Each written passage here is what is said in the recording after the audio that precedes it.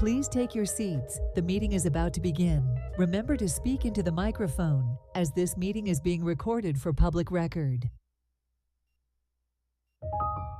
Please stand by. We are going on air in 5, 4, 3, 2, 1. Good morning and welcome to our commission meeting.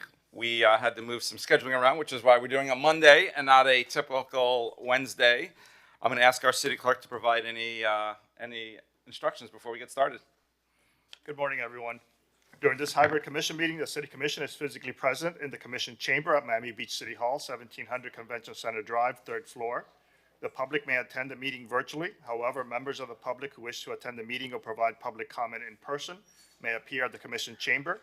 To participate or provide comments virtually during the Commission meeting, the public may join the meeting by visiting the Zoom app on their smart device or on the web at zoom.us or by telephone at 305-224-1968. Again, 305-224-1968. The toll-free number is 888-475-4499. The webinar ID is 813-928-576-71#. Again, the webinar is 813-928-576-71#. Members of the public wanting to speak virtually on an item during the meeting must click the raise hand icon if using the Zoom app or press *9 on telephone to raise their hand. The Zoom link, webinar ID, and telephone numbers provided for this commission meeting are static and do not change from meeting to meeting. Thank you, Mayor. Thank you. We're going to have, let's go with our invocation. I'm going to invite Sarah Pooh, Miami Beach Police Department Chaplain, to give our invocation today. Thank you. Good morning, Mr. Mayor, Mr. City Manager, and all the commissioners and everyone joining us here today. It is a blessing and honor to share in this calling, being advocates for our city, Miami Beach. We represent the city from different viewpoints and ideas, but ultimately, we long to see the city thrive. In Proverbs 15, verse 22, plans fail for lack of counsel, but with many adversaries, they succeed. I would like to thank you all for your love and support during our challenging time for the Miami Beach family. The loss of Arthur Martineau has impacted us all. I care for him deeply, and I want to thank you all for your support. Thank you for allowing me to pray for you today. Please bow your head. Almighty God, we come before you as your people with hearts filled of praise, your majesty and grace. You are our creator of all things, the Lord of glory and the Savior of souls. We thank you for everyone that is gathered here today, and we ask you to surround us with your powerful, life-changing presence. Thank you for loving each and every one of us that's here, calling us to walk with you. We come before you as we meet and declare our independence on you. Be our lamp unto our feet and our light onto our path. We thank you for your presence, your guidance, your protection, and your provision. We thank you for the honor and the privilege of working on behalf of this city to ensure safety, security, unity, peace, while respecting the great diversity throughout the city and among us that are gathered here today. Please, Lord, guide our conversation, various items on the agenda in ways that are respectful, productive, enlightening, and peaceful. Please help us to remember that each of us carry a united passion for the betterment of this city. I thank you for the lives and the callings of each dedicated civil servant in this room, and I pray for your blessing upon each person here today. We pray to God Almighty. Amen. Thank you. Thank you so much, Sarah. Before we start the Setnik Hour, I'm going to do the Pledge of Allegiance. I'm going to ask, first of all, thank you, everyone. Good to see everyone here today, and welcome back from our, New Year's. I'm going to ask David Suarez to lead the pledge, and congratulations, Mazel Tov to you and Lisette for your baby girl recently arriving in the world, Sophia.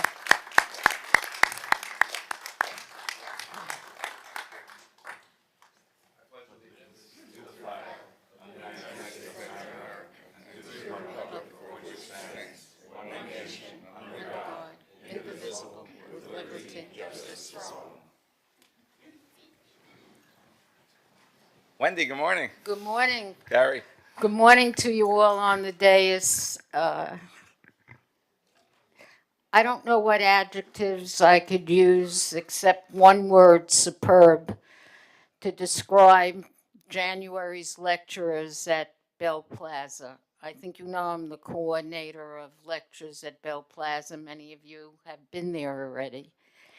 But our honorable mayor presented us with his presence and superb knowledge of the city, fielded questions from over 50 residents, and really made us all proud to be residents of Miami Beach. So kudos to you, Mr. Mayor, and may you be around for a long time. Thank you. And secondly, Miss Laura Dominguez, Commissioner Dominguez, was our second January presenter, and also with her warmth and enchanting smile, gave our residents an update about all the construction which they wanted, fielded questions, and I couldn't help but smiling throughout both lectures. And I know that all of you will keep me smiling for a very long time. So thank you again on behalf of Bell Plaza residents.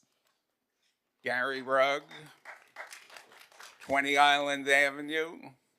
I'll be brief this morning. My wife and I go out every morning on our beautiful park to do our walk. And this couple of weeks ago, we noticed that the flagpole honoring Jimmy had not been pulled down.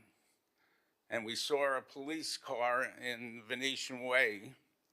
We went over there and we found Robert what was his name?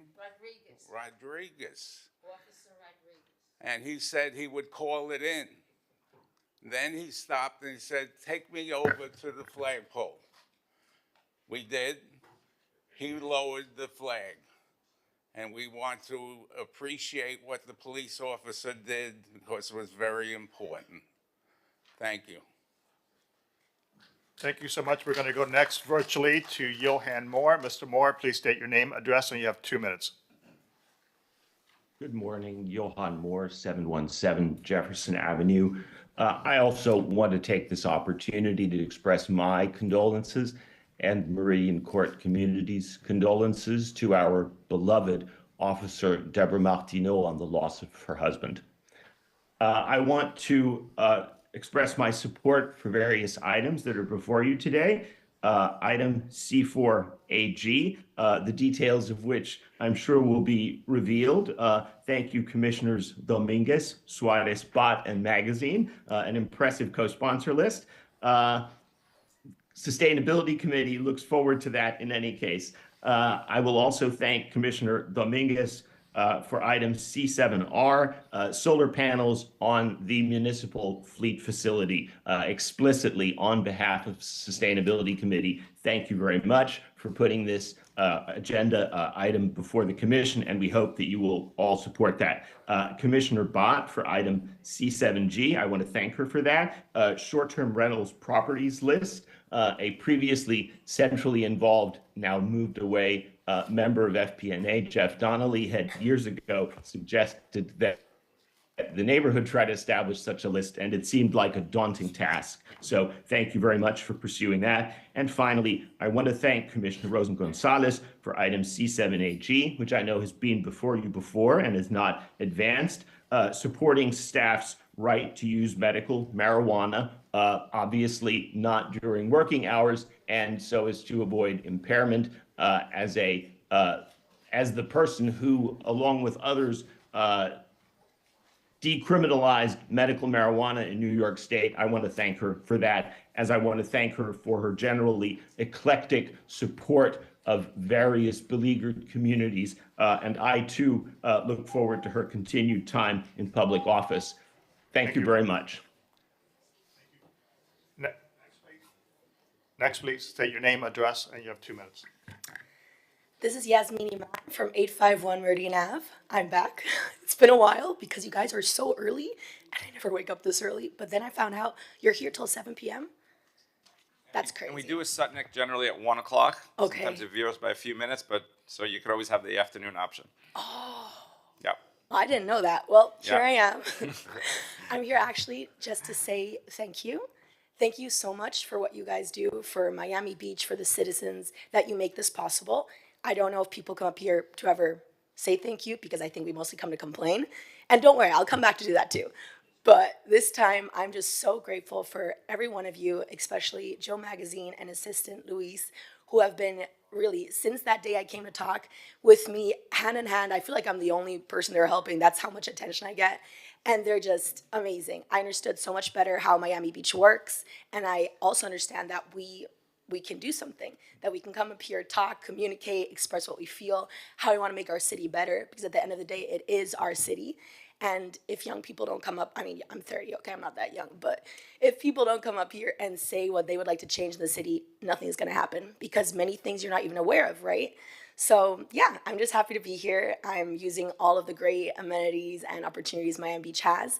And it's also so great to see the commissioners always in all of these amazing events, such as recently we had Wadapalooza, which was this great CrossFit event, which was moved to the beach, which I'm here for because I love CrossFit and I live on the beach. So I walked down my street to the event and it was amazing. And also right now we had iConnections, which is a huge global technological event with amazing speakers, and Joe Magazine was actually also one of the speakers there. So congratulations, Joe Magazine. Thank you guys, and I'll be back in the afternoon. So thank you so much. Thank you. Next, please state your name, address. You have 2 minutes, sir. Sure. Good morning. My name is Bruce Berman from 1255 Collins Avenue. I want to thank the mayor and all the commissioners for providing the public with an opportunity to do this. Not everybody does, and it means a lot to me. I'm here to speak in favor of the Miami Boat Show Resolution C7Q. As advocates for the environment and our community, my wife Patty and I have raised more than $10 million to restore and protect Boston Harbor and Massachusetts Bay and our summer home for Save the Harbor, Save the Bay, and to share it with the public, 30,000 kids a year for free programs. Now that we're here in Miami Beach, this February we're organizing the very first Cupid Splash fundraiser at Collins Park Beach, with all proceeds going to the Biscayne Bay Recovery Fund. We hope this event will become a tradition here as it has in Boston. We're proud to have earned the support of the Miami Boat Show for this year's splash, and we support reestablishing the boat show on Indian Creek, which we believe is a great way to educate the public about the fun and responsibilities of recreational boating. I know the organizers and I know their plans, and I'm certain that they'll leave Indian Creek, Biscayne Bay, and the Spoil Islands in better shape than they are today because of the process that you run in this city. So thank you for that. And thanks for listening. I was delighted to hear that Commissioner Suarez has recently had his child, because that means that hopefully we'll be able to see him and he'll be joining us in the freezing 70-degree water behind. And I understand from Mayor Minor's wife that he'll be there as well. So thank you all for supporting that event, and I'm looking forward to seeing the boat show back on Indian Creek. Thank you. Dan Side, talk about R2A speed detection in school zones. I'm here to request that the commission approve the intent to award to my company, Modaxo, instead of reissuing the RFP. There were 2 protests out of 9 total bidders on the procurement. I do believe the city handled the protests correctly, and it sends a bad message to reissue the RFP just because someone protests. We've been your partner on red light enforcement for over 15 years, and quite frankly, this would give the same technology throughout the whole city. Lastly, what wasn't captured properly on the procurement is to say that we don't collect any revenue from UTC notices, which quite frankly makes us about 1.3 million less expensive than the second place vendor. Thank you. Go ahead, sir. You have 2 minutes. State your name and address, please. Good morning. I'm Jose Frias, live 90 Alton Road. Also, this is a townhouse right by the marina. Sorry, I get a little nervous when I speak in the microphone, so just bear with me. First, I want to congratulate the city for the event that you had last week or a weekend before of the fitness. It was great. I was there. I didn't have the honor to see Mr. Suarez. I congratulate him personally, but that was a great, great event. Thank you so much. I want to also say about the marina. For the last couple months, I'm being assaulted twice at the marina. It's 2 police report right here.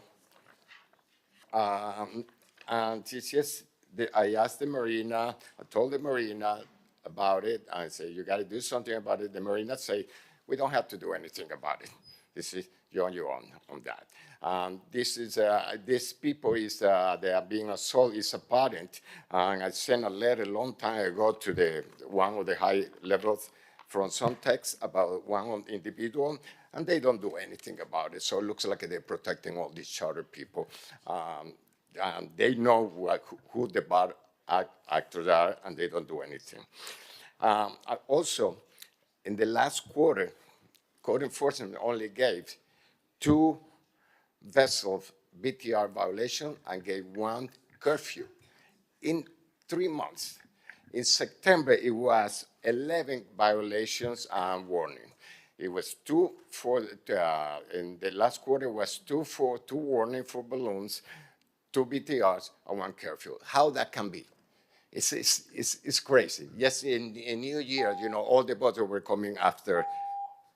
Thank you, sir. Is that my time? That's it. Can you please have a? 30 seconds. Okay.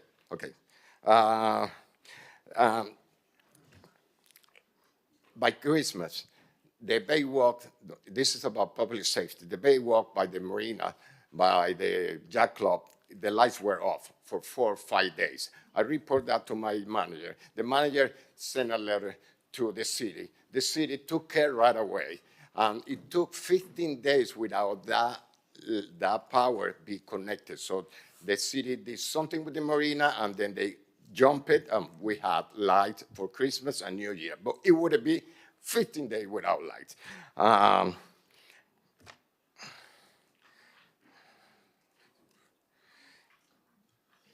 You guys, I've been reading the marina list, and you guys have a lot of power as a landlord. Please enforce it.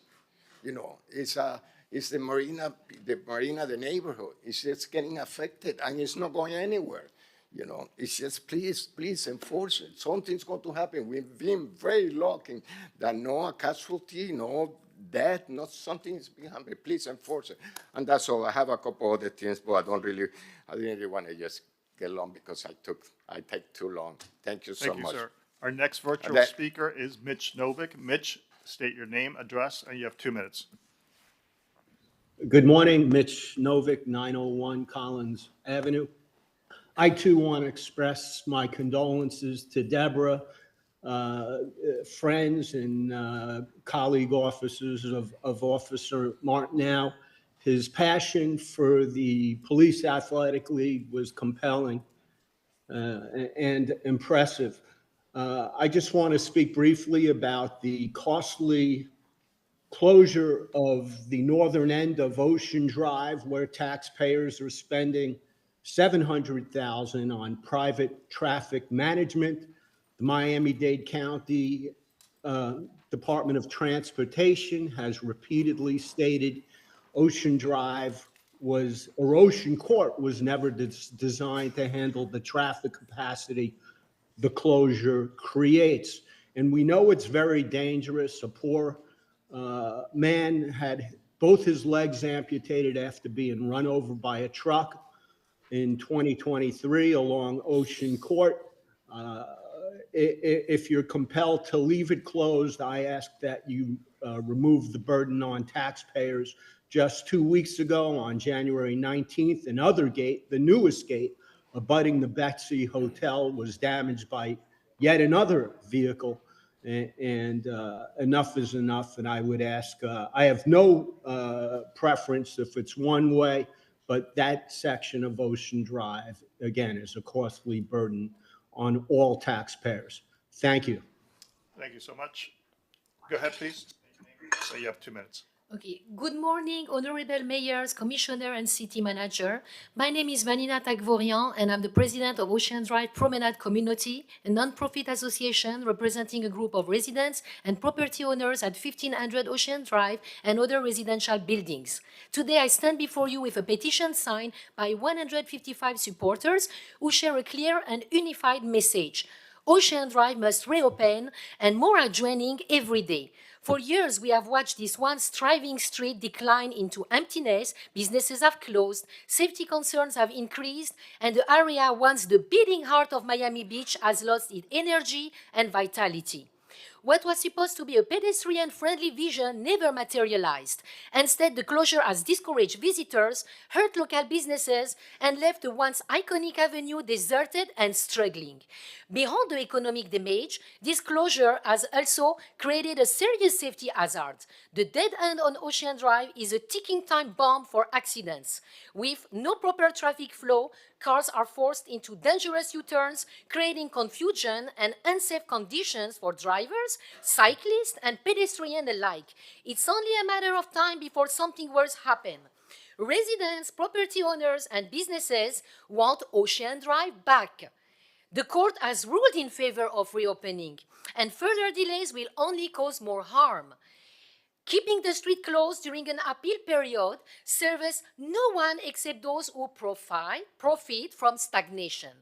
We urge you, our city leaders, to listen to the people you serve.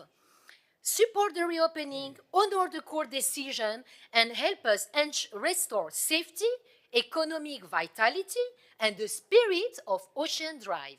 Thank you. Thank you so much. Our next virtual speaker is Jesus Colmenares. Please state your name, address, and you have 2 minutes.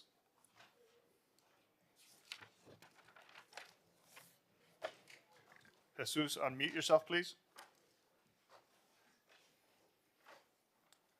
PJ, let's then go to Troy Wright. Mr. Wright, you have 2 minutes. State your name and address, please. Thank you very much. This is Troy Wright, the Executive Director of the Washington Avenue Business Improvement District. Sorry about my voice this morning. However, the lights on Washington Avenue look amazing. So a special thank you to Commissioner Gonzalez and the entire Miami Beach City Commission for your support. If you haven't seen them yet, you need to go by and take a look at them at night. The Washington Avenue Business Improvement District fully supports the proposal by Commissioner Alex Fernandez to refer the discussion of reduced parking rates for Miami Beach's workforce to the Finance and Economic Resilience Committee. Our city's hospitality and service industry employees are essential to the success of our local businesses. So, yet they face significant financial challenges due to high parking costs, particularly non-residents who commute daily to work on Miami Beach. By providing reduced parking rates would not only ease the financial burden on these employees, but also help businesses retain a stable workforce. So many hospitality workers on Washington Avenue struggle with the increasing costs of transportation, and implementing a more affordable parking solution would directly benefit them while reinforcing Miami Beach's reputation as a city that values and supports its workforce. So we need support there. Also, really quick, the bid proudly supports the resolution of congratulating Miami Beach for being named the top city to visit in North America by Travel and Leisure magazine. So great job, Commission. Thank you very much for the lighting, and let's continue to move forward. Thank you. Next, please state your name and address. You have 2 minutes, please. Yes, my name is Brian O'Brien. I live at 90 Alton Drive, which affronts the Miami Beach Marina. And thank you for your time and consideration this morning. I just want to express my concerns about this area. We've lived there for over 10 years. And as you know, it extends a good 5 blocks. It's a significant investment.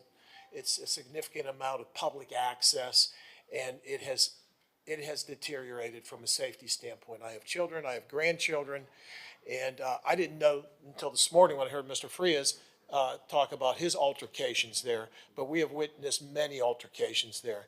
And I think it's a significant amount of investment in area that justifies more security, more oversight of some sort. I mean, it's a postcard for our area here. And when you see what goes on a day-to-day basis, just this past weekend was crazy. And the transient nature of the people coming off and on boats and so on, you don't see any guards, you don't see any type of oversight. So I'm not asking for any types of new rules or regulations. I think they're in place. They just need to be reinforced. Thank you. Thank you. Our next virtual speaker is Larry Schaefer. Mr. Schaefer, you have 2 minutes. Please state your name and address. Good morning. This is Larry Schaefer, 233 81st Street in North Beach. I'd like to raise some awareness of Miami Beach's upcoming Blue Zones Miami Beach community event. That's this week, Wednesday, February 5th, at the New World Center at 517th Street in Miami Beach. It starts at 5, and then there's a program at 6. The 5 o'clock is registration and networking. And there's been a lot of discussion of this item online on the Facebook groups, and I just want to encourage everyone to attend, find out more about this, come with an open mind, and come with all those objections that have been voiced online. Come with good questions, expect good answers, and I think we should really challenge them. But overall, this effort is designed to promote health and well-being for all of our residents. There's, I don't think, any evil in here. It's designed for our health and longevity. And the Blue Zones, there are many critics because they're very successful, but there are alternatives out there in the longevity space. People like Dave Asprey, Bulletproof Coffee, and he wants you to put oil and butter in your coffee, and that's kind of quackery. There's also Brian Johnson, who has the Don't Die. That's a Netflix special as well. He takes 100 pills of supplements a day, and he actually has a longevity summit coming to Miami Beach on March 22nd, 2025. So, you know, the Blue Zones folks out there, they're actually the kind of the most sane people operating in the longevity space, and I think it's a good thing that our leaders have decided to get started on trying to be proactive about health and longevity for our residents. I'm going there with an open mind. I'm not in universal support. I'm excited that this is happening. So the last thing I'd like to mention, if I have some more time, is there was a recent meeting about the Belle Isle Association. They negotiated public benefits for their support of entitlements for development. And my question to the commission is, well, if, you know, I don't agree with the way they went about what they did, but somebody's got to talk to these developers and obtain public benefits when they want to obtain entitlements to increase height. Thank you, sir. I'm sorry. Thank you so much. Next, please. You have 2 minutes. State your name and address, please. Thank you. My name is Bert Fowles, 838 MacArthur Causeway, representing Yacht Haven Grand, Miami. I want to thank the commissioners for your leadership. I'm here today to represent the maritime community. It is something that Miami has guided correctly, and Miami Beach has become a shining star in this regard. I'm here today to support the move to Collins Avenue because of community support for small businesses and the ability to be a leading show for not only Florida, but for the nation. It is important that we understand that the show dynamics are a competitive one. There are global markets looking just what we are looking for in these areas. There have to be changes, and they will be worked out. It is an opinion that Informa is moving in the right direction in this regard, but also working with the community. It is important that we remain a competitive advantage, not only in Florida, but the nation, and your guidance has proven that. But we've got to look at the market dynamics to support the businesses and also understand the dynamics that are going to occur. I applaud you on everything you've done because we are there, but we must go further. And this move supports a dynamic change to make sure that the future holds strong to build from step to step. I want to thank you, and that's all I have to say in that regard. Appreciate it. Thank you. Our next virtual speaker is Jesus Colmenares. Please unmute yourself, state your name and address, please. Good morning. My name is Jesus Colmenares from 1662 Lincoln Court. Thank you, everyone, this morning, and attendees and commissioners for the opportunity to talk. I'm talking today, argument against the privatization of public land for a paddle club. A reminder, public land is meant to serve the collective need of its community, not private financial interest. The proposed development for a for-profit paddle club at the expense of an existing parking lot not only disregards public needs, but also threatens local businesses by eliminating a crucial shared resource. I understand an alternative parking has been found for this, and this just means that we should have that alternative parking and the existing parking. To me, there's four things that are crucial to this, and that is the loss of public accessibility, direct harm to local businesses, displacement of existing community uses, and I'm sure there's smart development alternative exists to a development if that is the path forward. This proposal is an attack on local business and economy activity. It would harm small businesses, discouraging customers, and undermine such developments would preserve accessibility, equity, and integrity of public land. I encourage you all to think of this and your constituents who are local and think of the economy and local economy, as this seems very anti-business. And that is the last thing we need in a place restricted by access to parking. We want a thriving community and economic community here in South Beach. Thank you. Thank you. Next, please, state your name and address. Good morning, Mayor, Commissioners, Mr. City Manager, Mr. City Clerk, and Mr. City Attorney. My name is Matthew Goltanoff, and I live at 125 Jefferson Avenue. And this morning, I'm speaking as a private resident of this city. First, I want to congratulate and mazel tov to Mr. Suarez on the birth of his new child, and I hope that the mother and the baby are doing just great. I also want to speak on R9AJ, which is a discussion on the configuration of Ocean Drive from 5th Street to 14th Place. As you all know, the judge made an order last month and the city appealed that. In that appeal, there was an automatic stay on the judge's order, which would remove the current configuration, which was decided by the City Commission in a 7-0 vote in 2021.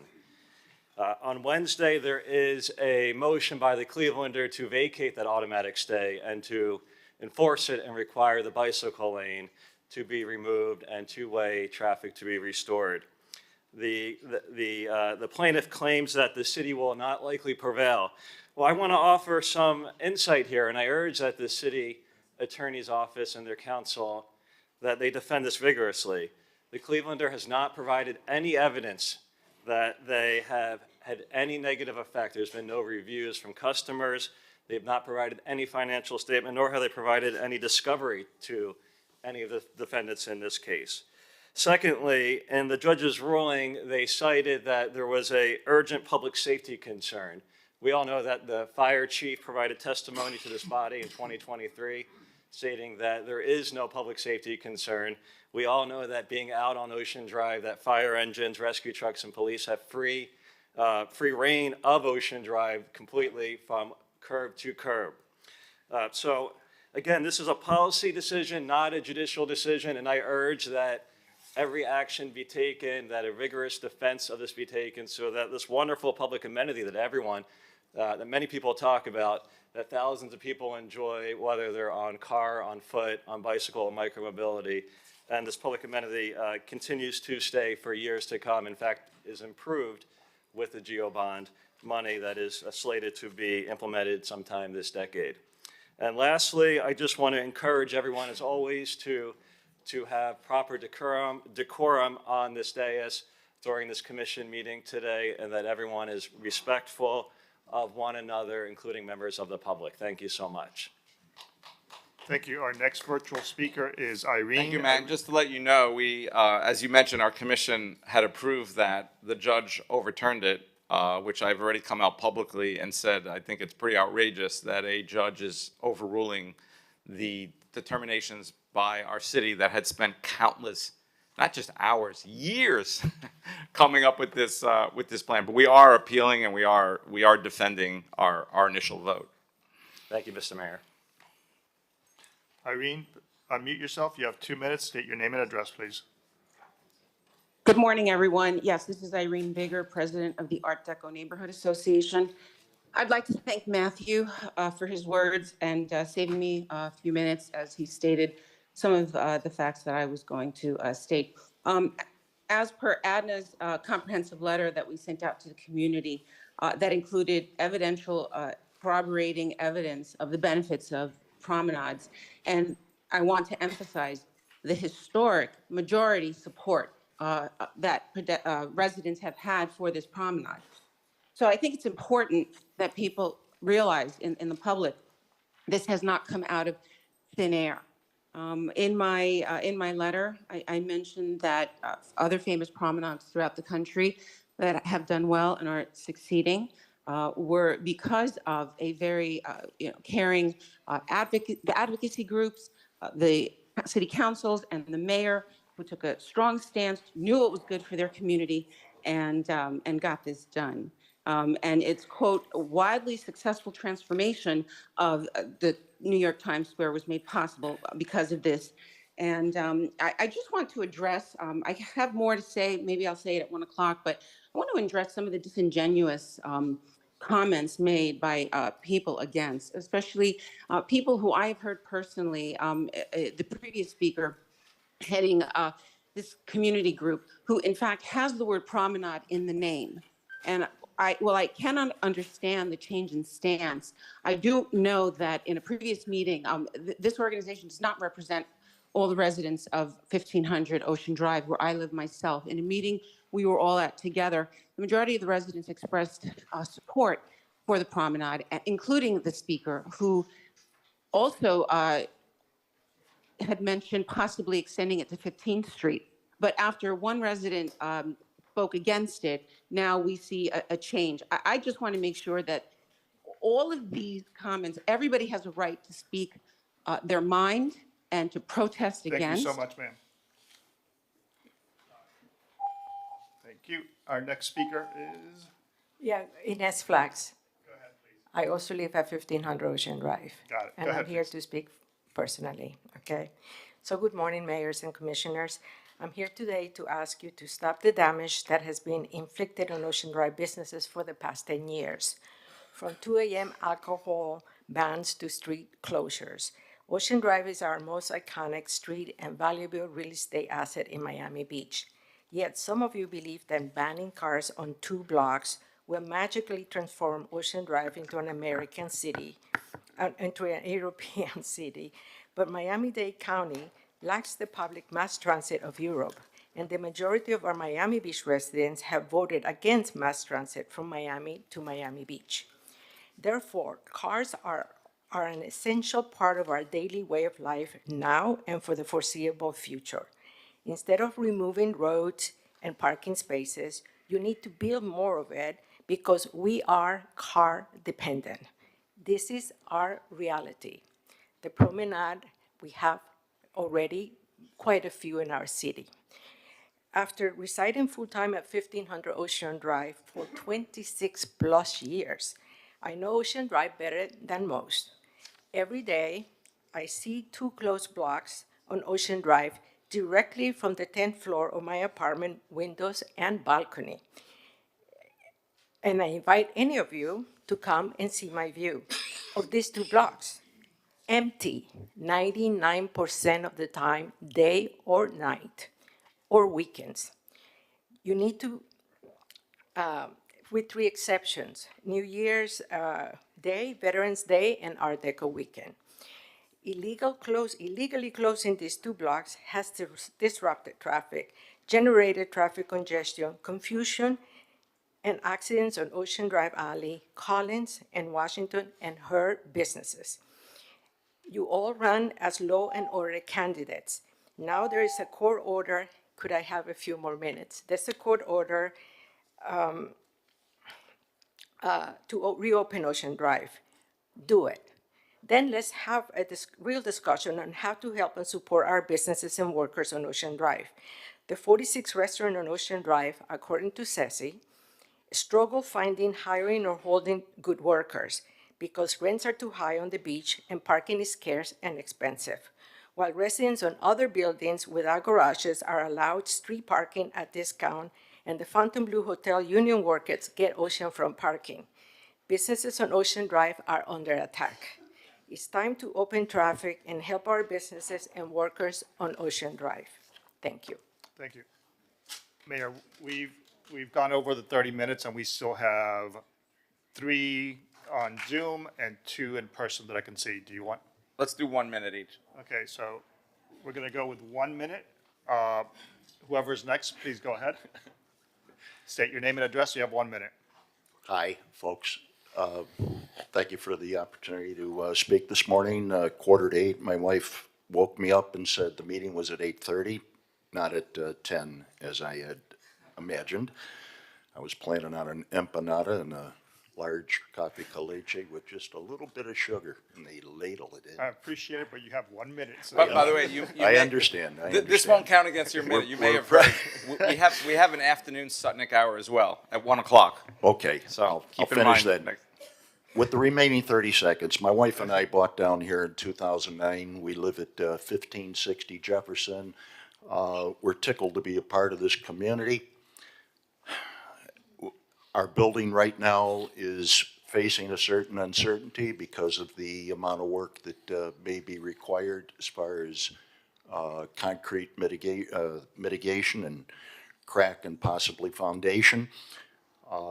We foresee the possibility of not being able to stay in our building. Again, the status of the building is very uncertain. We had hoped to be here. I had hoped for this to be my retirement down here. I'm 76. I'm not in the best of health. I wanted to be a part of this place for whatever time is remaining.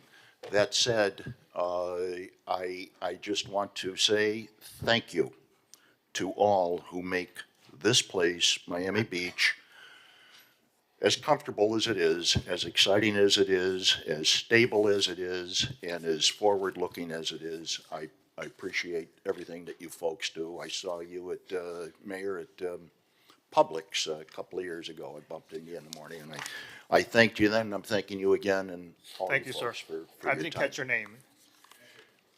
Your name, sir? Sir? Your Yes. name?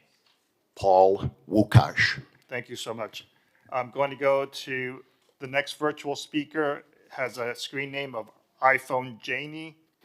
Go ahead, please. You have 1 minute.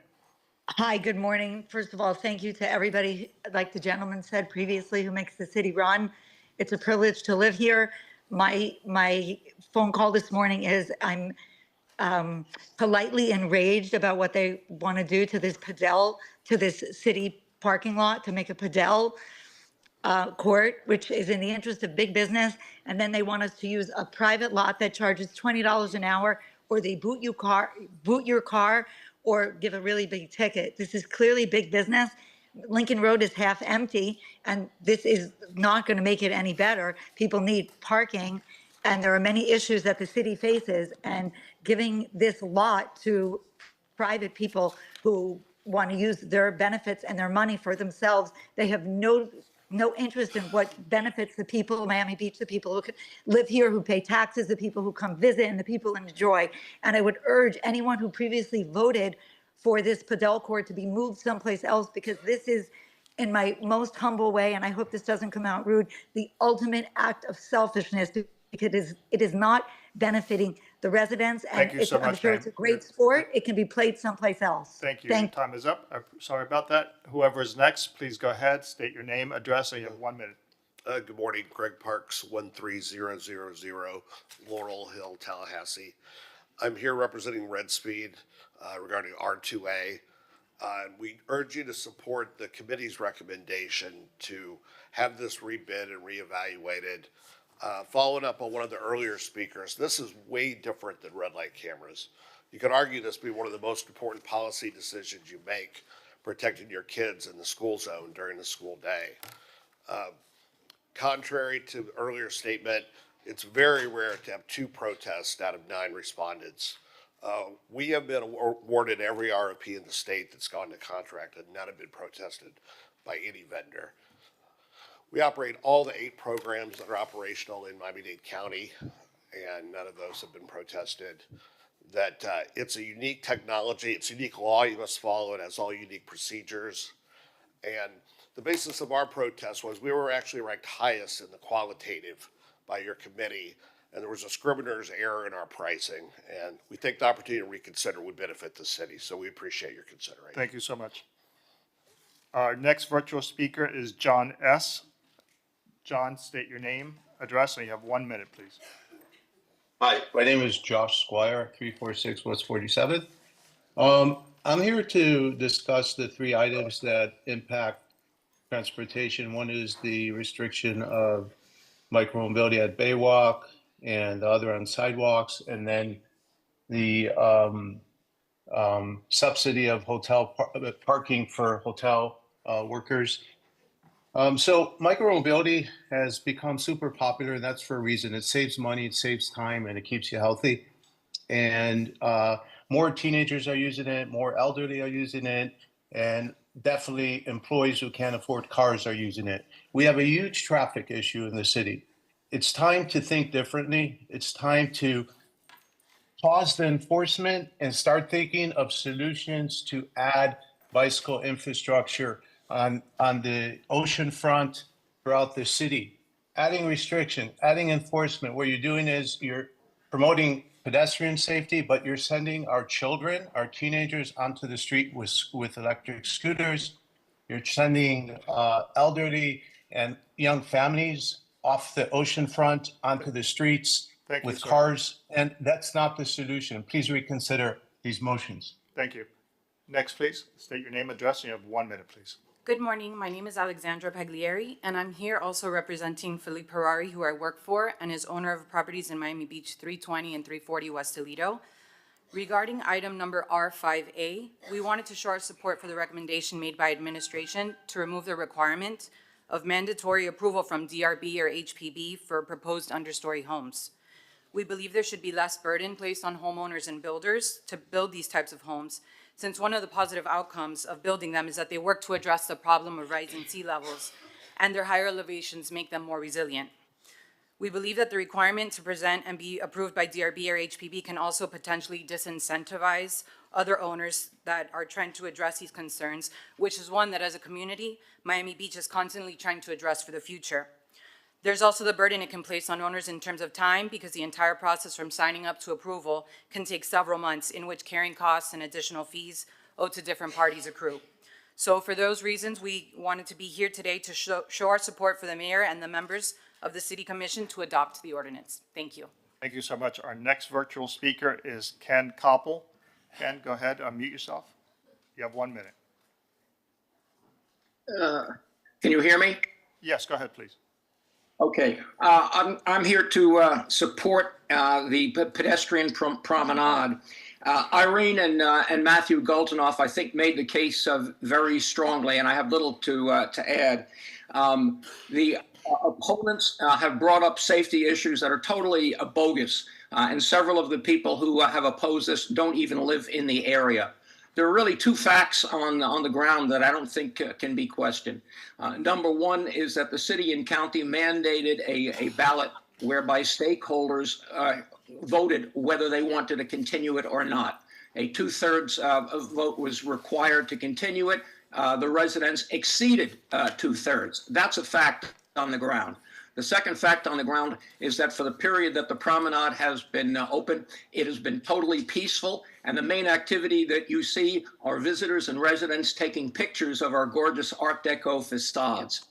This is one of the real treasures of our city. It's one of the reasons Travel and Leisure named us the #1 destination in North America, showing us the pedestrian promenade. Please keep it. It makes sense. Thank you. Thank you. Go ahead, please.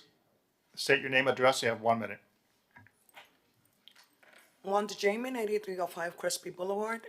Good morning, City Manager, Commissioners, and Mayor Minor. As you guys know, a few weeks ago, I had an incident regarding e-bikes and e-scooters. I thank Commissioner Dominguez and Bot for sponsoring C4L. I have reached out to every single one of you in this dais right now. I received all responses except for the mayor, Stephen Minor. We never got a response. Blake never got in touch with me.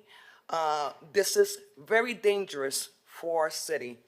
I know you're a law and order mayor, and these scooters and these e-bikes present a real danger, not only to the pedestrians, not only to the children. My granddaughter almost got ran over on the sidewalk waiting for a bus going on Atlas. This is outrageous what's happening. If they are allowed to travel our streets or ride in our streets however they want to, weaving and cutting, they should be responsible the same way.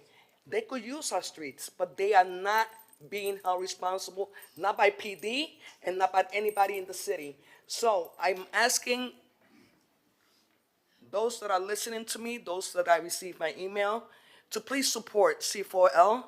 This is very dangerous. I'm sure that every one Thank of you, you ma'am. have heard of other residents saying the same thing.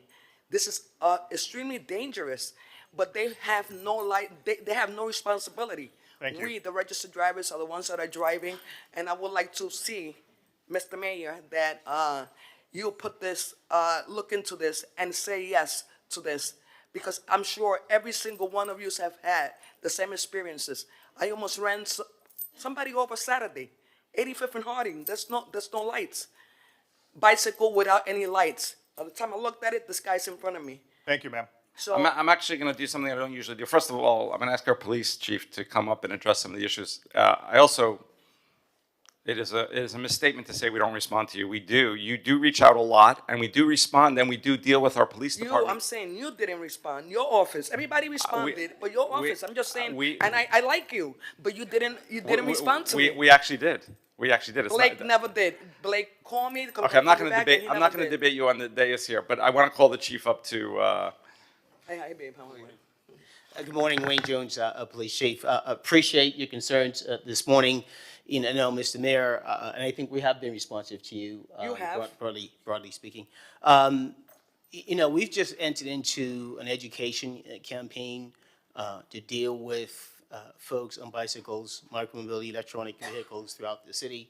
You know, part of my pet peeve, I speak with my ex about this all the time, is these kids running around, school kids, on these electronic devices without helmets, oftentimes not obeying the traffic laws. And so we're really dedicated to pushing out a lot of education for these kids in particular. One of my biggest concerns is one of these kids getting hit by a car. We know that's not going to turn out well, even at low speeds. And so dedicated to making a positive difference. Not necessary enforcement initially. At some point that may come, but the idea is really to educate people to hopefully make a positive difference in how they operate their It's not vehicles. only kids. And Understood. there is an ordinance in Miami Beach that says no e-bikes or e-scooters. Your officers are telling me, no, in Florida they could do this, but not in Miami Beach. Because when the mayor closes up curfew at 2 a.m., it's 2 a.m. If I go out at 3 a.m., I could get a citation or I could get arrested or whatever the case may be. We have to follow laws. This is a law. This is a city of law and order. We should have law and order.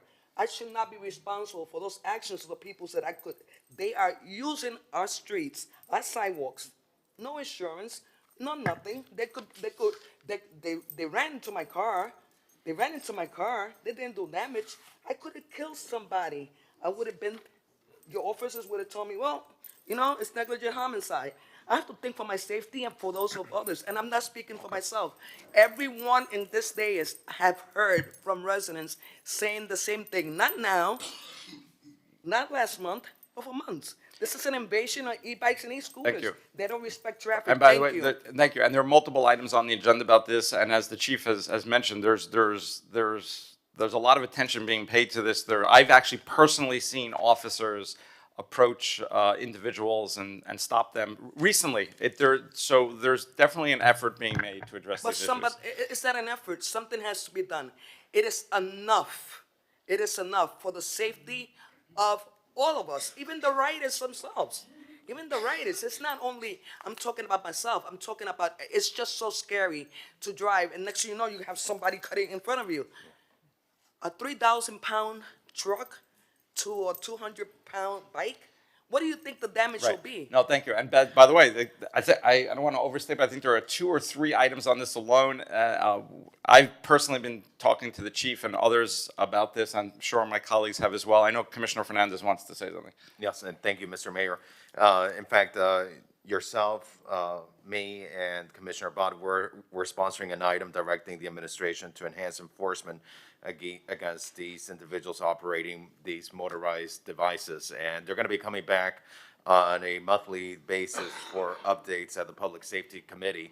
So we're going to be taking a strong look at this. A lady got, I reacted to this after a lady that got violently hit by one of these motorized devices outside of a tanning salon on 41st Street. And it really is everywhere. We've heard of seniors getting hit. We've heard of children getting hit. So it's something that we need to take seriously. The elected officials are taking it seriously. And I know our chief has certainly dedicated a lot of time and passing along the message to his officers to take this seriously as well. We feel your passion, and that's why we're and all most of you guys have. I just responding haven't to heard it. from the mayor, and I came here now. But there is an By ordinance the way, already, you- 70-67. No, I'm going to cut it. You love saying I that. love- But by the way, it's what it but is, by the way, Mayor. notice I'm a co-sponsor on the item. Oh, but I didn't see it. That's a come and Okay, grab this. thank But you. I Prime thank you, sponsor. and this is. Medical- Oh, a prime sponsor. Thank you. Okay, so this is for our safety. Now, the police department. Okay, no, this conversation's over. No, we have the item. We have the They item. do not know about the ordinance. There's an ordinance already on the books. Understood. They do not understand this. Thank you. My friend Thank you. was cited. Thank you. And this is not Thank right. you. It shouldn't be that way. Thank you. Mayor, we have one last speaker. It's Aaron. Aaron, state your name, address. You have 1 minute. You are the last speaker. Just real quick to follow up, sorry, name and address, Aaron Zielski, 4350 Nautilus Drive. Regarding the understory, I think it's great if that gets removed from a DRB process. It's kind of a simple mod. I think the zoning department does a great job. Back office handling a lot of the modifications or adjustments that need to be done. We were approved for an understory. It took 8 months, 9 months of additional time. So any way that we could alleviate that would be amazing, because I think it gives a lot of opportunity for different designs without necessarily going through those hoops. Thank you so much. Thank you. Mayor, that concludes Sutton. Okay, Ralph. Mayor, for the consent agenda, you have on the dais the separated items. Mayor Minor is separating 2 items, C7Q and C7AG. Commissioner Dominguez is separating C7N. Commissioner Fernandez is separating C4C. Commissioner Magazine is separating C2M, as in Mary. Commissioner Rosa Gonzalez is separating C2M, as in Mary, as well. And just for the record, item C7Y is being deferred to February 26th. C7Y is being deferred to February 26th. And discussion item R9AG, the mayor is requesting that item be referred to the Public Safety Neighborhood Quality of Life Committee, and we will be doing so via the consent agenda. R9AG.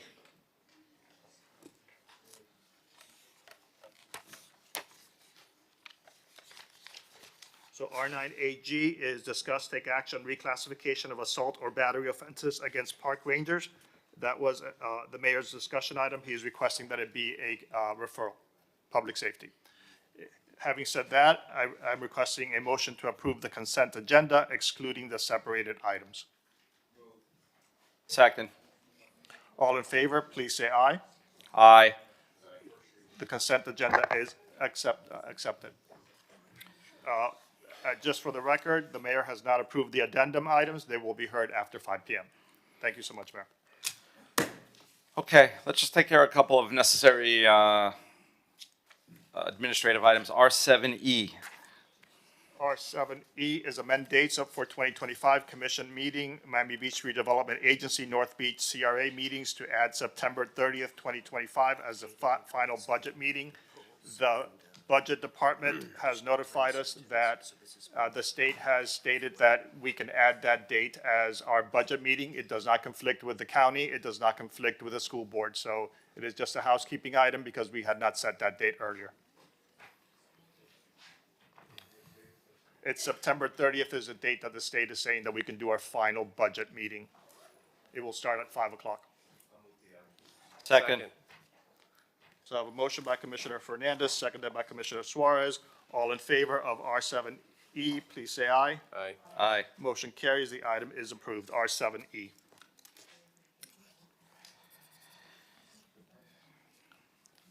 Let's do a couple of second reading items. R5G. Yes, sir.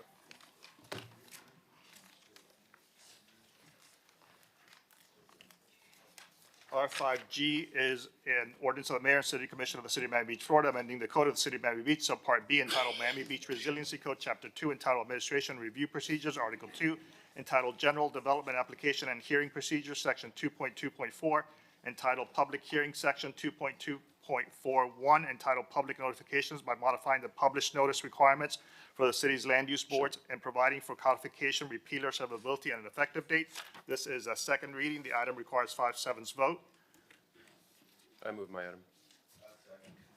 Hold on. So I have a motion by Commissioner Suarez, seconded by Commissioner Fernandez. Any discussion? If no, Commissioner Dominguez. Yes. Commissioner Fernandez. Commissioner Rosen Gonzalez. Yes. Commissioner Suarez. Yes. Commissioner Magazine.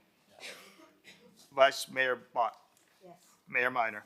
Yes. Motion carries. That was item R5G. The item is approved. Let's go to R7F. R7F, approved lease purchase agreement, Penn 27 through 1041 Collins Avenue Parking Garage. 7F. These are not time certain. I promised somebody 5 o'clock. They're not time certain. Nobody ever asked me for time certain.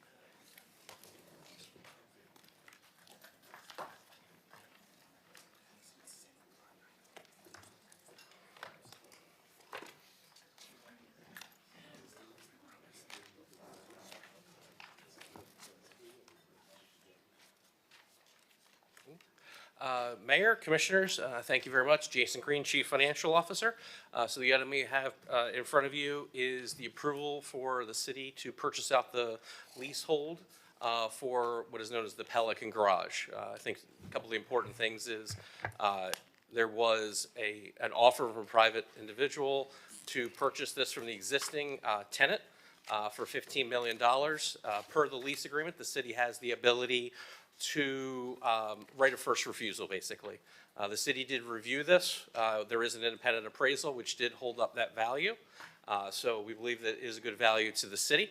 We did go through all of those numbers. And the important thing here is those dollars are coming from the parking dollars itself. It'll come from a mixture of parking impact fees for South Beach, so the dollars specifically meant to hold and retain those type of parking facilities and parking operations. So this would have no impact on any other capital improvements or capital projects for the city. Are there any questions? Mr. Mayor? Commissioner Fernandez. Thank you, Mr. Mayor. Just for purposes of edification, in this area of the city, how many parking spaces do we have right now in this area of the city? I'd ask parking to, it's parking to come up and address the number of parking spaces. Good morning, Jose Gonzalez, Transportation Mobility Director, Interim Parking Director. Commissioner, if you don't mind, give us just a couple minutes and we'll provide that. But in garages, how many parking? The total inventory in that area, we can provide that, and let us just calculate that number real quick.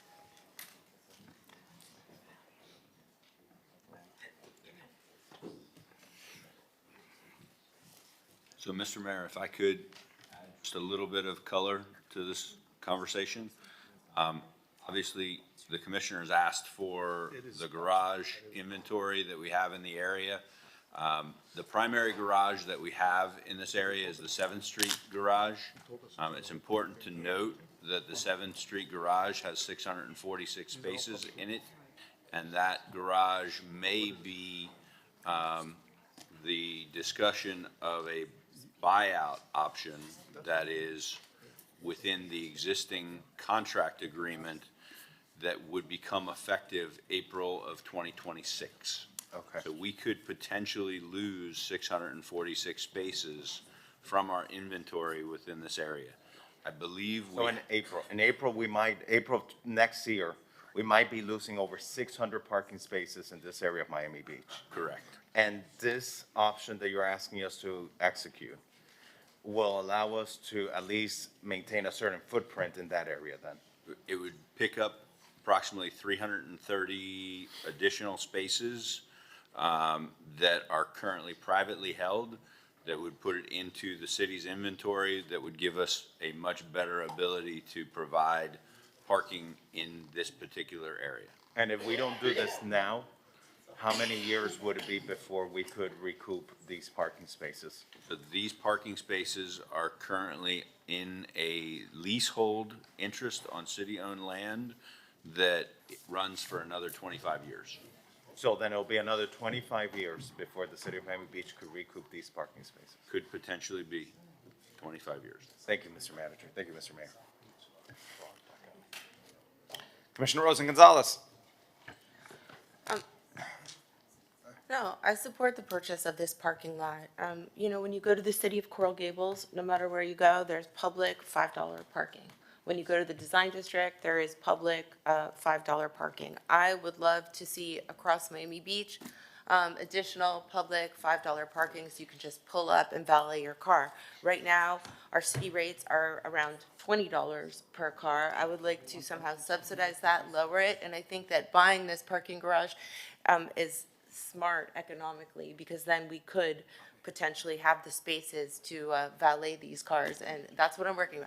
I know the city manager told me that $5 seems too low, but I think that if we did that and had different bids actually help pay into this so that we could subsidize our parking, we would be in a much better space, and people would be more apt to come to Miami Beach if they can park easily. So that's why I'm supporting this. Eric, can you clarify what the commission just mentioned about $20 parking in city lots?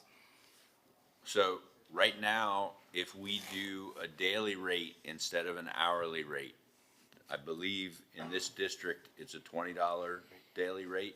Correct. And per hour? For Miami Beach residents? $1 per hour, sir. Okay. Commissioner Rosen Gonzalez. I don't think you understood. I was talking about our valet rates. For example, there's a city valet on Washington Avenue. And I drove up and I said, how much is this? $20. When cities like Coral Gables are charging $5. And I would just like us to be able to get there. And I think this garage goes a long way in realizing that for our businesses. Also, the design district heavily subsidizes their parking. And we need to make sure that we can offer the same thing. And it's not going to be easy, because if you have valet services that are used to charging $20, you're going to have to, number one, have them slightly lower their rate. And the second part of this is that, you know, we're going to have to subsidize at some point, but we can't do it if we don't have the spaces. And it takes us a long time to build a garage from the ground up. This one is already built. We're getting a very decent price on it. So I commend you, Eric, for negotiating this, and hopefully we will realize this offer. Eric, last time we spoke about this, there's another lot that we have potentially the option of purchasing with 600 plus spots. Can you describe that, and if there's any negotiations relating to that lot? So that would be our 7th Street garage. Right now, we come to the end of that 30-year agreement in April of 2026. At that point in time, Just maybe explain to everyone who controls that lot right now. So right now, that's under city control. It is part of a joint development with the ground floor retail owner on those properties. The joint ownership of the ground floor retail and the garage basically was condominiumized, and it was created where they own ground floor retail, we own the parking garage. But in the agreement, they have the ability to buy us out at the end of the 30-year window. That 30-year window runs out April of next year. So we are in a discussion with the owner of the ground floor retail to see if there's a way that the city could potentially maintain control of the parking within that facility.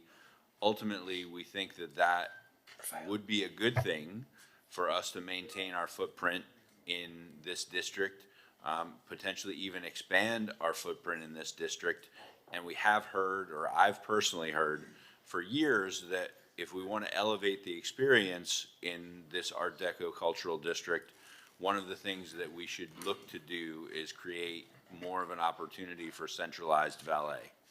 And so that is something that we are interested in, and we would ultimately have to partner with a private vendor to be able to provide that, similar to what we've done here at the Convention Center or over on Lincoln Road.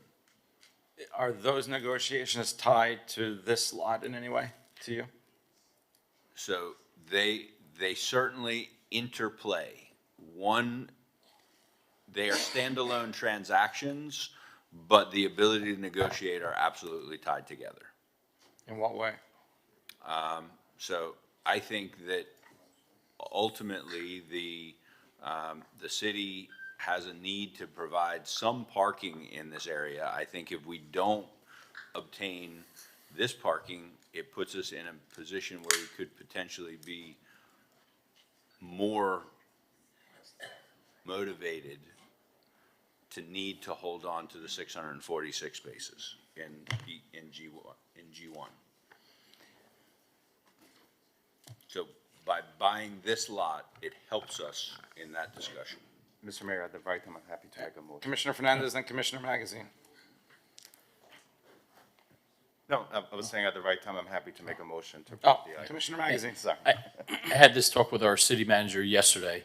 I'm not going to be supportive, and let me lay out the reasons as to why, right? I'm not trying to lobby against, because I think there's good arguments on both sides. But we're essentially not adding a single additional parking spot, yet we're using $15 million of taxpayer money, right? We're not acquiring a single additional parking spot. Additionally,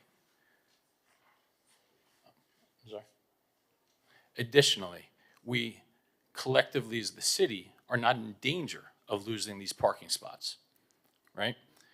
I'm talking about for overall supply, not who controls them, whether it be a private operator or a public operator. It's not as if this can convert to some other usage, because this parking lot has to revert back to the city's hands in 25 years. So there will not be a single additional parking spot that's added to Miami Beach's parking inventory.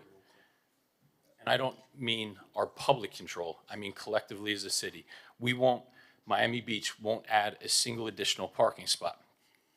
The only reason why we would buy this with $15 million of taxpayer money is to subsidize the parking rates for largely day trippers, right? These aren't for residents.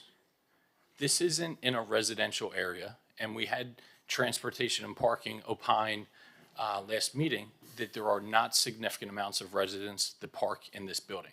So essentially what we're looking to do, when we all sit up here and lament how bad traffic is, we are encouraging day trippers to come and drive in and out of our beach. Not only encouraging that, we're subsidizing with taxpayer money. So if we wanted to sit here and add additional parking to the city, it's not something I'm very enthusiastic about.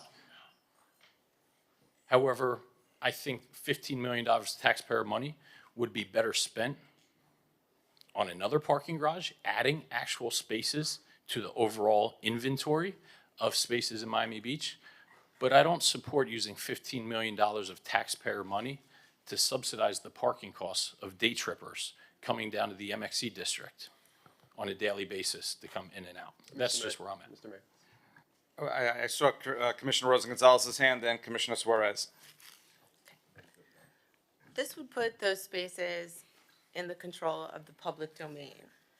As for not wanting day trippers to come to Miami Beach and frequent our businesses and our restaurants and our hotels and our events, you realize that if we do not support our tourism industry, that our taxes are going to go up 20, 30, 40%, but we're going to have tremendous tax increases. So of course it's disingenuous to say that we're not increasing our inventory because we're getting them in 25 years. We are taking control from a private parking lot and making those city rates. If you want people to come here, I mean, This is kind of anti-business, which doesn't make sense because normally you're very supportive of our businesses. I want people from around Miami-Dade County to come to Miami Beach. I want them to eat in our restaurants. I want them to be able to park. I think it is an essential part of our economy. And that's why you can't say that we're not increasing. We're increasing public spaces. And yes, it's for the next 25 years. But we're telling you right now that we need it. And by the way, if you had to build that garage now per space, it would be much more expensive than the price that we are going to pay getting the land, getting the spaces over the next 25 years. We need it. We just heard people this morning talking about the fact that there is no parking for our employees. We have one of the largest and most successful tourism industries in the world, and we need to protect it because it subsidizes our residents. Both of them equally, you have to balance this. And it's not an easy balance, but to say we don't want people to come here, that doesn't make any sense to me. But is there any way to quantify that data as to who's parking there? Residents or day trippers? I don't know that we have that ability today because it's a privately held lot. And so I don't believe we have the information because we're not tracking it. Correct, yeah, it's private. And Mr. CFO, may I ask you a question? How many spaces are in the lot? The lot has 278, and there's tandem ones here. And then how many? 61. And then a 61 tandem, which could be used for valet. So how many total spaces would it be? 330, 339. So that's at a cost of $45,000 per parking spot. So the comment that it would save a lot of money not building new, I think, yeah, to build a new spot is actually about $40,000 per spot. Commissioner Suarez.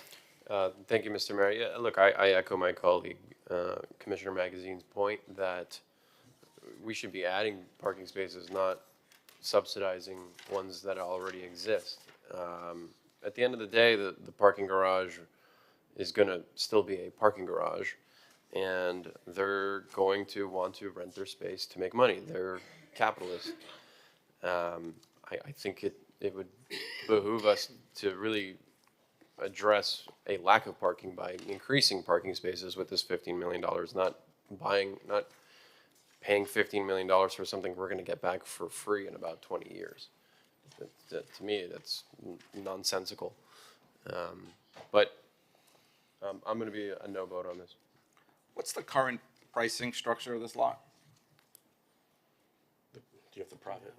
It fluctuates depending on the event and how many visitors are coming in. So you might drive by there at one time and it's $20, and then you might drive by an hour later and it's $50. Are there resident rates there? I don't believe so. No, it's private. I mean, have we tried to negotiate that? Because we hold the cards here, right? Because we can exercise the option of doing it. So certainly we have a strong hand. Have we tried to negotiate where they would provide resident rates and without us taking control, so we would save a considerable amount of money? So I would just offer that what we're procedurally doing here is executing our right of first offer to step into the role of the purchaser on this particular property. The existing property owner may or may not be willing to entertain that kind of negotiation because ultimately they're trying to offload the property. The prospective private purchaser, we've had several conversations with, and we've tried to negotiate something that would be mutually beneficial, but as of today, we don't have anything on the table as far as a potential three-party agreement. And what's our deadline? February 7th is when the contract requires us to submit a deposit, a portion of which is non-refundable. And how much is that? The non-refundable portion, Rick, please correct me if I'm wrong, but I think it's $50,000. That's correct. The deposit's $750, and if we terminate after the contract goes hard, we would be responsible for reimbursing expenditures up to 50,000, which we believe they have met.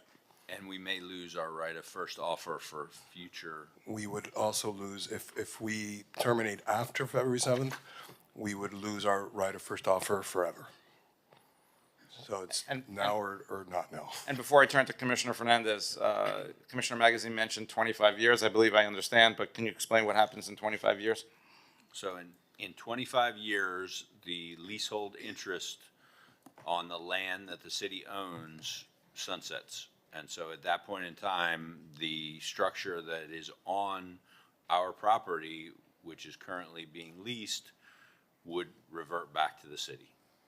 So after 25 years, that structure would become a city-owned parking garage. Commissioner Fernandez and Commissioner Magazine. Thank you, Mr. Mayor.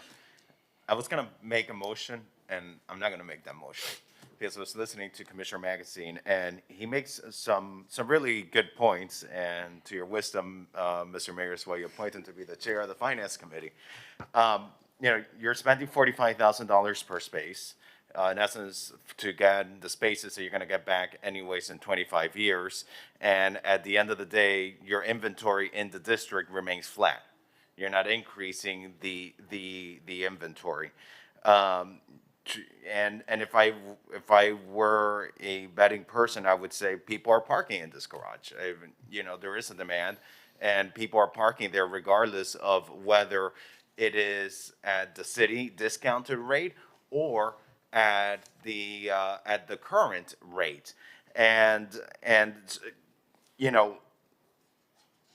for me, what stands out to me amongst all of this is that we have an Exhibit 4 as part of this item, and the appraised value of this garage is $15 million. And we would be, in essence, paying the same amount as the appraised value, not even negotiating it down a little bit. And furthermore, as part of the item before us, it's explained to us that the purchase price of $15 million equates to the approximate cost to construct a new similar garage structure. If we have the need for parking in this area, then I would much rather invest the taxpayers' dollars into a structure that will increase the availability of parking in the city, rather than investing that $50 million and not get a single extra parking space. So, Commissioner Magazine, I'm gonna support you. You've made some very eloquent points, and I thank you for bringing those points forward because it helped shape my position in this. Thank you, Mr. Mayor. Yeah, I promise Commissioner Magazine and Commissioner Rosen Gonzalez. Yeah, just to reiterate, you stated that eloquently, Commissioner Fernandez, where we're not adding any incremental spots to that district at the expense of $15 million. So that's where I have an issue, where it's, really just, it's being able to subsidize the cost. It's either going to be a private operator that operates this, or it's going to be a public entity that operates this. And given that they are in the business of making money, they are going to have their rates at a price low enough that they're going to have demand, right? So that's where I'm at. If we need more parking in that area, I'd rather this $15 million go to actually adding new inventory as opposed to just subsidizing existing inventory that's already out there. Commissioner Rosen Gonzalez. I would love to add inventory too. I would love to do both, but there's also a question of expediency. From the time that we proposed the parking garage in Collins Park till the time that we built it, how much time went by? That was a CIP project, so I'm going to defer to capital improvements for that. I think it was easily a decade, easily. And right now, we've been struggling with the 72nd garage that passed on referendum in 2018, and here we are in 2025, and not a shovel in the ground. So when we're looking at the economics of this subsidy that we're proposing so that we have an additional garage with a certain amount of spaces, you're looking at investing in your community, in the businesses, in the residents, and offering more public parking right now. Now, we're exercising this option because it was a good deal. The private sector came in and said, we would love to purchase this garage at this price. Why? Because they know that it was going to be lucrative.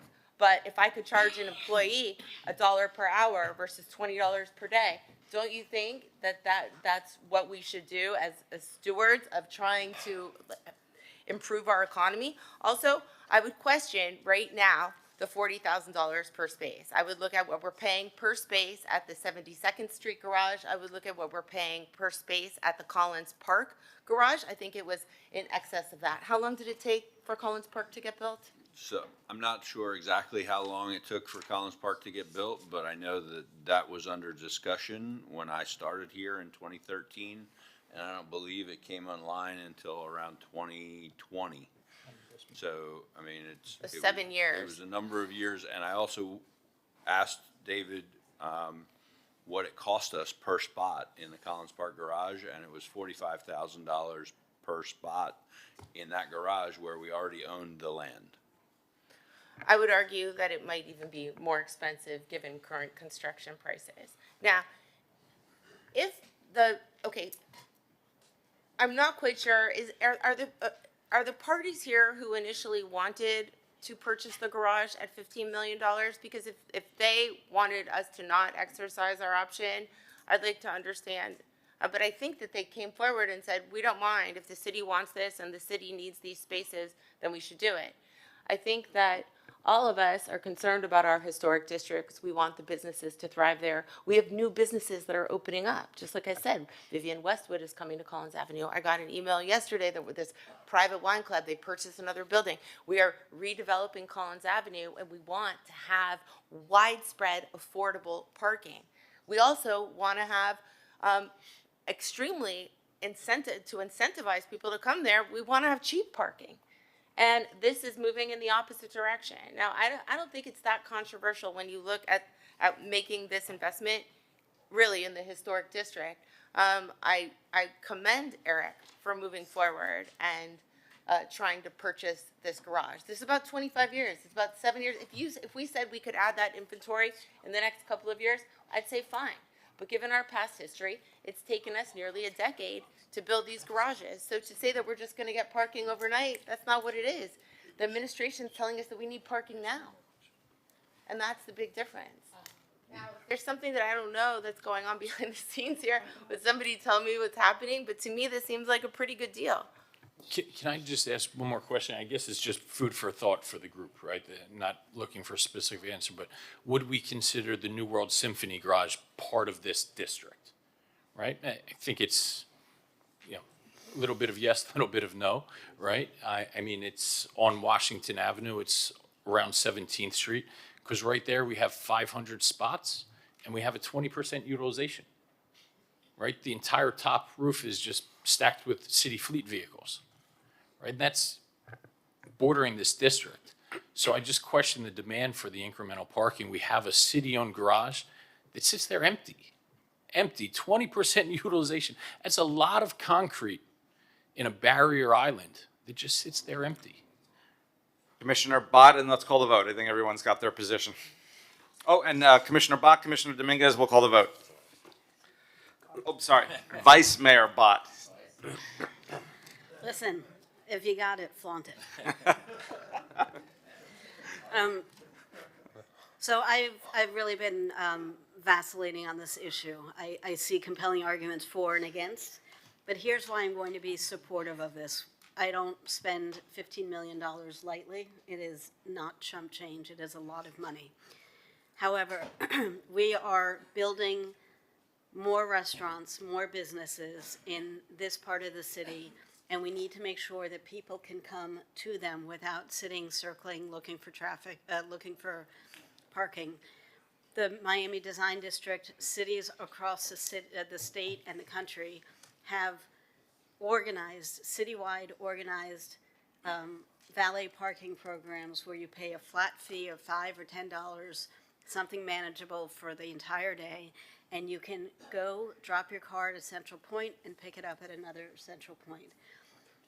I don't want, as we try to refurbish and energize the Art Deco Cultural District, which is so important to our collective future.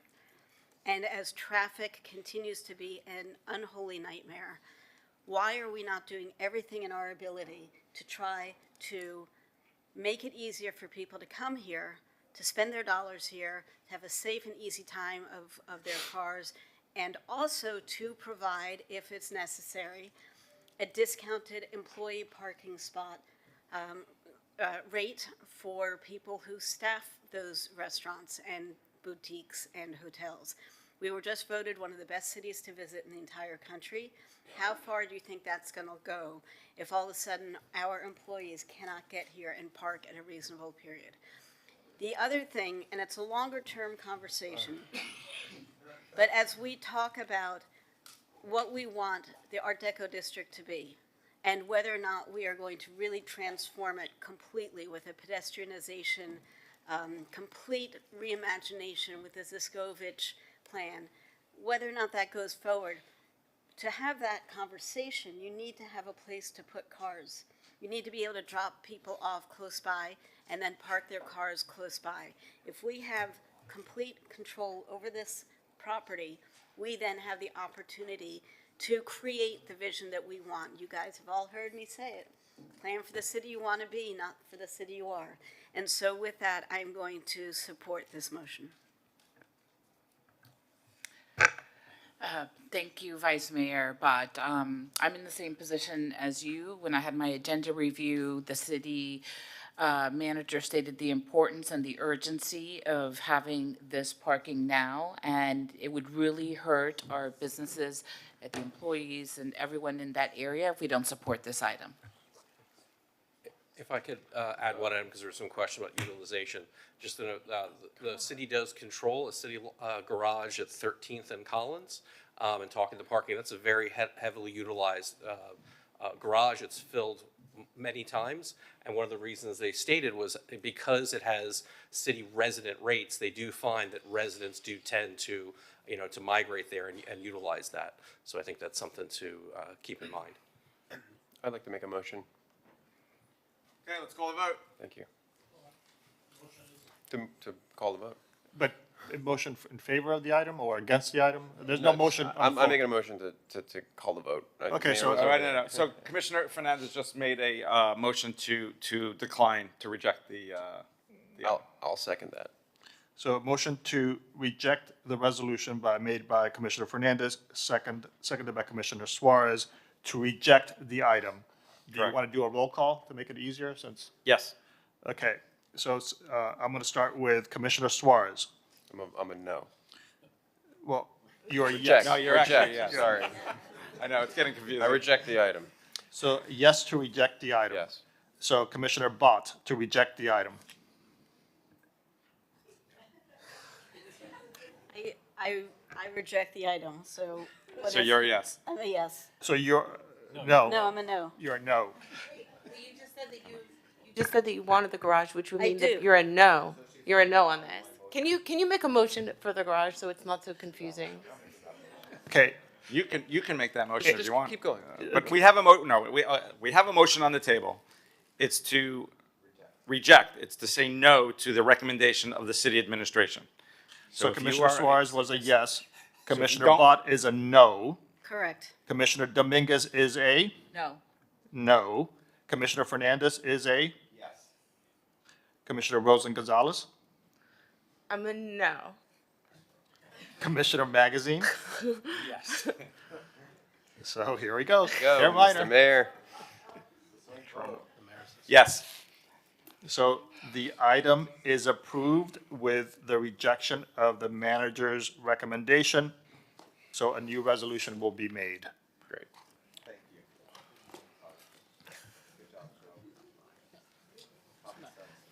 I'd actually like to just take a moment to recognize our recently elected Miami-Dade tax collector, Dariel Fernandez. Thank you for being here with us. And I'm excited, and hopefully you'll mention, because there's an item on the commission agenda today, that you're Yeah. going to bring a DMV to Miami Beach. So, Yeah, so so thank you for I wanted to say thank you all of you, thank you Mayor, thank you Commissioner Alex Fernandez and all the commissioners. We are here to help you, we are here to support you, we are here to work together for the resident of Miami Beach. We're going to bring the service that we provide in the downtown Miami here to the city beautiful of Miami Beach. We're going to be a different service that we're going to provide, like renew your tag in your vehicle, like get your new driver license, get an ID. If you need a license for your business, local business tax, so and much more service. So we are here to support you, anything that you need. If you have any question, I'm here to answer any. Thank you. Thank you so much. Thank you. And thank you for pasta. No, Thank you. God bless absolutely. you. And I have to say, and hopefully this has been representative from the entire day, is you've been so incredibly accessible before even you were elected, but Yeah. certainly since you were elected, you reached out right away. You came down here. I see you everywhere, which Try is my best. Yes. I have a very good team. I also wanted to say thank you to the resident of Miami Beach, because for a long time, the people of Miami-Dade County need to come to our office. Now we're going to the resident. So we're going to continue to provide the service that they need. Amazing. Thank you. Thank you. Mr. Mayor.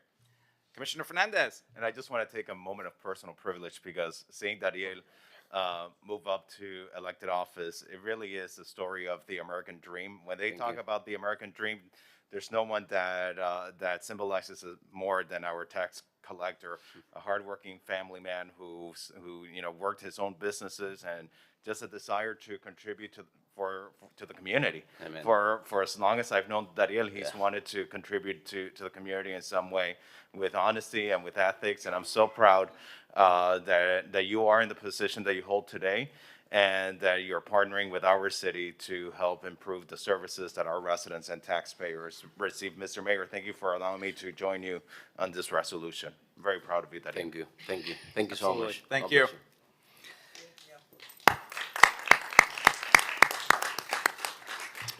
We're going to call R5A.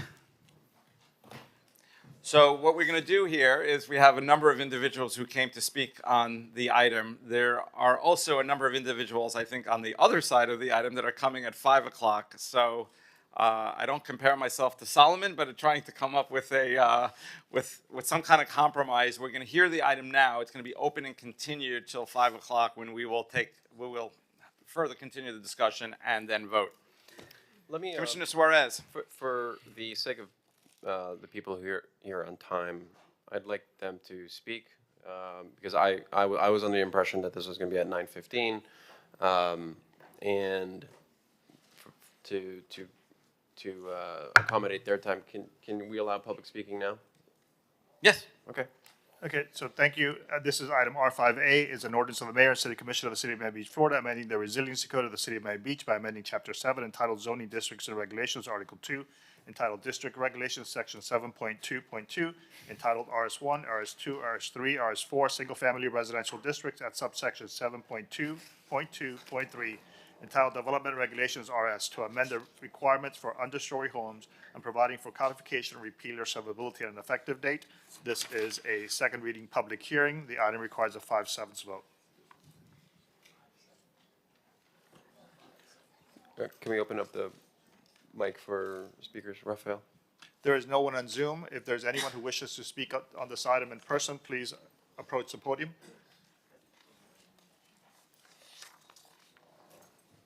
Good morning, Mr. Mayor, Commissioners. My name's Glenn Boyer. I'm a 20-year resident of Miami Beach. I live just a block north of here at the Meridian.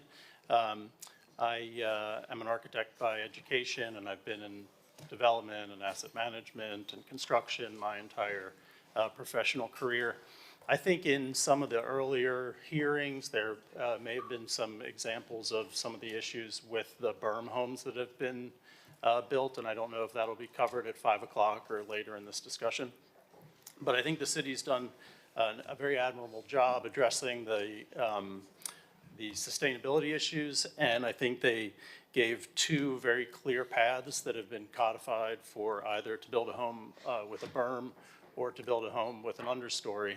And then I think, unfortunately, the city then sort of put its thumb on the scales And by requiring people who want to build an understory to actually go to hearings and go through the process and the additional money and the additional time, et cetera, will result in, 99 out of 100 applicants just choosing the more straightforward path of building the berm home, which again, I think has some sort of obvious shortcomings with side yard issues, water retainage, water pouring onto neighbors, the big ramps in the front, et cetera.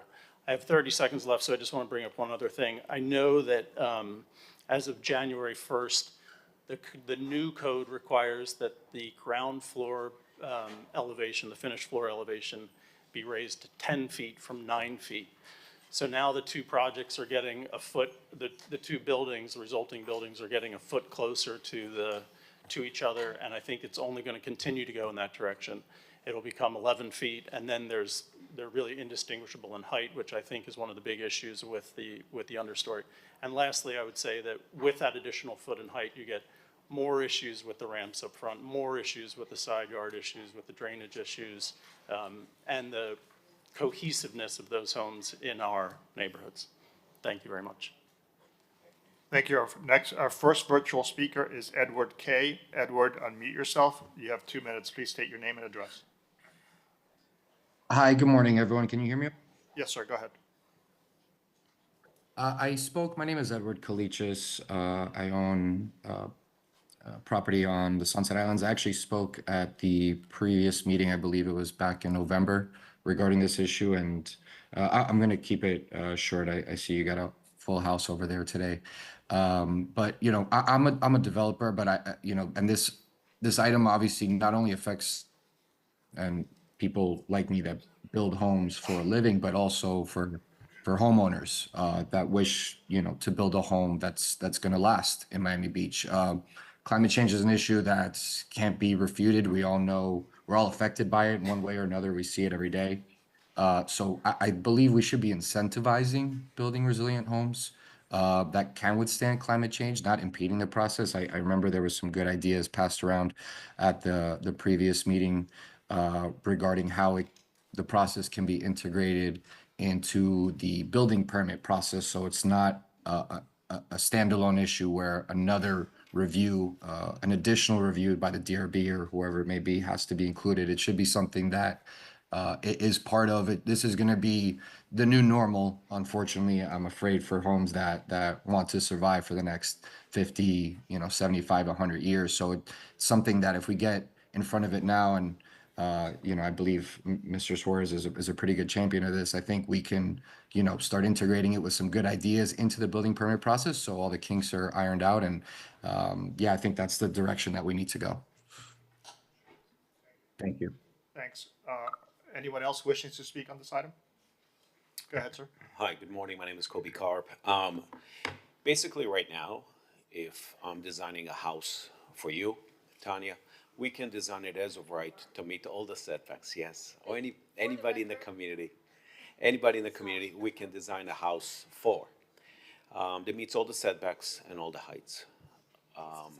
But if we want to take the parking, instead of putting it on a garage, on the property, and we want to tuck it under the house, which will give us more green space, more open space on the property. Meaning, if we take the parking itself and put it under the house, then arguably we have more green space, more landscape space on the lot itself if we so desire. And for that, we right now need to go to design review board, whereby my clients would say, you know what, Kobe, forget it. If I need to go to design review board, just leave it on the lot. So that's where the fairness does not exist. And that's why I came here this morning. Usually I do not come here in front of you this morning, but it's a pleasure to see you guys on a Monday morning. Thank you so much. If you have any questions, please feel free to call me. Thank you. You're welcome to come anytime. Thank you, Mr. Mayor. I just felt that, some people feel that it is not right to go to design review board if they wish to put the parking under the home and have more green space. And it's been going 50-50 on the clients. So that's why I'm here in front of you. Thank you. Yeah, for the record, I'm not designing a house for Tanya, but if she ever does want to in the future, it'll be my honor and my pleasure to do so. Thank you. Thank you. Anyone else wish to speak? My name's Matt Crane. I live at 2044 Prairie Avenue. And I happen to have an old 1929 house. It's probably about 5 feet above flood. On my left is another home built in the same year that's about the same height. And to my right, I have a beautiful Rene Gonzalez home at 2038 Prairie that is an understory design and probably one of the first ones that was around. I really prefer this setup to having a brand new house on a berm to the right of me. And a good example that I want to give is the fact that I own another home on Meridian Avenue, 2489 Meridian, which is sandwiched between two berm homes, which were built in the last 5 years. One of them brand new, one about 5 years ago. And that home that I own was built in the 50s and is a good bit lower. And when it rains hard, as we all know it does sometimes in the spring, the difference between the two properties is really night and day. My house that's next to the understory home is perfectly fine, and the driveway's, totally fine, whereas the other property has a massive puddle because the water's draining from both properties, which has, even though either of them have a retaining wall, it just kind of pools up right in front of the house. So I think from that standpoint, the understory design works better in the context of these neighborhoods where we have some really beautiful older homes that have been restored. And I think it's better for those homes to make it easier for the understory new homes to be built. Thanks a lot. Thank you. Come on up. Hello, my name is Yannick Ayash. I've been a Miami Beach resident for 15 years. I live here with my 5 children and my wife. We bought a house to build, and we've decided to go with an understory. We started working with staff in July last year, and the process has been very, very hard. From the meeting being full in September that we got pushed to October, only 4 members were here in October. So instead of having 4 out of 7, we needed to have 4 votes yes. So unanimous voting, which didn't work out. We had only 5 days to resubmit for the following meeting, so it got us pushed.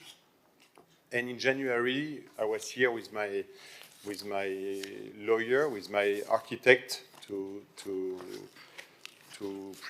a presentation, and only 3 members were here. So they didn't have a quorum. They couldn't vote on the proposal. So he pushed us back to February. This 7 months of back and forth cost me about $250,000 worth of carrying costs, insurance, real estate taxes, and everything. If we would have, on the first meeting, the 7 members that were supposed to be at DRB, we might have had majority at that time. So I support Commissioner Suarez's proposal to not to have the understory in the part of the DRB.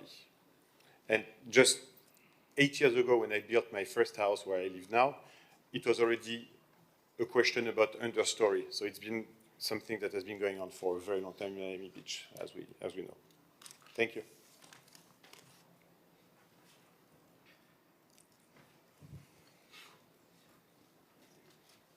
Good morning. So the commission had a study. I'm sorry, done. start with your name. Oh, I'm sorry, Fred Carlton, 1800 Purdy Avenue.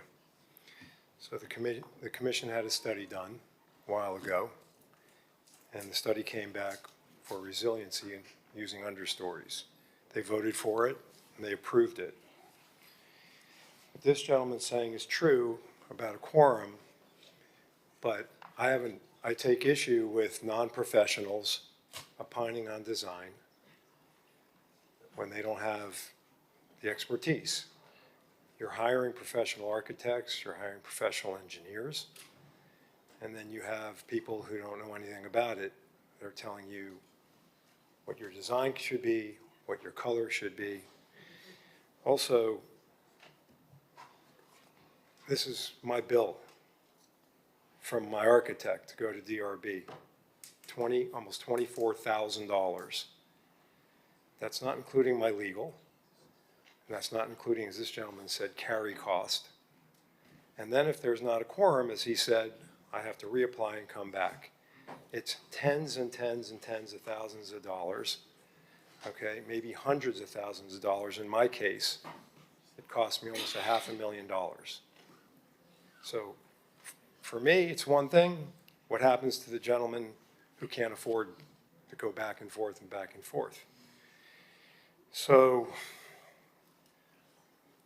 as long as you're building within what is normally built on Miami Beach, you shouldn't have to be going to a board.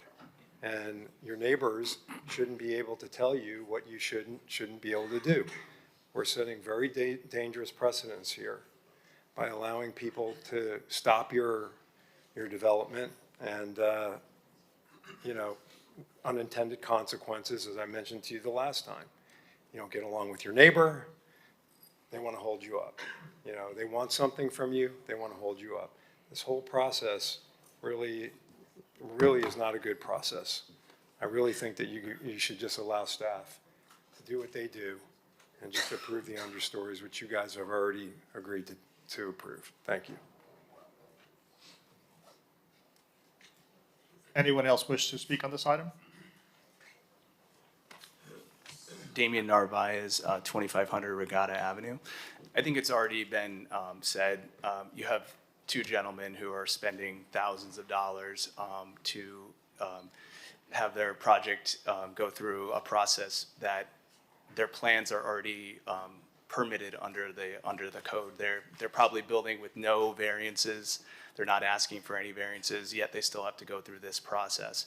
So that's one issue. The second issue is just the chilling effect of anyone who wants to build a home, to build an environmentally sustainable home. They're not going to choose that option. Why would you choose that option if that option requires you to spend thousands and thousands of dollars? So if the city really does want to encourage the environmentally sustainable homes, like something with an understory, they're not doing that right now, and they're discouraging it. So that's all I want to say. Thanks. Thank you. Anyone else? Yes, hi. My name is Alexei Kazakov. I'm building here on Miami Beach.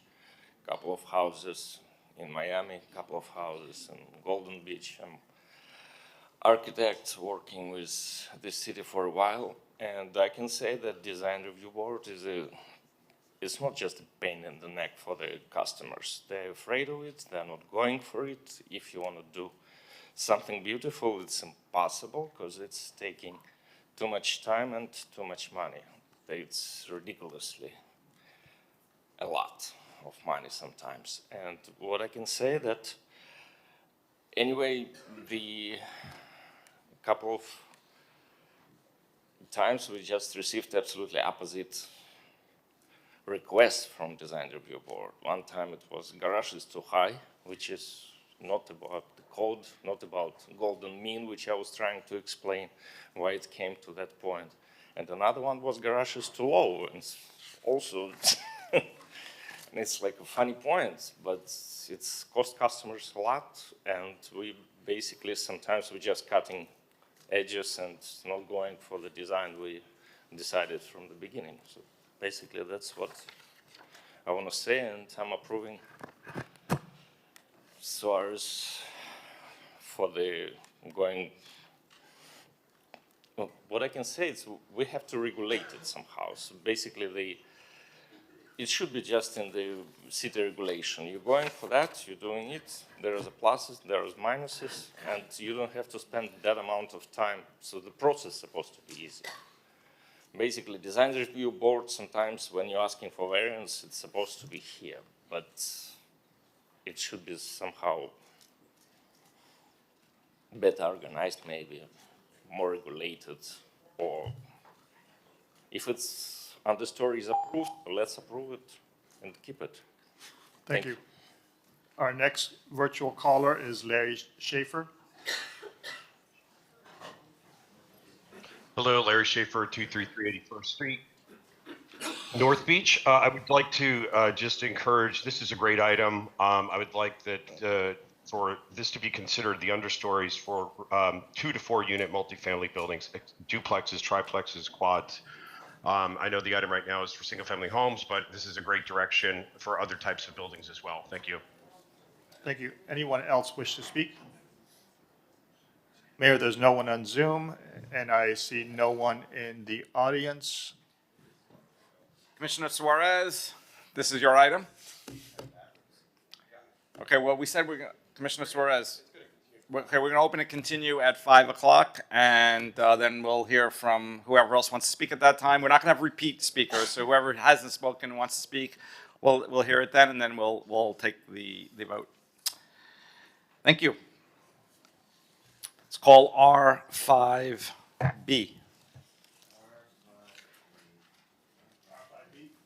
R5B is an ordinance of the mayor and city commission of the city of Miami Beach, Florida, amending the Miami Beach Resiliency Code by amending Chapter 2 entitled Administrative and Review Procedures, Article 2 entitled General Development Application Submission and Review, Section 2.2.3.4 entitled Unified Development Site by including requirements for the transfer of floor area for properties that are subject to the terms of a development agreement with the city and which contain properties with different zoning classifications as well as properties located in the Alton Road Gateway, and providing for codification, repeal, or severability at an effective date.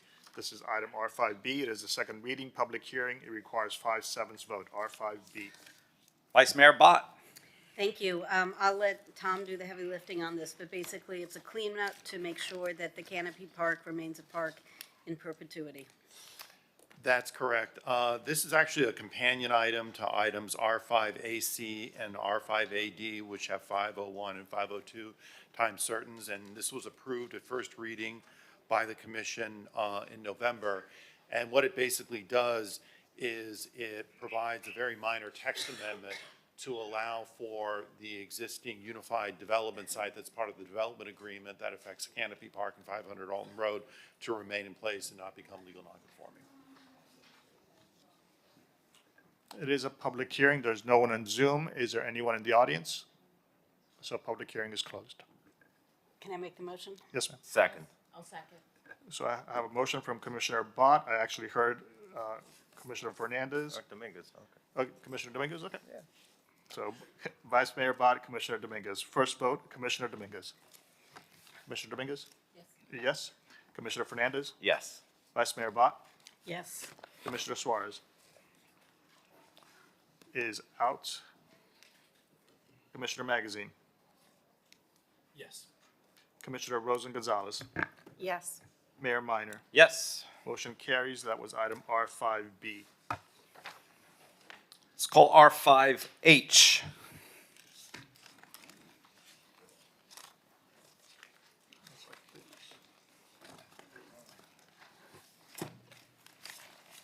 R5H is an ordinance of the mayor and city commission of the city of Miami Beach, Florida, amending the Miami Beach Resiliency Code by amending Chapter 2 entitled Administration and Review Procedures, Article 7, entitled Commission Warrant to create Section 2.7.2 entitled Hotel Approval Procedures to require the approval of a warrant by the city commission prior to the review of a land reuse board application or building permit for hotel, suite hotel, apartment hotel, or hostel, subject to exceptions, and establish procedural requirements and review criteria, and providing for codification, repeal, or severability and an effective date. This is a second reading public hearing. The item requires 5/7 vote. It is R5H. Commissioner Magazine. Yeah, thank you, Mr. Mayor. Item I'm very proud of and to work hand in hand with my colleagues. And this was essentially one of several items that we've had over the course of the past year since this new commission was elected that really want to swing the pendulum in our city to a more residential focus. That is not throwing the tourism baby out with the bathwater. We will always be a place that welcomes our tourists, welcomes and thrives on our hospitality.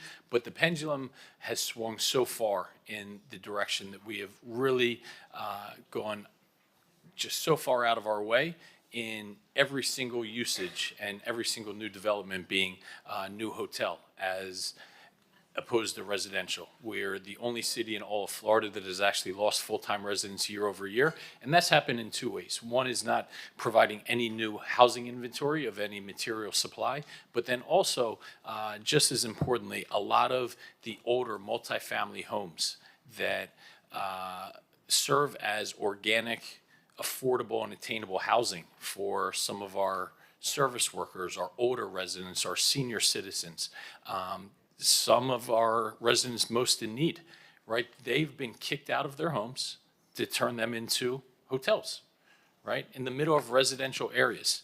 It's the single item that was a catalyst to get me off the sidelines to run. Now, maybe some people appreciate that, maybe not.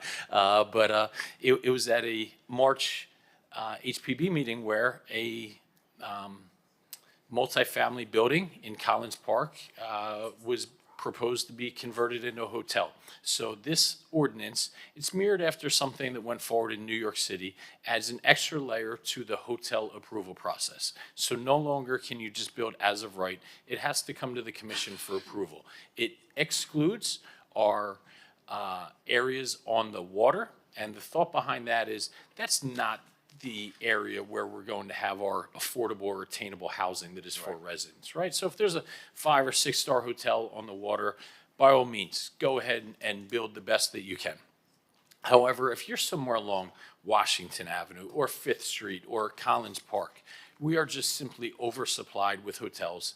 And this gives the commission a shot at the table to sit there and say, well, if we don't want a hotel in an infill area in the middle of a residential district, what can we do to work towards getting the product that we want? Copying my colleague and friend, Vice Mayor Bott, having a vision for the city that you want, not what you currently are.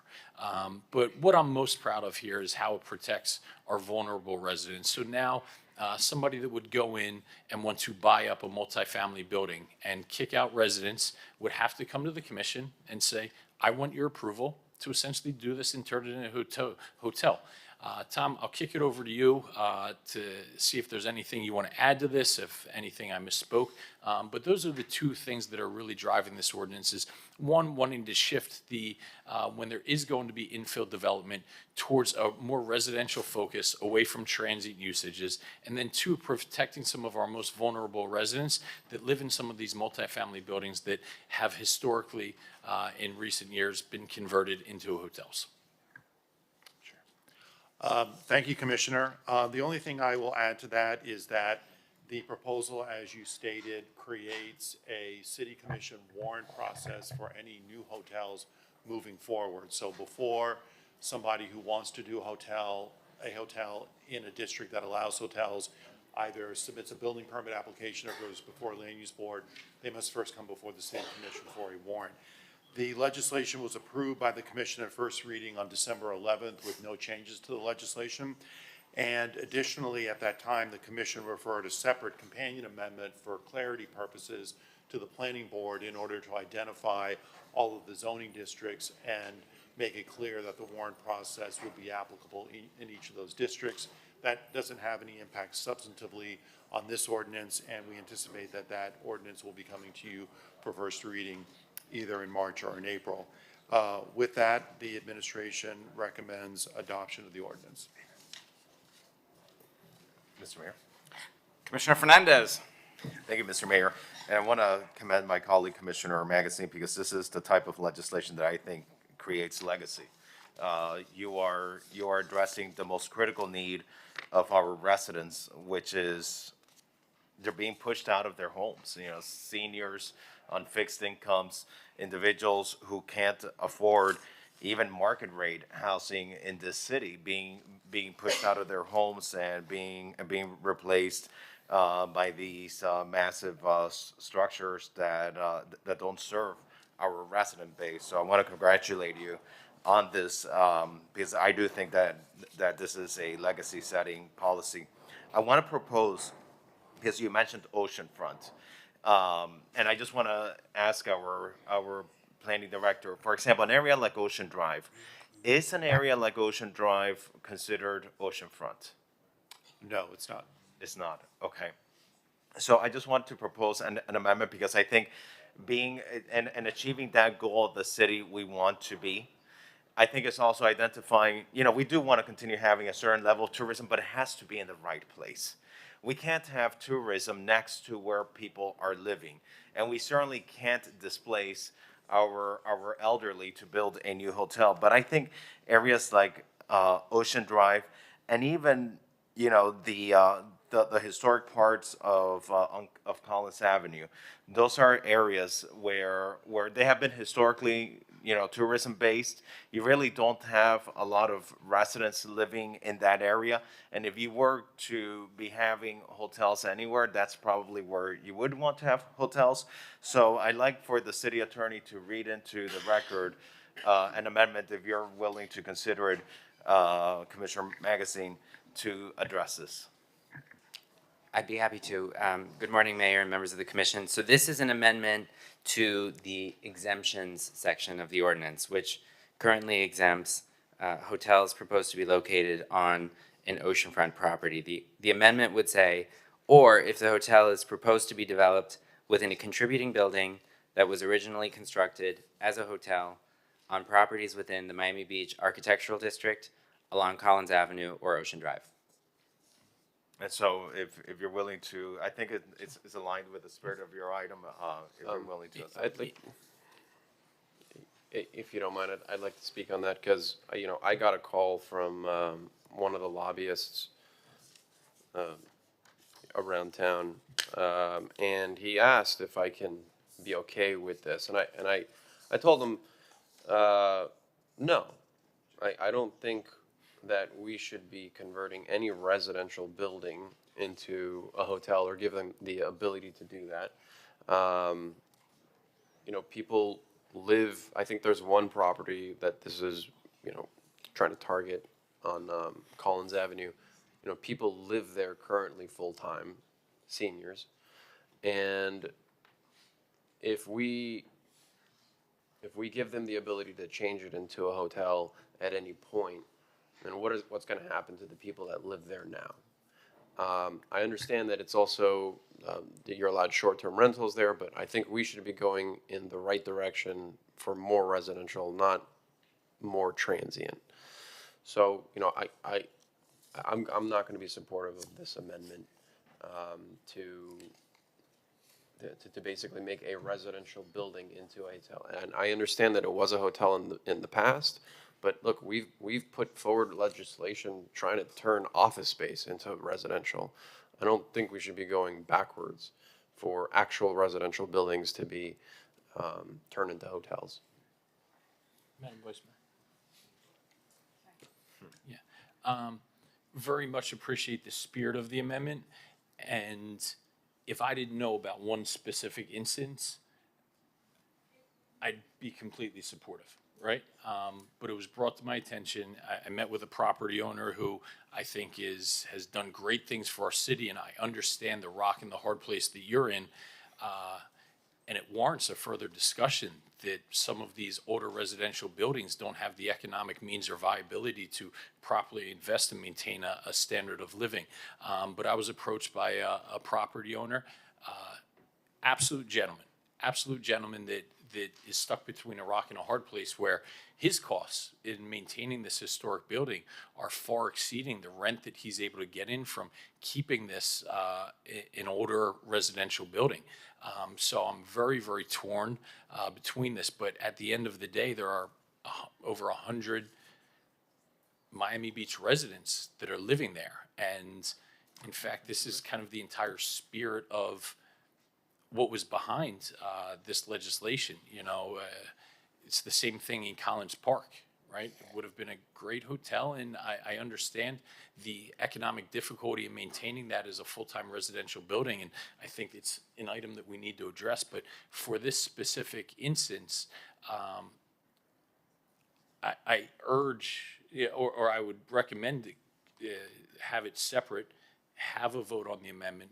I'm going to be a no, just because of this one specific building I am aware of. That really goes to the spirit of the law that I was looking to craft, and that's looking to protect some of these older, vulnerable properties from turning into a hotel. I totally agree that is the right area where we would have hotels in the middle of the historic MXC. But for this, only because I'm aware of this one particular building that would be exempted, I wouldn't be comfortable going forward with the amendment. That being said, I wouldn't begrudge people having a different view, and if you want to go forward with a vote, I'll simply be a no and, continue on with this ordinance. But that's where I stand. I'll withdraw the amendment. It's your legislation, and if you're not willing, I don't want to if you're not comfortable with it, I'll withdraw the item. Commissioner Fernandez, sorry, Dominguez. Thank you, Commissioner. I was supportive of Commissioner Fernandez's amendment. The particular property that he mentioned was purchased as a hotel. It's a property rights. It's no current plans of changing it from residential to hotel, but it is important to respect that owner. If the Deputy City Attorney would also read another amendment that I would have. Yes, I'd be happy to. And this is the second amendment that I passed out a few minutes ago. This would be an applicability clause, and I'll just read it into the record. This ordinance shall not apply to properties fronting the west side of Collins Avenue between 77th Street and 79th Street that have applied for a joint pre-application meeting with Transportation and Planning staff before November 26, 2024. This is intended to address an applicant who had initiated the process. Correct. So there were people with applications in process, and that's what this applicability would be for. In addition, I had also spoken to another property owner who owns 2 hotels, and a third property that he owns is operated as a daily, weekly, or monthly. I'm concerned about that owner's moving forward if this passes. And Commissioner, you're speaking about the James Manor, Correct. which is, I think it's 1849 James Avenue. That's an apartment building where short-term rentals are allowed. And I think there's a resort tax question of whether he has to change his license from apartment to hotel. But I can't say for sure, but I don't know that it would be impacted by this ordinance. Okay, well, I would need to know for sure to make sure that they're protected. How would we find out? From my opinion is that that there's not a zoning issue there, that since it is a residential apartment building, and I believe it operates as a residential apartment building with short-term rental units, I don't see why they would need to pull a hotel resort tax account if it's not operating as a hotel. Somebody in finance told him he needed it, so I'd need to get that clarified. Okay. Commissioner Fernandez, and then unless anybody wants to speak, let's call the vote. Thank you. And I just want to clarify the purpose of the amendment. I mean, I did get a call from a property owner to Commissioner Suarez's point, but that's not the purpose of the amendment. You know, we are at a point when our historic preservation standards are under great scrutiny. And when you look at the requirements or, the standards of the Secretary of Interior for historic preservation, those standards dictate and encourage the retention of the building's original use.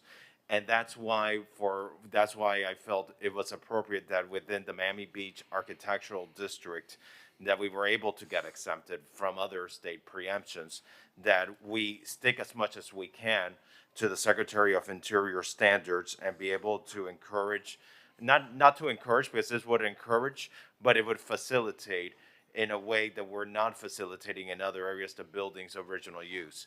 I also think it was a way to direct hotel uses away from the residential areas into the more entertainment, tourism-driven areas of our city.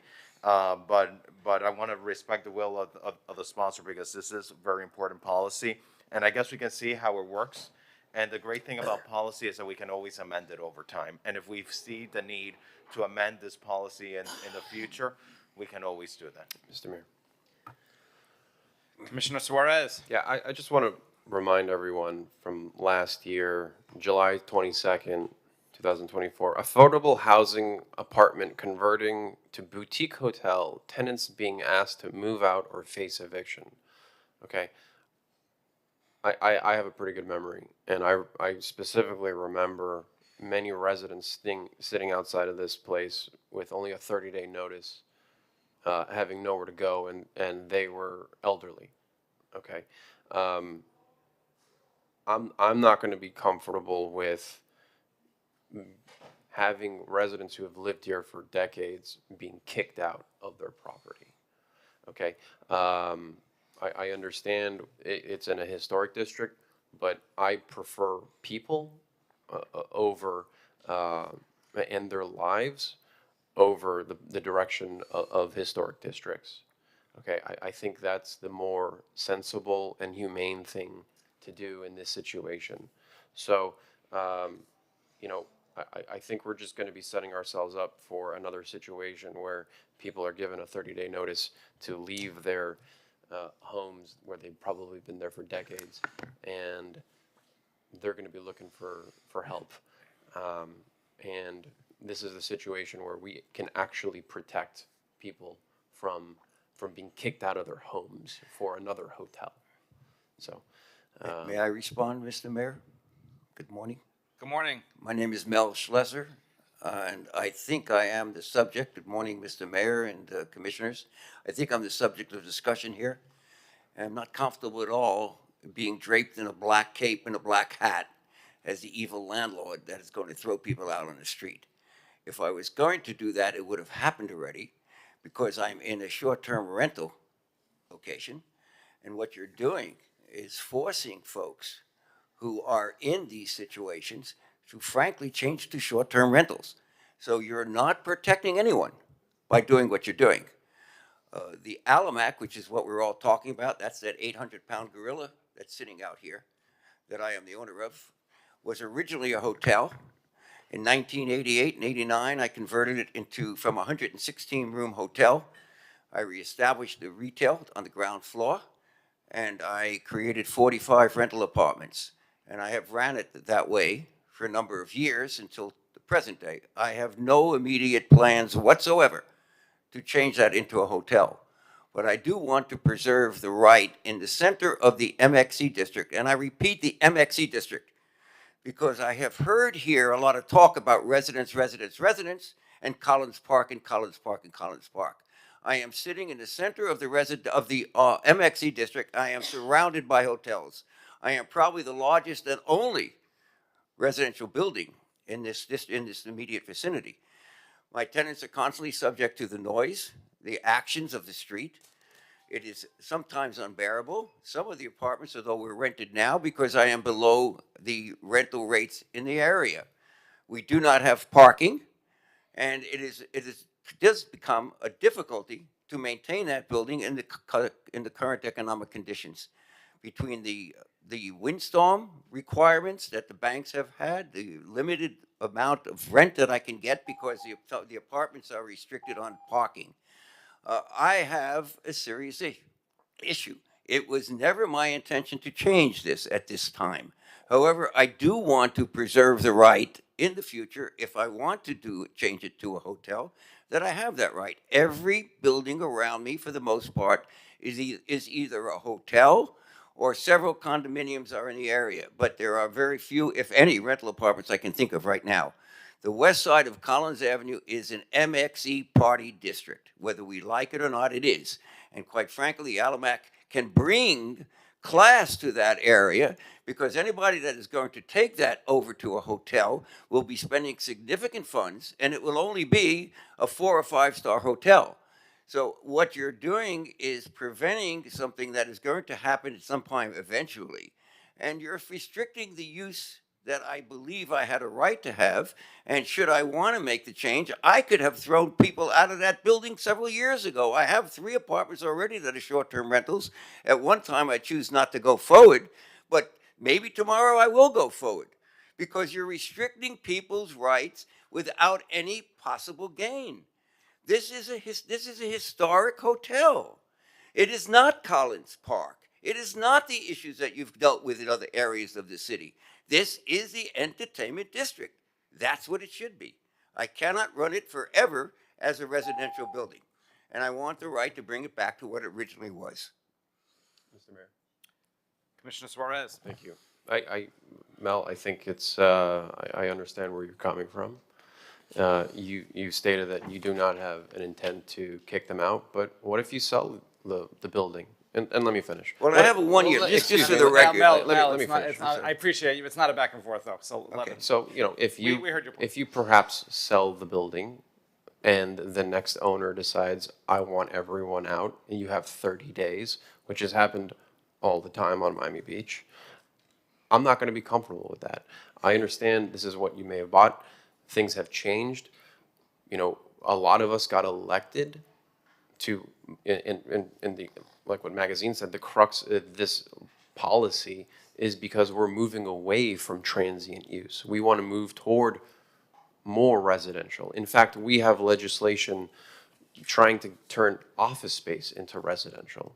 So it's to me, it's a little disingenuous to say that we want to move in the direction of residential, yet we're actually making it easier to turn residential units into hotels. So again, I'm going to be a no on this every time. So if there is a property owner out there that wants to convert their residential use into any sort of transient use, I'm going to be a staunch no. Commissioner Rosa Gonzalez.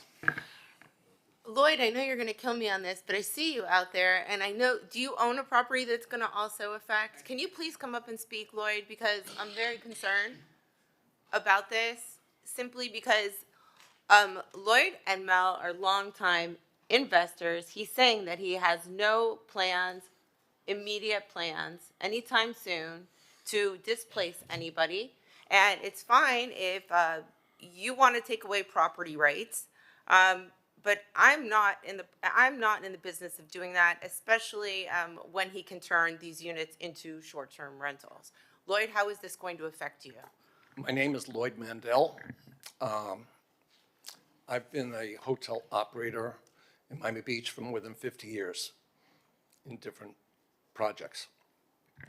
I will ask if you could clarify for me if this ordinance will absolutely positively restrict the ability of hotels to be established in Miami Beach where they were originally residential, or whether it will make it more difficult and more complicated. It looks to me like you're trying to make it impossible. But specifically, I will tell you about one building.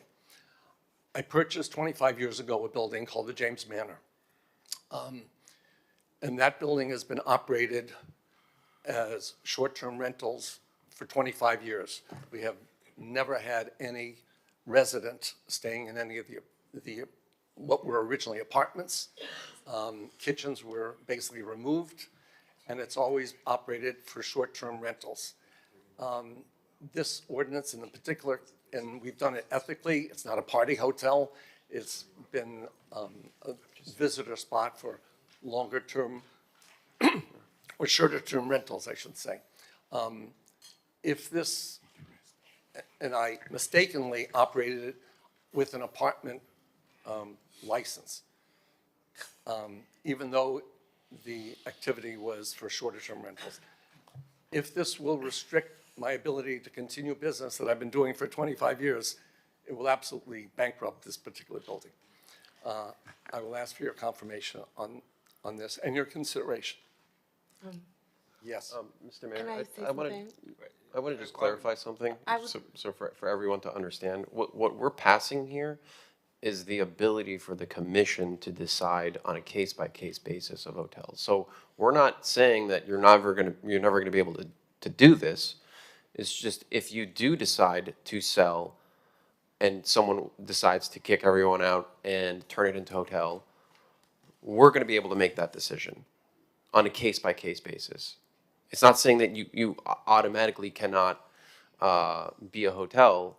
This is just gonna come before the commission and decide. And so I think that's important because if you do eventually decide to sell, Mel, and a new owner decides to kick everyone out, that gives the people who live in that building right now an opportunity to come out here and speak to us and tell us what's going on.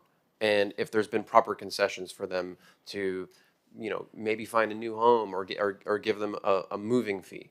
So I just want to make sure that everyone is clearly is on the same page, that we're not prohibiting any more hotels. This is just going to be a decision of the commission to decide on a case-by-case basis if we're going to approve a hotel or not. Commissioner Rosa Gonzalez. I would like to make a motion to defer this item while I speak to both Lloyd and Mel and understand better. I'm going to withdraw my sponsorship on it right now too, because I was a co-sponsor, because I don't think it's fair that it doesn't apply to oceanfront hotels too. So it should apply to everyone. That is a fair law. I would like every hotelier to go through this process. If we are taking away rights from some property owners, I think it should apply to everyone. I think that is what is fair and equitable. And that would be, I would just like to discuss this further and find out why it's not applying to oceanfront hotels, because right now I'm a little confused about that. So I'm not saying that I'm a no, but as of right now, I want to better understand the repercussions of all of this and make the law more fair and equitable so that it applies to everyone equally. And we could refer it to land use in the interim and have a discussion at Commissioner Fernandez's land use meeting. I don't know if anybody would like to second that motion. No? What? No? Commissioner Suarez, if I may just respond for a moment, and I understand where you're coming from, and understand what your concerns are.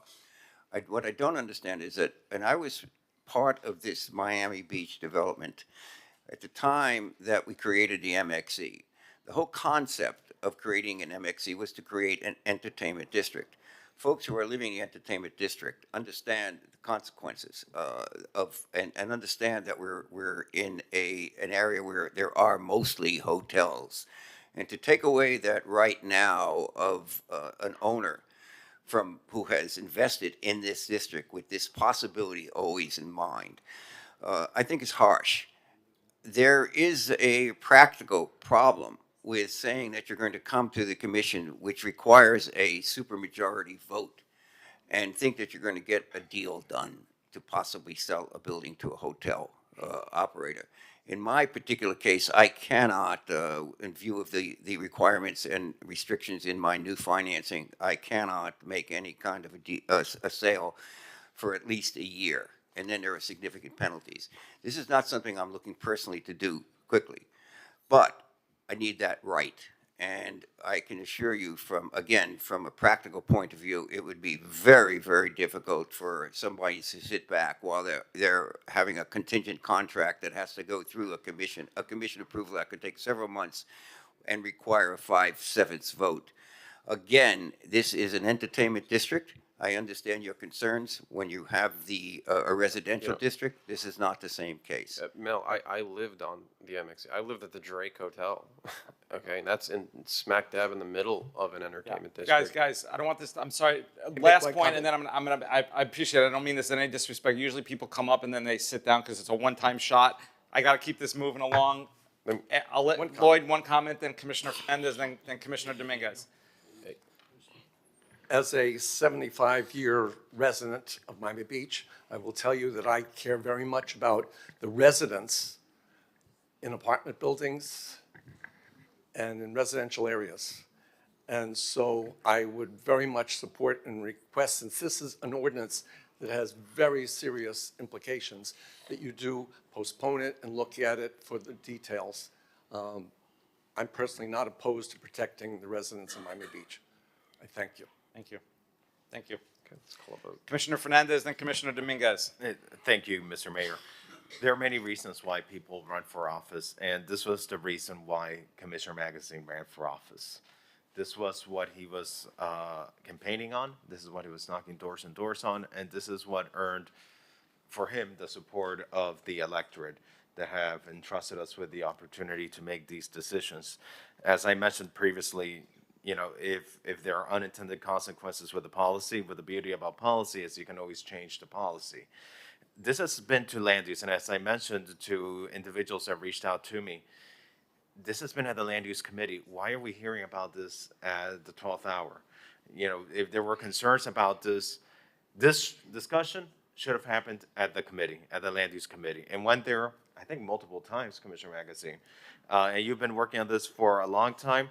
And, you know, this places residents first. It protects residents above all else. And all that it does is that it gives the city commission some ability to look out for the residents that have entrusted us with the opportunity to serve in public office.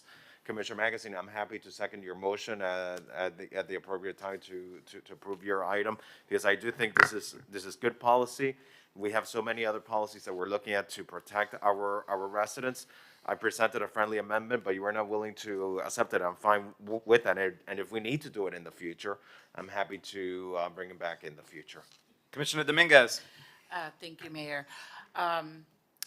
Deputy City Attorney, if you could come back up. I would still like to make an amendment here, my narrow amendment, the one for 77th Street, and clarity for Lloyd Mandel's property. Okay, well, your amendment for the 7710 Collins is on the dais, and I read that into the record already. Would the commission would you like to make a motion on the? Yeah, I'd like to move that one? people that Okay. are in process with applications are okay. And if I could, Madam Vice Mayor, Commissioner, I believe that this is just a vacant parcel of land, correct?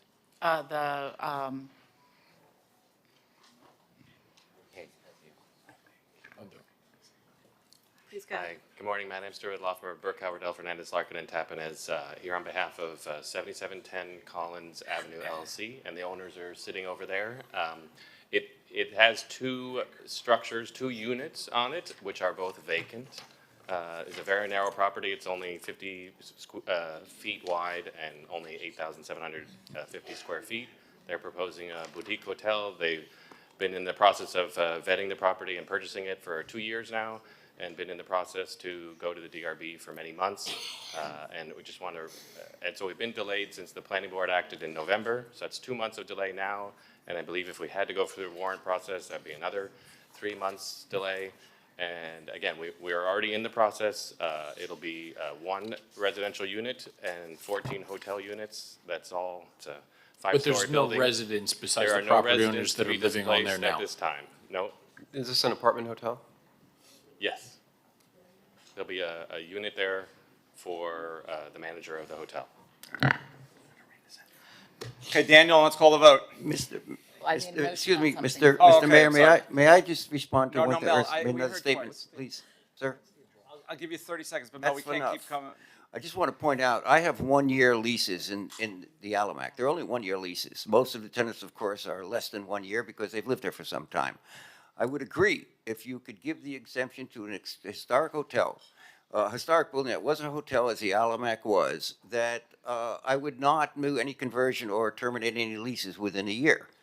I can't give any more protection than that, but tomorrow, of course, I could change it into a short-term rental. So I am willing to give that up and say that I will not do anything within a year if you could give me the possibility here in a future time to convert it to a hotel. Thank you, Mel. Thank you. Mr. Thank you for Mayor. allowing me to do that, Commissioner Mayor. Dominguez. Thank you. So my amendment for the 77th Street. Would you like to move that amendment? I'd like to move that. Okay, the motion to amend requires a second and has to be voted on. I'll second. Okay, you can discuss the amendment, or? I'd like to discuss it a little bit. I just looked it up, and 7710 is literally sandwiched between 2 residential buildings. And look, to me, if they've been in the process for about 2 years already, I'm not gonna. I don't think it's right for me to impede on that. So I'm gonna support that amendment because they're in the process, and there's been plenty of notice for that. So I'm gonna be supportive of that. Mayor, can you call the vote on that amendment? And Call the then I vote. have- So on the amendment proposed by Commissioner Dominguez, I have a motion by Commissioner Dominguez and seconded by Commissioner Bott. All in favor of the amendment? Aye. Aye. Motion passes 7-0. Okay. Okay. The second amendment I have, I understand that Commissioner Fernandez had a much broader one than the very narrow one that I had. The situation with the Alamac Hotel is that before and after his street, it's okay. And read into the record my amendment, and let's see if I can get a second. Okay, so this amendment is an applicability clause, and it would read, "This ordinance shall not apply to properties fronting the west side of Collins between 13th and 14th Streets with a contributing building with less than 50 residential units if the contributing structure was originally constructed as a hotel and then later converted to apartments. Such structure is exempt from the scope of this ordinance and can be converted back to a hotel use." This is much more narrow than the other amendment, and I'd like to move this item. This is for the same property that Mr. Schlesinger is, correct? Correct. Yeah.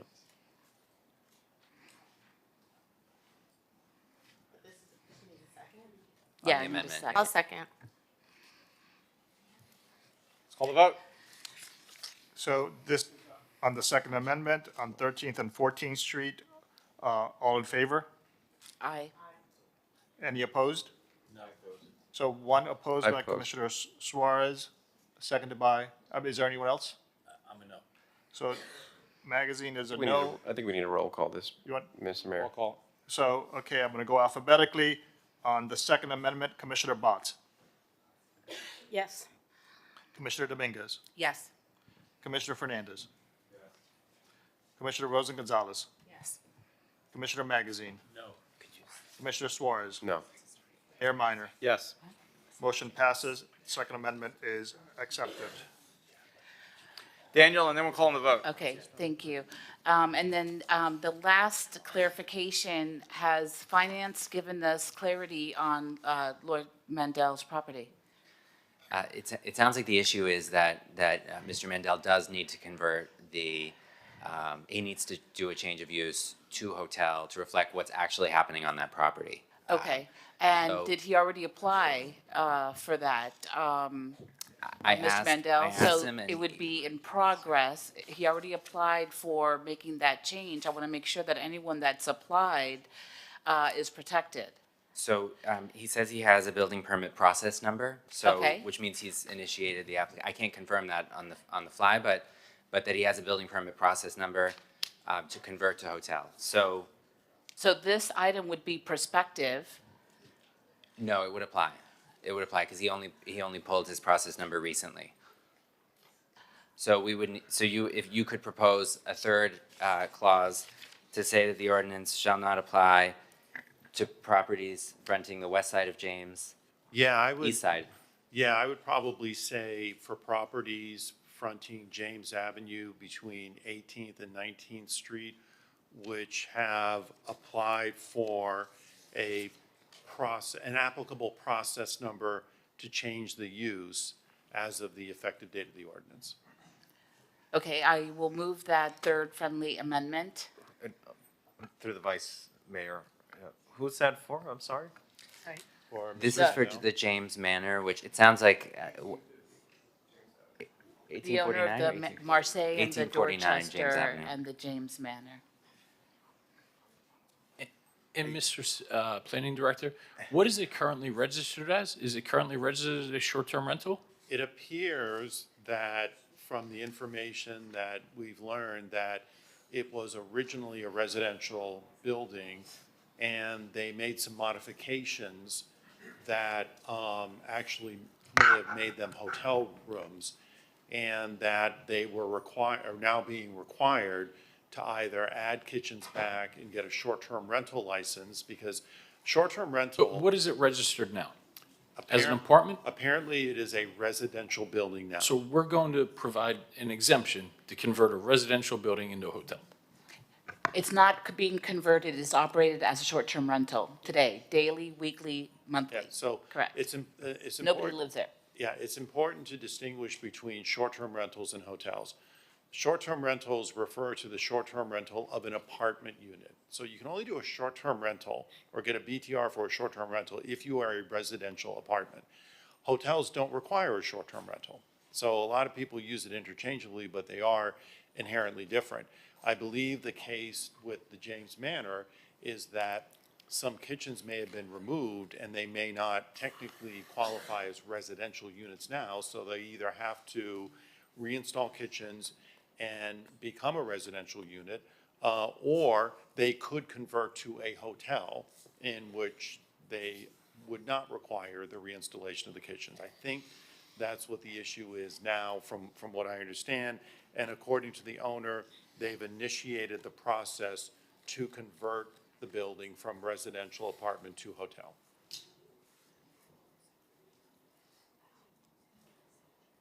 So if I understand this correctly, this is bookkeeping catching up with actual use. It's not going to effectively de facto change the use, right? Because it's been used as a, No, not necessarily, Commissioner, because we don't know whether or not the work that was done by removing the kitchen was properly authorized. And so they may very well have to do a change of use and obtain a building permit for a change of use from residential to hotel. so is there an opportunity to bifurcate this from everything else and treat this separately, since it doesn't sound like we have our complete set of facts in front of us? We're all trying to keep as many residential units in the city as possible. We also don't want to penalize somebody for, for over the decades a mistake having been made. Or I'm not even sure what the true issue is here, but we have over 200 agenda items today. Can we take this separately and deal with it as a separate issue? The challenge, Commissioners, Vice Mayor, is this is second reading. So it's, the way we would do these amendments is as an applicability clause. So I would recommend you do it as part of your vote at second reading. So what is the best way to move forward here? Well, this is a policy call for the commission, right? So if you'd like to exempt if you'd like to address the situation for the James Avenue property, it would be to include an applicability clause similar to the other two. Just call it a similar vote. Which Commissioner? Do you have who had the more narrow amendment on this? I'm sorry, was that yours? Well, that one already passed. I'd like to do a narrow amendment, given the fact that he's been operating this way for 25 years. And he's already made the attempt to Okay, make the so switch. make your amendment So, motion. so the amendment is that the ordinance shall not apply to properties along James Avenue between 18th and 19th that have obtained an applicable process number for conversion to a hotel. Is that right? Yep. Okay, so I'll move that. I'll second. Any discussion? Call the vote. So on the third amendment, 18th, 19th James Avenue, all in favor? Any opposed? Nay. No. So I hear two, Commissioner Magazine and Mayor, and Commissioner Suarez. And I'm Is a that no correct? also. And Mayor is a no, so that's 3 no's. The amendment passes. Okay, Daniel, and then we'll call on the vote on the main item. Well, I don't know if I heard Alex because he's behind a mask. Were you a yes or were you a yay or nay?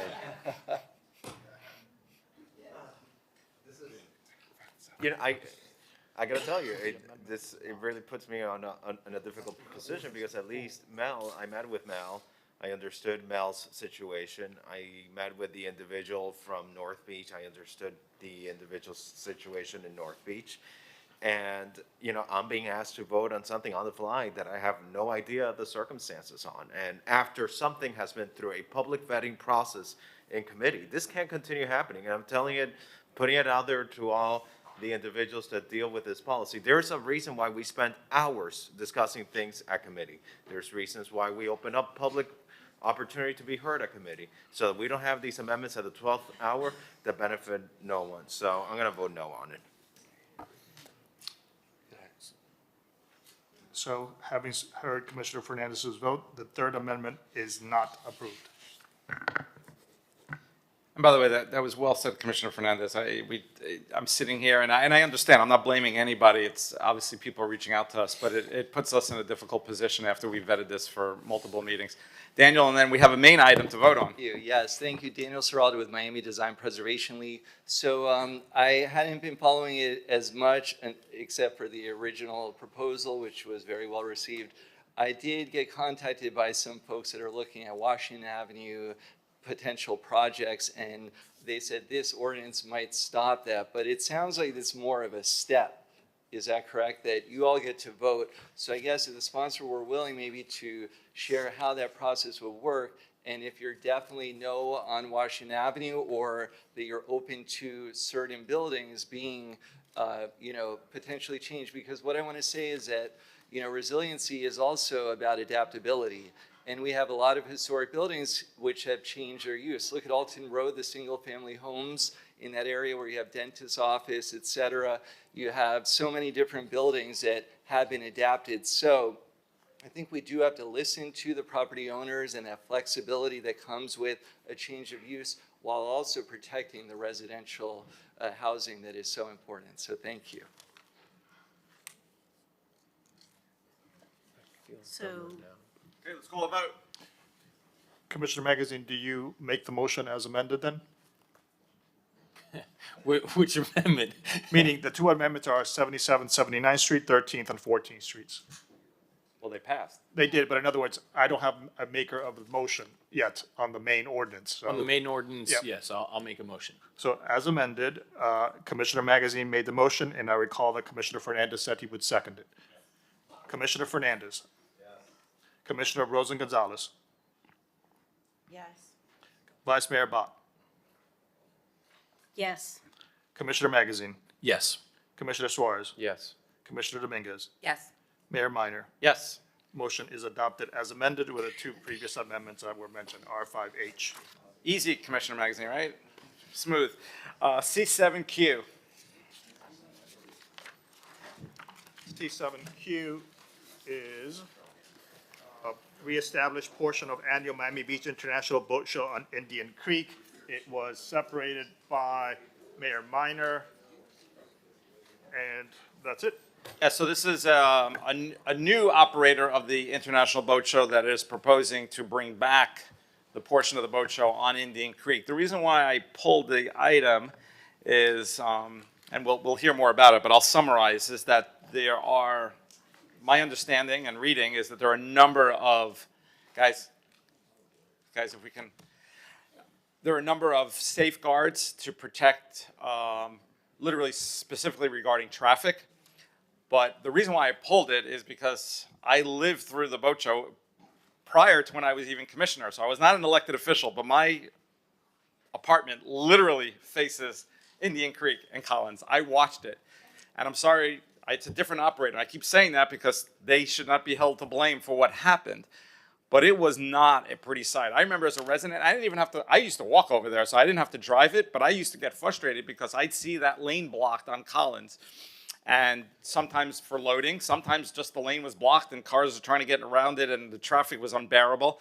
And what's happened in Mid-Beach is the traffic has gotten exponentially worse since that time, just in general. And that is true of South Florida in general, with Miami Beach. And it behooves me to bring this up, and I'm calling it before noon because I understand the traffic consultant for the boat show operator is here. But I just, it's critical to me because I personally think that people are going to be very concerned. They're going to, when they hear about this, they're going to be very concerned because I know the concerns and the frustration that our residents had in years past. So I'll turn it over to you.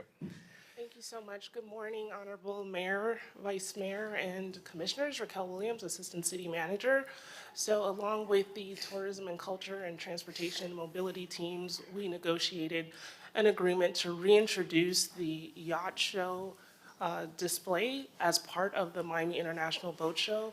The boat show has been a partner with Miami Beach for several decades. As you recall, they occupy the convention center in February of every year. They bring thousands of people to Miami Beach and to Miami-Dade County. and they also offer $1 billion worth of economic impact to the region. So the yacht portion of the boat show essentially will help to elevate the show in its entirety and to really position Miami Beach as a destination for those inspired by boats, those who are in the market for boats, and those who just, want to come to the beach for something special. We have negotiated a multi-year agreement, which would begin next year in 2026 and run through 2030. There's also an option for a 5-year renewal. The agreement calls for a license fee for about $156,000.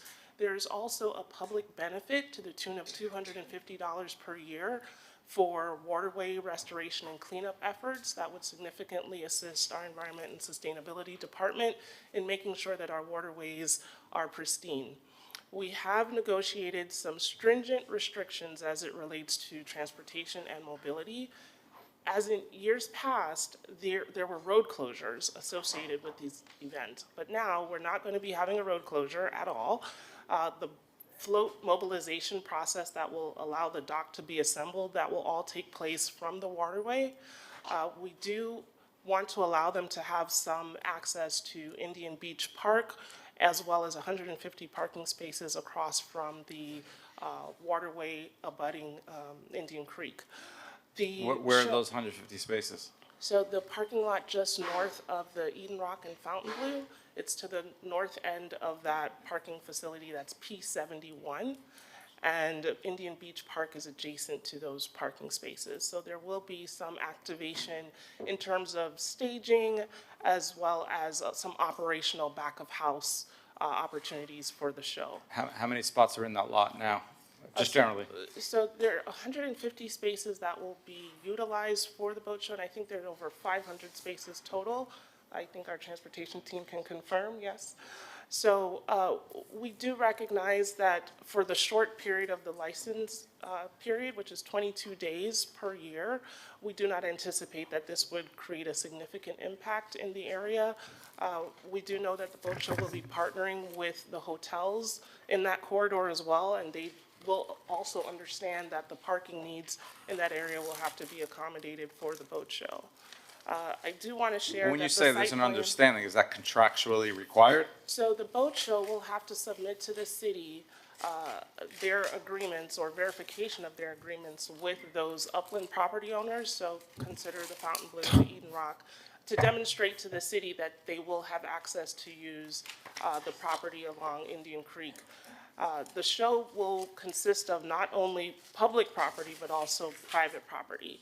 The agreement before you is for the public property, but we do have some regulations and requirements to demonstrate that they do have access to that private property. I do want to mention that the site plan has significantly been reduced by about 50% since the last time the yacht portion of the show was here in 2018. They've also reduced the number of boats. It was about 250, now it's just over 400 boats that will be a part of the yacht show. Can you say those numbers again? What was it and what's it now? Sure. It was 250 and now it's above 400, about 450. You said it would reduce the footprint. Yes, the footprint That has sounds been like you- reduced by 50, I'm sorry. You've increased the numbers. I'm sorry. That's all right. The footprint has been reduced by 50%. Right, so it was 450, now it's 250. Got it. That's the number of boats. So Got it. there's two things. The footprint is the length, the linear footage. That has been reduced by 50%. The number of boats has also been reduced as a result of the reduction in the footprint. Sorry if I was unclear. No. Okay. I do also want to mention that the show will be branded with Miami Beach as part of it. So the yacht portion that is specific to Indian Creek will have Miami Beach as part of its name, logo, and brand, which is a tremendous opportunity for the city because this is the elevated element of the show. We definitely want to associate the city with an elevated brand, and so we're delighted that the event producers have agreed to that stipulation. There will also be no styrofoam or plastic products utilized. The dock materials will not be made of styrofoam as it had been in the past, and so we wanted to make sure this was environmentally friendly. How many Residents- days? How many days is the show? Between load in, the show, and load out, that's 22 days. No, but how long is the actual show? The actual show is about 5 days. 5 days. And And residents will also get a discount of 50% for any element of the show. So whether it's at the Miami Beach Convention Center or at Indian Creek, residents will receive 50% off. and does the 22 days include the 5 days of the actual show? Yes, 22 days includes load-in, show days, and load-out. And what about use of the swale by Indian Creek? So they will have access to the property. We will maintain that the sidewalk be available to the public, but they will have access to the property abutting Indian Creek that is under the ownership of the city. And in the contract, it specifically says that no lanes at any time should be blocked off. That's correct. And that's bold. And what in the happens contract. if that's violated? What does the contract call for as a penalty? So we have a termination for convenience clause, and we also have default provisions. And so we're going to be monitoring them very strictly to ensure that they adhere to the requirements of not only the agreement, but the associated mobility plan, which they will submit to the city for review and approval each year. And that mobility plan will outline all of the traffic mitigation and traffic circulation that will be required for each annual show. Is there a water taxi component to move people back and forth? So I know that they are here and would love to expound on the mobility plan and what they intend to offer. And so this is Spencer Crowley, representing Informa Markets. Good morning, Mayor, Commissioners. Thank you for having us. My name is Spencer Crowley, 98 Southeast 7th Street. We're excited to be here and have the city considering this item. In response to your specific question about water taxi, there is a water taxi that goes to Gibb Park because that park is specifically set up with floating dock to accommodate a water taxi. At this time, we're not planning to have water taxi go to the Indian Creek portion of the show, just because of the logistics of having to go up north and then down back into the creek. It's a really long boat run, so. Rick, what is convenience? So this is a 5-year contract. That's correct. Sorry, I'm always sorry for this hypothetical. I'm giving worst case scenarios, but worst case scenario, traffic lanes get blocked. It becomes not a pretty sight after year one. Is convenience called for in the contract? Is blocking of traffic lanes considered a viable reason to void the contract? Well, termination for convenience means you could terminate for any reason or no reason. What you had raised during your briefing was the concern that the termination for convenience is only on February 1st, meaning that if the first year show proceeds in 26, you would not be able to cancel the 27 show. You would only be able to cancel the 28 show for convenience. And Raquel is looking like she wants to add something. Sure. So we wanted to allow the event producer and operator to have the ability to work out any potential kinks. As we know, bringing a show back after a number of years with a different footprint and with a different producer might have a few areas where we would want to massage and tweak for the second year. And we didn't want to penalize them for not necessarily having all of those kinks worked out in year one. However, if there's a desire to move the termination for convenience date, we can certainly have that discussion, and I think there's some flexibility there, but our intent was Otherwise, to it's a 2-year ensure- contract. It's a 2-year deal, really, because we won't have any evidence of it Well, we until. certainly, we wanted to ensure that we had a smooth show and that we would monitor the show and every element of it. But we also understand that we probably will have to make some tweaks once we observe things and, observe lessons learned for the future. And then we would implement that in year two. And Mr. Mayor, if you will, I think the city attorney will agree that there's a distinction between terminating for convenience and default. So if we default on an agreement provision, the city can cancel the agreement. If the city wants to cancel for whatever reason, they just don't want a boat show, that's where the date comes into play. So I mean, Yeah, but we all know how like this- you're saying, if we block Collins Avenue, that's a default to the agreement, the city can terminate right away. Yeah, I get that, but, and I'm sorry to keep assuming that it's gonna happen, because, but we have to assume worst case scenarios, but, oh, but come on, Mayor, or come on, Commissioners, the 18-wheeler, you couldn't get it backed up onto the swale without blocking the traffic. It was 15 minutes, it was 20 minutes. I'm just saying, there's levels of degree. I just want to make sure, because there's really, when it comes to this traffic, and that's why I'm spending so much time on this, there literally is no room for error. That traffic is so bad. It's all we hear about from our residents all over the city, especially Miami Beach. We don't even have the ability to say we're going to block the traffic for 5 minutes. It will send for miles. It will block. It'll spiral out of control. There's no room for error here. Zero. And that's why I'm bringing this up, because I have to assume, if we're going to approve this, the worst case scenario. And the worst case scenario is when we get calls. Why is our lane being blocked? Why is traffic on Collins being blocked? And that's why I'm pulling the knot. So I'm telling you, we'll see. Yes, sir. We understand the sensitivity to it. We included in the agreement in bold, all caps, in no event will Collins Avenue lane closures. Or Indian Creek. Occur. It's just not, we're not allowed to do that. If we do it, we default. City can default us and this whole thing is over. We understand and we take very seriously our impact on the community. We want to be great partners. I think Informa is a long-time partner of the city with the convention center. They have over half a dozen shows at the convention center. And I will say, yes, you have, as far as I can tell, you've been a very, very good partner. So this is very much incumbent upon us as part of being a good community partner to do our best and to make sure that there are very limited issues. So we get it. We take it very seriously. We have hired the best traffic engineers in the city, Kimley Horn, who are with us today, to help come up with a mobility plan, and we'll be working with them throughout the shows. So we understand the concerns, we understand the sensitivity, we're taking it very seriously, and we think we're gonna do a great job.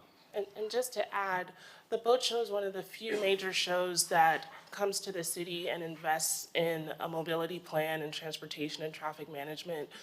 We have seen them activate year after year, and rather than always coming to the city asking us to provide funding for those resources, they have always come to the table and made sure that they offered that as an element of their show.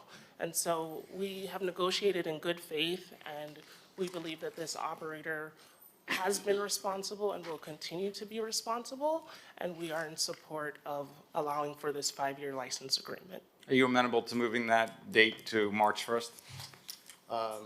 If that makes the commission feel better, that's okay with us. Commissioner Suarez. I was just going to say, look, I think we've struck the fear of God into them. And look, this is a partnership. We're looking for a long-term, relationship. I don't think that the boat show is looking for a wham and bam and get out of town.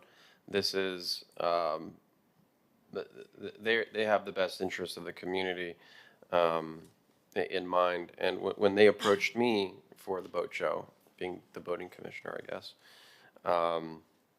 I said absolutely no lane closures at all.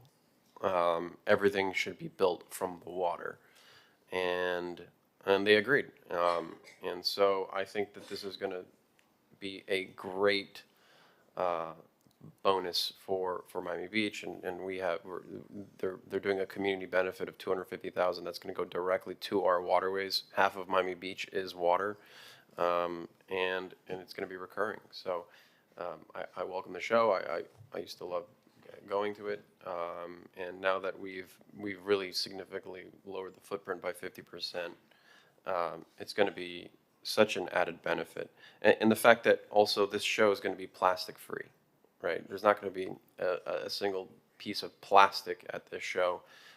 They're going to hire specifically people just to be on the dock and on a kayak to make sure that if there is any trash floating around, they're going to pick it up right away. So it really sets the stage also for a precedent of events that we want to see in Miami Beach that are sustainable and are plastic free. So with that, I'd like to move the item. Yeah, if I could just follow up on one issue before I talk, I know Commissioner Fernandez.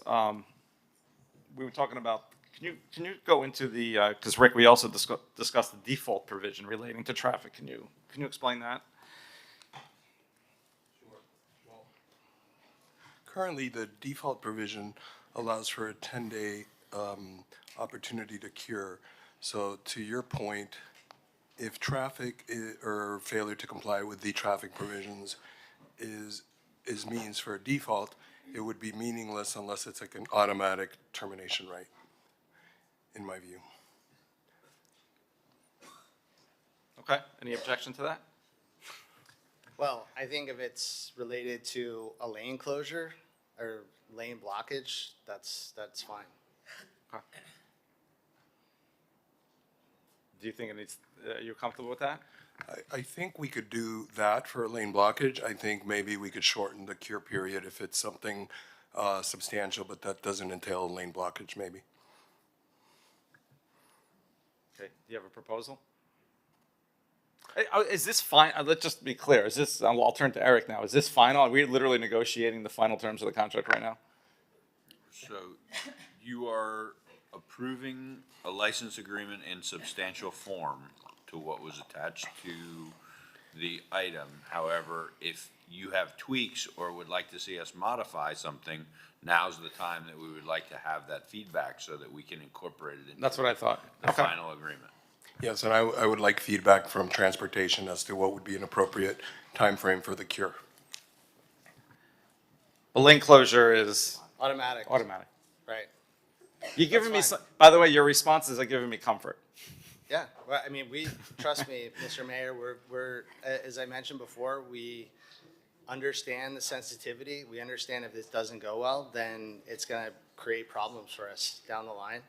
We do not want to be a problem. We want to be an asset to the city of Miami Beach. We know city of Miami Beach is trying to attract the right types of events to come back to the beach. We believe we're a marquee event that's been in this community for decades, along with, you know, Food and Wine Festival, the Wadapalooza, these other events that are now coming to the beach and having really good impacts. That's the type of event we believe we are. Yep. We know if we create significant negative impacts, we're not going to live up to that. So we're very No, and you cognizant have of been the a good issues, partner. and we know that we Yeah. have to live up to what we're saying. So. And the boats that are coming in, the yachts, they're coming in by water? Yes, sir. Jose, Transportation Director. Sir, thank you, Mr. Mayor. So just wanted to add, we're going to be monitoring all activities in the public right-of-way very closely. Boat Show will also have their consultant monitoring. Our contractor will be monitoring traffic as well. If we receive any reports. It's not about monitoring, it's about a contract provision that we're putting in. Correct. If we Because we receive all know, any- I appreciate that, Jose, but we all know, you just cannot enforce and monitor everything. It's impossible. That's been proven time and time again. Understood. So but this our is a expectation- contractual portion that we're negotiating here. What would be a reasonable time? Lane closure is automatic. What about it? And that's what I was gonna say. Our expectation is that if we're made aware of a lane closure, there are no lane closures allowed. So if it happens, it needs to be cured instantaneous, immediately, because they're committing to not closing any lanes throughout the show or before or after, or during load in and load out.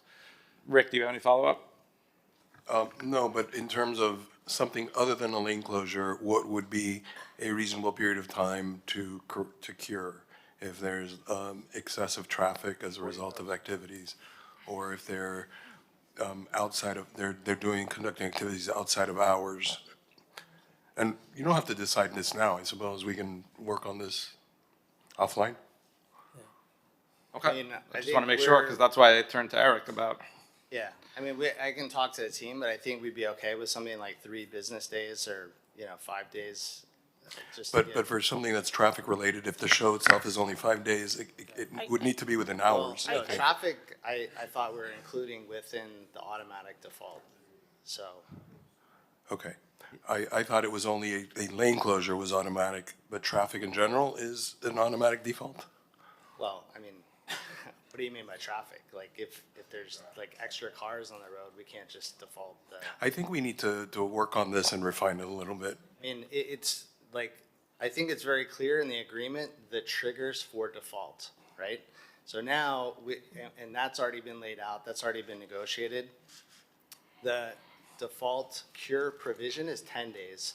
So now we're talking about just reducing that to some lower amount, which For we're fine with certain doing defaults, three yes. business days or I 5 days. think we need to have a conversation. If there's an impact during peak traffic times, then that's, I think, an hour or two to resolve the issue would be most appropriate. Right. I don't know that an immediate cure would be feasible and Correct. realistic, but I think a couple hours to the most during peak traffic hours, I think that would be reasonable.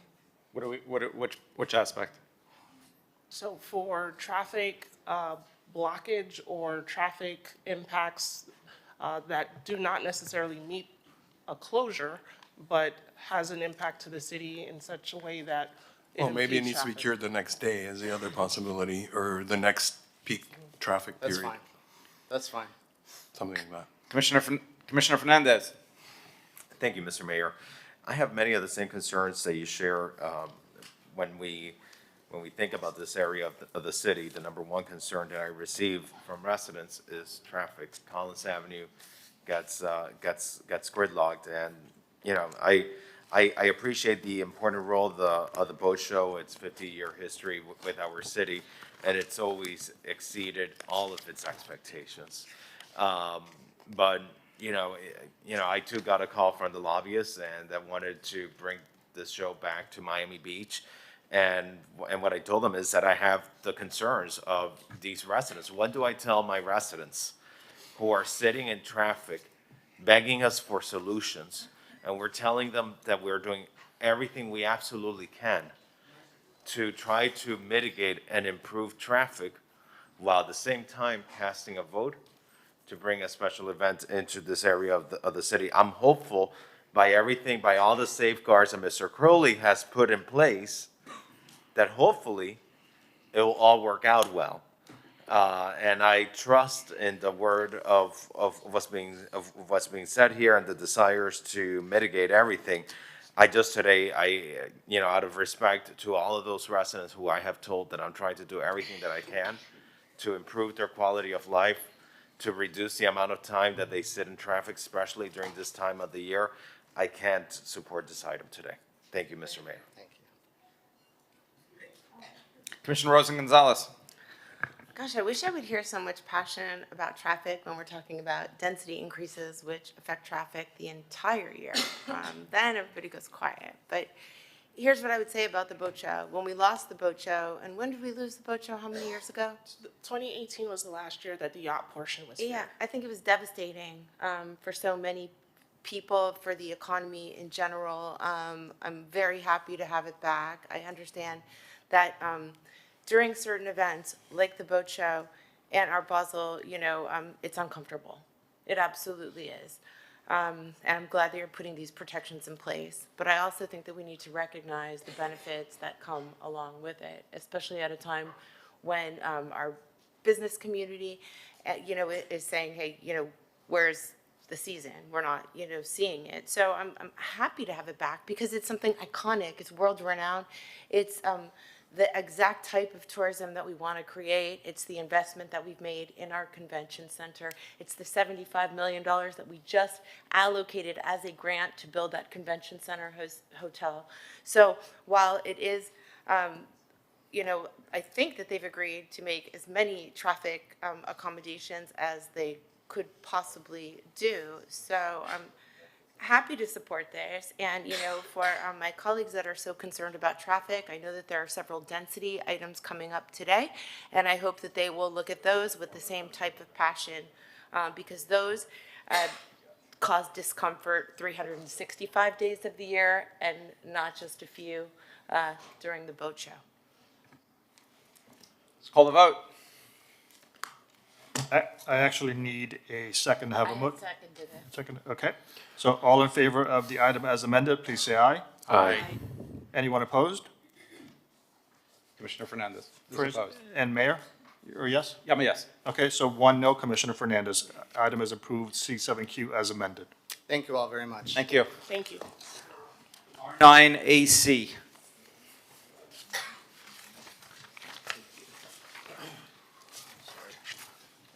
R9AC is discuss partnership with Beachbox, install kiosk at city beaches, R9AC.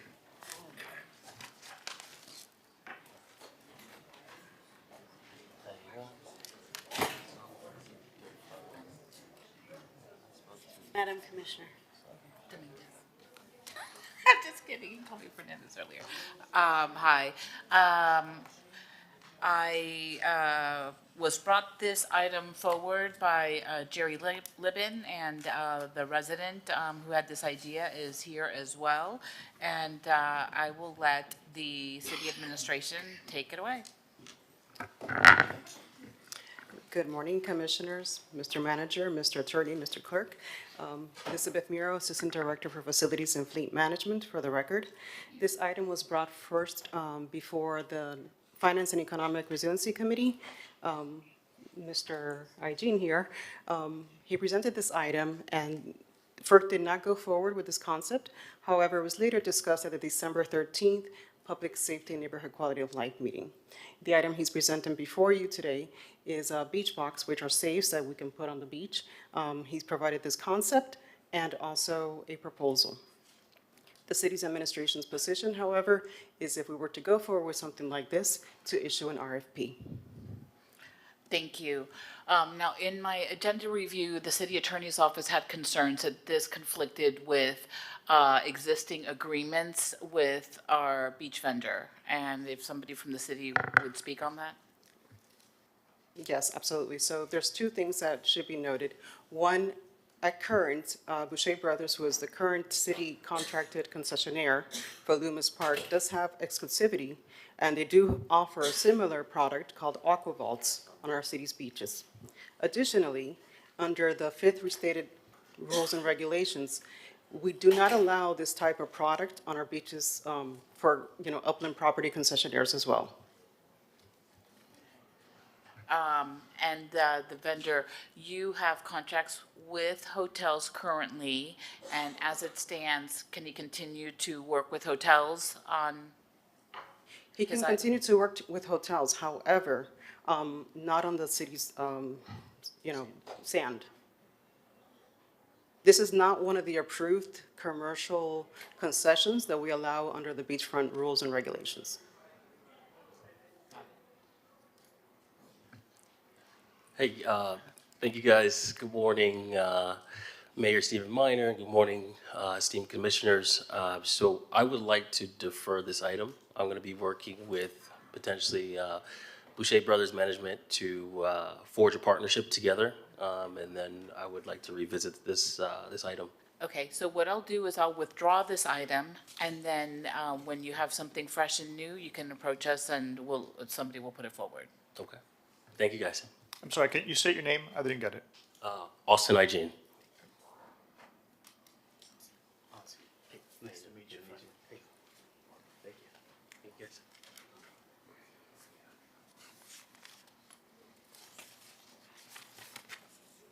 Okay.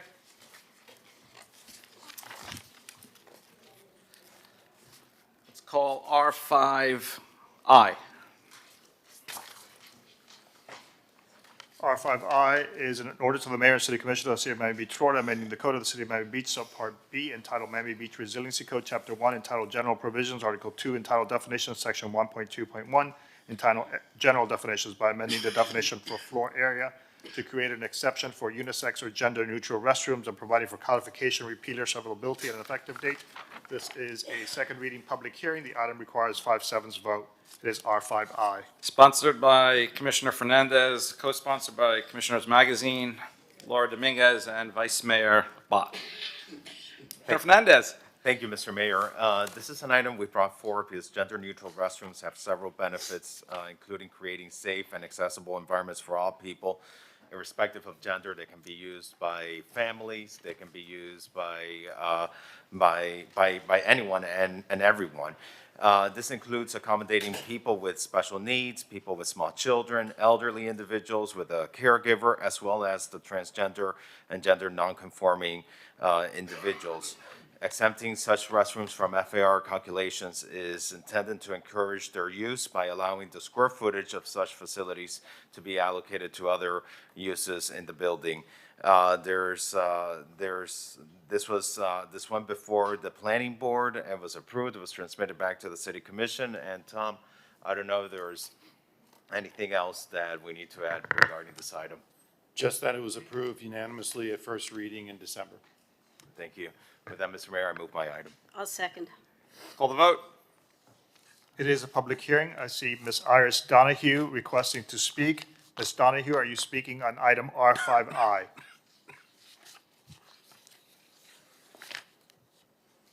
Ms. Donahue, please unmute yourself. PJ, Ms. Donahue had her hand up for a while, so it may not be for this item. I see no one else here in the audience. If there's no other discussion, may I call the roll? Yes. Commissioner Magazine. Yes. Commissioner Dominguez. Yes. Commissioner Suarez is absent. Vice Mayor Bott. Yes. Commissioner Rosen Gonzalez. Yes. Commissioner Fernandez. Yes. Mayor Minor. No. Motion carries. The item is approved. That's 5-1. Yeah, it is approved. 5-1 and 1 absent. R5J.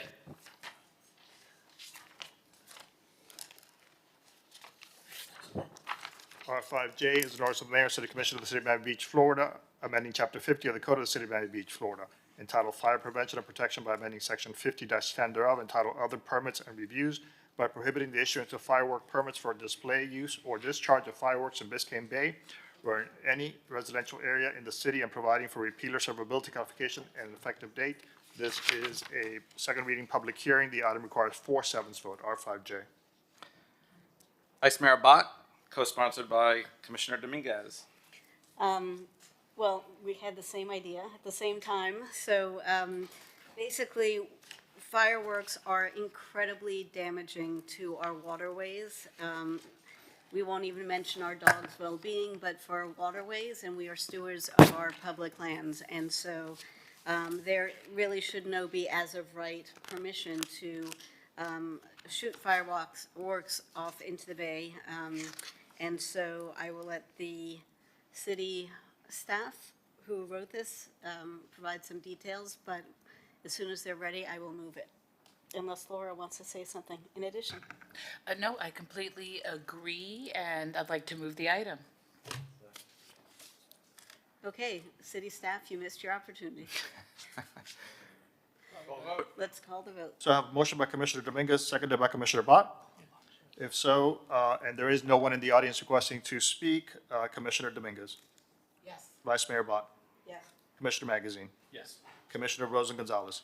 Yes. Commissioner Fernandez. Yes. Commissioner Suarez is, yes, okay, Commissioner Suarez is a yes. Mayor Minor. Yes. Motion carries. The item is approved. That was item R5J. R5P, as in Paul.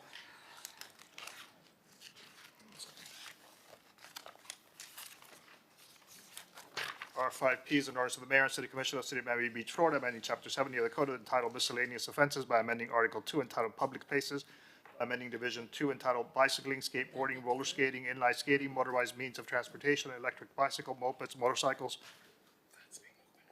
Mayor, I've been told that this item is being requested to be open and continued to February 26.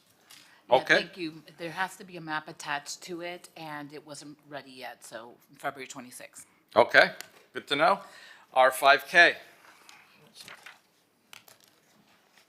Commissioner Suarez, let's remove echo towards, let the clerk announce it. Yes, sir. R5K is an ordinance of the mayor and city commission of the city of Miami Beach, Florida, amending chapter 82 of the code of the city of Miami Beach, Florida, entitled Public Property by amending Article 3 entitled Use of Public Property by amending Division 1 entitled Generally by amending Section 82-72 thereof entitled Commercial Vessels, Activity Hours of Operation of Publicly Owned Marinas, to modify exceptions to the prohibited hours of departure for commercial vessels of publicly owned marinas, and marine facilities and providing for repealer servability, codification, and effective date. This is a second reading public hearing. It is item R5K. Commissioner Suarez. Let's call the vote. 1 minute, Suarez. It has been moved by Commissioner Suarez, seconded by Commissioner Fernandez. There is no one in the audience requesting to speak, neither in the audience or in Zoom. Commissioner Rosa Gonzalez. Yes. Commissioner Magazine. Yes. Vice Mayor Bott. Yes. Commissioner Fernandez. Yeah. Commissioner Suarez. Yeah. Commissioner Dominguez. Yes. Mayor Minor. Yes. Motion carries. Item is approved. That was item R5K. R5E.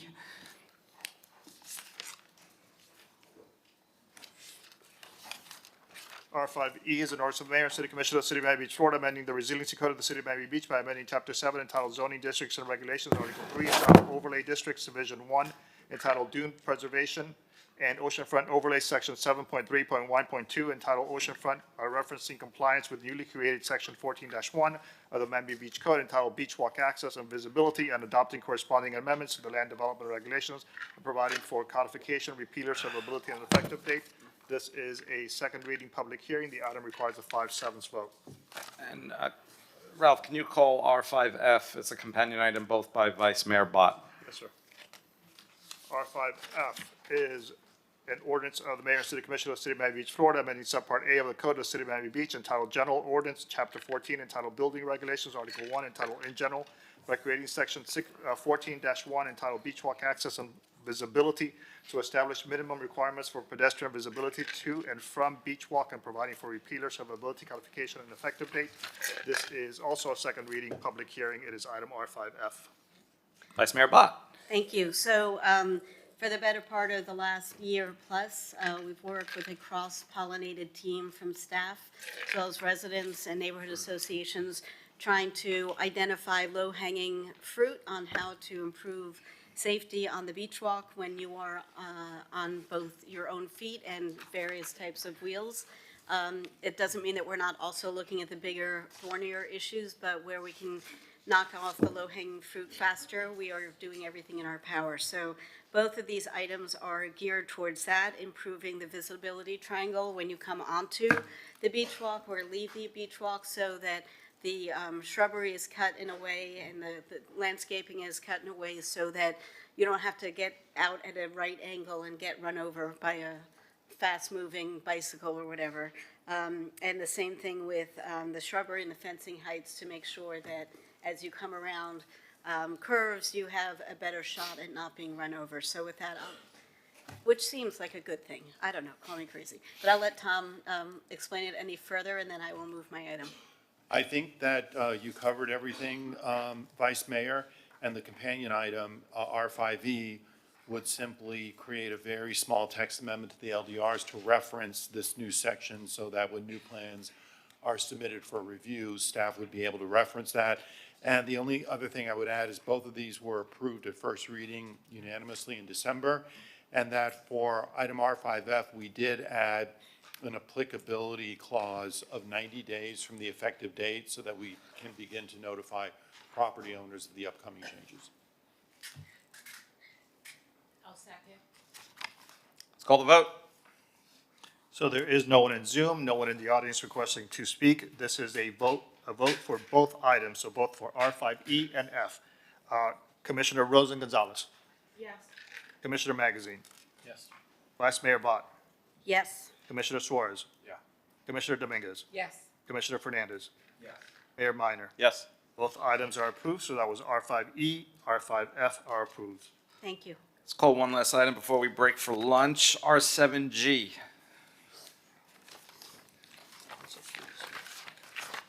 R7G is accept recommendations, implement enhanced public safety measures. Commissioner Fernandez. Thank you, Mr. Mayor. This is an item I've sponsored aimed at exploring ways we can ensure consistent levels of enforcement throughout the year, comparable to what we implement during certain of our high-impact periods.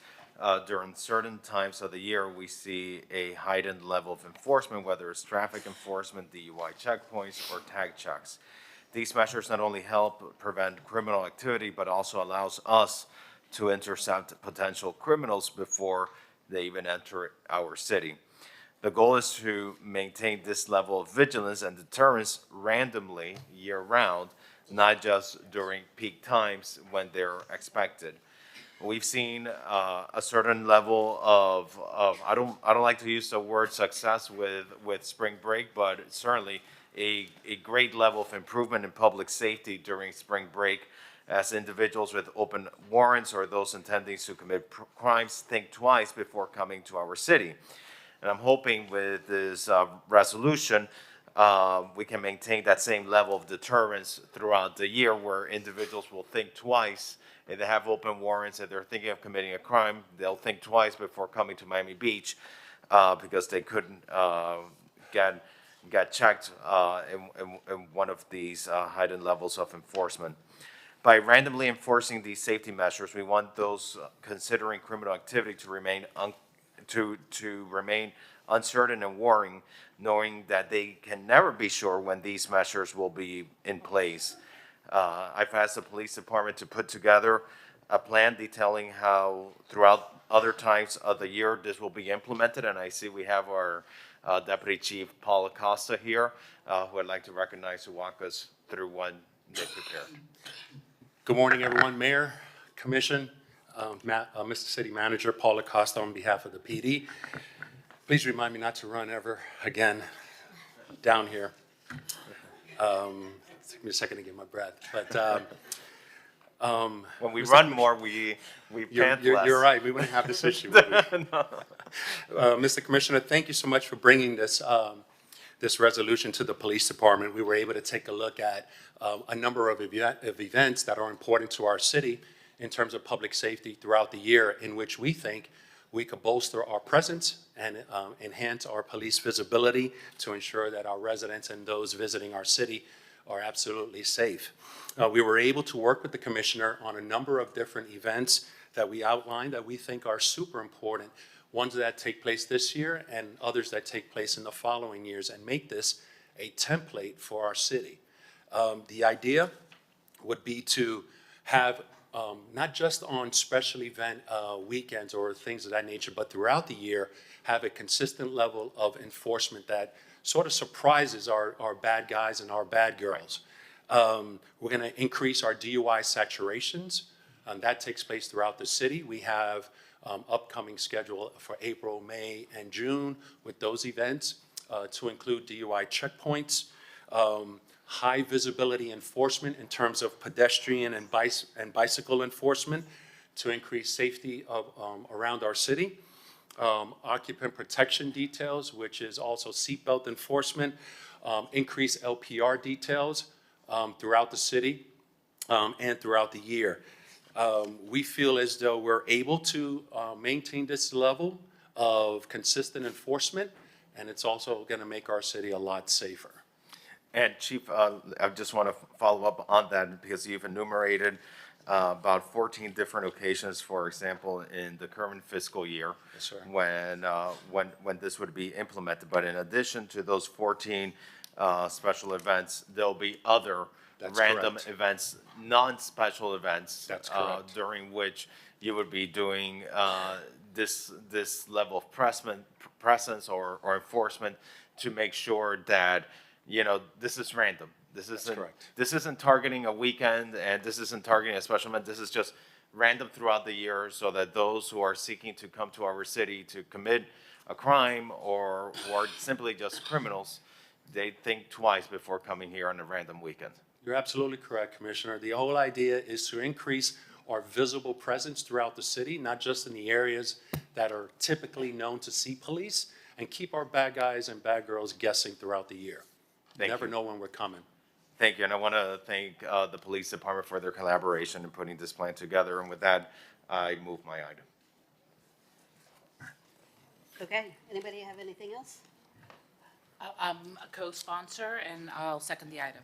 Okay. Let's call the vote. So all in favor, please say aye. Aye. And Commissioner Suarez is a yes on this item.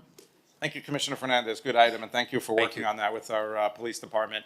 Let's break for lunch, and we'll come back at 1 o'clock for the afternoon Sutnick portion. Thank you.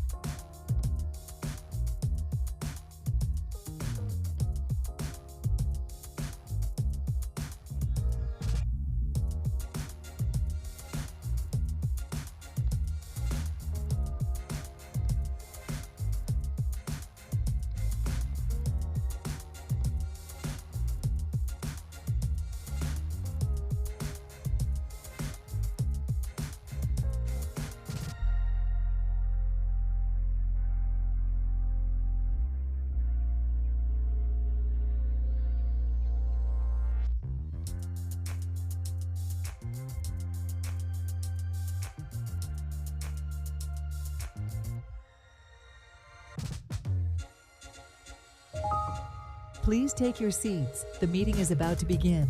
Remember to speak into the microphone, as this meeting is being recorded for public record. Please stand by. We are going on air in 5, 4, 3, 2, 1. Okay, welcome back from the lunch break, and we'll continue with Sutnick Forum. Does anybody want to speak? So anyone who wishes to speak, please come up to the podium. You have 2 minutes. Please state your name and address. Go ahead, please. Okay. So, good afternoon, Honorable Mayor, Commissioners, and City Manager. So, my name is Vanina Takvorian, as I said this morning, and I'm the President of Ocean Drive Community, Promenade Community, I make a mistake myself, a non-profit association representing a group of residents and property owners at 1500 Ocean Drive and other residential buildings. So I'm originally from the city of Nice, France. I want to clarify the term promenade, that is a French word. So in French, it refers to a place where pedestrians can enjoy a walk, but it doesn't exclude cars. The Promenade des Anglais in Nice, France, is a perfect example where they implemented security measures with bollards along the sidewalk to ensure pedestrian safety while allowing cars to circulate, preserving accessibility. These show how harmony between pedestrian and vehicles can be achieved, benefiting businesses as well. It's very important that we should all agree and more balanced system. So lastly, I'd like to emphasize that my petition on change.org is a serious and verified petition representing the voices of many residents in Miami Beach, including at 1500 Ocean Drive. It is a credible and recognized worldwide platform for our community to express our views. Petitions are even automatically sent to local authorities to influence decisions. Thank you. I just wanted to add those things. Thank you so much. Our next virtual speaker is Zoran. Zoran, state your name, address, and you have 2 minutes. Yes, thank you for allowing me to make some comments. I live at 1605 Pennsylvania. Some of you know me as a pickleball advocate, but I'm more of an advocate for active and healthy lifestyle. And I would like to make some comments on the Padel RFP. I don't know enough to comment on the parking impact and impact on the businesses, but as a proponent of healthy and active lifestyle, I'm excited about this project. The comment I have is that Padel clubs, recognizing the pickleball as a homegrown, hugely popular sport in USA, often include pickleball courts in their facilities, and that's well illustrated by Reserve over at Solemia, just south of Costco, that has 10 padel and 2 pickleball courts. So I think it would be practical that if the RFP could not be limited or restricting the proposers, vendors to just padel, but allow them, if they decide, to include a few, 4 maybe, pickleball courts. Thank you. Thank you so much. Next, please. Hi, good afternoon. I'm Julie Basner, and I'm here on behalf of the Miami Beach Senior High PTSA. I came to speak about item C4AP, but I believe that it already has passed and is going on to the Budget and Finance Committee for discussion. And so I just wanted to say thank you, and that I will be attending the QEC meeting at the end of this month, as I imagine that this will be a topic of conversation.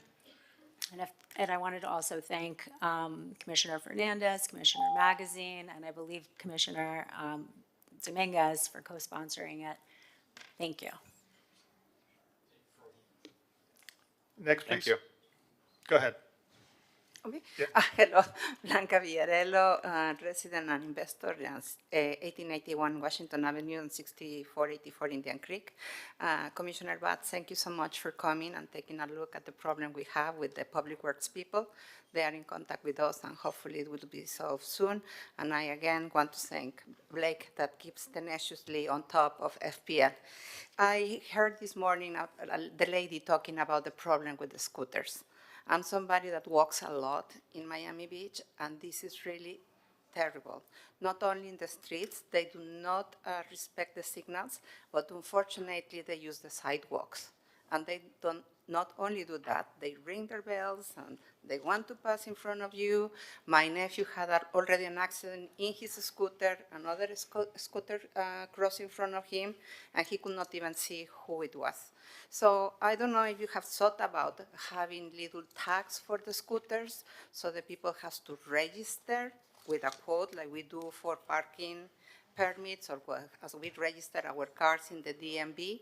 So at least we know who's causing these problems because otherwise, you know, they just take advantage of it. So I want to piggyback on that. No, and thank you. I By the way, one of the really- challenges we have, I think Yes. on that one, I don't want to put you on the spot, Rick, I believe we might be preempted by the state. We're not? No. Okay, excellent. You want to explain? Yeah, so I'm putting on my lawyer hat. This is something we've been working on, like I said, for over a year, and our laws prohibit electric motors from being on sidewalks unless you're a wheelchair user, and that obviously is permitted. The problem is there is a huge amount of confusion about what is and isn't understood, and then there is a lot of just blatant disregard for the law. So No, my point specifically was, she's saying that that all scooters need to be registered and that we I would. thought you about the. No, Yes. I know have that's like a illegal. little It's plate, like the the registration motorcycles. aspect. Yes. Yeah, so. For the that one I don't electrical, know, sorry. it's okay. Yeah, I don't believe that's something that the city could do. No. Yeah, that's the issue on registering them. What happened? On having them registered so they have a tag, so Yes. like you're saying, like the Yes. police would be able to identify it by a vehicle tag. We can follow, but I know we looked into this issue and we're preempted by the state, meaning the state doesn't allow us to do certain things. But in Key Biscayne, they totally forbid the scooters. But that's Yeah.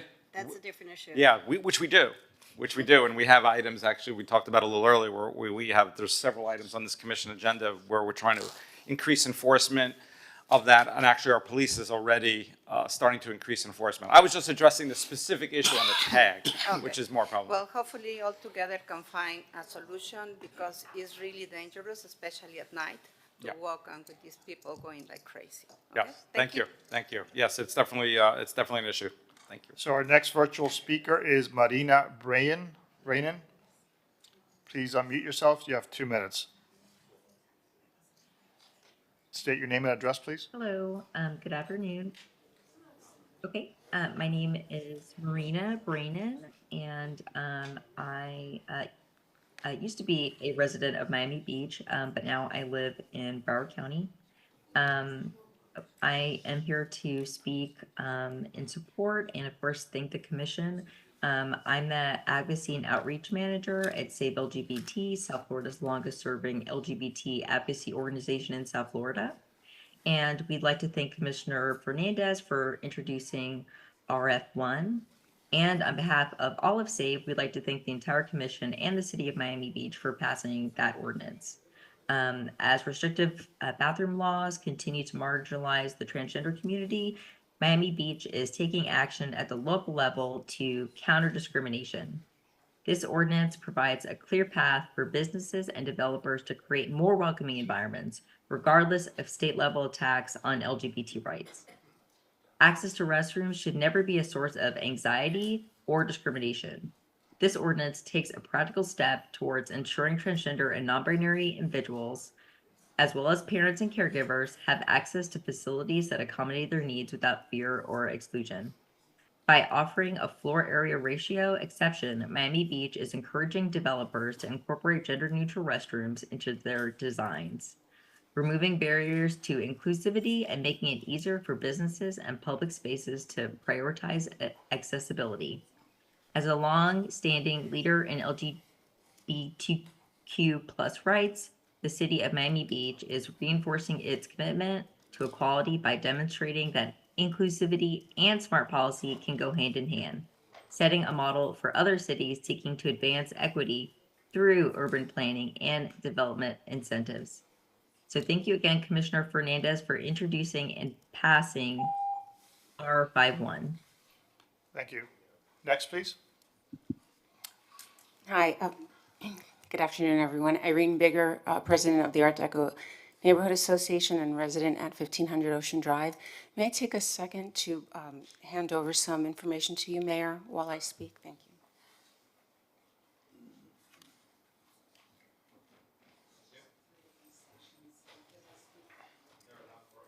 No, I'm sorry. I didn't get a chance to do that. I'll try to pass it around. Okay. As you're speaking. Thank you. I apologize.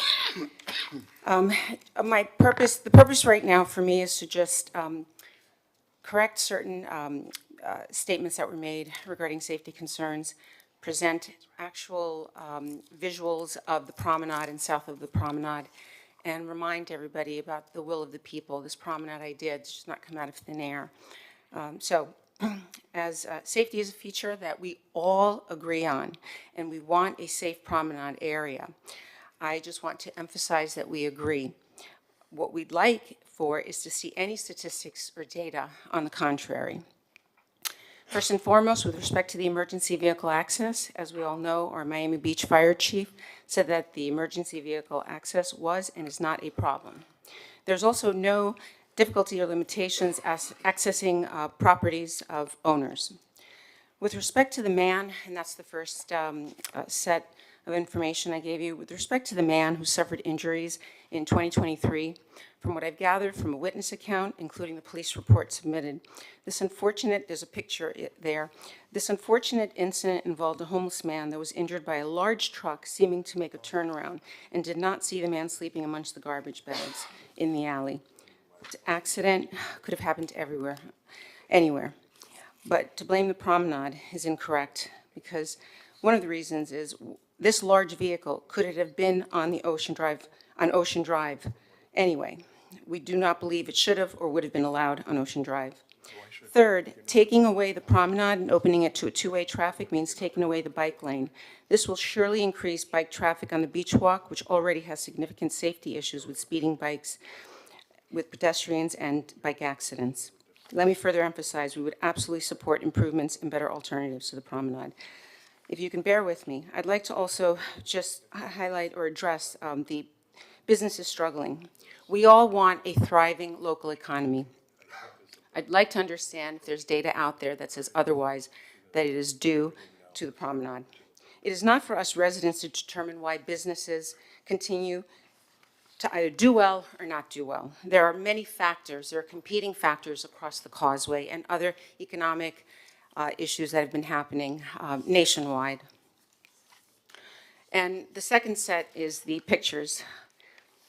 The first set of pictures shows, if I can just have 30 more seconds, I'd appreciate it. Go ahead. Okay. Second set of pictures shows a promenade full of people leisurely walking with restaurants full of diners and patrons. Also in the pictures, you see cruisers still cruising down the majority of Ocean Drive. And while the congestion backs up cars and they can look at the beautiful buildings, it has not stopped many businesses, and the one in particular in the pictures, from enjoying success. There should be something on Ocean Drive for everyone. The last submissions are just a reminder of the support from both resident stakeholders and businesses in and around the promenade that have supported this promenade for months, even years. Regardless of where anyone stands on the pedestrian promenade, we can also all agree that democracy, transparency, and due process is important. The resident stakeholders were promised a process to be followed through on, but it was stopped short by a judge who did not get full and accurate information. We ask that this process be completed. Thank you very much. Thank you. Thank you. Our next virtual speaker is David Wallach. Mr. Wallach, state your name, address, and you have 2 minutes. Yes, hello. Can you hear me? Yes. Thank you. I wasn't going to speak, but after listening to the last speaker, I had to speak up. Any person can go to Starbucks up at Bellagio or Haagen-Dazs and buy a coffee or an ice cream and sit and look at car after car after car getting caught up into that quagmire at 14th Court and having to stop, take a look, and then make a U-turn to get out. 3 at a time, 4 at a time, a total mess. And if any emergency vehicle pulls in, and by the way, that happens all day and all night, multiple vehicles, even single vehicles coming in, U-turn, U-turn, U-turn, and that's a 3-point turn slowly made for each car. That is day and night, every hour, every 15 minutes, you'll see 10 cars turning around. And if any emergency vehicle pulls in during any one of those times where those cars are making U-turns, they have to be delayed. That means the service to those 2 blocks plus everything south of the barriers all the way to 5th Street would get delayed emergency service. That is a gross liability on the part of the city of Miami Beach and of Dade County. And that is the main problem here. The businesses are a secondary issue, that they're choking to death on the noose of the North End and South End main entrances being closed. The main consideration should certainly be life safety. And for anyone to go and take a look, they will absolutely see those cars backing up, U-turning, and becoming an obstruction for any emergency vehicle, including multiple police cars coming around that turn to answer any emergency. Thank you so Thank much. you. Next, please, go ahead. Good afternoon, everyone. I hope you all had a good lunch. What I wanted to talk about today is about what we have right now on Ocean Drive. So right now on Ocean Drive from 0th Street, okay, to 5th Street, it's a 2-way street. And you have business driving in these 5 blocks. Then from 5th Street to 13th Street, you have 1 way in the wrong direction, intentionally probably to discourage anyone from just cruising up and down Ocean Drive. And then from 13 to 14, 2 blocks that have been closed permanently. So a 2-block closure is not a promenade. Already, I said, but already on the ocean, which is only a few feet away, we do enjoy it, and a beach promenade exists from the tip of Miami Beach all the way to Bal Harbor. And then in addition, you have Lummus Park from 5th to 14 that already has 2 promenades on both sides, east side and west side. So you have a west side promenade on Lummus, and east side you have Ocean Walk, and closing 2 blocks doesn't create a promenade, it only creates an obstruction. On the survey that the city conducted on this area, on this subject, okay, the results were intentionally skewed. But if you look at the actual votes of only the properties affected on the 2-block promenade closure, the result is 53 of those votes voted in favor of keeping it closed, and 47 voted against keeping it closed or opening. But then I also noticed that of these property owners in these 2 blocks, that the Penguin Hotel, which is all of the other hotels only had 1 vote. I counted the votes, The Penguin Hotel casted 45 votes. So if only 1 vote is counted on behalf of the Penguin Hotel, then the percentage just flip dramatically, okay?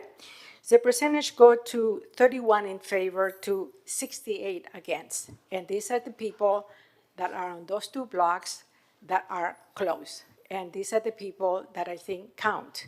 Thank you, And ma'am. the narrative that you have a 7:30, favorite in this area, it's just, is not very transparent.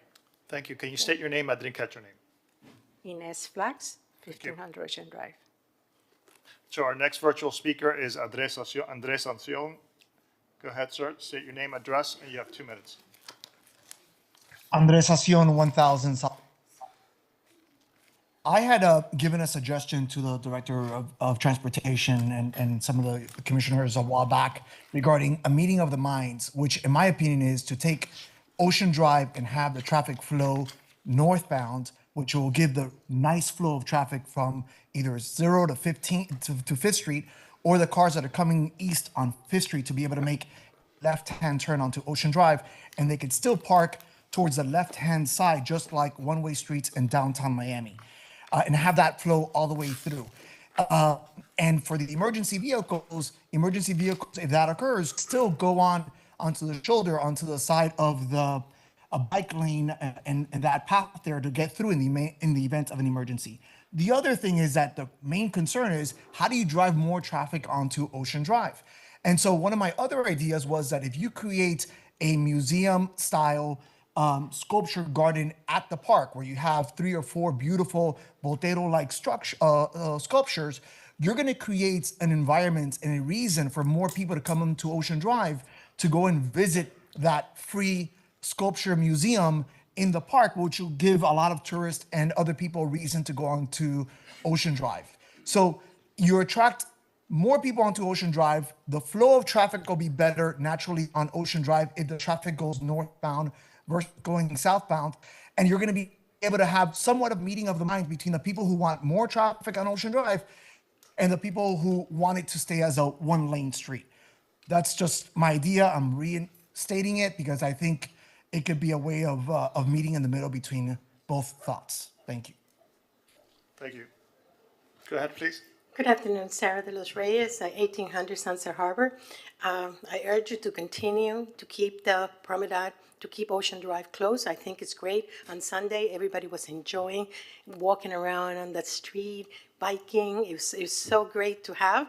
And number 2, the Bay Walk is not a promenade, it's a Bay Walk. The promenades are Española Way is a promenade, Lincoln Road is a promenade, and this will be another one because you have all the restaurants and hotels and commercial that people can walk into and actually enjoy without having to worry about the cars with music, screaming, and that's all they do. And they keep going around and around, and all we have is like pollution, and they don't really do anything. They drink, they scream, and that's not such a good use of that. So I think you should continue to fight, so this will be win, and keep Ocean Drive closed. Thank you.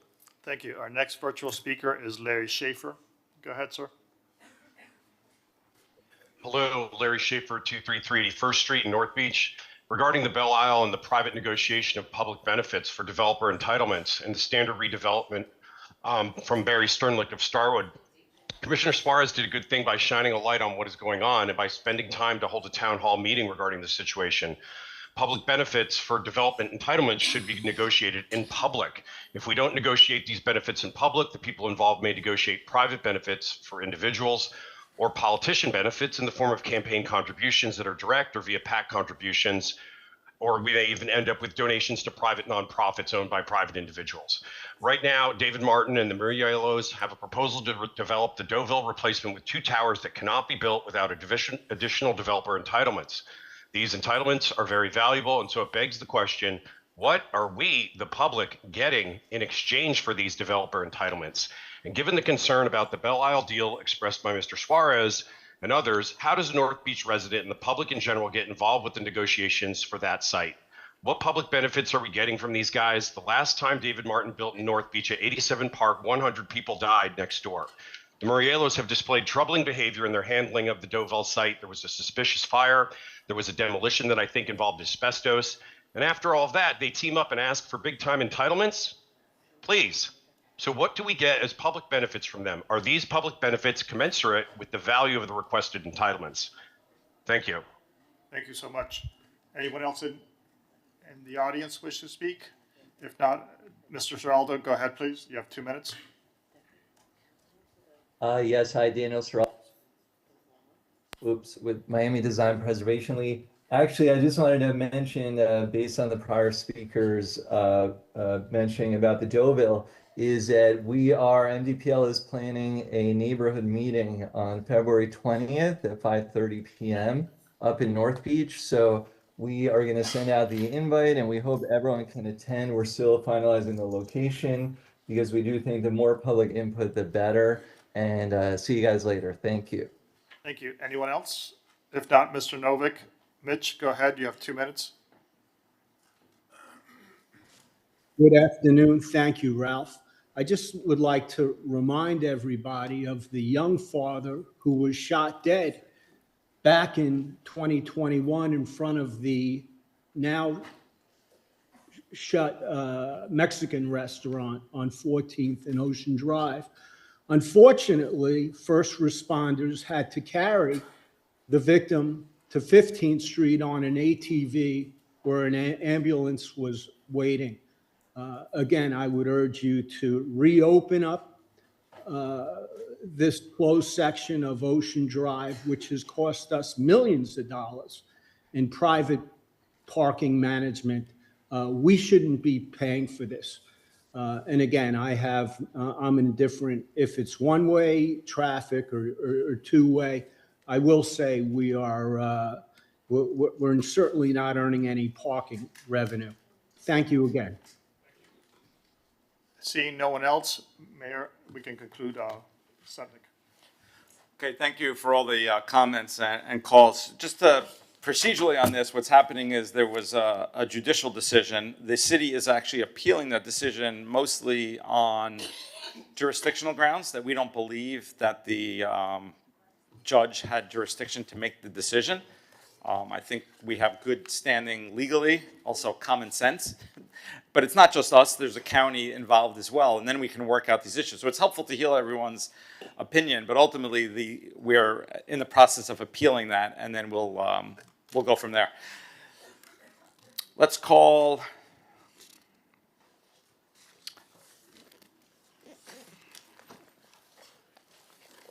R9AD. We have a presentation by CITT, that's traffic, representatives on transportation initiatives. I know you probably could go on for hours about this, but I won't.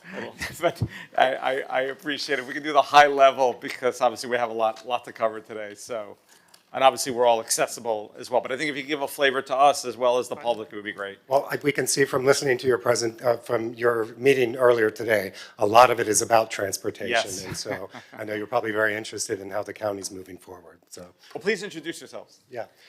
I'll introduce him and then we'll kick it back to me. So first of all, thank you for your time. Javier Betancourt, Executive Director of the Citizens Independent Transportation Trust, or CITT for short. I do want to introduce very quickly our chairman, someone who you know very well, beach resident and certainly active here in the city, Robert Wolfhard. Robert. Okay, thank you, Mr. Executive Director, and good afternoon, Mayor and Commissioners and City Manager, City Attorney, and City Clerk. Thank you for having us here today. We really appreciate you putting us on the agenda so as we move our way through all the municipalities in Miami-Dade County, as well as other organizations such as Chambers of Commerce. And as our Executive Director said, I'm Robert Wolfarth, currently serving as Chair of the Citizens Independent Transportation Trust. I represent District 4, appointed by Mickey Steinberg. Our trust is made up of 15 members, 13 of which are the county commission districts appointed by those county commissioners, one appointment by the county mayor, and one appointment by the League of Cities. If I had to sum our word up sum our job in one word, it would be the watchdog. So we are the fiduciary of the half-penny surtax, which was passed approximately 22 years ago, along with the PTP, which is the People's Transportation Plan, which is the half-penny in order to get transportation moving in Miami-Dade County with mass transportation. And so mostly what we focus on is the SMART plan. So the SMART plan is 6 segments of the Miami-Dade transportation corridors. And of those, I'm happy to announce that we have the opening of our South Corridor, which is going to be happening late this summer, which is going to go from Dadeland South all the way to Homestead. It's going to be preemptive BRT, bus rapid transit, right? And so that's going to shorten up the time considerably. Another project that we're diligently working on is the Northeast Corridor. The Northeast Corridor goes from Miami Central all the way up to the Brightline Aventura station. There's going to be 5 stations in between those. And one of our jobs as the CITT is to leverage the funds that we get in, which is about $400 million a year. So like on the South Corridor, it was 1/3 local funds, 1/3 federal funds, 1/3 state funds. On the Northeast Corridor, we are working diligently to get Congress to pass the nearly $400 million that's been allocated by the prior administration and through the Infrastructure Act. And we're trying to get that moved through Congress so that we can equally match those funds. And we have some great PTP projects with a lot of those stations that are going to be coming in. We're also working on the North Corridor, which is a corridor from MLK Station all the way up to Hard Rock, and there will be some stations in there. The LPA, the Local Preferred Alternative, is elevated hard rail, and right now there are PD&E, design and engineering studies that are happening with that as well. Closer to home, we have the what is now called the Beach Corridor, what was called Baylink before. And so the county has heard this commission loud and clear. Nearly a year ago, this body passed a resolution looking for an alternative, and I know that the county is working on that. The state is working on traffic studies right now in order to move forward with the direction that we will be moving in with that. But also keep in mind that part of the Beach Corridor is also the segment that's in the design district as well. And so the county is moving a little further ahead with that from what we understand from DTPW. Also, what we do, very important, is we work with our municipalities. Part of the $400 million per code is 20 to 23% go to the municipalities for their transit and transportation projects, right? So about 80% goes to their transportation projects, about 20% for transit. So here, like you know, in the city of Miami Beach, we have an extensive trolley system. I also often call out Miami Beach for the successful trolley system that we have, calling that out as well as other micro-mobility projects. So City of Miami Beach is very progressive in that. And finally, before I turn it back over to Javier, our executive director, Mr. Betancourt, I'd just like to say part of our direction has also been to work with neighboring municipalities. So right now we're working with the city of South Miami.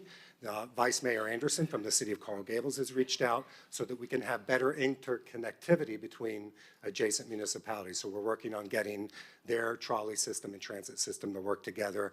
And recently we met with the mayor of North Bay Village, Mayor Stritfield, and she, I know, has been talking to several of you about trying to get some kind of connection between North Bay Village and the north part of Miami Beach.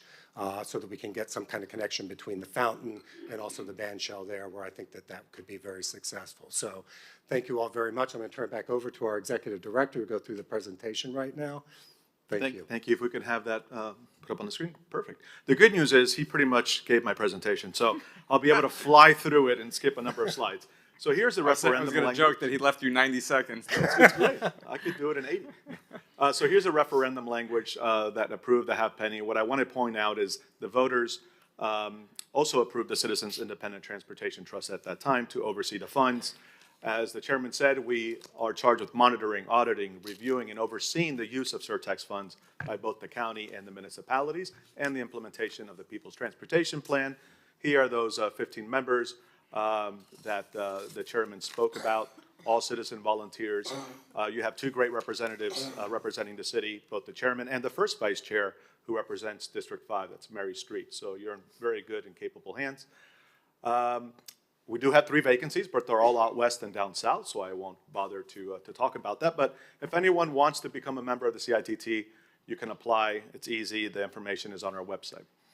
Okay, the CITT is supported by what is probably the smallest office in Miami-Dade County, the office of the CITT. I head that up. We have a couple of members of our team here today. Mariana Price, who's the Municipal Program Manager and works with your staff on a regular basis. And by the way, you have an amazing staff working on transportation and the half penny led by Jose Gonzalez, who I've known for many years.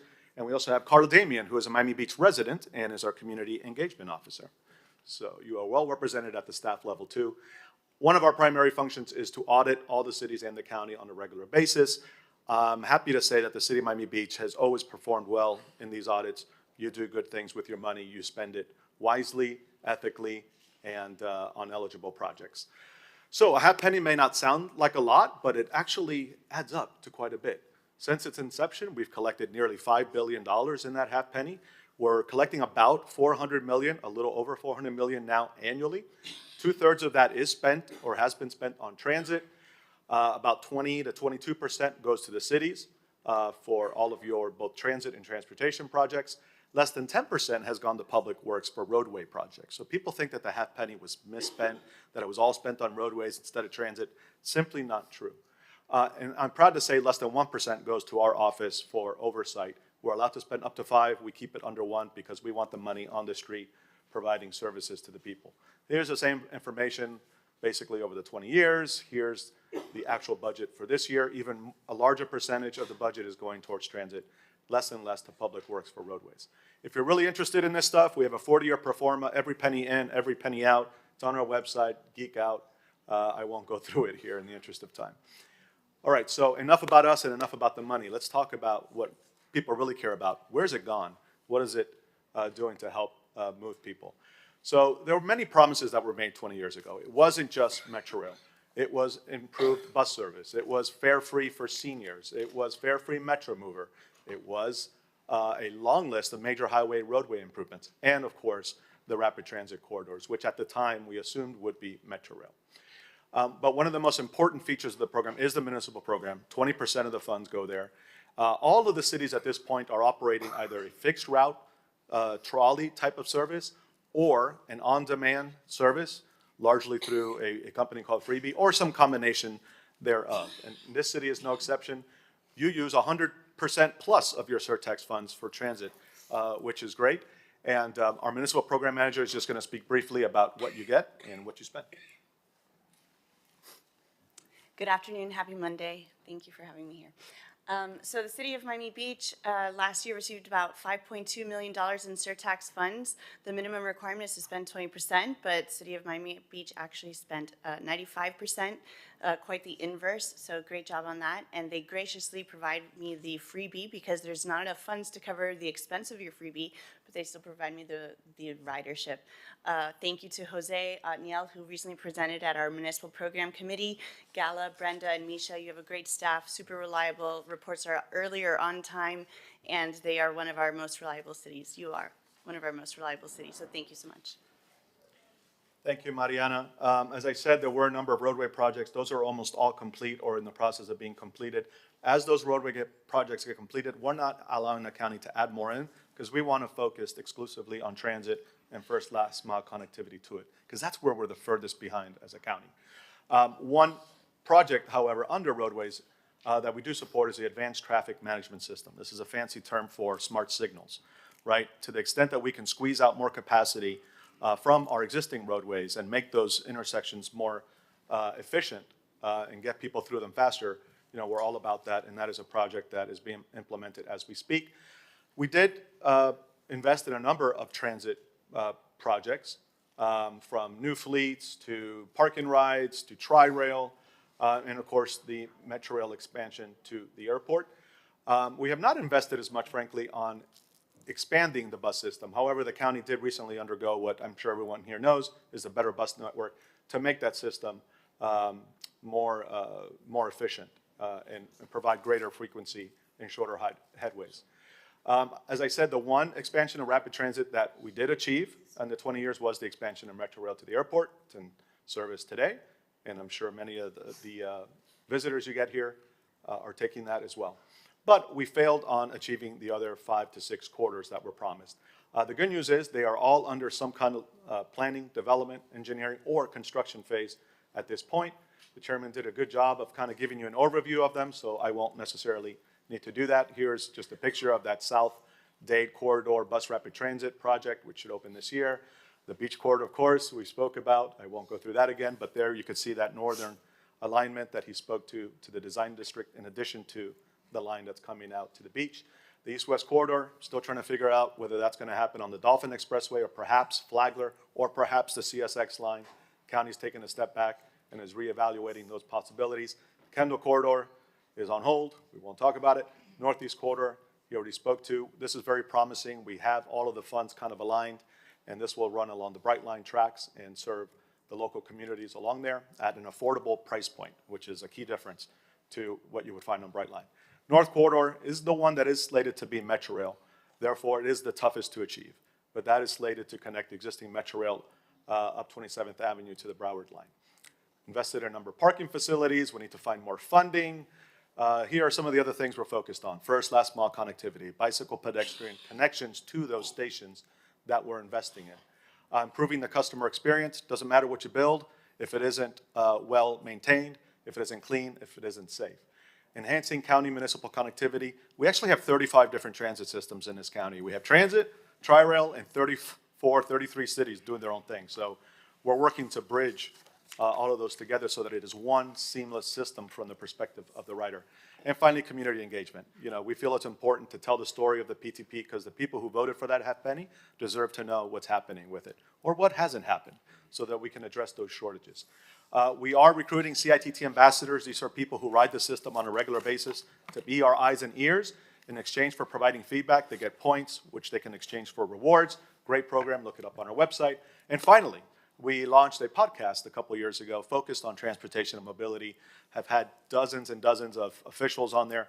I'd like to invite you all to be on my podcast sometime. So if you're interested, please reach out. It's every other Thursday from 9 to 10 a.m. on Facebook Live. Thank you very much, and we are happy to answer any questions. Water taxes. Water taxes. Man, the one thing I didn't cover. You caught me. So that's new, right? And I understand that the city of Miami Beach is exploring that. We believe, although we'd have to run it through our county attorney's office, that it could be an eligible expense of surtax funds. It's unclear to me whether that would require some kind of interlocal agreement with the county. You do have one for your trolleys and for any on-demand service. But I think everyone is open to the discussion. It makes a lot of sense if we can figure out how to, you know, not kill manatees on the way. But I know there are new technologies at play that might make that possible. What do you need from me or us to make that happen, starting now? Because So- it would be great if, obviously, we got some grant funding from the state. We're looking at federal funding. Obviously, we want to be partners with the county. So whatever we need to do. It depends on how you're approaching it. If you're talking about using city surtax funds to launch that service, then we can have that conversation with our attorneys to see if that's eligible, and then it's really just the city taking the lead. If you're looking for the county to provide surtax funds or other funds, that's a conversation we can facilitate with the Department of Transportation and Public Works. It wouldn't necessarily be us doing that, but we'd love to make that connection. Okay, we'll follow up. Thank you. Thank you. Okay, great. I appreciate all the work that you do. Obviously, Appreciate it's, as you pointed out, it was a big topic of conversation this morning. It's a big topic of conversation in our meetings generally amongst our residents. So thank you for trying to mitigate the traffic congestion as much as we can. Of course, it's a big topic of conversation throughout the county, as you might imagine. Yes, absolutely. All right, thank you all very much. But Commissioner Fernandez has a question. There's a yes. question. You know, today we've voted on a number of items. I think Commissioner Suarez had an item having to do with interconnectivity with North Bay Village. I had an item having to do with expanding the geofence of the freebie program in North Beach to service more of the areas in freebie. And I'm going to be having a meeting with Commissioner Damian Pardo in the city of Miami and seeing what we can do more between the east end of the city of Miami and Miami Beach. Are these things that would be eligible for the CITT? Like for example, like a direct concern I have is whether headways are going to increase expanding the geofence for the freebie program. And let's say we needed to bring more vehicles, more freebie vehicles on board to better serve North Beach. Is that the type of stuff that Absolutely. the CITT It's all eligible. There are limitations in the ordinance. I think the freebie could only go a maximum of 5 miles in any direction. And then in terms of the trolley service, only 30% maximum of that service can be outside of your boundaries. Now, if you're exploring something that kind of exceeds those thresholds, we could always go back and amend the ordinance. We've done it in the past. And there are examples already of municipalities working together on common systems. So Miami Springs and Virginia Garden runs one connected system, and then also Hialeah and Hialeah Gardens. And we encourage that. We think it's great, right? Because people just want to get from point A to point B. They don't care about jurisdictional boundaries. And so we need to, do a better job of connecting all these systems. So we'd love to be a part of those conversations if we can help. We've also recently launched a study on transportation management associations, or TMAs. These are popular throughout the county, and it brings together the public, nonprofit, and private sector entities in a specific community to kind of coordinate transportation and mobility efforts and try to get people out of the cars, kind of working across jurisdictions and sectors. So we hope for that study to be completed in 6 months, and then maybe you can take some of those lessons learned or best practices and apply them here. Thank you, and I also just want to thank the CITT for acknowledging this city's commission's position on the technology selected for the Bay Link. So thanks very much. Thank you, Mr. Mayor. Thank you. Commissioner Rosa Gonzalez. Thank you so much for your presentation. Can we actually take action on the water taxi right now and pass a motion for our transportation committee to begin to meet with the CITT to, I don't know, get some sort of funding for this next year, because we've already ordered this water taxi. I'm pretty sure we're working on the procurement, correct? Pardon? We're already doing that, Commissioner Fernandez. What? We're working on an item for a water taxi. Well, yeah, but why don't we get funding from the CITT at the same time? May I just Two different things, yes. clarify something? We don't have additional funding to give you. So there is a formula by which we provide funding to the cities. It's based purely on population. There may be other funding sources, TPO grants, FDOT grants, that may be available, but those aren't things that we're in charge of. What we could do is facilitate conversations with those entities, but I just want to set I expectations. don't think there's anything wrong with directing our transportation, with directing Jose to begin conversations with the CITC, so that in the future, if you do have any available funding, we begin to allocate a portion of it to the water taxi. And that would go in conjunction with your procurement on the water taxi. And we would be happy to join in and facilitate that, particularly since we are a county entity, even though we are independent. We do have a good relationship with DTPW, Department of Transportation and Public Works. And right now we are facilitating conversations, as I mentioned earlier, with the City of South Miami and the City of Coral Gables to get some interconnectivity going there right now. We're also working with Bay Harbor, Bal Harbor Surfside to get interconnectivity there. So there's a great opportunity for us as an independent county board trust to facilitate that. And we would be happy to do that. Like you just were mentioning, you passed earlier on North Bay Village, we'd be thrilled to do that on water taxis also, because we're not just about doing the trolleys and freebies, but also very much about micro-mobility and the water taxis also, which I know our trust is very, very interested in exploring further. Great. Are you guys supportive of starting a conversation? Absolutely. Yes? We Okay. have to. All right, so I think we should just direct the city attorney to prepare, we can take that action right now, correct, Rick? Enter into a preliminary, my motion would be to enter into a preliminary conversation with the CITT so we can begin the conversation to justify some sort of funding moving forward in future years, obviously. I don't see a problem with that. This is a pretty broad discussion item. Okay. Someone want to second that? Second. Okay. Here we go. So all in favor? Aye. Aye. Thank you. Motion passes. Looking Okay. forward to it. Yeah, we will, and we'll be speaking with Director Jose Gonzalez about this item also, your Director of Transportation. Thank you, Commissioner. Thank you. Keep up the great work. I appreciate it. Thank you. Administration to engage in preliminary conversations with CITT. It's called CRA1, and I believe the companion item R7A.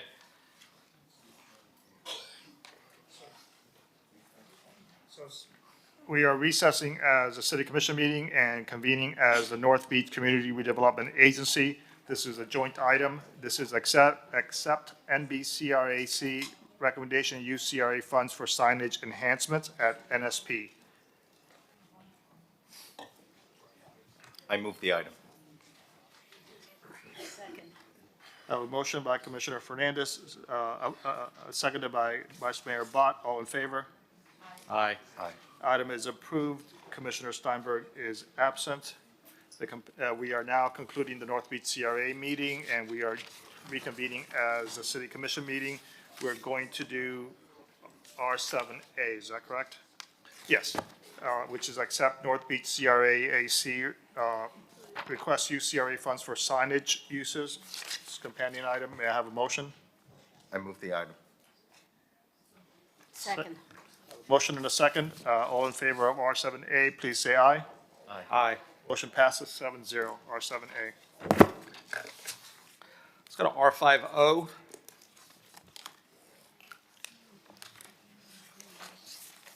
R5O is an ordinance of the mayor and city commission of the city of Miami Beach, Florida, amending chapter 58 of the Miami Beach City Code entitled Housing by amending Article 1 entitled In General by creating section 58-2 thereof to be entitled Fair Approval Process, requiring condominium associations to approve or disapprove an application from a potential resident within 15 business days and providing for repeal or severability, codification, and effective date.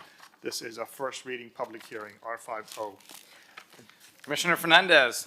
Mr. Mayor, I had intended for this item to be an open and continue because I'm still having meetings with stakeholders. So I don't know, Mr. Attorney, what would be the proper way of opening and continuing this? I think you just did it. Oh, yeah, well, that was So- easy. So by acclamation, we can open and continue this item to February 26th. Thank you.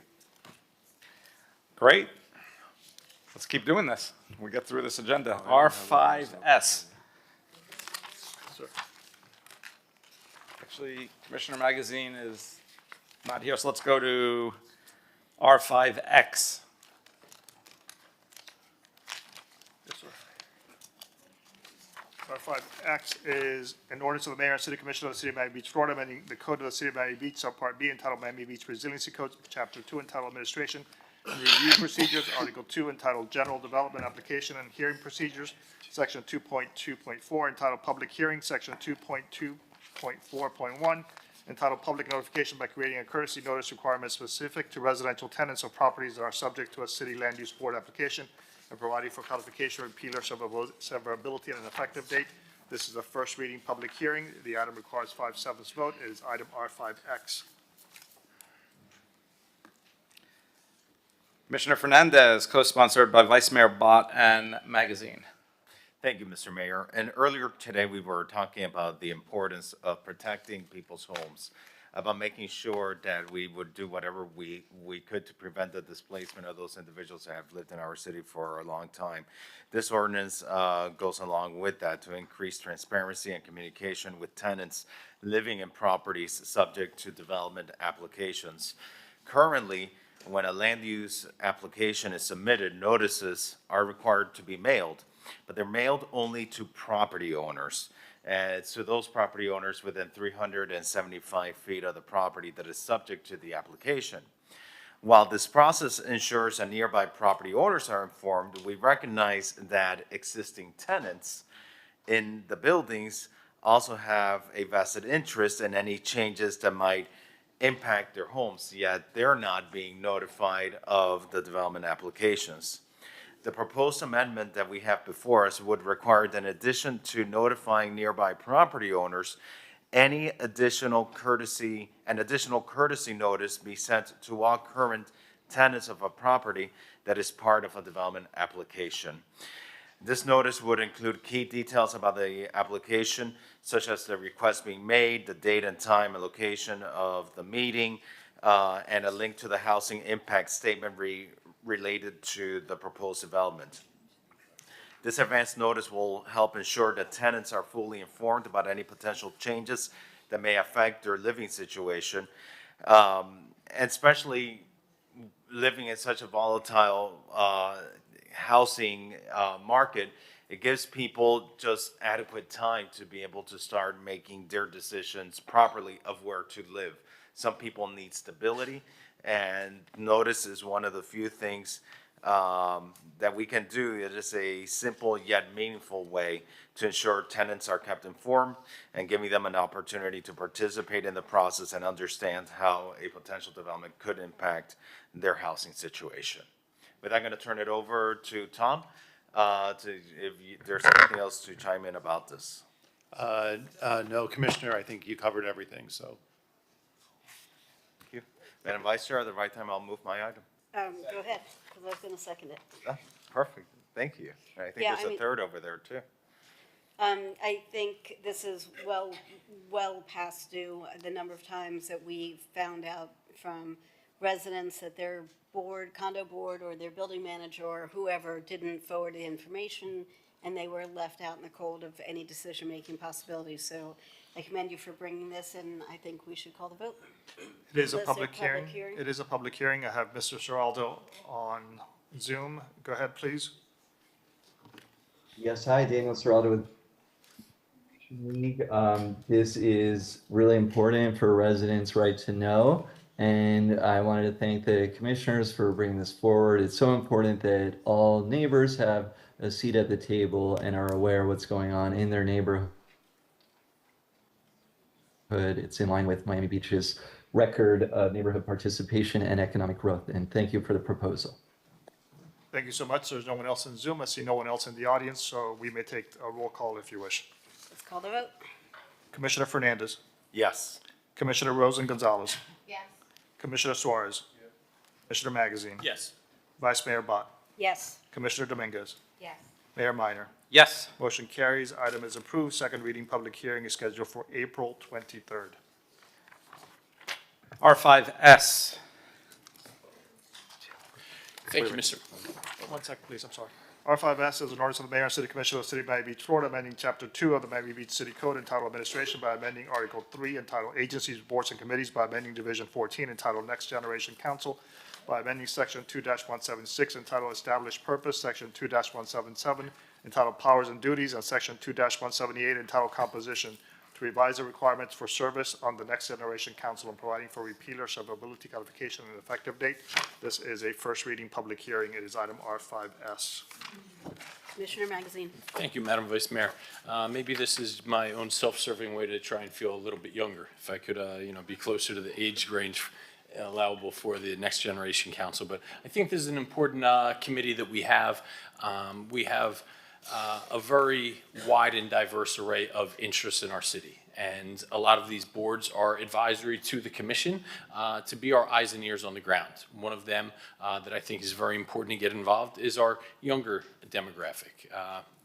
As through the title, that's going to be our next generation. And this just essentially uppers the limit for the age that is considered to be involved in the Next Generation Council. Historically, over the years, we had some difficulty filling these spots, and I think that speaks to an even greater need that we reach out to the younger people in our community, urge them to get involved. It's a undertaking that I'm absolutely committed to for this specific council. My staff and my team have been great, as of city staff, and this is just kind of expanding those boundaries for who's able to get involved in such a capacity. First reading.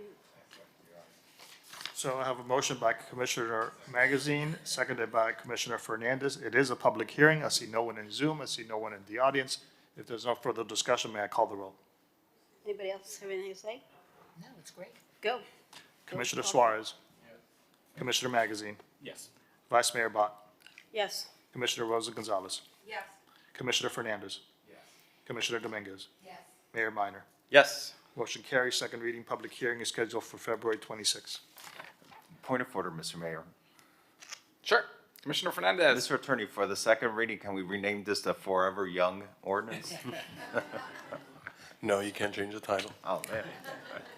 It's a good song. But Alex, you can sing it. R5Y.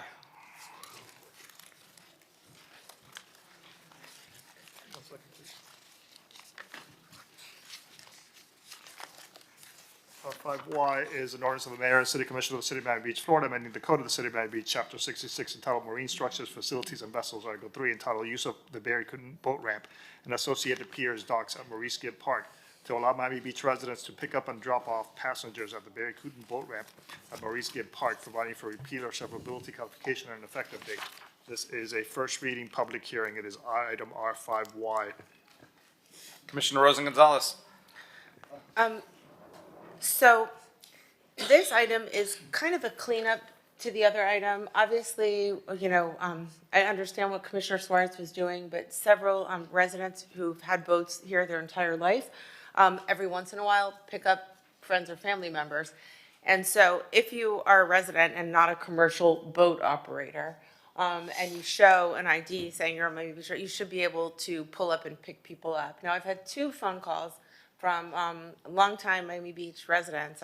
One was Roger Bauman, and I got another text the other day from someone who lives on North Bay Road who has a boat too. So I don't think that this is intended in any way to hinder any initiative. I really do think there's a few residents who live on the beach, who have boats, that want to be able to pick up their neighbors and or friends, and we should allow them to do so, especially if they show residency in Miami Beach and they're obviously not commercial vessels. Now, if we pass this and there's some sort of shenanigans, or you see that something's happening that you would not want to happen, I could see that, but sometimes there's unintended consequences, and this is one of them. So it's just a small cleanup item so that people with boats who live on Miami Beach can pick up people, if they so choose, at the dock. So, Vice Mayor, if I can call the companion item. The companion item? What is a companion item? Well, it's not really a companion item. It's my version of carefully allowing for residential pickup and drop off. Yeah. That wasn't consent? Oh, it's already passed. Okay, so so that's been referred, right? No, It's on it's consent? passed. Maybe, Rob, you can clean it up. Thanks. You previously amended this ordinance to allow a dockage agreement to allow certain boats owned by residents of Miami Beach to dock for up to 2 hours at the boat ramp. You authorized that by ordinance on second reading last meeting, and at this meeting, you passed the resolution that effectuated what was allowed by that ordinance. This Commissioner Rosalind Gonzalez is proposing to further amend the ordinance that you amended last meeting to allow residents of Miami Beach to pick up and drop off passengers at the Barry Cooten boat ramp. I drafted it similarly to the way that we drafted who can get a dockage agreement, so that it has to be a boat that is docked at a residence in Miami Beach, or a boat that is docked at a marina in Miami Beach in order to be able to pick up and drop off passengers at the boat ramp. So it's already passed? Not this No, one. no, this part is on first reading for So, today. to the sponsor, if I may, help me understand, if you already have a boat that is docked at your home in Miami Beach or at the marina in Miami Beach, why do you need a third place to dock? I mean, we're trying very hard to be consistent as best as possible. Let me pull up the email. Thank you. So that you can understand. Ordinance. Okay. Kristen, question for you. Now that this ordinance has been enacted, this is from Roger Bauman. He's Leslie Bauman's, Dr. Bauman's husband. Okay. I can no longer use the ramp to pick up friends. This ordinance takes away a very old decades and valuable benefit from Miami Beach residents just because we don't want the dinghies. Why not allow Miami Beach residents to continue to use the ramp for pickup? I spoke with the police officers there and they don't care. I understand trying to control the sailboat with the dinghy crowd, but now the ordinance punishes locals. There must be some middle ground. What say you? And then a second homeowner from Mid Beach who has a boat also reached out to me, very upset about this. So there's some unintended consequences here. We can just say no pickups ever, but I think that if you live here, obviously, he has a reason why. He did not exactly specify it, but he's been able to do this his entire life. So all of a sudden, we've taken away this right. I don't think, why don't you just put it that they can drop off or pick up for 15 minutes? I mean, I don't think that this is intended to be abused in any way. I think that this is literally for residents who've always been able to pick people up. So, Well, what we just passed on consent is going to allow them to do that. Well, what you pass on consent allows them to dock for up to 2 hours. If you got I suppose, yes, if you got a dockage agreement, you could pick up and drop off also. However, there would need to be a rewrite because I believe that we said that you couldn't use the dockage space to pick up and drop off. So there would be some tweaking, but yes, if you got a dockage agreement and paid $200 a year for it, you could pick up and drop off at the dock. Okay, so I Which got was already passed. a second That's text. already passed, yes. Hi, Commissioner. I live on Sunset Island. I just arrived at the marina and I found out we can't even pick up our friends on our boat. Sorry, it's unbelievable when a city doesn't work for residents. Again, sorry to bother you. This is from Corrado Pizzoli. So we have a lot of. It's been covered. Now that well, they're gonna have to obviously apply. They're gonna have to show insurance. Okay. But they're not going to have to pay, right? They're just going to. It's a $200 a year fee, and that's just for administrative. But again, we want to make sure, most importantly, that these boats that are tying up are insured, because if there's an accident on us or them or people, we want to make sure that we're covered. And I mean that's good. That's good governance. So Why should I think that this fee should be waived if you have your boat docked on Miami Beach and you just want to pull up and pick someone up? I don't understand why all of a sudden they have to fill out a contract and pay that fee. I think that if you can show that you live on Miami Beach, that you have your boat docked on Miami Beach, that you should not have to pay $200 to pick somebody up when you've had that right your entire life. well, we pass it on consent. You didn't pull it, right? So I mean, Well, if you because want I'm changing this language if you want to here. just I if you're looking for just making it free, I guess I don't know. I mean, let me think about it. But we're covering 99% of the concerns were people who are residents of Miami Beach that have a boat that's either docked in a marina or their house, to be able to either do pickup and drop off or leave their boat for 2 hours to go shopping in Sunset Harbor. So since we're hearing them right now, will you make it free, and then I'll contact both of these people and say that they're I not don't know. going I to gotta charge get the finance to come $200? here and determine what that I don't want us to be. I don't want the city to lose money, but I mean I'm okay. I don't care. It's just $200 for the year, but I don't want to make a decision on the fly. Well, I can say to someone, I mean, it's very simple. I can say to someone, you have to go fill out some paperwork. It's some simple paperwork. But now that I tell people, okay, you're just pulling up to a marina, you have to fill out paperwork and pay a $200 fee, it's kind of obnoxious. So, I mean, I understand why you're creating the $200 fee, but I mean, Rob, why did we draft them differently? Since we're hearing them both, why don't we just waive the fee if you have the proof? And then I don't need to change mine. And then I'll contact people who are complaining and tell them that they need to fill out the documentation. May I suggest respectfully that we open and continue this and fine tune it so that it's either one that covers both eventualities or it gets nuanced, but I really hate this horse trading on the dais. Yeah, I mean, Like, can we continue this next month so you have time to figure out how to make this do what you want it to do in the best possible way instead of trying to catch all the eventualities here? I don't think it's that complicated. I mean, I said everything I need to say. What more would I need to say? I would like to waive the $200 fee. That is what I'm asking. I don't think it's horse trading. And if it's no, then I guess it's no. And I will go back and explain to them that they can no longer have this right. That's fine. Can we get? Is there finance up here? What is the minimum where we're not losing any money on this? Just to make sure. Because at the end of the day, if we're losing money, taxpayers are losing money. Thank you, Commissioner Jason Green, CFO.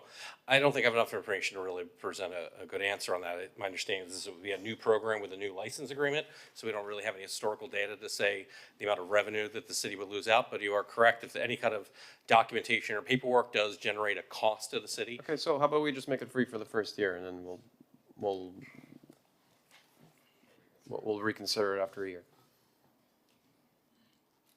Exactly what are you making free for the first year? Picking up What and we dropping passed on off? consent, let's make it free for the first year. The whole dockage agreement free for the first year. Huh? But they have to fill the form. They have to apply. I want to be I guess you would be asking for a motion for reconsideration That's of right. the The item motion that was on passed, consent. and since you all voted for it, any of you Well, can that make was- that motion, and then if there's a second, you can reform the contract. Can I ask one question? Sorry. Okay, so is there some sort of boat registration? Like if I have a boat on Miami Beach, do I have to register it with the city or does the city not have any boating registration? Because how do we allow everybody who has a boat in the city of Miami Beach so that they know that they have to fill out this form in order to pick somebody up at Sunset Harbor? My understanding is there's state registration for boats. Unless you engage in our dockage agreement, we don't have an independent registration system. Okay, so then if my my request would be that it's free, which you agreed to, motion to make it free for the first year, and my second motion would be to do some outreach to every boater registration in Miami Beach, send them an email if possible, and let them with the forms so that they can fill out the forms and they won't get upset when they pull up to a dock someplace to pick someone up. And we just say, this is just a formality, fill out the form, and you can continue to pick people up if you so choose. Sure. We are doing on-site education there through the park rangers, police, and code. So, as they come up and we're staffed there, we educate people on what the ordinances are, and we plan on educating them about the stoppage permit. So that's one thing we're doing as they come up. That's great. So, thank you, John. So then, was that a second when you said okay? So we'd have to reconsider the consent agenda? Yeah, we need somebody to make a motion to reconsider C7AF, which is make the it. dockage agreement. And then amend it so that the first year is gratis. And I don't think you need to amend anything further. Okay, except for that, included in that, we would like to just do some boater outreach so that our residents know about our new rules, especially our residents who currently own boats on Miami Beach and have them registered here, which is, I think, is the spirit of your item, is to regulate those boaters who do not have boats docked on Miami Beach legally. Is this a public hearing? It is not a public hearing. Oh, then fine. You can go on my input. This is very confusing. As Tanya said, it should be one thing. You're going to need an app to actually know that the person is coming there. Who's going to look at, does No, he this have is all not- that he paid? Did he fill out the form? Or you do it with the county and then they do something in their registration that when they show it, it shows that it is. So you have to think about that. I mean, either there's an app, because there's a lot of people that come up there that are going to say, oh, I have it, and they drop people off and pick it up. Well, our Thank park you. rangers will know who has engaged They know. the dockage agreement. Be a handful. It's Who- really only a commercial handful of boats people, are. really. I wouldn't be surprised if it's no more than a dozen people that really want to take advantage of it. Small group of people, but we just want them to know. Okay, So I have the motion to reconsider has been done by acclamation. I now need a motion to amend C7AF with the free for 1 year and to do outreach. but The outreach doesn't have to happen before the program gets implemented, right? The program gets implemented and then outreach happens in tandem. What can I also get clarity on is the outreach what Director Rebart described at the dock, or you mean some other kind of outreach? Because I'm not sure that the administration would know how to do that. I would like the administration to look at which boats are registered with the state who are currently docked in Miami Beach, and those people to either receive a letter or an email informing them that they now have to fill out a form in order to pick up people at the Barry Katoon. Okay. Mr. Manager, is that something that is doable? I've never used the state boat registration database. I'm assuming that we have access to it. As long as we have access to it, then yes. Great. Okay, I'm does sorry. someone want a second? I'll second it. I heard Commissioner Suarez as a second, but I failed to hear who made the motion. Commissioner Rosen Mr. Gonzalez. Gonzalez? Okay. So all in favor of amending C7AF? Please say aye. Aye. Aye. C7AF is amended 7-0. Call R9AI. And just for the record, R5Y is being withdrawn, correct? Yes. I'm sorry, Mayor, what was it? R9 AI. R9 AI is discuss take action update on utilization of drones for police enforcement. Chief, welcome. Thank you, Mr. Mayor. Good afternoon. Good afternoon, Commission.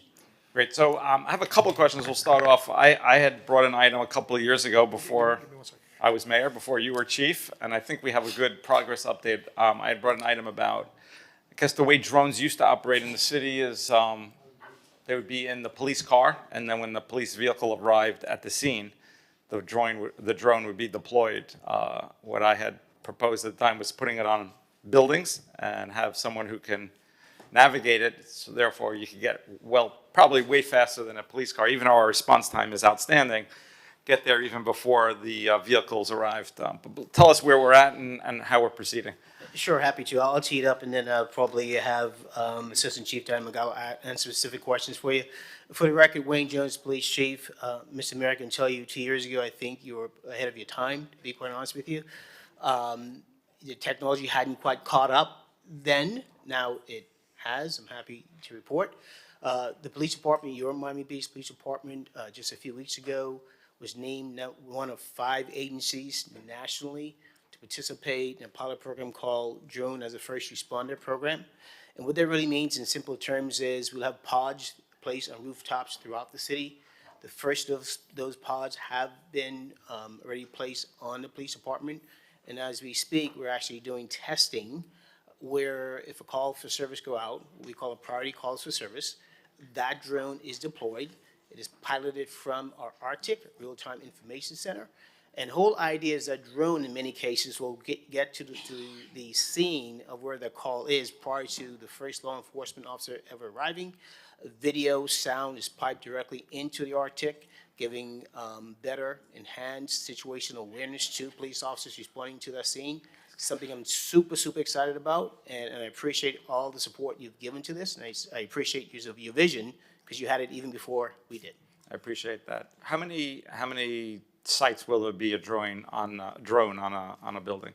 Off the top of my head, sir, I think it's 7 sites throughout the city, the first of which, again, is the police department. And that site is going to cover the entire South Beach, if you will, Area 1, just in the police department alone. Okay. And how long is the pilot? You said it's a pilot program. Yes, we're doing it in conjunction with Skydio. They're a drone manufacturer, that's a year pilot program.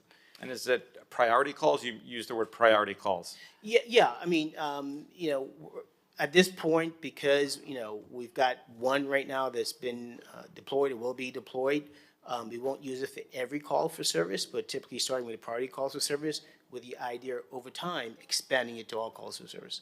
Okay. Separately, and you and I had discussed this offline, there are municipalities outside of Florida, admittedly, that utilize drones in the public space, but to basically see if there's any suspicious activity. I'm also picturing potentially using it as traffic management because, again, oftentimes we have traffic issues, and although we have the real-time traffic intelligence center embedded within FDOT, still, that's sort of a view from the street as opposed to an aerial view, which can cover a lot of ground and potentially see bottlenecks and issues. So, for example, if a truck is blocking its traffic lane. Tell me about the potential usage of drones, not to respond to a call, but to do surveillance and potentially traffic management. So traffic management mitigation, we have been using drones in the recent past, particularly during the high impact periods. We used it during Art Basel, for example. We used it recently, just a few weeks ago. And the whole idea is to give, again, better situational awareness for those folks assigned to those traffic posts to deal with traffic mitigation. And specifically, I know, again, I've actually seen it firsthand where drones are used to look out for suspicious activity. Is that potentially feasible in the state of Florida? Yeah, I think right now, and maybe Danny can chime in on this, I think right now we're sort of preempted by the state to just do it for just basic surveillance per se. We have to assign it to a calls for service or a mission, if you will, when we do deploy our drones. Is there anything you need from us? just to continue support. Very excited with the direction the police department is heading in. I really think this is really what policing will look like in the near future in Very terms well. of using drones. You have my full support. Commissioner Rosen Gonzalez. Hi, Chief. Hi, man. I have no problem with this for 911 emergency calls or traffic incidences or some suspicious activity, but how do we protect our privacy? Like, how does, what if somebody calls and says, I suspect, suspicious activity at, I don't know, Mayor Minor's house, right? And then the drone goes, like, how do we protect against that? Yeah, that's a fantastic question, and that's precisely why it's limited right now, restricted to these priority calls for service, or in some cases, as we've done in the past, traffic congestion along the major corridors. Okay, so it's going to be traffic, congestion, and emergency situations only? Yep. Okay, fine. Anything to add? Oh, okay. Thank you, Chief. Thank you. Actually, I was going to call this item a little later, but since you're here, I'll if you don't mind, I'll call it now. R9AH. I'm not sure which one that is. R9AH is discuss take action acquisition of Axon FOSIS Public Safety Program. Fuses. Okay. So, Mr. Mayor, thank you again for calling this item. We are, quite frankly, and I'm very, very proud of this, we're leading the way in many instances when it comes to technology in the South Florida region. The drone program just mentioned to you, we are the absolutely first in the county to use drones as a first responder program. Fuses, as you know, is a software we like to use in our Arctic Real-Time Intelligence Center again. And the whole idea is to use this process to be able to ingest video, not only from the many cameras we have throughout the city, but also from private entities as well. And I have Captain Delvin Brown from our tech support unit to answer any specific questions you may have about it. Okay, great. Thank you. Well, I guess my specific question is, for example, if someone wanted, I'm not just talking about me, if the chief actually wanted a view at any given moment where every vehicle is located, my understanding is that is, unless there's something, that is not as simple as you might think. But you using the FUSIS program, and I've seen this firsthand in another municipality, you could literally see where every police car is in the entire city, at literally looking at a TV screen. Yeah, so good afternoon, Mr. Mayor, City Manager, and the rest of the commission. The FUSIS platform, we're aware of it, but what you're describing is another feature, but now that it's under the Axon umbrella, we think that, we'll be able to incorporate that platform to, highlight some of the things you just mentioned.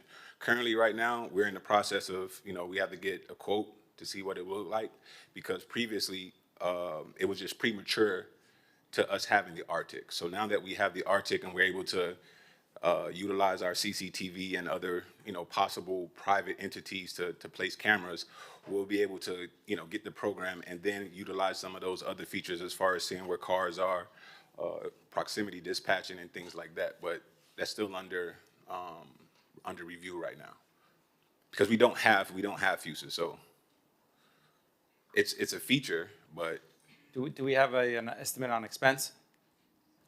One more time, Mr. Mayor? Do we have an estimate on expense? No, so we have to reach out to them and get a direct quote. Like I said before, it was a discussion, but it's my understanding that now that we have the Arctic, that we would, discuss that with them. But Can you explain, so just make sure it's clear, the distinction, when you're saying Arctic, what are you referring to? okay, I'm sorry, the Real-Time Information Crime Center. So now that we have that entity within the police department, we're able to utilize FUSIS under the Axon umbrella to, it's software, Sure. right? To give us the ability to utilize different functionalities Right. of that software.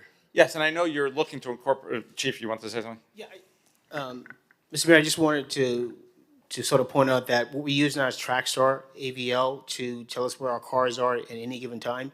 As you know, we've spoken about this. It is an imperfect system. The whole idea is to, once we do secure or procure FUSIS, to use that software to sort of ingest more accurate information and then give that real-time information you're looking for where our cars are. Yeah, I mean, what I'd like to do from the body, and I think it sounds like you're heading in that direction anyway, but if we could give some guidance and just, on a resolution that we want you to proceed with that, and if you need to come back to us with any quotes for budgeting, you'll let us know. Yes, sir, happy to. Yes, sir. Rick, I can't move it, correct? I'll move it. Oh, thank you, forgot. You're seconding, Mayor? Yeah. Okay, so this is to give direction and resolution, correct? And after the fact, reso, is that what you're looking for? Yes, to proceed specifically with Fusus for the, basically incorporating the AVL data so we can be basically viewed in real time. Sure. All in favor, please say aye. Aye. Thank you, appreciate it.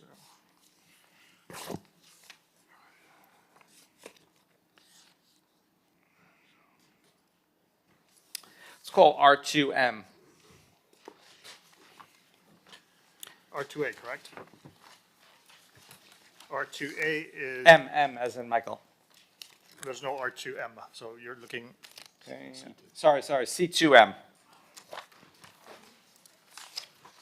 C2M is issue RFP 2025-2018 ND, construction of Padel facility on surface parking lot. It was separated by.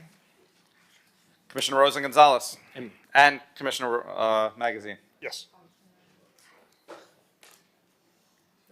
Kick it off? Yeah. Thank you all.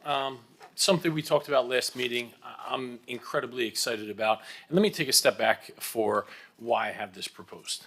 It is to foster a sense of community back to Lincoln Road, to create a sense of vibrancy and energy back to Lincoln Road.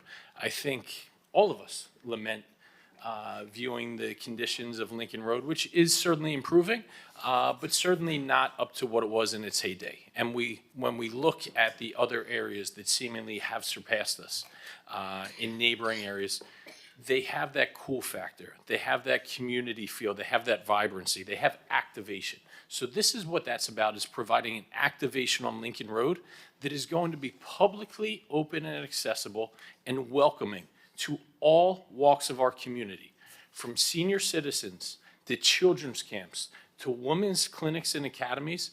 I am fully confident that this will bring back every single segment of our community to Lincoln Road. E-commerce has really changed retail, right? So no longer do our residents have a need to come to Lincoln Road to go to H&M or the Cheesecake Factory. It's something, an issue that malls, commercial corridors across the country are grappling with. And one of the primary ways that they are changing that is bringing experience-based types of activation to their commercial corridors. You see it with malls, whether they have indoor skiing, rock climbing. Over in the design district, they just had paddle. San Francisco has done a similar RFP on one of their lots that was surface parking to convert that into a paddle facility. The city of Miami gave premium waterfront space to a paddle operator, and the type of community and activation and cool factor that has brought is what caught my eye and really, really had me excited about what we could provide on Lincoln Road. Now, I have heard the feedback from my colleagues and from our community, the people that have reached out with points of opposition, loud and clear. Loud and clear, and this is a very different proposal than it originated just a month ago. So a month ago, when we pushed this to this stage in the process, it was contemplated using lot P27. And for those that don't have the surface parking lot map on the back of their hand, that is the large lot across from Macy's with 151 parking spaces. While I think we have adequate parking, and I'll go through that, I heard loud and clear that maybe that would have been too big of a reach, too much that we're giving up, okay? So I have amended this. Commissioner Fernandez had enough foresight to sit there and say, perhaps we include lot P26 in this proposal. At first, I thought that would have been too small, but looking at the different operations in neighboring cities, not only do I think that's a more suitable lot, but we could do that while still maintaining a large amount of parking that actually fronts the retail businesses on that lot. So on this lot, and PJ, if you can pull up my slides, I have this depicted.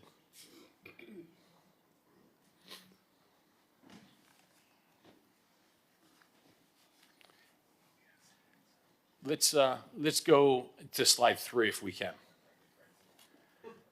On the right side is all of the city-owned surface parking lots that we have just within quite literally half a block of the proposal.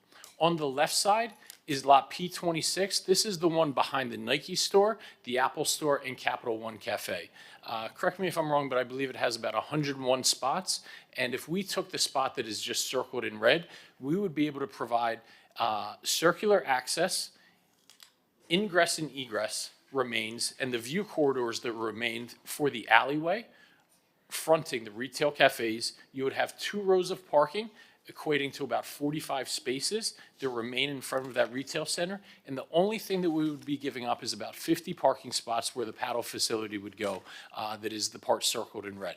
So versus where we were at the beginning of this process, giving up 151 spaces of the entire lot all the way to the right, this is just a fraction of that.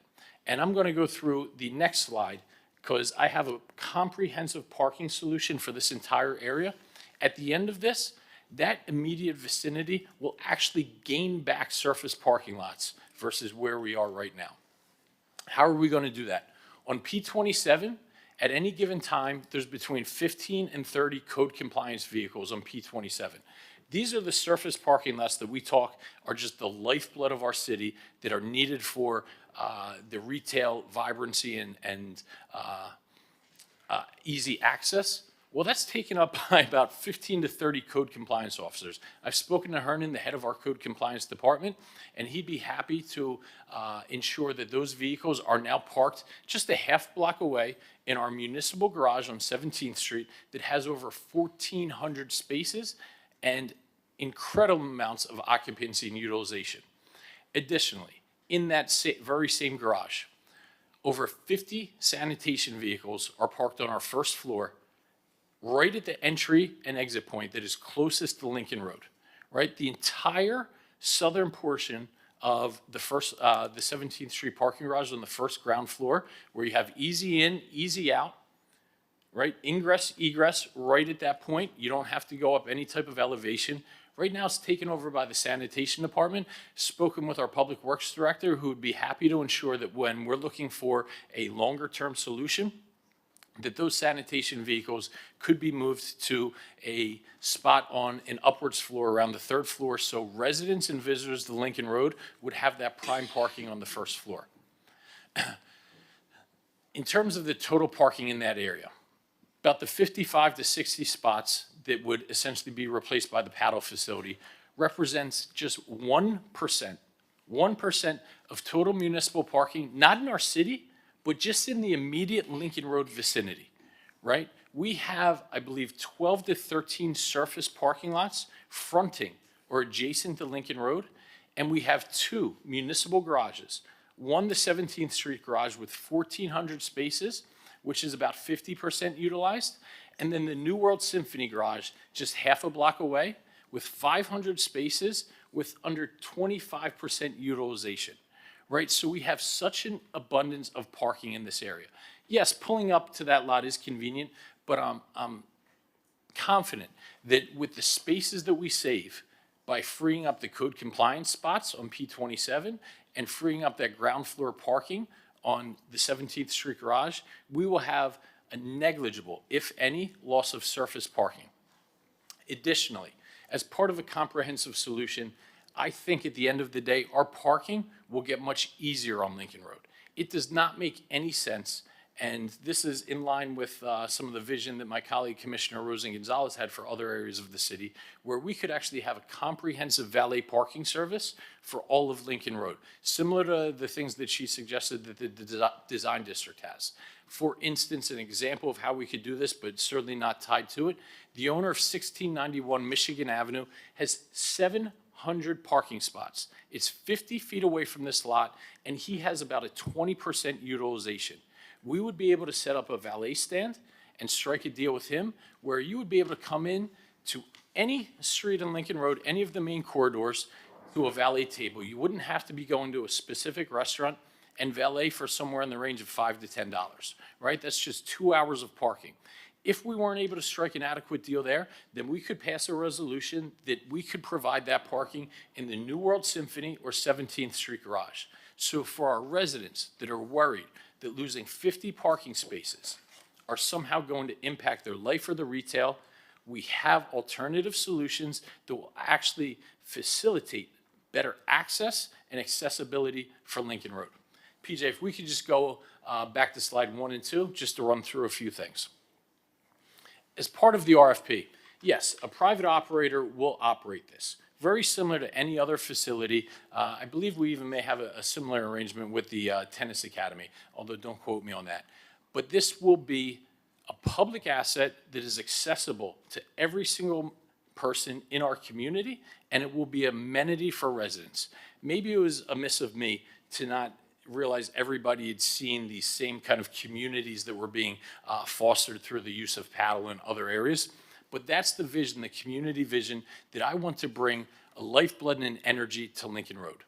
Okay, so while a private operator will operate the facility, a membership absolutely will not be required. And it's my suggestion in the RFP that as part of a community benefit, that providing times for affordable rates for Miami Beach residents are going to be a critical portion of how they respond with the RFP process. This is looking to democratize the use of paddle, right? This isn't for rich people. Rich people already have a place to play. There's a facility that already operates in Miami Beach. Okay, it costs upwards of it starts at $400 a month and $50 court fees. To get my daughter a clinic there is $50 per hour, okay? For a 7-year-old to learn. This will broaden the access to the world's fastest growing sport, one that we have as one of our flagship events at our convention center coming in March. Also, the facility will provide accessibility to the public. It'll have activations, whether they be children's summer camps, whether they be events for seniors, women who are 60% of padel players will be able to have tournaments there. I see that these activations are what really activates areas in the design district, Wynwood. It really creates a vibe and an energy. And PJ, just one more slide if we could go. This shows all of the surface parking that we have. If you look to the left, every blue moniker right there are surface parking lots, just adjacent to Lincoln Road. Remember, this is not citywide, and this is just what the city owns. Just what the city owns. There's at least half a dozen other privately owned surface parking lots and also privately owned parking garages. I don't know if we could go through 2 minutes more, Mr. Mayor, Madam Vice Mayor. I have some videos when we talk about how the lack of parking. PJ, if you could just tee up the 2 videos. I promise they would have been much more entertaining and fun with the music that I had kind of teed up, but PJ had some copyright concerns. I took this yesterday. These are the garages on Alton Road and Lincoln Road. They are empty. These are thousands of parking spots. Thousands. Okay? We had a discussion earlier to discuss buying another parking garage. This is what we have adjacent to Lincoln Road, right? So this is an option, and we're not taking away surface parking as an option. Like I said, we're talking about 50 spaces.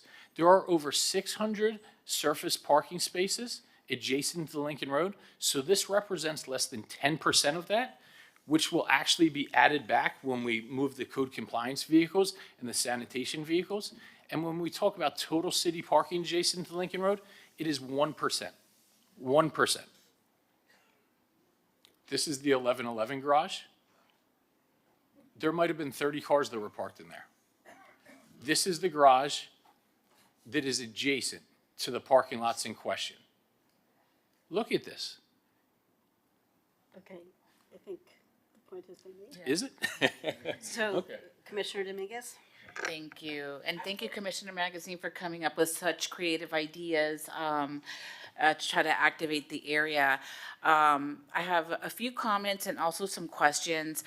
So Lincoln Road has really been hit hard, but it's been hit hard, I believe, because of a variety of properties on the oceanfront are closed for renovations and have been for several years. So the Delano, the Raleigh, the Setai, the Shelbourne, all at once, there's no traffic coming from any of the visitors staying in any of those properties there. I have a question. If the garages are empty, are they viable locations to use for Padel? Can they rooftop be used? Can some of the floors of the 17th Street garage? What I worry about in taking part of P26 is that all of the parking that will then be there will be for the Padel people. So it's still like losing the entire lot for the Padel court. And I'm glad that you said that it's not going to be a membership and that there will be affordable rates for residents, because I did also look into the Padel at Sunset Harbor, and the prices are very high. So that is something just for rich people. And so I appreciate that this would be for everyone. But my question to the city administration is, rather than taking a surface lot that's always full for people that are getting their hair done, going to the dentist, the doctor, whatever the case may be, why can't we use the garage for Padel? Could I respond? can we? Yeah, thank you, Commissioner Dominguez. For the one, I'm glad you brought that up. I had it on my radar to ensure that the parking is not taken by the visitors, the Padel, as part of the RFP. We could require that essentially that the operator that's chosen would have to strike a deal with either one of our municipal garages or with the garage right there that's on the last part of the video that essentially sits totally empty, that any visitor would have to do a $5 valet service, right? So they pull right up there. They wouldn't be able to park on the surface parking lot. So we're not essentially creating activation that's going to draw more people and then take up the parking there. They would be required, if they're visiting the facility, to essentially valet park either at our municipal garage or the garage at 1691 Michigan. But thank you for that comment. It's something I had on my radar as well. Commissioner Rosen Gonzalez. Thank you, Commissioner. Oh. 17th Street garage? Sorry. So I'll attempt to answer. I think that we have looked at the 17th Street garage for other activations in the past, and the roof was available. I'd like to have our parking department come forward and talk about what the utilization is at the 17th Street garage and what drawbacks there might be to putting something on the roof. Good afternoon, Mr. Mayor, Commissioners. Jose Gonzalez, Transportation and Mobility Director and Interim Parking Director. We took a look at some of the data, both for lots as well as for garages. First, in terms of utilization, we see higher utilization in the parking lots around the Lincoln Road area than we do see in the garages in this area. We discussed that. In terms of value per space, our lot spaces bring in more revenue. They're more valuable to us, if you will, when we break it down into a revenue per space. Let me clarify my question. Can the 17th Street garage be used for Padel?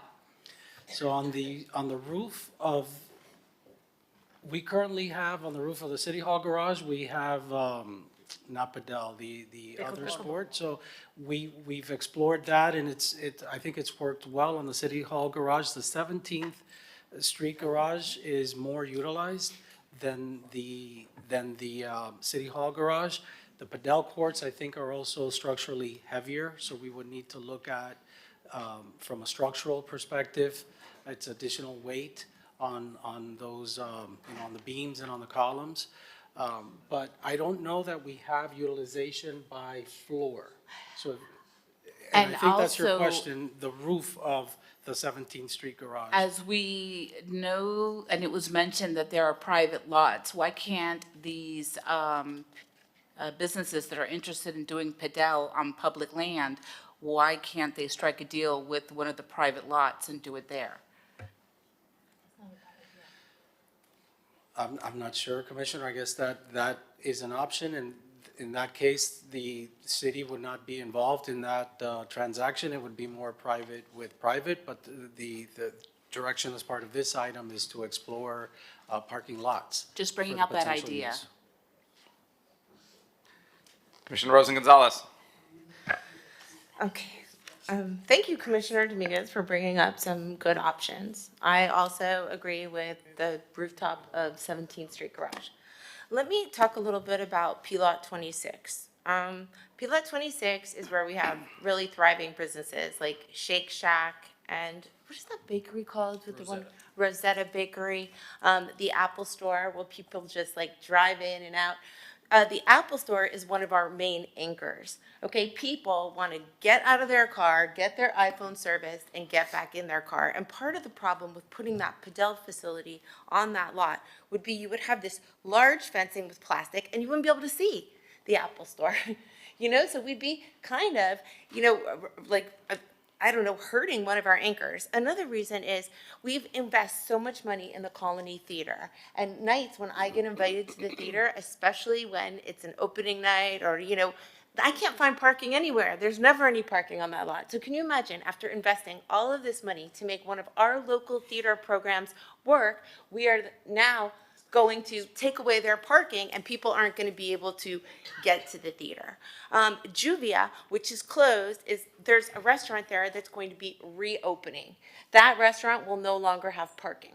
Now, you pointed out that those other lots nearby, okay, are empty. And they're empty because they're not city lots and because they're expensive, which is why this morning we probably should have purchased the Pelican garage. But that's beside the point.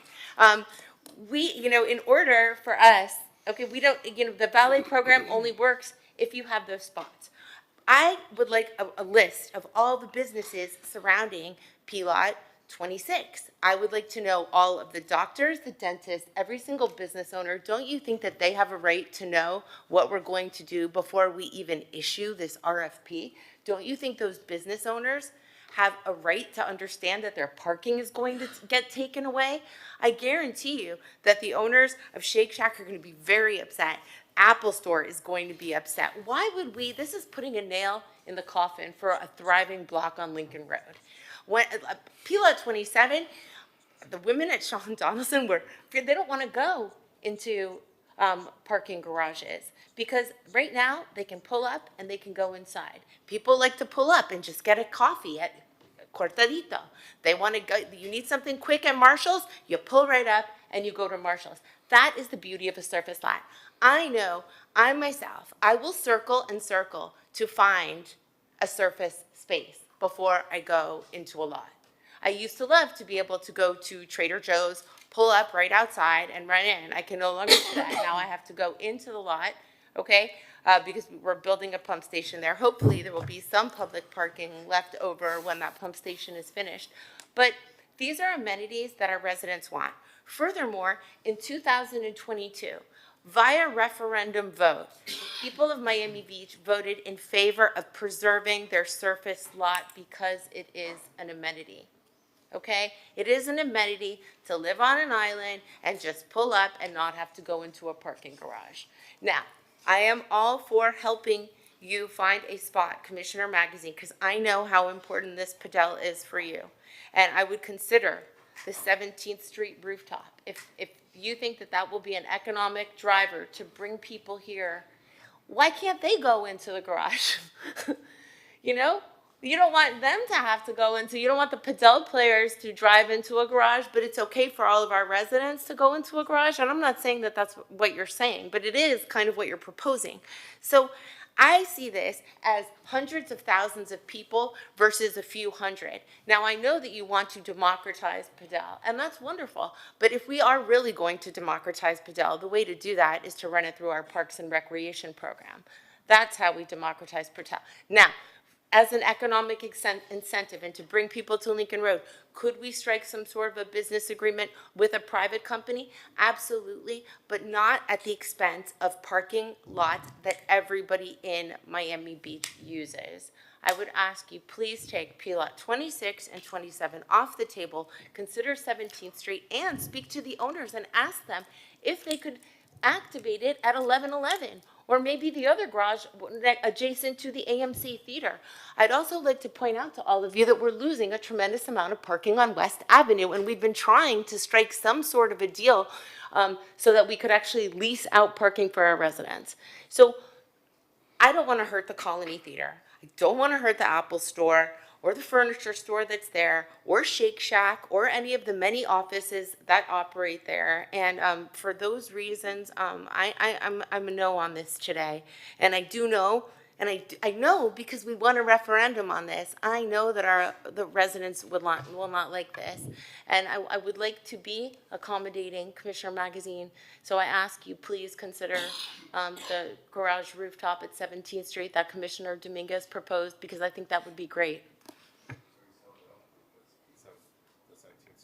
If it's only P17, I will support this. If it's for the rooftop of the P lot on 17th Street, if it's for that, I will support it. But if P26 and 27 are on there, I can't support it. Anybody else? Commissioner Suarez. Thank you, Mr. Mayor. You know, I was walking Lincoln Road yesterday with my family, and it was depressing. It certainly seemed like almost half the storefronts are shuttered. And I remember coming to Lincoln Road as a kid, and that would have never been the case.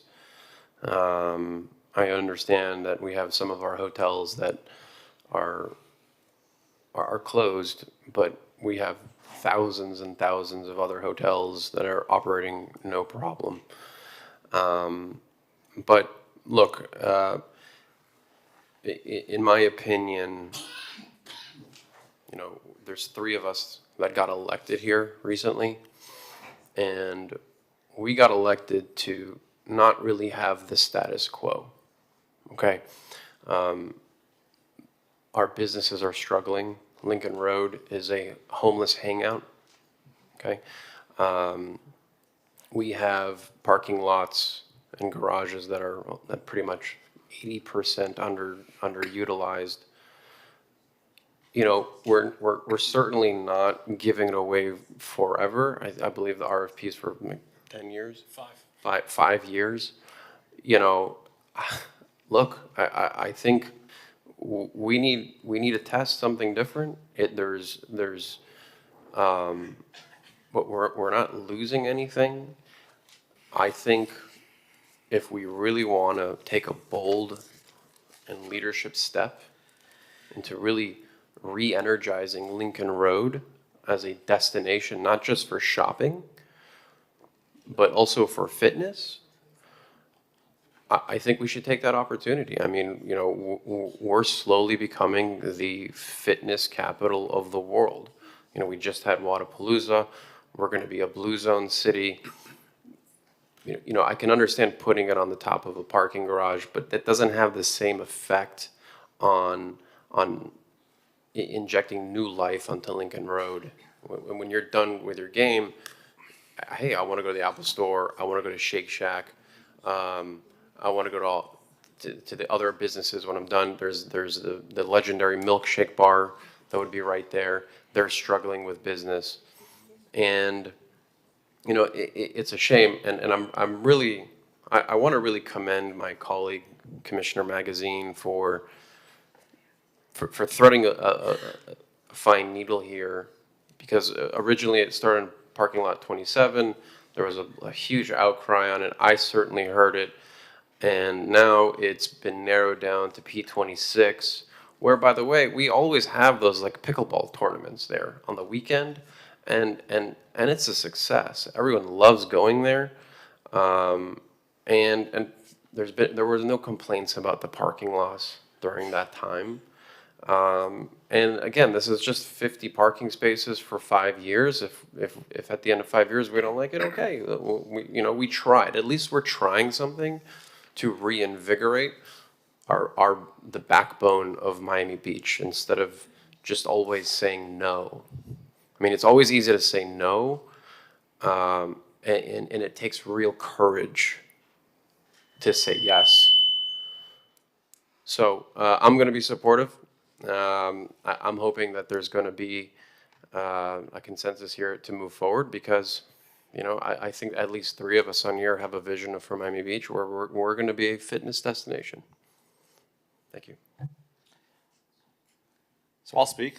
I commend you, Commissioner Magazine, for bringing this item. I share the concerns of I think that you're recognizing as well. I think you share the same concerns, and obviously some of our colleagues are mentioning about the parking. But I guess big picture, the way I look at this is this item would take anywhere between 3 and 5 votes to get to a final product. Am I correct? I mean, we're literally just deciding now. The first step was we're going to approve you, the city administration, drafting an RFP. The second step is now today whether we can actually issue the RFP. Then there's going to be multiple votes after that, which I like. I like that process because we're incorporating and inviting the private sector to give us their ideas that they obviously have experience and expertise. And ultimately, it's up to us to, and I think this is part of the process. I really like this healthy discussion today that and I commend you for amending your item.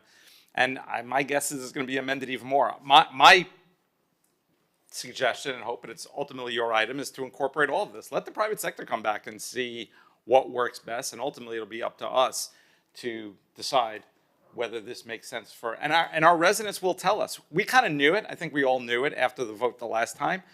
We get it out there, and our residents did speak pretty loud and clear. Many did like it, but there were certainly a lot of concerns were raised about the parking, which you are recognizing and addressing. So I'm supportive to move forward, but also cognizant that parking is an issue in our city, and we need to limit it as much as possible. And you clearly, by those videos and the statistics that you've used, negotiating may not be the right word, it's with staff, but basically negotiating with staff to move vehicles, so you're moving in the right direction.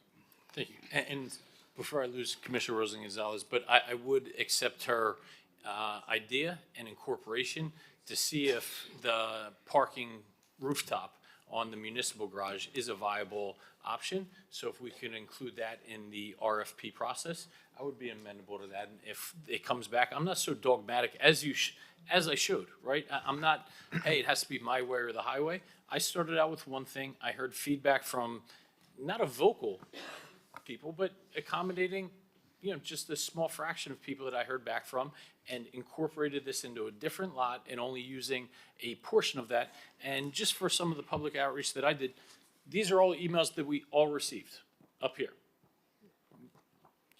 These are hundreds, right? Over 100 emails that we've received in support of this, and I'll continue that outreach. So if I could have the trust of my colleagues, I'll continue working this. This is essentially just issuing the invitation for RFP proposals. I accept your idea, Commissioner Rosa Gonzalez, that we include as part of the RFP process the rooftop of the municipal garage on the 17th Street. And if that comes back as the best option, I'll be supportive of that, right? I'm not so dogmatic that it needs to be my way or the highway.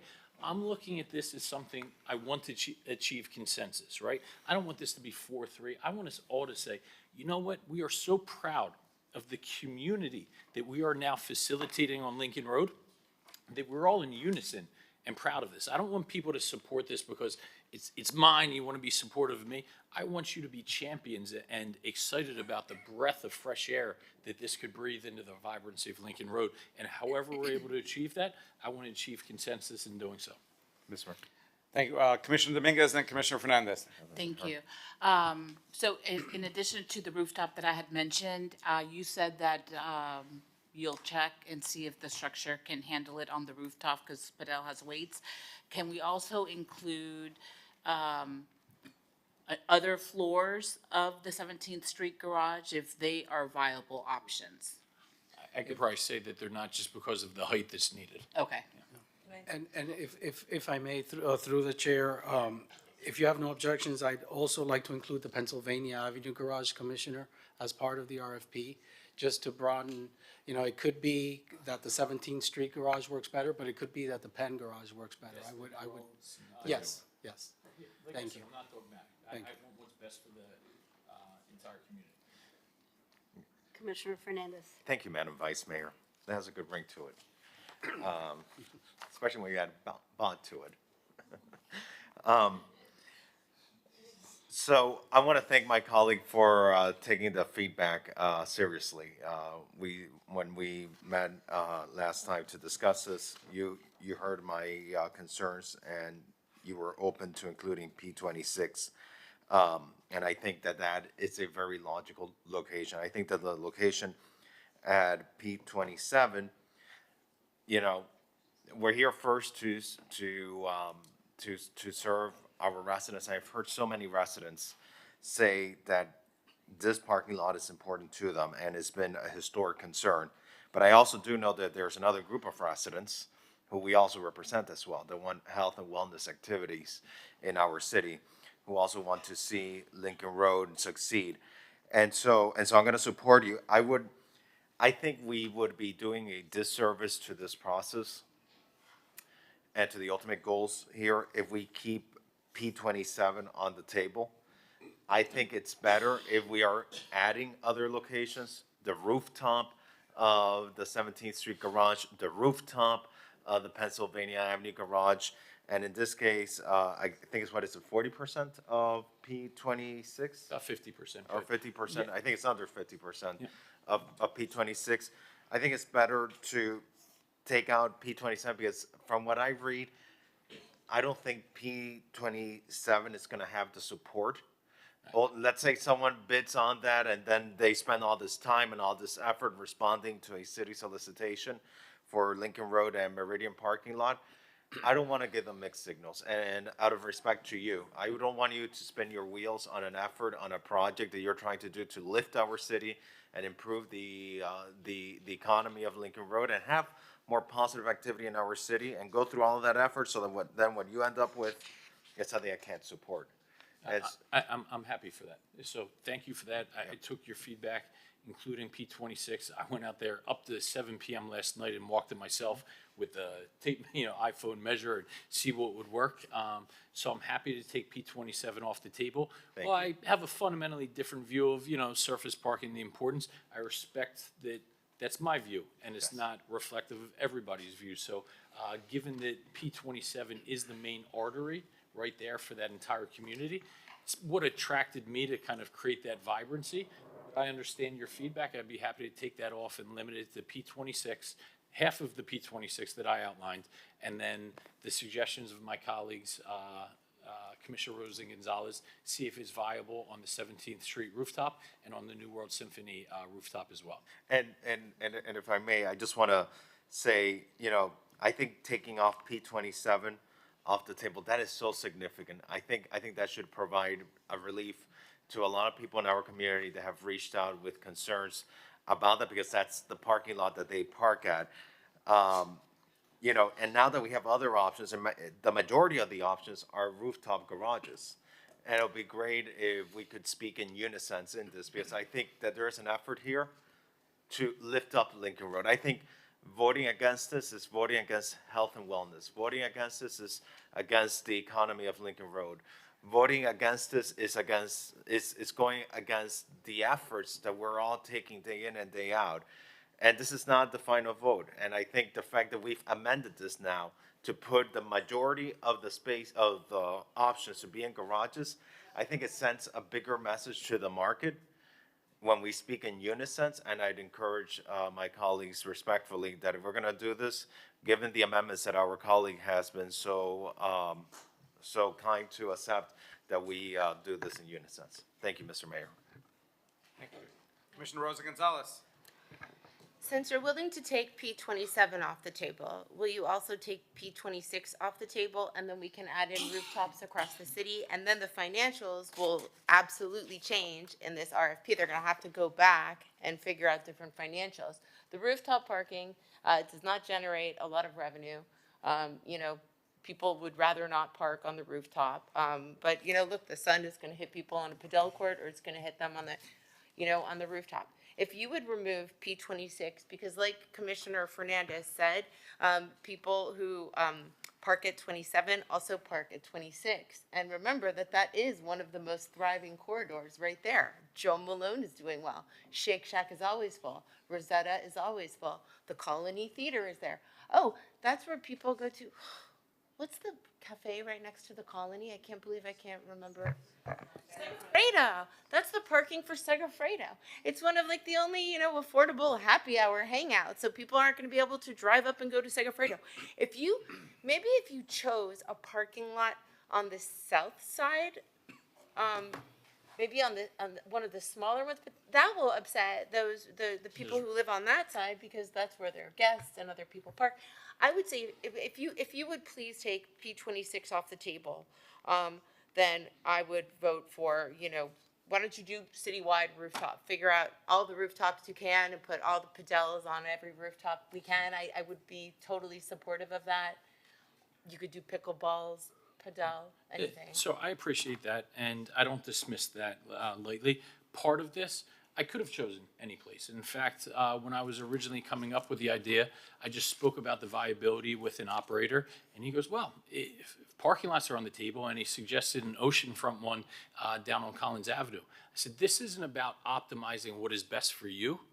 This is about bringing that energy and vibrancy to Lincoln Road, right? So it's not just about democratizing paddle. Me, myself, I can play anywhere, right? I can go over to Reserve at the Seaplane. I can play at Sunset. So this isn't about me or like my need to play paddle. This is about bringing activation to Lincoln Road. And that's why paddle is actually a secondary benefit of this, right? That's the secondary benefit. The first is that activation and the energy that it brings to Lincoln Road. So that's why I want to, kind of stick to pushing, my comfort zone with the two rooftops. And I'm happy to take that main artery of P27 off the table. And even with P26, we're leaving a significant amount of parking there, right? We're leaving the first 2 rows of parking, which you'll easily be able to circle. And those are the ones that really serve the businesses where you're able to run in and run out. And with the parking that we're freeing up by moving the code compliance vehicles out of P27, you're going to have basically the same amount of spots in that immediate area. And then what's nice about this is every single surface parking lot remains a parking lot, right?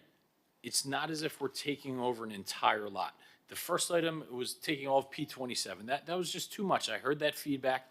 And now, even though P26 is smaller, it's not, let's take all of that. It's, let's just take the bare minimum that can make this operation work and maximize parking. And that could even be part of the RFP term is on this P26 lot, one of the one of the main selling points in winning the RFP is how much parking that you're able to essentially preserve.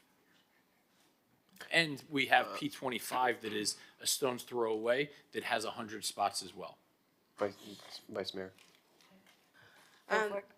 Well, if P26 is on the table, then I'm not supportive of this because I'm not going to take the problem with the Padel facilities, because I drove around and I looked at some of them. You have kind of like a chain link style fence, right?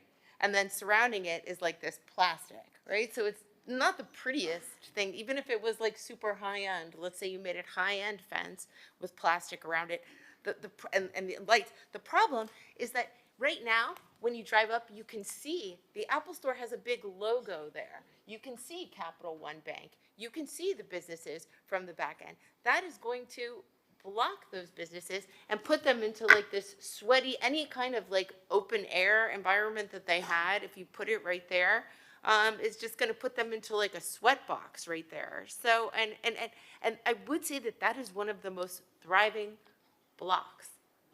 What? It's one of the only side streets. Go to Shake Shack any night and you will see that it is full. Go to Rosetta Bakery, there's constantly a crowd outside. The Colony Theater is chugging along and doing tremendous business. And so many of our residents go to Segafredo. They go for the happy hour, they spend a lot of time there, and I guarantee you they appreciate being able to pull up, get out of their car, and walk over there.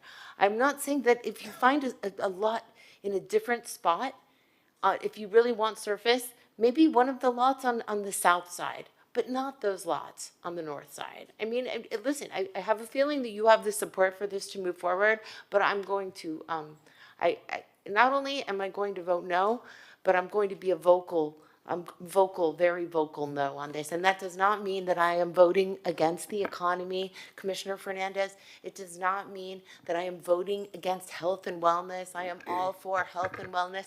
And the reason I'm voting no is to protect that little economic section of Lincoln Road that's being threatened with this. Okay, Commissioner Suarez. Come on. Thank you, Vice Mayor. So, you know, we mentioned some of the business there's like Shake Shack, Segafredo, Rosetta. I mean, you know, after a game or while you're waiting for your game, it's the perfect spot to visit those businesses. Because like literally right now, things are declining and nothing has changed. We haven't really, the commission hasn't changed anything in the last 10 years for an injection of life into Lincoln Road. It's just been declining. It's like a managed decline. And here's an opportunity to really test out to see in the next 5 years if this is a great way to reinvigorate Lincoln Road. I mean, it's just, I feel like I'm in a Black Mirror episode. We have businesses that are struggling and we want to bring new people to these businesses, but we want to somehow say parking where people aren't even coming in the first place. So, or not enough. Like we have to test something. I mean, let's give it a shot, Commissioner Gonzalez. I mean, I think it's a worthy attempt. I mean, if it was for anything else, I'd probably be a no. But again, this is an initiative that the three of us up here are very focused on for Miami Beach, which is really health, wellness, and fitness. And you know, how cool would it be if we set the stage for the world on what a community that can champion fitness is in some of our most pivotal areas. Commissioner Rosa Gonzalez, and let's try to bring it in. Is it a lot to ask for you to hold a public meeting for all of the offices in 1680 Meridian, all of the doctors' offices? I know there's dermatologists there, there's dentists there. I really, truly believe that you need to do some outreach and let the businesses know. I think it's incredibly important. I did not interrupt you, Commissioner Suarez, and I commend your interventions and innovation, and it's wonderful, okay? I love the energy of having a millennial on the dais. 2 millennials, okay? No, I do. 3. 3 millennials. 3 millennials. And I love this. And if you said to me, gosh, we're such a great, we have, you know, you live on West Avenue, Commissioner Magazine, so you can kind of walk over there. And Commissioner Suarez, you walk everywhere or you whiz it on whatever it is that you're whizzing on. But a lot of our people that are going to these offices drive. And they drive because they don't take mass transit at this moment. I just got while our trolley system is great, a lot of people who live in homes across Miami Beach, this is where their offices are. This is their quality of life. And I mean, I don't think that I think those 50 spaces are worth fighting for. Why that spot? I mean, there's so many others up and down Lincoln Road. Why are you choosing that one next, like adjacent to where the Colony is? Well, I actually chose a different one. I chose a different one, and after hearing your feedback and some of my colleagues, I found a less impactful one, and then I put forward an entire comprehensive parking analysis and parking plan, right? Something that could have been done for 10 years. Anybody could have went to our surface parking lot that is so important to the lifeblood of those retailers and saw 30 code compliance vehicles parked at any time and said, what are they doing there? Or they could have walked to the first floor of the 17th Street parking garage for the past 10 years and said, if ground floor parking is so important, why is it taken up by our sanitation, right? So we're actually not going to lose any spots in that area.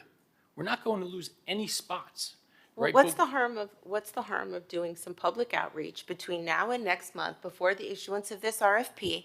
We notify all the businesses in the surrounding area, and you come together and you hear what they have to say before you move forward and build a padel court and nobody's patients can park. Like, could we just at least find out?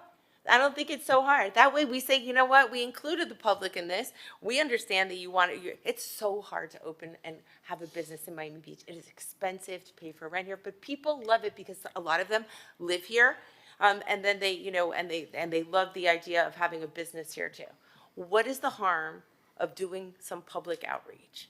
Let's not issue this today. Between now and the next meeting, hold a public meeting, let the businesses know. And guess what? If that meeting goes well, I will be on board with you. But I want everybody to know about it, and I want everybody to be able to weigh in. For example, we have people who want to comment today. There's no public comment on this. We're not allowed to have public comment. So I'd be happy if, again, we're not finalizing anything. We're just sending this out to the RFP market. I will commit to you to do even more business outreach as part of these emails that we got back. The owner of Mila, a restaurant right there, is in favor. The new restaurant Aura, the owners of the new restaurant from Delilah are in favor. Representatives from the Ritz-Carlton were in favor. The new ownership team of the W Hotel is fully supportive of this. I would imagine that the Nike store is.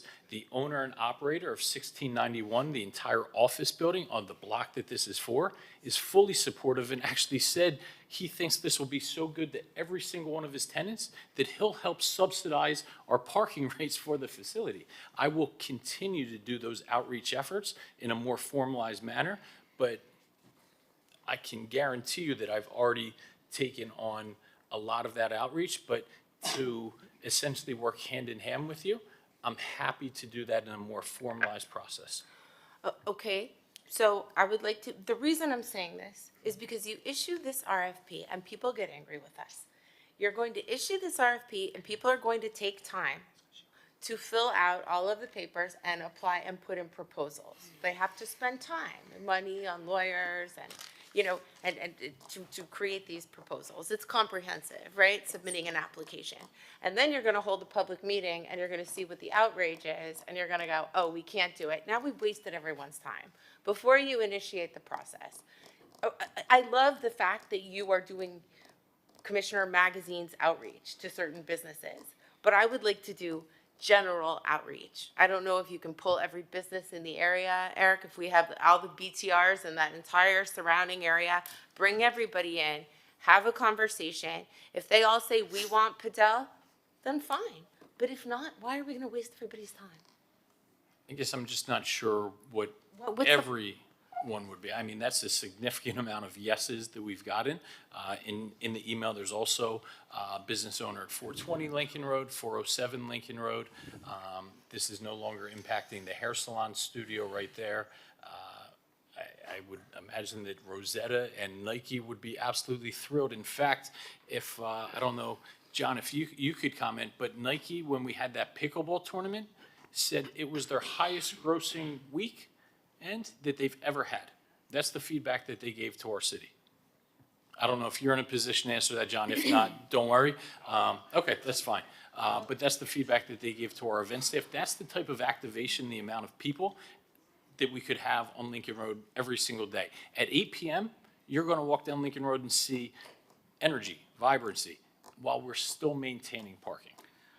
Okay, you've made the ask. It's the sponsor can make the decision. I promised Commissioner Bott, Commissioner Fernandez. Let's call a vote.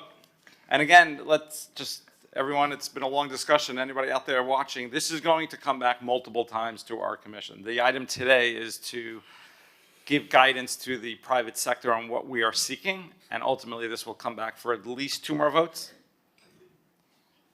At least 2 more votes. Okay, probably more. Probably more. Mr. City Manager, could you clarify if we proceed as recommended today, at what point can we do a comprehensive business and resident open forum on this topic between now and when RFPs would come back?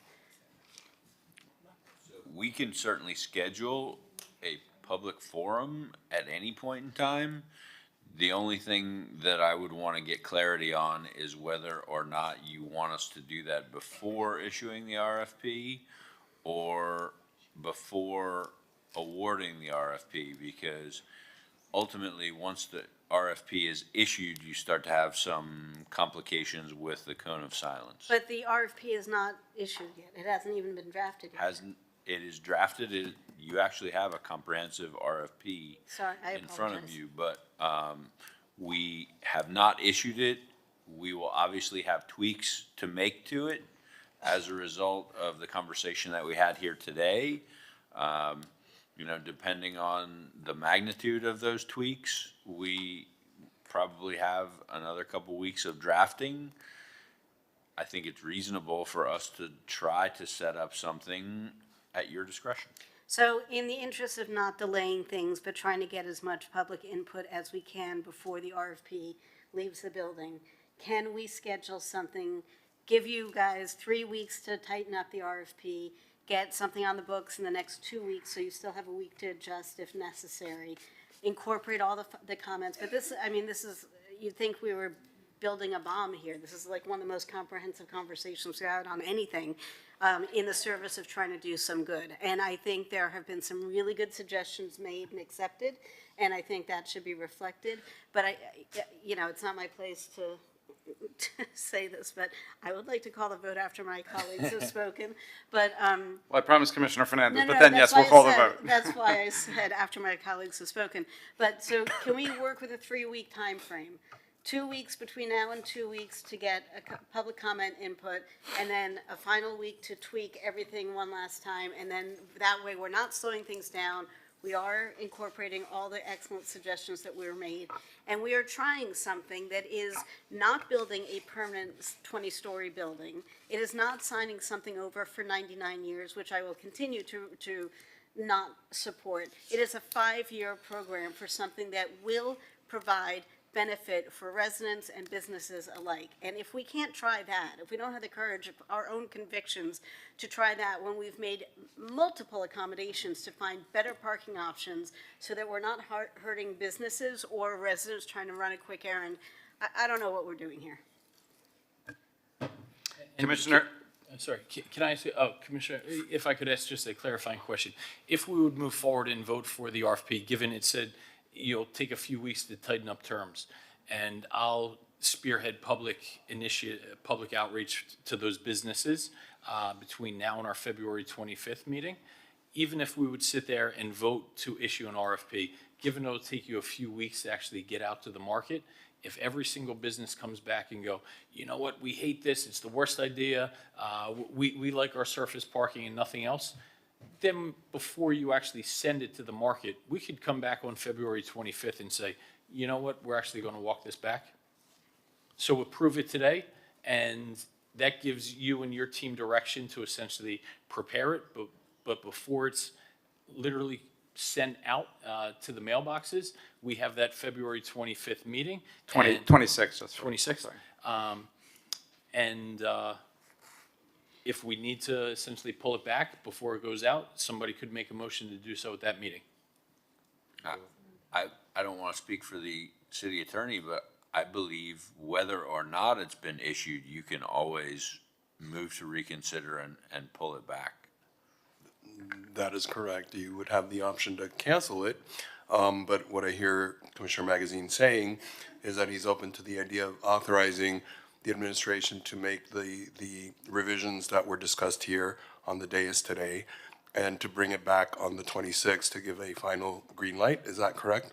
Well, I think we'll give the green light here, but do not actually send it out to market until the 27th, because if there's anybody at the meeting on the 26th, they've heard from the businesses, and they say, you know what, essentially, we don't want to regurgitate this conversation again on February 26th, but if we have substantial pushback from the business community, the RFP still hasn't been officially sent out. It's been authorized by us, it's been prepared by the administration, but it won't be sent out until the 27th. That's easy to accommodate. And there would just need to be. I promised Commissioner Fernandez and Commissioner Rosen Gonzalez, and let's call the vote, please. Thank you. And so, and I'm just going to be very, very transparent because I like the direction in which this conversation has gone today. I like how this is evolving. It'll likely continue to evolve through the process. I like that we've gone ahead and we've removed the most prominent parking lot from Lincoln Road out of consideration, and I like that we've added 2 garages. My question is, how do we, because my preference would be for this to be on one of the rooftops, which, by the way, the, like the pickleball group that they play on the rooftop, it is beautiful there because of the views that people are able to enjoy from there. So it really is a very spectacular experience from the rooftop. How do we encourage, how do we make the numbers work so that there is a preference or encourage the people to go the route of the garage as opposed to the parking lot? Through the chair, I think the answer to your question is we would create 3 verticals, similar to the way we've suggested there are different options in the RFP today. One vertical would be P26, one vertical would be the Penn garage, and a 3rd vertical would be the 17th Street garage rooftops on the 2 garages. And then we would then have to compare each of those proposals in that separate vertical. And how could we make the proposals, or how could we make those verticals incentivize the market towards the garages? Because that's what I would ultimately feel more comfortable with, and I'm just being very transparent here. I'm ultimately going to be much more comfortable with doing this on a rooftop of a garage at the end of the process, in part because I know that a lot of misinformation is going to be put out there. And I know we've already, we've lived this already in the past. And so, given that that's the case, if we how do we incentivize this going to the garage? Because I don't know that at the end of the process, if it's one of the Lincoln Lane lots, I don't know that I'll be able to support it. I think I'll feel very comfortable supporting at the end of the day one of the rooftop garages. But how do we incentivize that? So I think possibly there's a couple of different ways to accomplish that. One is we're talking about approximately 50% of P26, which is really only about 24,000 square feet. You maybe want to say that we're willing to contemplate a larger footprint on the rooftop of the garages, which would then incentivize somebody to look at that one because they could potentially put more courts there. The other way is certainly to say what you're saying right now, which is you would prefer to see it on the top of the garages. I think that the public who is contemplating bidding on something like this will go back and watch this meeting and hear these comments and will be influenced to submit a package that is most likely to get selected. And then ultimately during the selection process, we're gonna evaluate and present within those verticals, and you'll have that opportunity to pick and choose. Well, you know how it works. They'll always try to hire people who will then try to influence people in one way or the other. But the way that we incentivize it through numbers from the get-go and officially through the process is, you're saying one way is by offering a larger footprint on the rooftop of the garage than what they would be able to get on a surface lot. Another potential is we were trying to offset the parking revenue loss. On the rooftop of the garages, the parking revenue loss is gonna be substantially less, so maybe it's a less costly endeavor for the monthly minimums that they would have to pay. So could we incorporate that, a larger, and to the chair, to the sponsor of the item, incentivizing a larger footprint on the rooftop of the garage, perhaps, the percentage of the revenue is different, or, making the numbers different, the financial numbers different, because the fiscal impact to the city will ultimately be less, because the revenues drawn from the garage are less. I think all of those are within the realm of possibility. It's really a matter of what you all would like to see. Okay, and if, Commissioner, if you're fine with that, if you want to incorporate that as part of your item, Because, I don't want us to spin our wheels. I know the information that's going to be put out there. And we have to ultimately, we have to protect the public's trust, unfortunately. And unfortunately, I fear that in this process, which is a well-intended process to help the economy of Lincoln Road, people are going to led to believe that the public's trust has been, disregarded or something like that. And that's very important. And so I want to make sure that we position ourselves that to protect the public, but also send a clear message to the market as to really what is realistic out there and incentivize what will ultimately get to the finish line. Okay, are we ready to call the vote, please? Kristen, you're killing me. Go for it. Okay, let's call the vote. Wait, I just want to make sure that the public outreach that's done is done in person. Some of our meetings that are on Zoom are just, I don't think it's enough of a connection. So I would maybe hold it here at City Hall, which is right off of Lincoln Road, and I would like the public outreach to be in person so that we can have the conversation. And one more thing, before I vote on this, is P-Lot 26 still on the table? Isn't that what we're voting on? There's different options. But we're incentivizing.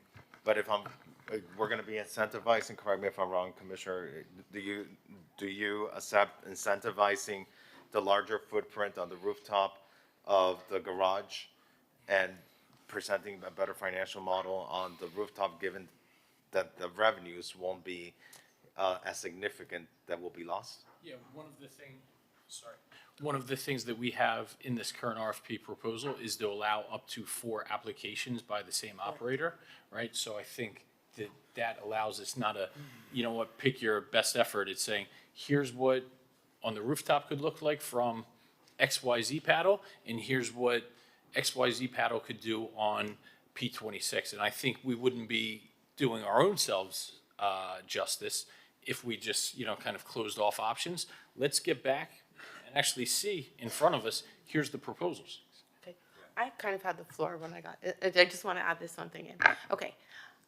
I'm not going to be supportive today because P-Lot 26 is still on the table. That said, after we do the public outreach and this comes back, I would be more than willing to entertain a programming of our rooftops, because that to me makes sense. You're still bringing people here. We're not losing the revenue. You're bringing Padel to Lincoln Road, and that's what you said is the most important, correct? Yeah. Okay. Yeah, so let's see the feasibility of it, and let's see the designs. If it doesn't work and P26 is the only option, then we can pivot on the fly and see if it's how we want to move forward. But if a fantastic proposal, the best one comes back and it's one of the rooftops, then I'm going to be supportive of that. Excellent discussion all around. Thank you all. Let's call the vote.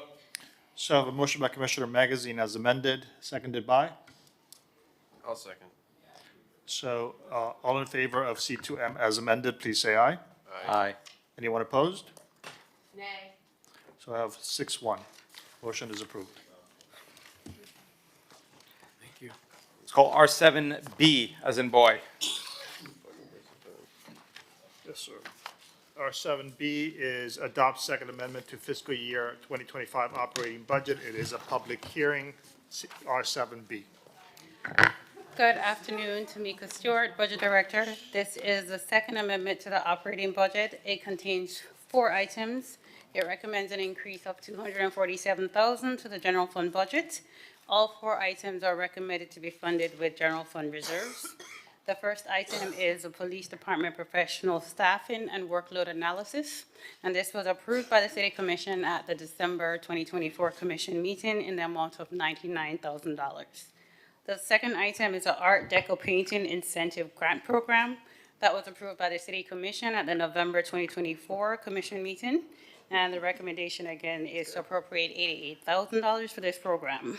The third program is a Bikinis Magical Youth Mission Foundation Scholarship that was approved by the City Commission at the November 2024 Commission meeting.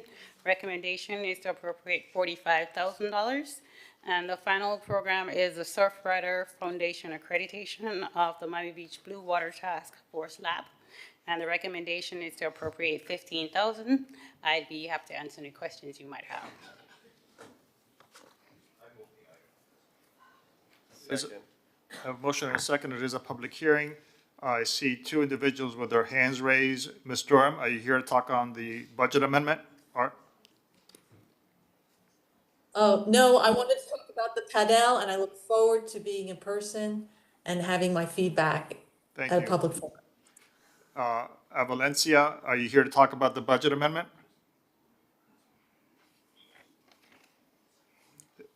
If so, please unmute yourself. Okay, seeing no one else, no one in the audience, the public hearing is closed on this item. I have a motion and a second. May I call the, may I take the vote? Call the vote. All in favor of R7B, please say aye. Aye. Any opposed? Item passes 7-0. R7C. R7C is adopt third amendment to fiscal year 2025 capital budget. It is a public hearing. R7C. So this item recommends the increase of the capital budget by $3 million and the realignment of $9.5 million between existing projects. So the first project is Pump Station 28, where the bids have come in higher than budget. The recommendation is to transfer $9 million from the FDOT Alton Road relocation project, which doesn't need funding until FY26. So the recommendation is to transfer the funds, and then during the FY26 budget process, we'll find additional dollars for the FDOT project. The second item is a Convention Center Lincoln Road Connector project. The bid has come in higher than budget, and the recommendation is to appropriate $2.6 million of water and sewer available bonds. The third item is Art in Public Places project at the Bayshore Park. This is a new project, and the recommendation is to appropriate $406,000 for this project using AIPP available funds. And the final project is the AIPP installation at the Flamingo Park project. At the Flamingo Park, the recommendation is to appropriate $11,200 to this existing project that has a funding gap. I move the item. Anybody second? I'll second. It is a public hearing. I have no one on Zoom. I have no one in the audience requesting to speak. Okay, if there's no further discussion, may I call the roll? Yes. So on R7C, all in favor, please say aye. Aye. Anyone opposed? I think I see Commissioner Magazine and Commissioner Suarez is here, so all 7-0. Motion, R7C is approved. Thanks.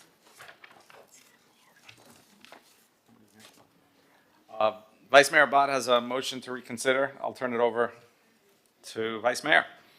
And I apologize. I'm, as everyone can tell, not on my game today. I meant to pull C7AS, not because I don't want the band shell to be added to buildings to be painted in vibrant colors, but the Leonard Horowitz color palette is specific to the Art Deco Cultural District. It is specific to Art Deco, and the Miami Beach band shell was built in 1961, and in fact has historic designation as a Miami modern building. And so, yes, by all means, let's zhuzh it up. Can we please find a color palette that is appropriate with the art, with the Miami modern vernacular that is that part of the city? It is a big, beautiful resort hotel district that all of those buildings are 1960s, 1950s, and to just slap the Horowitz color palette on them does them a disservice. Can I amend it to what she just said? Yes, you can. Okay. So, Do we need to formally have the motion to reconsider? yes. Okay, so motion to reconsider C7AS, may we do so by acclamation? Yes. Yes. So can we amend C7AS as requested with a different color palette? AX. AS, yes. X is in. No, AS. AS as in Sam. Oh, sorry. Yeah. Yes. Yeah. So if we could do that by acclamation as amended also? Yes. Yes. Okay, C7AS is amended. Thank you. Can I just mention one thing? We do have the art and culture geobond item, so we were intending to make sure that whatever we do at the band shell is not gonna be short-term and get inhibited by the geobond art and culture construction activities. So just letting everyone know that that may influence the timing. Okay. I mean, there's no urgency to repainting the band shell, and if we already have things planned to upgrade the band shell, that to me takes precedence. I just don't want that when we do get around to painting it, that all of a sudden it's pastel blues and yellows that don't fit the vernacular. Thank you, colleagues. Let's call R5M as in Mary.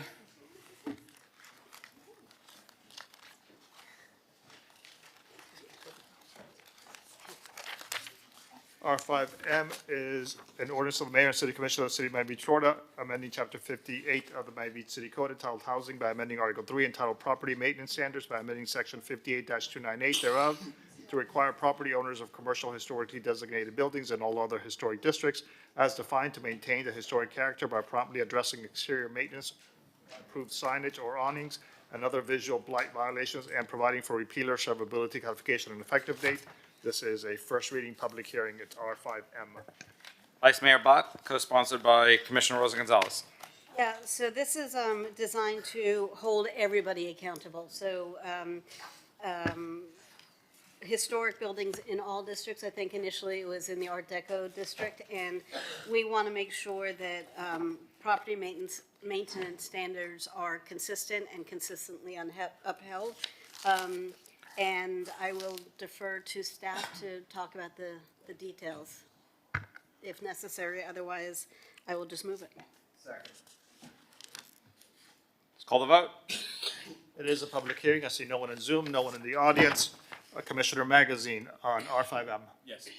Commissioner Fernandez. Yes. Vice Mayor Bott. Yes. Commissioner Rosa Gonzalez. Yes. Commissioner Dominguez. Yes. Commissioner Suarez. I'm sorry, yes? Yeah. Mayor Minor. Yes. Motion carries. Item is approved 7-0. Second reading public hearing is scheduled for February 26, Thank you. R5M. Thank you, colleagues. Since you're on a roll, Vice Mayor, R5AB, as in boy.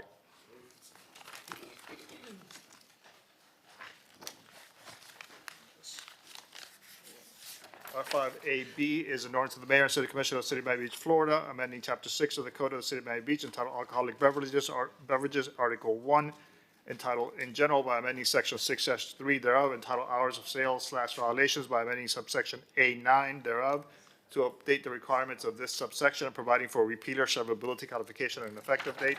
This is a first reading public hearing. It is R5AB. We are just trying to tighten things up a little bit. If I could just draw on the city attorney's office to talk about the differences, that would be great. Sure. So the item as proposed would seek to close some perceived loopholes. Currently, the ordinance requires notice 96 hours prior to a performance that will be marketed, and the amendment would require this to occur when there is a special appearance or a drop-in or a pop-up or pop-in, basically requiring those venues to have the same 96-hour notice to the police department. And this currently applies to venues of more than, with an occupant load of more than 350 persons. So basically, we're trying to find a way to close the loopholes for people who are not following the letter of the law or even the intent of the law, which is to give our police a heads up when they have high-impact special events, performances. We're getting a lot of people saying, oh, we didn't know, or oh, it happened last minute. So we are trying to close the loopholes. I would be thrilled to go further than this. I recognize my colleague. That was Mark's item? Wasn't that Mark Samuelin's item initially? Wasn't this Mark Samuelin's item? I believe it was, And yes. she's closing the loophole. Oh, Thank you. Yay, my mentor. Please, sorry, David. Well, in the spirit of our late Commissioner Mark Salmon, I'd love to close a couple more loopholes.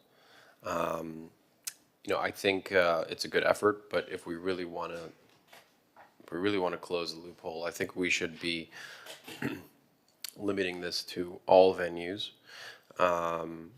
and specifically take it a step further where if there is going to be an appearance or an event, we should require them to get a special events permit for the sidewalk. So for example, if one of the smaller nightclubs that have an occupancy less than 350, excuse me, like Gala nightclub, if they're going to host maybe Travis Scott, Travis Scott can fill up 100,000 people in a stadium. If they say that there's going to be an event from Travis Scott and Gala, there could be thousands, tens of thousands of people that show up, and they're on the sidewalk. So I think. And Gala's closed. Yeah, well, what's the next, Gala, nightclub or small venue that's going to happen to? So if we really want to make sure that we cover all our bases, I provided the city attorney with a friendly amendment, and he could read it into the record. Sure, actually, I'm gonna have Rob do that. And what we would propose is that we're gonna look at this more closely between first and second reading, but we're comfortable that what Commissioner Suarez is proposing is doable and defensible. Sorry.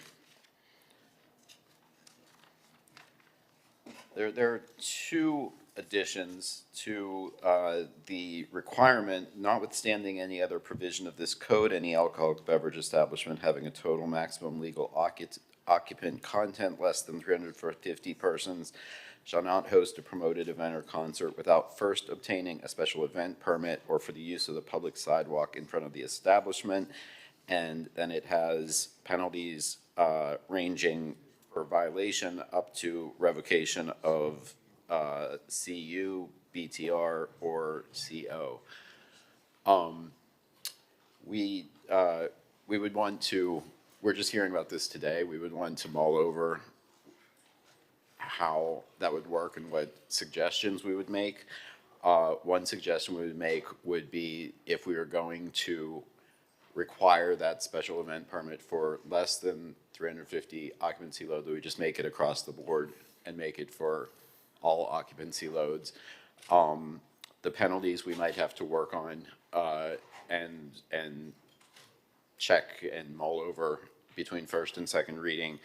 But we think in general, it is a good idea, and we just need to bake it a little bit. And so if the sponsor is inclined to accept that amendment, we would ask that you have second reading at the March meeting rather than the second February meeting, since that's only a few weeks away. And this is a serious, it's basically a rewrite. It wouldn't be a 96-hour notice requirement anymore. It would be a requirement for a special event permit.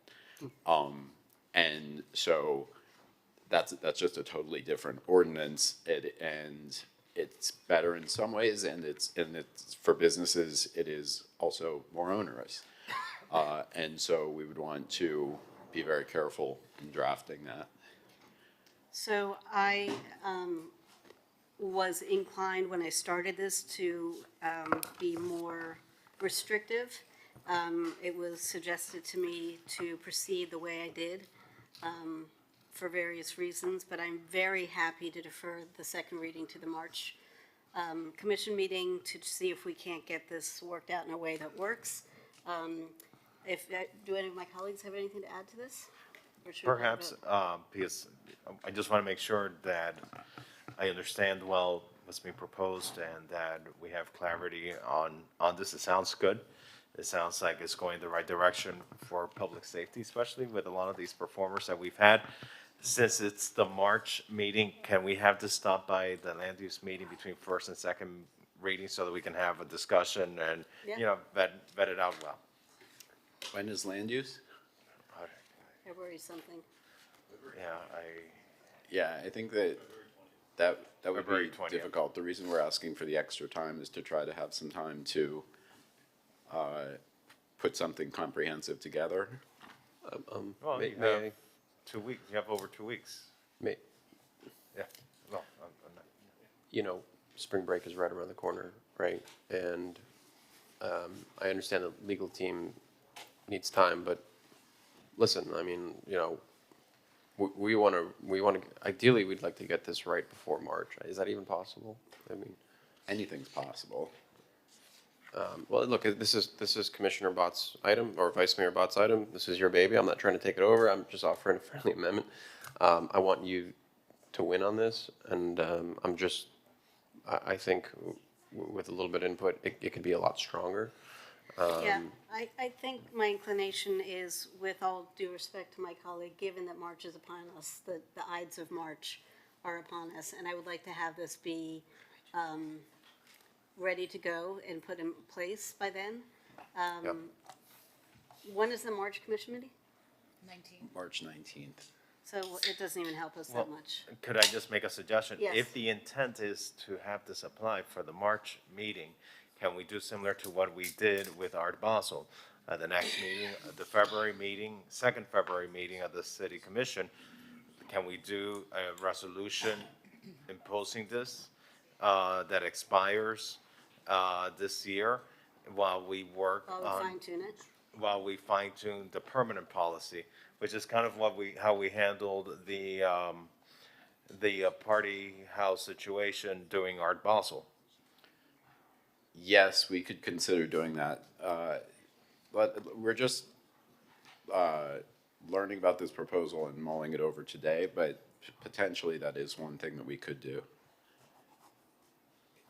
Okay, so barring any unforeseen circumstances, let's do what Commissioner Fernandez suggested, which is at the second February meeting, have a draft of something that's a stopgap while we finalize the legislation, so that our police department has another tool in the toolkit if people are acting silly and trying to do things that they're not supposed to do. That work for everybody? So what we're proposing is for whichever meeting, whether it be February or March, for whichever meeting, that instead of a 96-hour notice period, that every beverage establishment in the city, or everyone having a performance in the city, would be required to have a special event permit, which is a process. It's a very different proposal. So that's just what I'm being clear. I'm trying to make clear. That's what you're telling us to go forward with.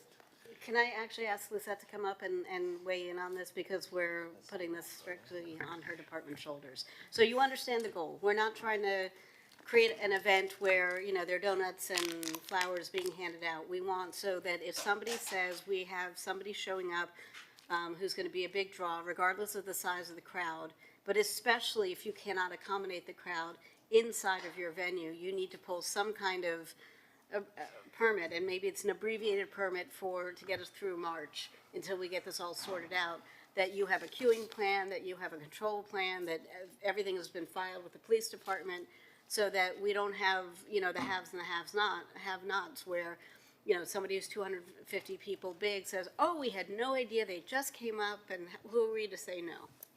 Sure. Good afternoon, Lisette Abrogante, Director of Tourism and Culture. Thank you, Vice Mayor Bott.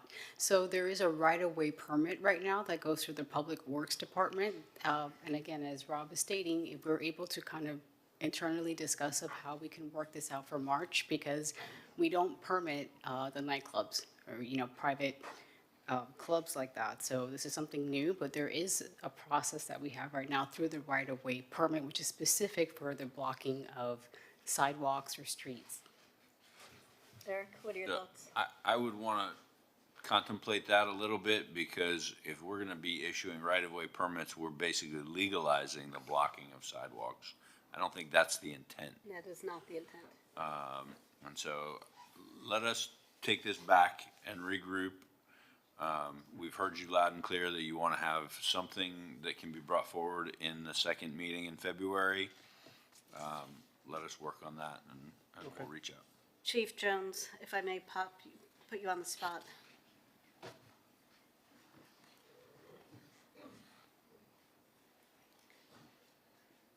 You hear what we're trying to accomplish in time for it to be useful for you for the month that dare not be named. Is there anything that we're not thinking about, or do you have ideas that should be put into the conversation as our crack team takes a whack at making this work? thanks for giving me the opportunity to weigh in, ma'am. We have had some internal conversations about this. Assistant Chief Dan McGowan has led those conversations, so I'd really like to defer to him and see what his thoughts are. He may be able to share this with you. Okay. Good afternoon, Madam Vice Mayor, City Manager, Commissioners, Assistant Chief Daniel Morgallo on behalf of the Police Department. So what has been proposed here is excellent as far as closing the loopholes in the current notification process. Anything that affords us the opportunity to have time to prepare and adjust accordingly for public safety purposes to deal with large crowds that may show up for some of these artists, as Commissioner Suarez mentioned earlier, puts us in the best position possible to be able to be responsive and prevent any type of public safety issue. So everything that's been proposed here will assist us in that process. Okay. So And- everybody, sorry. What I would recommend is that you pass the ordinance as written on First Amendment, and while there will be changes to it, we will bring back on second reading the ordinance just with the amendments. And so it's not a totally new ordinance we would be bringing back on second reading with these amendments, so it would just go into effect. And that would be at the second February meeting to be able to be used for March. Yes. I'm sorry. No, that's not, in other words, you're asking that second reading be in February? Okay, got it. Yeah. That's not what And I'm sorry, I normally would give you all the time in the world, but time is Okay. not our friend at this moment. No, I get it. And that is something that you should think about. In some degree, we would be legalizing what happens on the sidewalk. You would be giving a special event permit for the sidewalk. We'll have those internal conversations about what the best way to effectuate all of this is, and if it's not exactly that idea, although, you know, some version of that, we'll figure that out, but we don't need to hash this out here. Colleagues, Kristen Rosen-Gonzalez, Commissioner. Is this citywide? For example, like La Poubelle, they have a nascent business that's doing very well. They're bringing in entertainment acts. If you pass this, they would have to get a special event permit. The Faena constantly is bringing people in. If you pass this, they would have to get a special event permit. I just don't, if the Faena Forum is having a performer, I mean, can you distinguish between, it's only for, I mean, I just wonder what the repercussions of doing this is for smaller businesses. I would rather you have some sort of threshold between the larger venues that might be problematic and then smaller venues that we want to protect. Like La Poubelle, which is having performances, Right, correct? we're obviously not trying to do that, and that's not the intended use. The intended use is the bad actors who, oh, we didn't know person so-and-so was popping in to do a thing. But- So is there, in years past, have we done things sort of south of 23rd or south of 41st? To try to corral just the folks who are not acting the way they're supposed to be by law?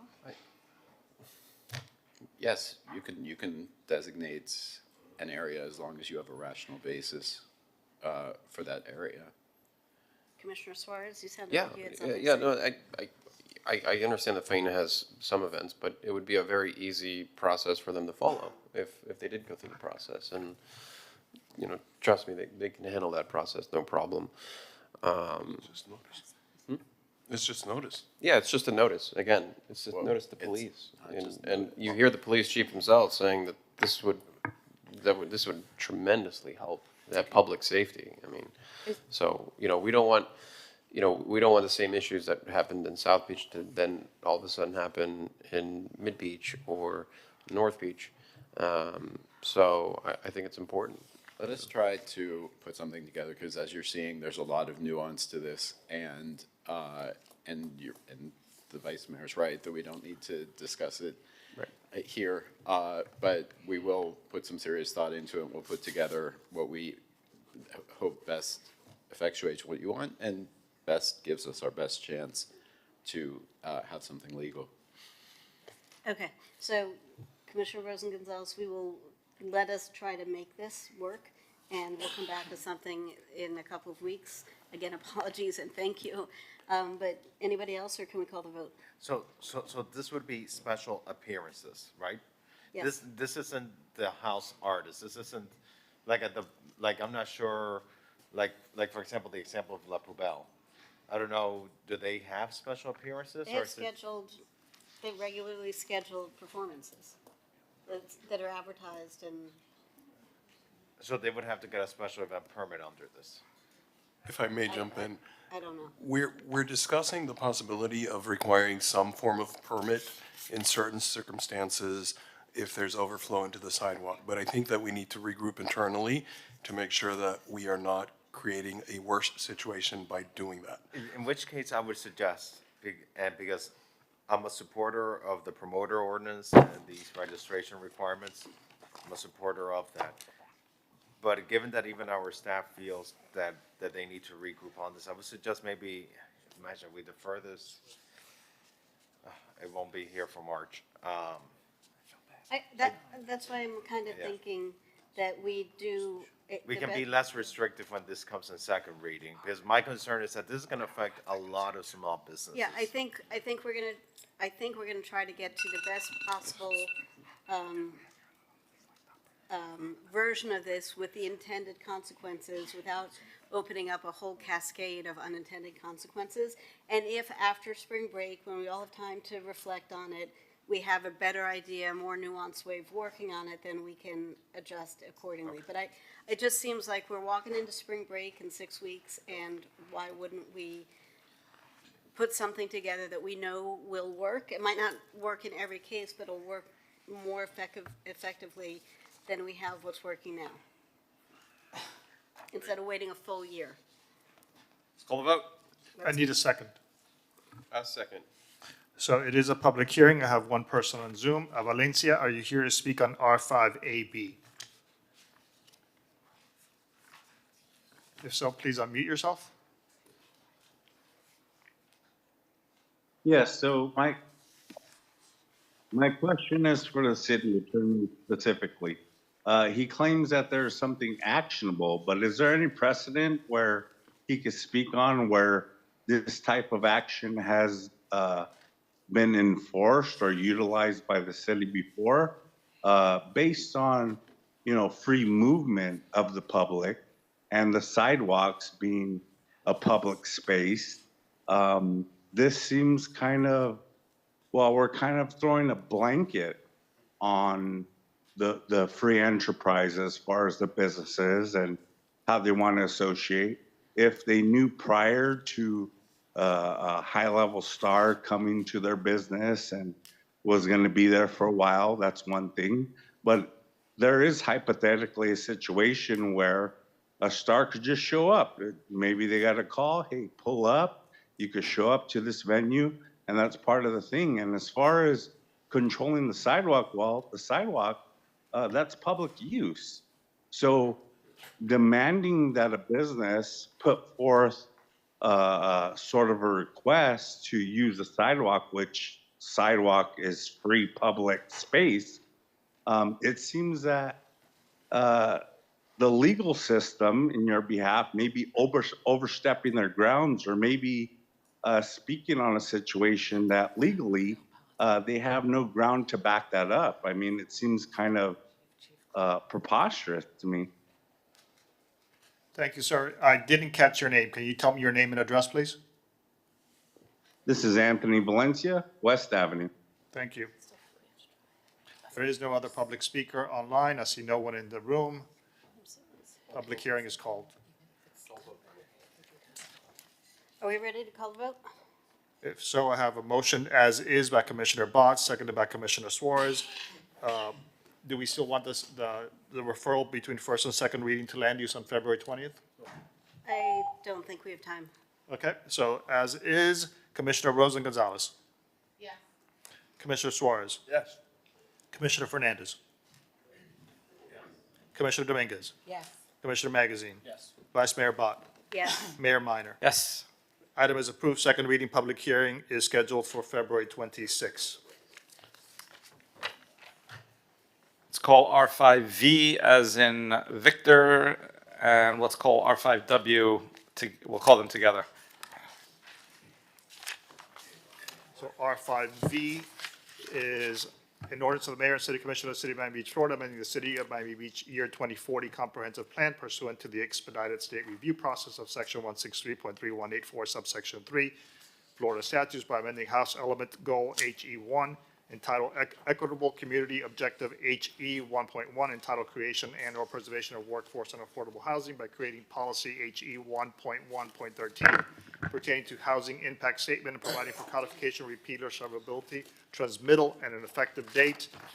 This is item R5V. It is a first reading public hearing. It requires 4/7 vote. R5W, the companion item, is an ordinance of the mayor and city commission of the city of Miami Beach, Florida, amending the code of the city of Miami Beach, subpart B, entitled Miami Beach Resiliency Code by amending chapter 1, entitled General Provisions, article 2, entitled Definitions, section 1.2, section 1.2.2, entitled Use Definitions, at subsection 1.2.2.1, entitled Residential, by creating definition for housing impact statement, and by amending chapter 2, entitled Administration and Review Procedures, article 5, entitled Rezonings and Redevelopment Approvals, at section 2.5.2, Conditional Use, and 2.5.3, Design Review, to amend the Planning Board and Design Review Board application requirements and review criteria to include a housing impact statement, and by amending article 8, entitled Variances, to amend the Board of Adjustment application requirements and review criteria to include a housing impact statement, by amending Article 13, entitled Historic Preservation, at Section 2.13.7, issuance of a certificate of appropriateness / certificate to dig, certificate to appropriateness for demolition, to amend the Historic Preservation Board application requirements and review criteria to include a housing impact statement, and providing for codification, repealer, servability, and an effective date. That was item R5W. It is a public hearing, and that item requires 5/7 vote. Commissioner Fernandez, co-sponsored by Commissioner Magazine. Thank you, Mr. Mayor. Earlier today, we spoke about the courtesy notice to residential tenants having to do with developments that are going before the land use boards. But once these applications get to the land use boards, I feel it's incumbent upon those who are making the decisions on these developments to be aware of the housing impact that these applications will have in our community. The decline of permanent residents has a negative and consequential impact on the quality of life for those who remain. And one of the impacts we've seen is increased traffic congestion, in part, even as employees of local establishments are forced to live off the city. This is a direct result of lack of affordable or even attainable housing in our city. And the contributing factor of this trend has been the conversion of residential units to short-term rentals or other transient units, as Commissioner Magazine mentioned earlier with the legislation that he championed earlier today. The legislation before us requires individuals submitting an application to the city, to any of these boards, to submit a housing impact statement. And what is a housing impact statement? It's a detailed analysis of the impacts of the proposed development, comparing current housing availability on the affected property before the execution of the development with the future housing availability after the development is completed. So you have to show this is what's available today as it relates to housing on this property, and this is what's going to be available in the future on this property as a result of the proposed developments. A full disclosure as to whether any residents currently or within the past year occupied the property, specifying how many of those were affordable, including Section 8 or workforce housing units. And I think also perhaps very important as well, is identify any voluntary mitigation measures offered by the developer to assist those affected residents with relocation or identifying alternate housing. I think it's one of the few things we can do to create awareness, to be cautious about the importance of the decisions that are being made regarding development on the lives of those who we are entrusted to represent. I'm very proud to be bringing this item forward. I want to thank the Planning Department and the City Attorney's Office for working with me on this item, and I'm going to turn it over to our planning director Tom Mooney, to chime in further on this item. Thank you, Commissioner Fernandez. I think you explained everything perfectly in the LDRs. Chapter 1's being amended to create the actual definition for our housing impact statement, and Chapter 2 is being amended to create an express requirement for the criteria for each of the land use boards. The corresponding amendment to the comprehensive plan, R5V, creates a policy. It's a new policy specific to a housing impact statement, and so that's something that's going to be important to amend with regard to the housing element of the comprehensive plan. And with that, I think it's ready to be moved for approval. Thank you. Thank you, Mr. Mayor. Commissioner Rosa Gonzalez. I love this. I love that disclosure because I think that when a project goes before the planning board and they see that they're going to be displacing, 50 seniors who aren't going to have any place to go, they might think twice before they approve that project. So we'd hope. But at least you all have the disclosure statement there. So very proud of you, Commissioner Fernandez. I've seen too many people displaced, and this is at least one, not a deterrent protection, I suppose, or at least a disclosure that will allow the owners to understand what their impact of what they're doing is and act as hopefully a conscience. And if I may, Mr. Mayor, just to respond to that, not only are we asking them to disclose the housing impact, but also, whether they're doing any voluntary mitigation measures to assist those being displaced.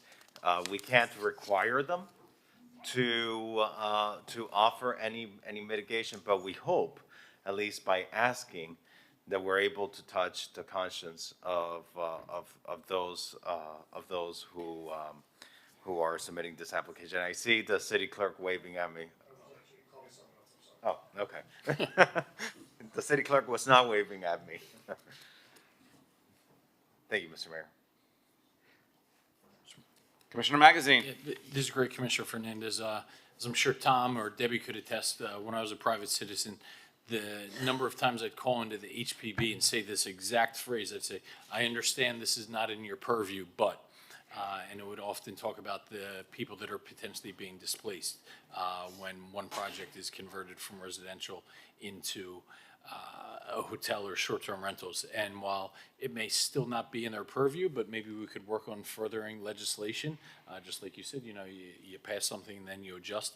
Maybe at some point in time it could be part of their purview, but at least now with this, it'll be front and center in their mind. That's right. Thank you. I move my item, Mr. Mayor. I'll say. Okay. Excellent item, Commissioner Fernandez. Thank you. Let's call a vote. It is a public hearing. I see no one in Zoom. I see no one in the audience. I have a motion by Commissioner Fernandez for both items, seconded by Commissioner Magazine. On R5V and W, Commissioner Rosa Gonzalez. Yes. Commissioner Fernandez. Yes. Commissioner Suarez. Yes. Vice Mayor Bott. Yes. Commissioner Magazine. Yes. Commissioner Dominguez. Yes. Mr. Minor. Yes. Both items are approved. The second reading public hearing is scheduled for April 23rd. That was item R5V, R5W. Mayor, just if I may, there's two open and continue items because there was someone from the audience and we told them to leave just so we make it official. We are requesting to open and continue R5T and R5U. So if we may do so by acclamation, opening and continue, Tom, to April 23rd or? Well, no, that would be second reading. This is first reading, so. February 26th? February 26th. So open and continue R5T and U to February 26th. Thank you, Mayor. Sounds good. February 26th. Any other announcements? No, unfortunately, no. Let's just try to finish up the pulled items from consent. C4C. Yes, sir. C4C is Commissioner Fernandez separated the item. It is, let me just read for the record. C4C is a referral. This is the city clerk's referral to the planning board meeting of 3/12. Relocate City Hall early voting site, extend voting for runoff election. Commissioner Fernandez. Thank you, Mr. Mayor. The reason why I pulled this item is because of the importance of it. We always want to ensure that our residents are well heard during the elections. And this year, the runoff elections will overlap with Art Basel. And that to me is of course very concerning because we all know the traffic that occurs in our city during Art Basel. Just moving a few blocks could take an extensive amount of time. In this specific situation, we're having to contemplate the moving of the City Hall early voting site. And Mr. Clerk, correct me if I'm wrong, if memory serves me right, the City Hall early voting site is, I think it's the most popular early Yes. voting site. And my concern is, if you move it too far north, people who are to the south might feel disenfranchised because it's gonna take them longer to get there because of the traffic. If you move it too far south, the early voting site, let's say all the way to somewhere on Sixth Street or by Flamingo Park, the people in Mid Beach around where I live might feel disenfranchised. Given the amount of traffic that we have during Art Basel and the fact that this runoff will be taking place during Art Basel to the extent that we need to be moving the City Hall early voting site, I would like us to contemplate perhaps just adding a third early voting site, because that way, if you have to sit in traffic, at least it's less traffic. You have to sit in less traffic to go and vote. And so that's what I wanted to put before us today. Our only other option would be contemplating moving the runoff date, but I don't know that we can even do that. I don't think the supervisor of elections felt it would be fair. All the other cities have agreed to this runoff date, so we would be a one-off situation. But I wanted to discuss this with all of us today rather than hearing it at committee, given the importance that this has to our city. Thank you, Mr. Mayor. Oh, thank you. Let me ask a couple of questions, and if you know the answers, Commissioner Fernandez. So the decision, I guess, that was made by the elections office prior to Alina taking office, that 2 weeks was not sufficient time? Right. Is that a vision she shares? Yes, and this has been a historical issue. Christina White, who's a consummate public administrator, has had this concern for many years. And they came and they presented to our charter review task force as well. I think we even had a question go to our voters amending our charter and prescribing this 5-week runoff period. But I would say after speaking with the supervisor of elections last week, she very much shares that 2 weeks is not enough. In fact, they shared with me a statistic on the amount of vote by mail ballots that are not counted in our election because they were submitted too late after the runoff, because 2 weeks was not enough. Okay. Mr. Mayor? That's fair. May I? Oh, yes. So I spoke to Christina White on Saturday. We spent probably between 30 to 45 minutes speaking on this. They are not. Who did you speak with? Christina White, who is now the chief executive officer of the elections department. And everything that she told me was with the consent of the supervisor of elections. Okay. So they are not willing to change the election date for the reason that Commissioner Fernandez stated, which is a lot of ballots are rejected because they don't get back on time, vote by mail ballots. So Understood. That makes sense. she is adamant that that will not work. What they are proposing is, well, what they have agreed to, based on Commissioner Fernandez's request, and my speaking to them, is that they are willing to add an extra site in Mid Beach. The only suitable site that I see at the moment, based on the requirements of the statute, would be Must Park. Well, we can talk about an additional. Would be what? Must Park. Okay. But we can talk about other locations that may fit the requirement. Based on my knowledge, I don't think there's any other. They are willing to add that. So what we would have to decide is, I'm assuming we only want that third site during the runoff, not during the general also. because it won't be necessary during the general, so just for the runoff. I still recommend that you move the City Hall site to another location that is in South Beach, because City Hall will be impossible to get into. Our parking lot that we use for early voting is the one that is used by Art Basel for their valet parking. So, Yeah, no, and this all sounds good. I'll tell you, my concern is no matter how many times you publish this, I guarantee you there'll be, you all know this because we hear it all the time. Every time people, oh, I didn't know I was supposed to. People are going to show up to City Hall. And they're going to say, it took me an hour to get here. It took me an hour to park. And now you're telling me I can't vote here? So I agree with you, and based on that, my recommendation would be also to move the City Hall early voting location to whatever location we decide in South Beach for the general. So you don't have that, hey, I showed up to City Hall for the general, now I'm going somewhere else. So I would move it for both for this election, meaning the early voting at City Hall, move it to one of the other locations in South Beach. It will not be impacted for the general, but for the runoff, people already know. We want to keep consistency as far as where people vote. Yeah, I don't love that idea. I'll tell you why, because you're going to have the same problem on the front end. So I'm not sure that's going to really help you. And it is such a prime place for people to vote. They come to City Hall, so now we're taking that away. I don't And know. I agree with you, but if it happens on the front end, you have 14 days of early voting to get it right, meaning you show up to City Hall, it's not the location, you have more time. When it's a runoff, it's 3 days. So it may be more difficult for the runoff. We prefer consistency where the voter knows I go here and I go here again if it's a runoff. But again, that's a policy decision. I also requested that maybe we can extend early voting days for the runoff. They said absolutely not on that.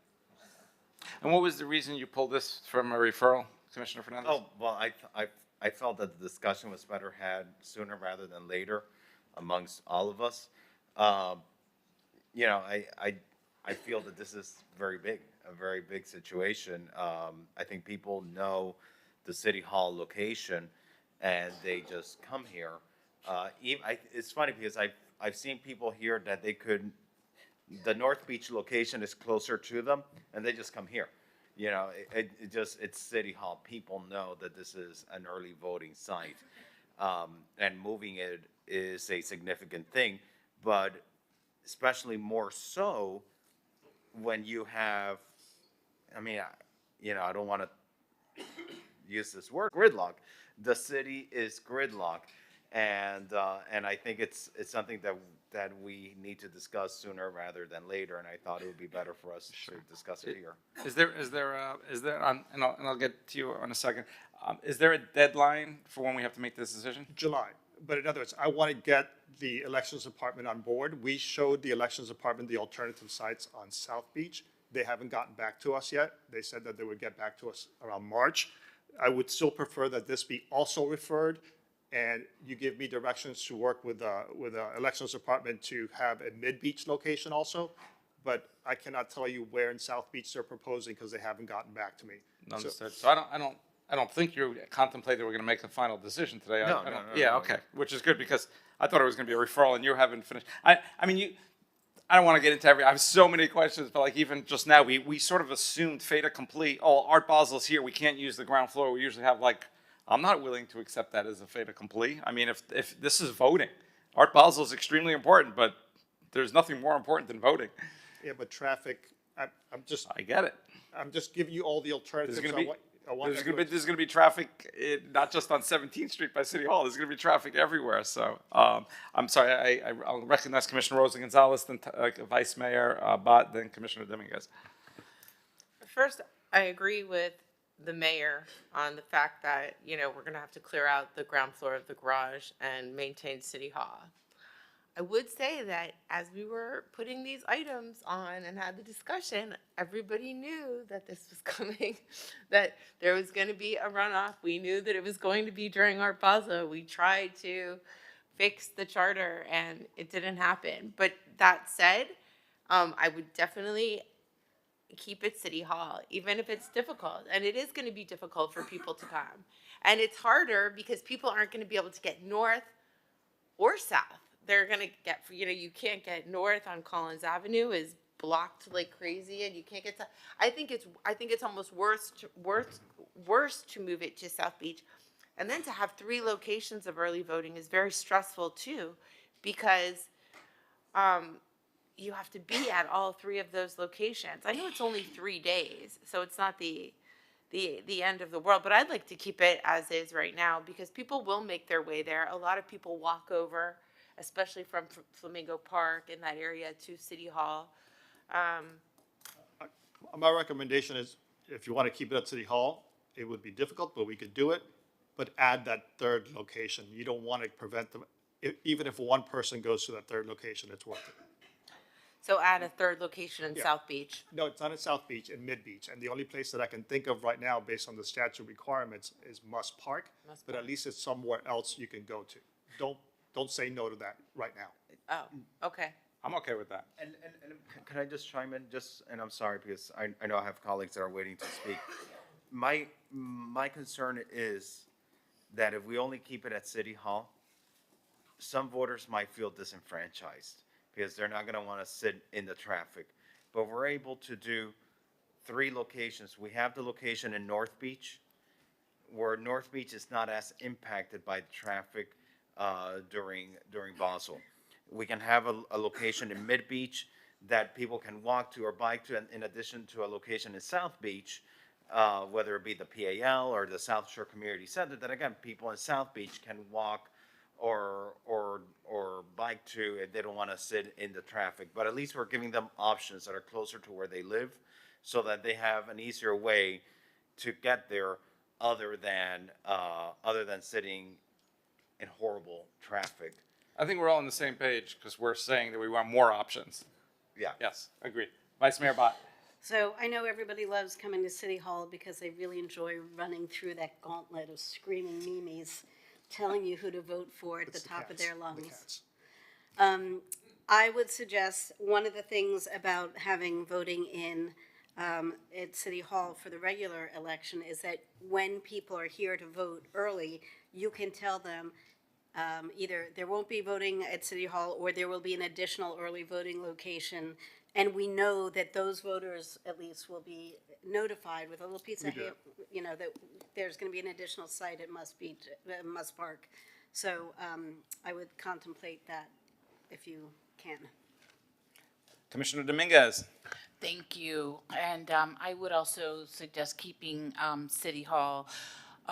Several things have changed with precincts in the last couple of years. So one of the largest precincts is 30, and that's Sunset Harbor and the Venetian Islands and a little bit of West Avenue. They used to vote at the Botanical Garden, but with the expansion of the Holocaust Memorial, there's no parking, and now they can't vote there. They vote at City Hall. So it would be a huge portion of the electorate. And as the mayor said, not being aware, getting confused, no matter how many times we communicate. So I think it's critical to have something. And I want to make clear that this is only for early voting. The general election is the week after our Basel, the runoff. So it won't be impacted. So those people who vote at City Hall will vote at City Hall. So this is just for the 3 days of runoff election. Thank you. So I would prefer that this also be referred so we can. I was about to ask, since you pulled it, Commissioner Fernandez, is that your? But a good discussion. I think you got the ball rolling. So Thank you. Much appreciated. So by acclamation, C4C is referred to the March 12th Public Safety, Neighborhood, and Quality of Life Committee. Thank you. C7N, as in Nancy. Yes, sir. C7N is authorized creation of Hall of Fame Selection Committee for 2025. It was separated by Commissioner Dominguez. Commissioner Dominguez. Thank you. The reason I pulled that is that during my briefing and speaking with the city administration, they mentioned that it is a lot of work to do this particular committee, and with this being an election year, giving them extra strain, if we could defer the Hall of Fame to 2026 instead of 2025. I love your proposal. I second your item. Vice Mayor Bott. I completely agree with you, and not just because it's an election year and having extra work, but because having it be in any election year makes it a political process. And I think that is not the intent, so I would suggest that we roll this over to the next even year and continue it that way in perpetuity. So The next even year, because 2025, there's election, 26, Oh, there's, no election. there's Okay. no election in So next year. 2026. Yeah. So can we technically withdraw the item and you bring it back, Lisette, in 2026? Okay, so item C7N is withdrawn.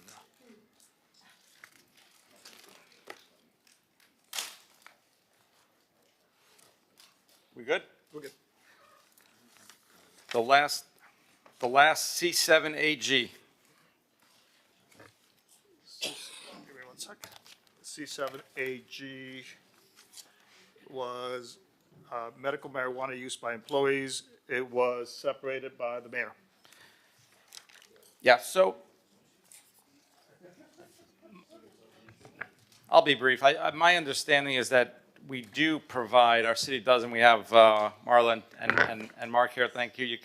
We do provide some accommodations for medical marijuana clearance. The reason why I pulled it, I have some concerns about sensitive positions and the safeties, make sure this would not impact them. And my understanding is at least the latest technology, that tests can be inconclusive on usage versus impairment. And I have concerns if we're testing, whether we really know a clear answer. So that's why I pulled it. So this is my item. I don't know if you saw the recent court decision that if you test any employee, it could be police, it could be ENT, and they come out positive, but they weren't doing it on the job and they have a card and a prescription, there's absolutely nothing that we could do anyway, as long as, okay, the state of Florida recognizes medical marijuana like medicine, like anything else that you would take, okay? So it will not affect our drug-free workplace status because it is considered medicine by the state of Florida. The judicial system has already opined that we have no recourse if, even if somebody who was operating heavy machinery tested positive and he showed his card and he did not have any problem at work, it is medicine, so there is nothing that we could do. I don't know if you saw that decision with the ENT. I had the article, and I don't know where it is, but it was a very recent legal decision. So this is really just a cleanup. Also, I think that it's, first of all, I mean, Miami Beach opined, I think, like almost 80% on medical marijuana, but that's not what this is about. It's just about implementing the state of Florida law, allowing anybody who has a prescription to use medical marijuana, if they so choose, in the city of Miami Beach, as long as they are not using it on the job. Everybody has to perform their job. There is a performance standard. Can anyone from the administration opine on the recent court decision? I believe, was that Nick, or where's Rob? Because he saw it. Rob? I was just looking Where for are you? Rob. I need him. I had the article in front of me that I was actually going to read, so it won't matter what we do anyway, but this is actually the right thing to do. There are many people who might suffer from anxiety or insomnia and turn toward something worse, like that could be legal, like a legal type of opioid or a Xanax, but maybe they choose to have medical marijuana. Rob, could you tell us about the recent legal decision regarding medical marijuana and the ENT? Sure. There is EMT, a recent, well, first of all, I should say there's a dearth of case law on this. So any case law that comes out on this subject at all is noteworthy. However, this is just a trial court decision out of Hillsborough County, so it's not, doesn't carry precedential weight, but being one of the first decisions, it is something that everybody is paying close attention to.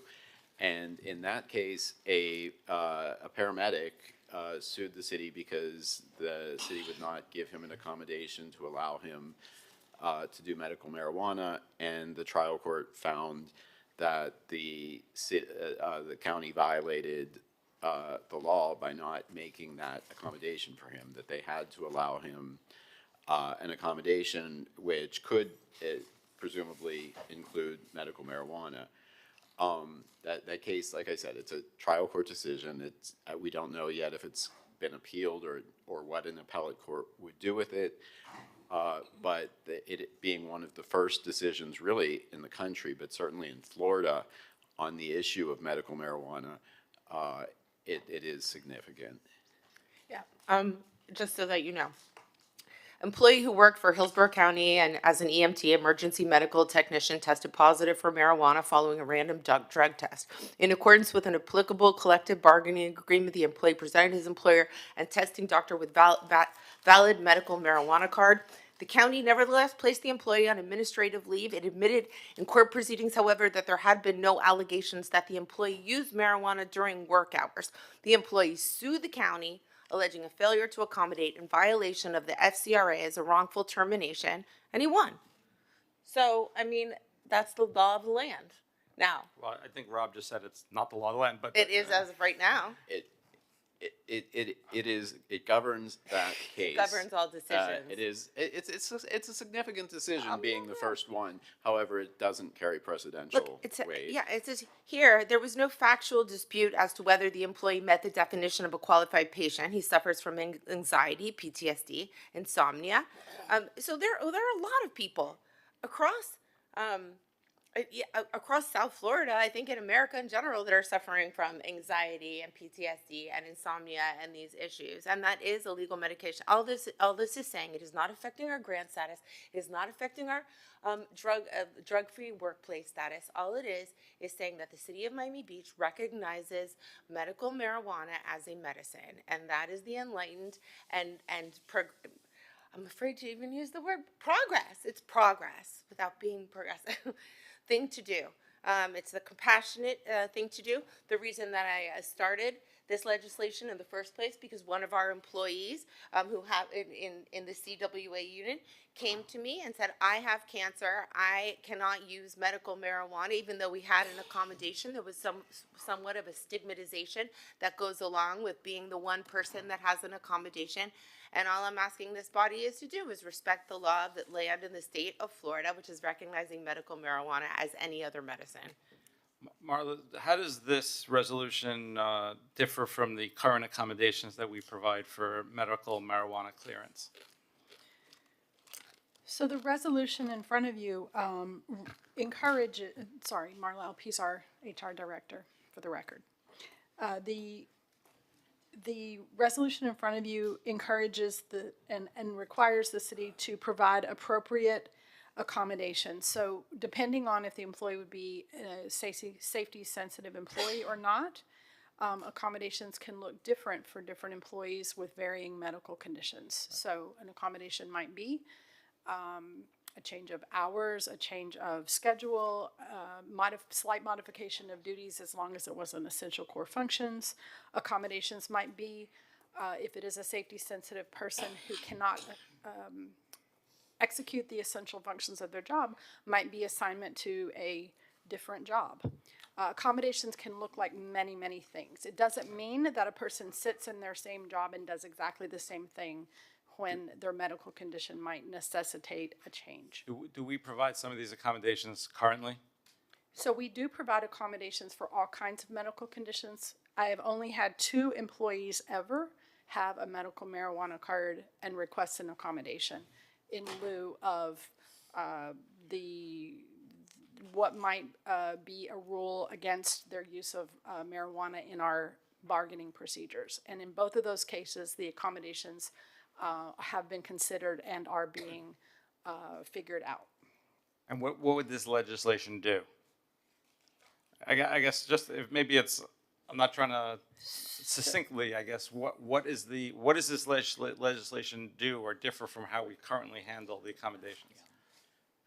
You used the word encourage before. I'm just trying to figure out. I think it would be a requirement that we would accommodate where possible with medical marijuana. But we're doing that now.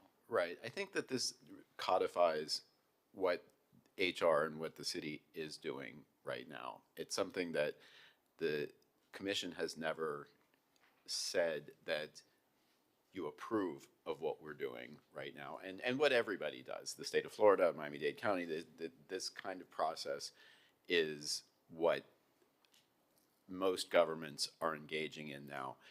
We previously had a policy, although it didn't come directly from the commission, that medical marijuana was not allowed, and that was not an accommodation that we were going to give. We've let people go for testing positive, even though they had a medical marijuana card, among other reasons. And we got sued, and we had to settle that case but we started from the premise that medical marijuana was something that was not allowed in the city of Miami Beach. This sort of changes the official commission-endorsed framework, the paradigm that the city looks at medical marijuana through, from the previous position that it simply is not something that we allow, to something that we will look at under appropriate conditions and where it can be done in a way that doesn't affect safety or our grants or our insurance or anything else, that we would consider it, which is what we and others are doing now. To the chair. Could this legislation have an impact if we got sued, for example, if we denied for whatever reason? No, I think this legislation says that we will consider an accommodation for anyone who requests it, and for those who it can't be accommodated, we will offer other accommodations. I think that, if anything, it helps us if we were to get sued. So it really is, it's not a substantive change of what we do, because it's what we're doing right now. It's just the commission endorsing what we do. Commissioner Rosa Gonzalez. If it were up to me, I would remove it from the testing, because no matter what happens, if somebody did test positive, any court, or based on the one decision that we have, it is the law in the state of Florida that you have the right to a prescription.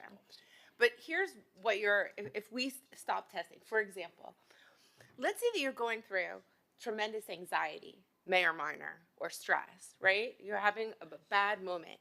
Right now, the way that the policy works is I have to go to my boss and say, hey, I'm really suffering badly from insomnia. Nobody wants to have to do that. If you're performing and you're doing your job well, your supervisor knows that, right? Right?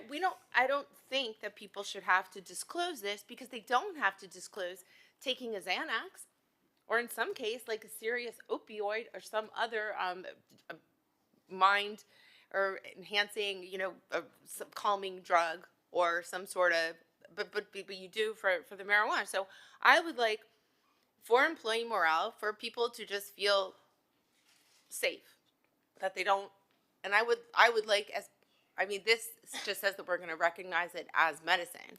I don't even think we should test for it, but that's just up to me. And if we do recognize it as medicine, will we continue to test for it? Marla? So through the chair, we do have bargaining agreements where there are lists of scheduled drugs that we do test for, and some of them are scheduled drugs that are controlled substances, and some of them are illegal drugs. So unless we were to change the bargaining agreements, we would be testing for all of the drugs that are listed in the bargaining agreements.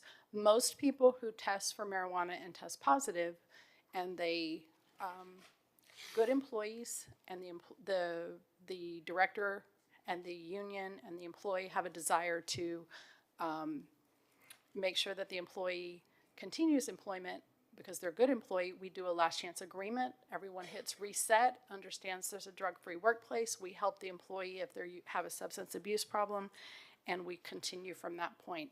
Most people who do a last chance agreement, because they have a drug or an alcohol problem that has been identified through some method, whether it's through they have said they have a problem or whether it's through testing, most people come off of their last chance agreement with no problem.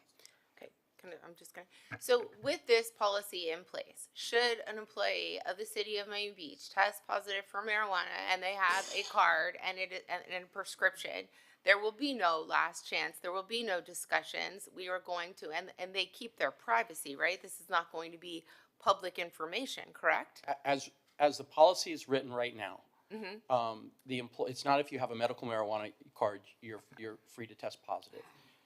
You would have to get an accommodation, so it's not anonymous. You But have what to I'm get an proposing is. What was before, the policy as it's written right now Mhm. would require someone to come to HR and get an accommodation. And we would be able to determine whether that employee could stay in their current position. We currently would not allow someone that's operating heavy equipment. There's a lot of positions that we would not allow someone to maintain, continue to do their current job and be using marijuana, because the big problem right now is the testing. So someone that has marijuana in their system, it stays in your system, can stay in your system to up to 30 days. So I can't tell if someone tests positive whether they smoked pot, they took a gummy, they took some type of marijuana 15 minutes ago or 15 days ago. Can't tell. So for that reason, we have no way of telling when we do test someone, even if it's in the middle of the day, whether they're under the influence or not. It's not like alcohol where you blow into a breathalyzer and I can tell that you are impaired. There's no way of telling that. We're told that in the very near future, there's going to be a swab test that will narrow that window way down. It's not going to be as narrow as an alcohol breathalyzer test, but it's going to be much narrower. But right now, it's 30 days. So that's the problem we have. When someone tests positive, we have no way of telling whether they're impaired or not. So, yeah, you're kind of expressing my concern. I mean, we'll vote as a body to see what we want to do. I'm not there. Part of it is also, it's a slippery slope, as I think Commissioner is saying. She even prefers no testing. I'm not on that same page. I also look at it from where we are as a city, right? We had legislation that I believe it was Commissioner Fernandez who brought forward that I think I co-sponsored, about moving just not employees, but citywide, that it's not a civil citation anymore, marijuana, right? It's now, it's a criminal, so we criminalized it. So I just think this is, personally, I just think it's the wrong direction for our city to go in. So that's why I pulled it, and that's why I'll be a no vote today. And we're ready to follow whatever direction this commission wants to go. I'm just telling you that's kind of the way the policy is drafted currently. Marla, am I correct that it's currently you would still have to come to HR to get an accommodation? Correct. And we accommodate in every case that we can possibly accommodate, even if it means having them do a different function. We just don't want to put someone in a position where they're doing a safety-sensitive position and could possibly be under the influence. Just call the vote. Sure. Commissioner, The vote is to adopt this policy to allow for anybody who has a prescription. Okay, so if you have cancer and you work in the city of Miami Beach, you're not going to be stigmatized. You can come and disclose that you have this prescription. So when you test positive, nothing bad happens to you and you don't get put on the scary, what was that? Last chance agreement. Last chance, yeah, whatever that is. The last chance list, or last chance what? Agreement. The last chance agreement. And I think that's fair. That's why I started this policy in the first place, because we had an employee with cancer. And I think the compassionate thing to do is, if you have an illness and you need medical marijuana, that the city of Miami Beach is going to accommodate you and not put you in a last chance agreement. And that follows state policy. Hopefully, I think soon at some point, national policy, and people who are going to get the card already know that there's going to be a public record of them getting that prescription card. You can I don't know if it's public record. No, because it's. I don't know. Well, I mean, you would have to disclose it to Marla, but she will be smiling and kind and say, okay, there is no last chance agreement. You can take your medicine as needed. So this is, Vice Mayor, if I can, this is how we heard it in FERC, whereas essentially you do have to go to HR for the accommodations, not a just blanket waiver. That is correct. And is there any carve out for safety sensitive positions?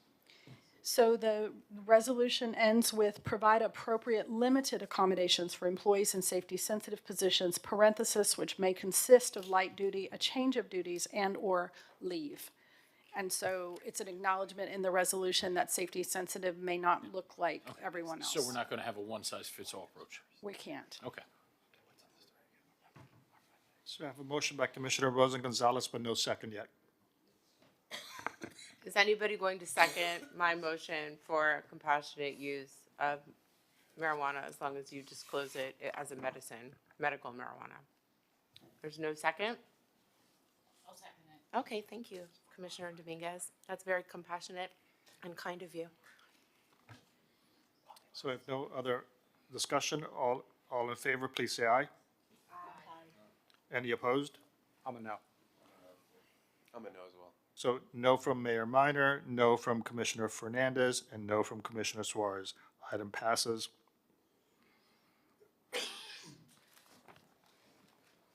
Okay, let's call R9A and R9B, board and committee appointments. Yes, sir.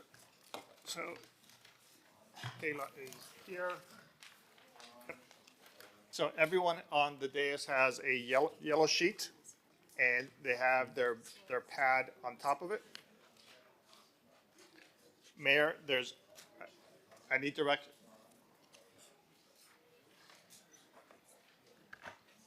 Mayor? We have only 2 contested races. Would you like to do those first, or would you prefer doing? Can we just do by acclamation all of them that are not contested? We could do that. So, Let's do that. and for all those, it's basically 1 seat, 1 opening. We could do that. So the 2 that are contested, if you first go to page 3 of your yellow sheet, it is the Design Review Board. There is 1 seat that is for an architect registered in the United States or a professional practicing in the field of architecture or architectural design. It is category 1. There is 1 vacant seat. There are 2 nominees. The first nominee is Charles Benson, who is nominated by Commissioner Suarez. And the second nominee is Adam Meshberg, who is nominated by Vice Mayor Bott. So you would have to select either Mr. Benson or Mr. Meshberg and vote on your pad, and I'll announce it.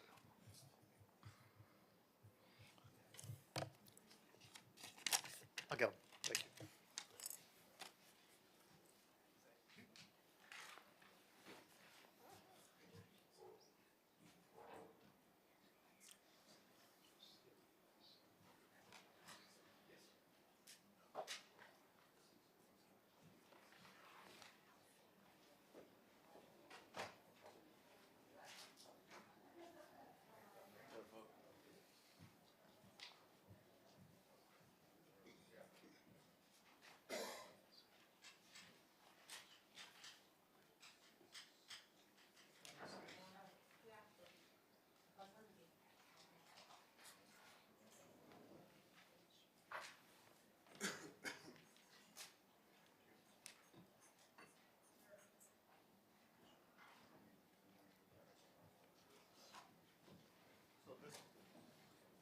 This item requires a simple majority.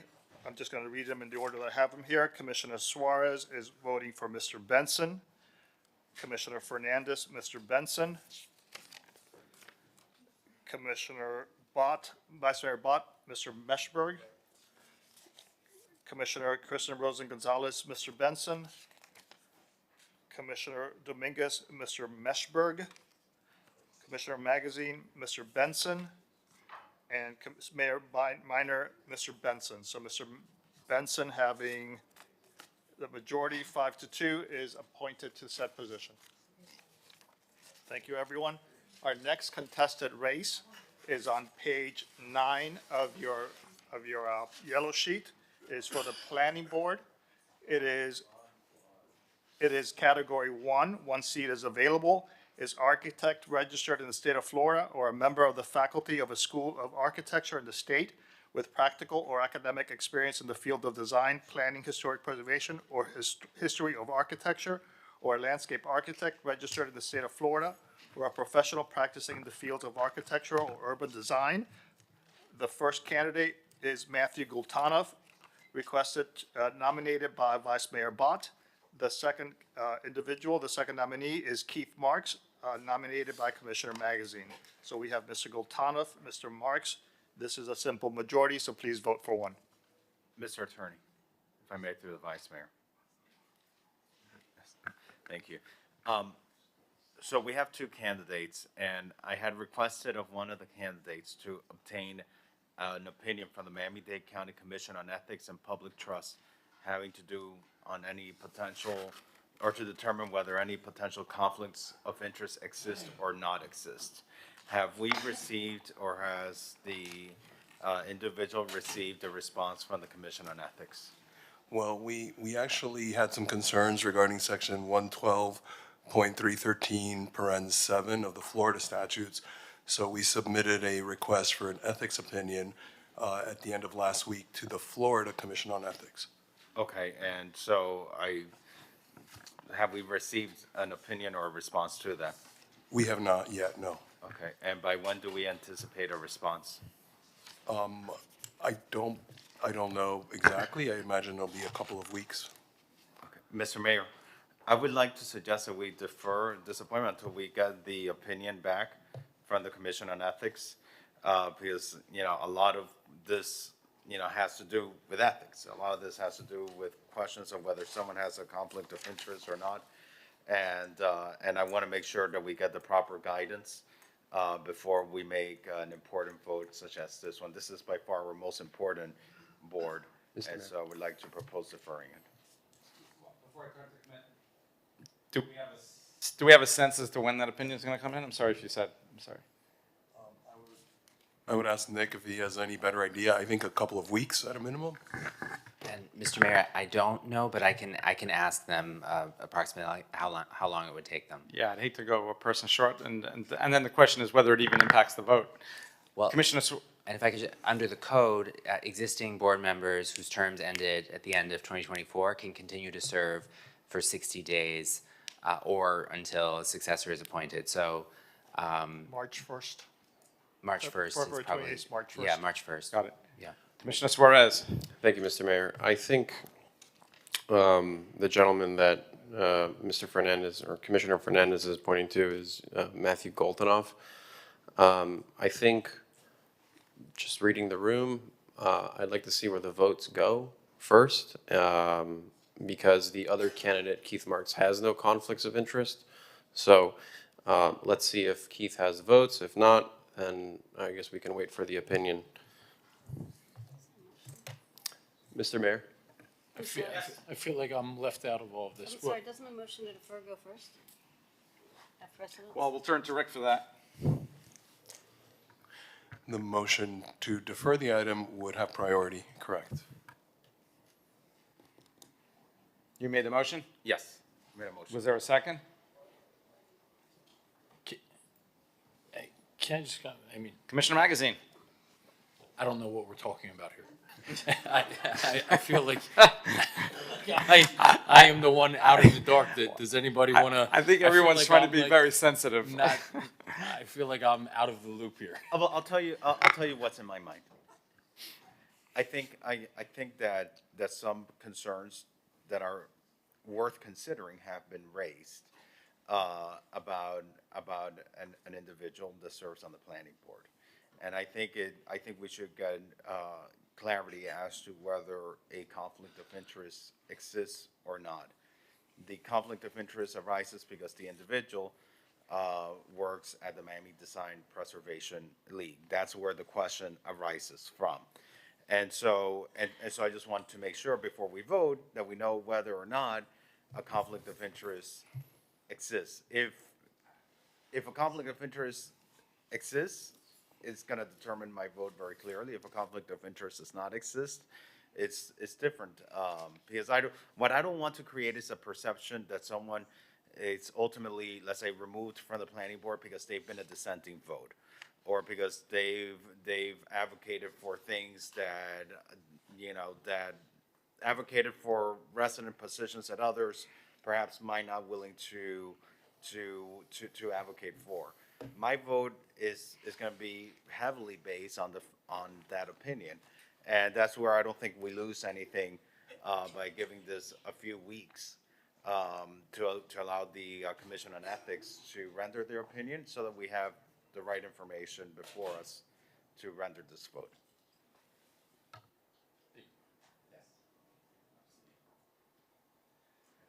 Well, I Does guess, anybody want to second that? What are we seconding? A deferral. I'll second the deferral. And Rick, that takes precedence? Yes, now you need to vote on the deferral. Let's do it. So all in favor of deferring this item to the February 26th meeting, is that correct? you might have to roll call To the, this. I'm sorry? You might have to roll call this. Roll call it, but it's February 26th, correct? Assuming that's when we get. Well, we don't know if we're gonna have an ethics opinion. Right, but in other words, Not before. I will Yeah. put it on February 26th, we can decide at that point. So I'm going to do a roll call on this item if allowed. Yes. Commissioner Bach, Yes. Commissioner Dominguez, No. Commissioner Fernandez. Commissioner Rosen Gonzalez, Yes. Commissioner Magazine, No. Commissioner Suarez, No. Mayor Minor. No. Motion to defer fails.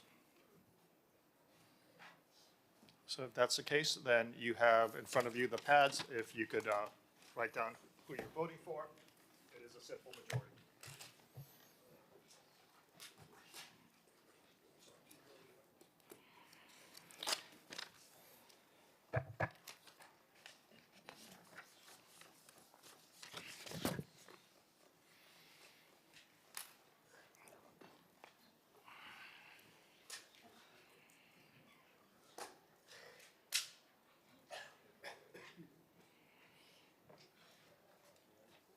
So I'm going to read them as I have them in my hand. Commissioner Suarez votes for Mr. Marks.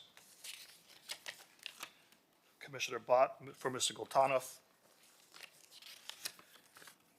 Commissioner Dominguez for Mr. Marks. Mayor Minor for Mr. Marks. Commissioner Magazine, Mr. Marks. Commissioner Rosen Gonzalez for Mr. Gultanoff. And Commissioner Fernandez for Mr. Marks. So Mr. Marks, having the majority of the votes, is appointed. Okay, take a moment, Mr. Mayor. We have no other appointments, as we have done the rest by acclamation. Commissioner Magazine. I know it serves as little consolation. Matt, I applaud you for your advocacy, your engagement in the city. I think the world of you as a person, nothing personal here. I think the world of you as a father who I see every morning taking your daughters to the same school as my daughter as a family person, and I'll do anything I can to find other ways to get you involved in the city. But I applaud you for the work that you've done, the time commitment, and whether I agree with your decisions, not agree, I know you want a better Miami Beach, and that just oozes out of you. So thank you for your service. Yeah, it's interesting when we have these volunteer positions and people give up of their own time, and then you have a situation like this that almost became, probably not in a public setting, but to us as electeds who have to vote, it was like a mini election happening in our city. I was waiting for the yard signs to start popping up all over the place, but it shows you the importance of these committees, that people, not just the individuals, Matt and Keith, who was just letting, congratulations, Keith, and everyone, all the individuals who were, we didn't mention their names, but by acclamation. But it shows you the importance of these committees and the planning boards and your input, that such attention was paid by neighborhoods and reaching out to us and advocating their positions, and also the people who volunteer their time, which is tremendous that you do that. Mr. Mayor. I would like to. Vice Mayor Bott, and then Commissioner Fernandez. Keith, congratulations. I know you will serve honorably. I know you have the best interests of the city at heart, and that's never been a doubt. I will congratulate you, Matthew, because I like having somebody who stirs the pot in any group discussion. I think it makes for better decision-making, whether or not your point is carried, but for raising the issues, they would not get addressed, whether it's you on the planning board, whether it's me here sometimes, or Commissioner Rosen Gonzalez, or any one of us. We all take our turns. And I applaud you for that, and I hope that even though you're not still on the planning board in an official capacity, you won't ever stop doing that. Commissioner Fernandez, and then Commissioner Dominguez. Yes, and thank you, Mr. Mayor. And I just want to highlight the fact that I tremendously admire the dissenting voice that Matthew has frequently raised at the planning board, and his focus on transportation issues. Given the question that had arisen about ethics and conflicts of interest, for me, it was very important to have an opinion before voting for Matthew. And that's why I really wanted to defer this vote until we had an opinion, so that I could make a decision knowing, okay, if I vote for either one of them, no conflict exists, or one has a conflict and the other one doesn't have a conflict. But in absence of that, I need to side with the public's trust. And while I very much value the contributions that Matthew has made as a strong dissenting voice on the planning board, I also recognize the great work that Keith can do representing our community as well. So I thank you both for the work that you guys do. I too wanted to acknowledge Matthew Galtanov. You've given so much of your time to our city for advocacy. You care, and it's not just about the bikes and pedestrian, but every little nook in our city. I know that you carefully gave good votes on the planning board, and you voted your conscience. And we had conversations offline that this was really complicated. This one really took a turn. But I hope you stay involved, because we need voices like you, and thank you for all of your contributions. Okay. So we're done with the appointments? Yes, ma'am. Where's the mayor? What are we calling next? Yeah.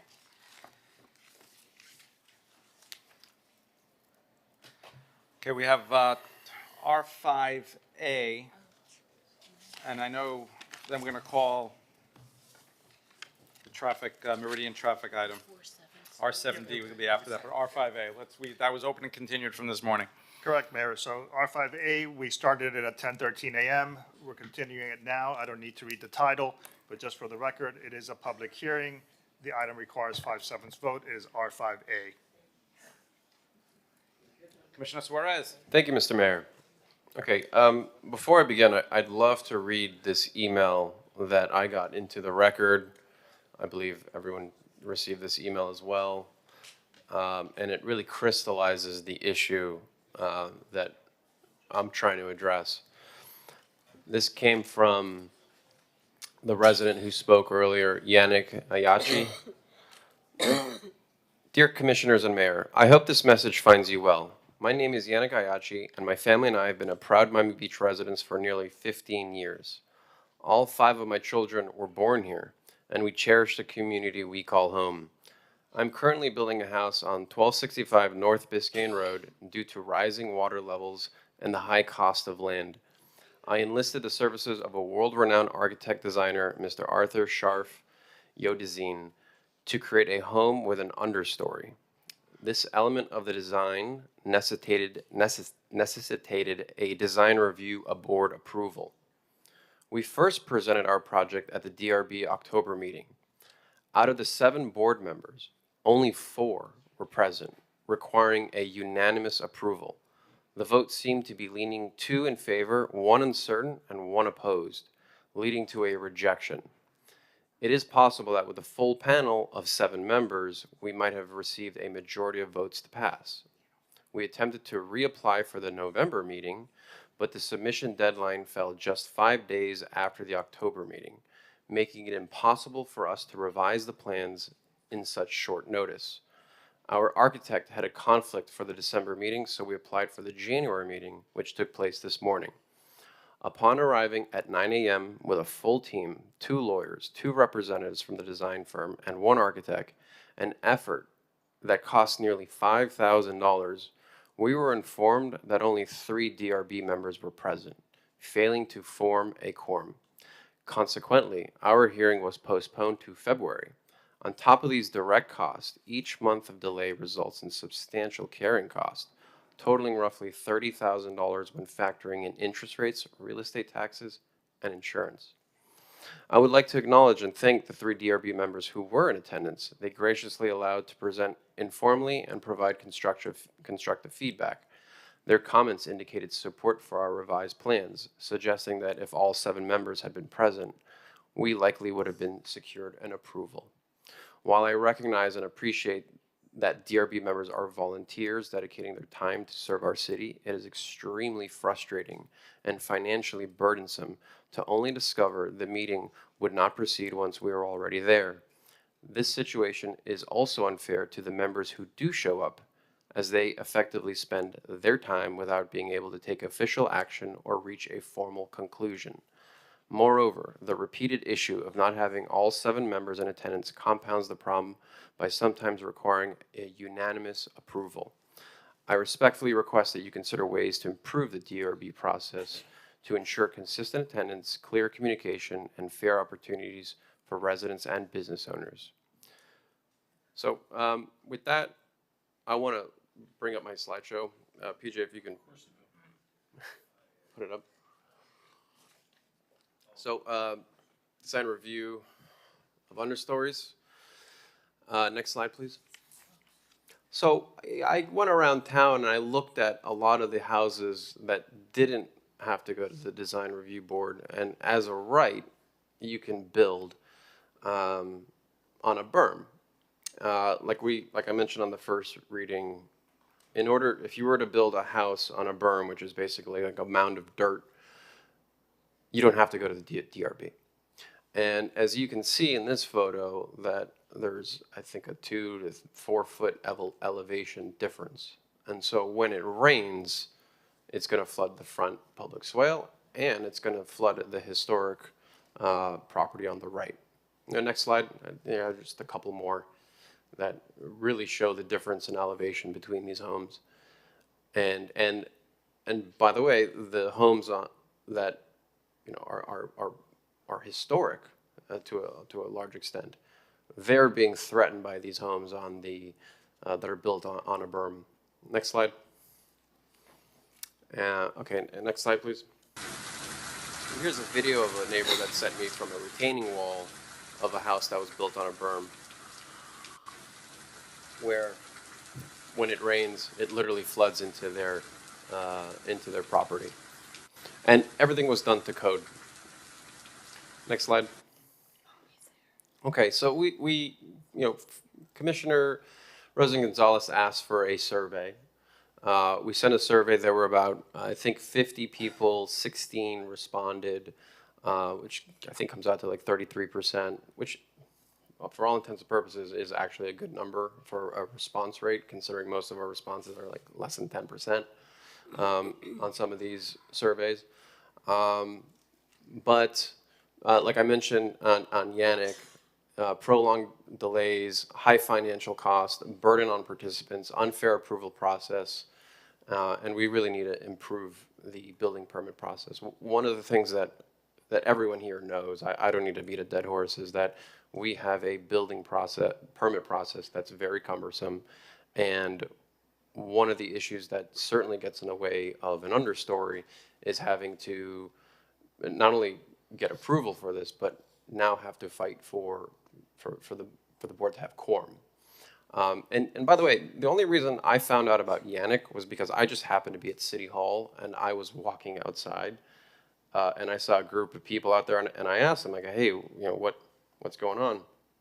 And they said, yeah, we couldn't make quorum at the DRB. And I the first thing I said was understories, and he said, yeah. And I walked into the chambers, and lo and behold, there were only 3 members there. So next slide, please.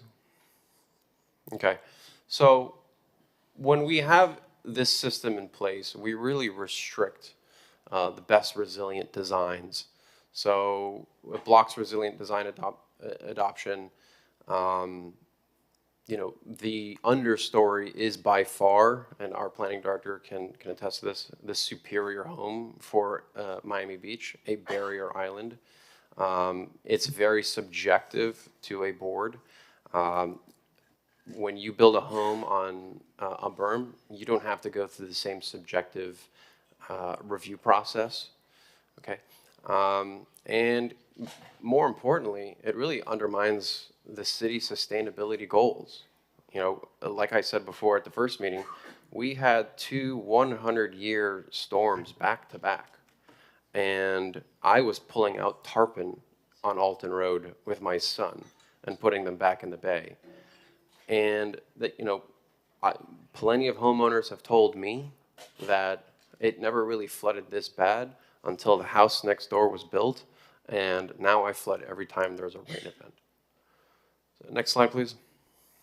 Okay, like I mentioned before, there's a significant burden on homeowners that want to go through this process to seek a more resilient home. There's carrying costs, there's insurance, there's architectural fees, attorney fees, and not only that, but there's an element of uncertainty, and that really discourages this the design of frankly a much better home to be built on Miami Beach for generations to come. Next slide. So, but hold on, if you could pause this, I want to tee this up. One of the homeowners sent this to me anonymously, and I want everyone to really hear the tone of voice in this. And the Wait, they didn't tell you their name? They did. Yeah. You know who it is? Yes. Okay. Okay. But to put into context, what you're going to hear is that this person is going through construction, and the person on the phone is basically saying that if you don't have this thing moved because of my view, or we're afraid that you might hit my dock, I'm going to come in to your hearing at the DRB and oppose your project. And this just highlights a weaponization of this DRB process. So if you can play it now, PJ. Doing the seawall are encroaching on my property. They're way too near to my dock. They're within my riparian rights. I want that barge moved. If there's any damage to my seawall or any damage to my dock, you better believe I will show up at that meeting, and I will object to your variance. So again, just to put it in the context, this was about a seawall that's being built, which is everyone needs a new seawall. And this neighbor is basically saying, if you don't move this barge, I'm going to come and show up to your meeting to stifle you on something completely different, which is the understories. And I'm sure this happens all the time, but here we actually have a voice recording of it. Next slide, please. Okay, so like I said, we had a survey, and what was interesting about this is, you know, the question is, was this process justified? Did it help make a better home or a better design? Obviously, the majority said no. And then 5 really said they're not sure. And then only 1 person said yes. And I think that's pretty, I think that's important to note that this process didn't really help. And so I'm really glad that Commissioner Gonzalez asked for this survey, because it was very enlightening to see what the results were. Go next slide, please. Okay, so pause it real quick. Well, I hired a designer to make this video. We'll explore 2. Yeah, so I helped with the script. This gives a really good representation for those who are watching on what happens when it floods. So if you could play it now, PJ, please. Welcome to Miami Beach, where the beauty of coastal living meets the challenges of nature. Today, we'll explore 2 innovative home construction methods designed for barrier islands. Building on stilts versus building on an elevated berm. Let's dive into the details. Barrier islands are unique environments, but they're also at high risk for hurricanes, storm surges, and flooding. Choosing the right construction method is crucial for resilience and sustainability. Building on a berm involves elevating the home on a man-made hill. This method provides protection from flooding while creating a stable foundation. However, berm construction has its drawbacks. Berms cause significant alteration of the natural landscape. It has high costs associated with engineering and maintaining the berm. Most importantly, berms have potential to disrupt local water drainage patterns, leading to flooding in adjacent areas. On the other hand, homes built on stilts are elevated to allow floodwaters to pass underneath, reducing the risk of water damage. This method minimizes ground disturbance, helping preserve the natural flow of water and maintaining the local ecosystem.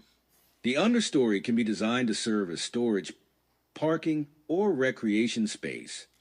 With sustainable features like solar panels and rainwater harvesting, stilt homes can significantly reduce their environmental footprint. By choosing sustainable construction methods, we protect not only our homes, but also the delicate ecosystems of barrier islands. Thanks, PJ. If you can go to the next slide, please.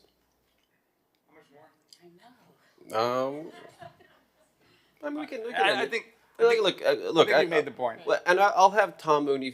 PJ, you can put the slide. No, I see you put a lot of effort. I'm not shortchanging, no, but I get, think but it's also important for the community to understand, what we're doing here, and I think having this visual really gives a good representation of that.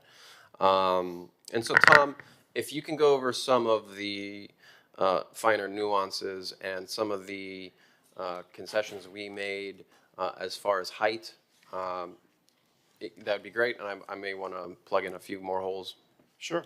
PJ, if you could put up the slides that I had sent you last week. These are, I'm going to show the commission 3 slides that were included in your agenda package. So these are part of what was included with the commission memorandum. The first slide basically shows what you can do as of right under the current code. And these are what we call conventional homes on a berm. And these do not require design review board approval.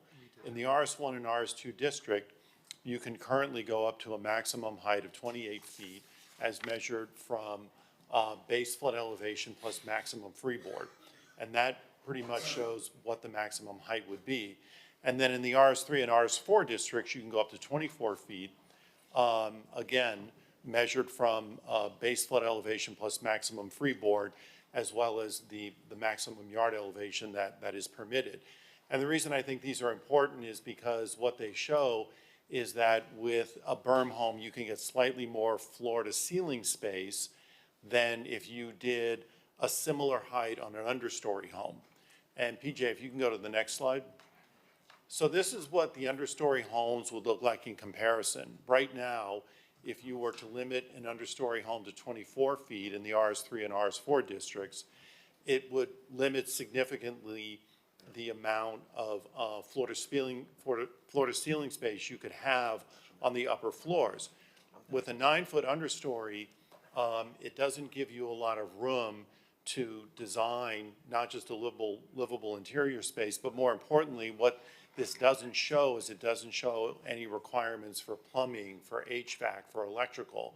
And it also assumes that you're going to be doing a concrete slab. Some people might propose a truss system, which would potentially further reduce the amount of interior floor-to-floor space.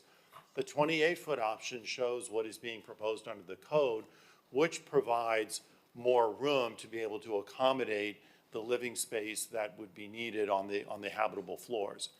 And then if you can go to the last one, PJ. What this shows is the comparison of what you could do in an RS1 and RS2 district, and we also included RS3 lots that are over 18,000 square feet because those are more akin to RS1 and RS2 lots. Again, with a 28-foot height, you do get a little bit more room for floor-to-ceiling space, but the thing to keep in mind with the RS1 and RS2 districts and larger RS3 lots is that these are very, very big estate lots that can accommodate a much larger home without having the same context issues. And so by going to 31 feet, as proposed, you are allowing for more latitude with regard to the habitable floors. And PJ, you can take these off. With regard to the updated ordinance, as the board is aware, this ordinance was approved at first reading on November 20th. The ordinance that was approved at first reading included two minor tweaks. One was to include property owner information in the required posting for any understory homes that were going to be approved administratively. And it also included a revision to allow for DRB approval for additional height in RS4 and RS3 districts in case they wanted to go above 28 feet.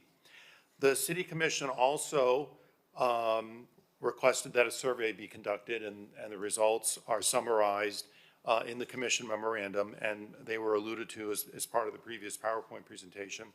And the Commission also referred the item to the Land Use and Sustainability Committee for additional discussion prior to second reading.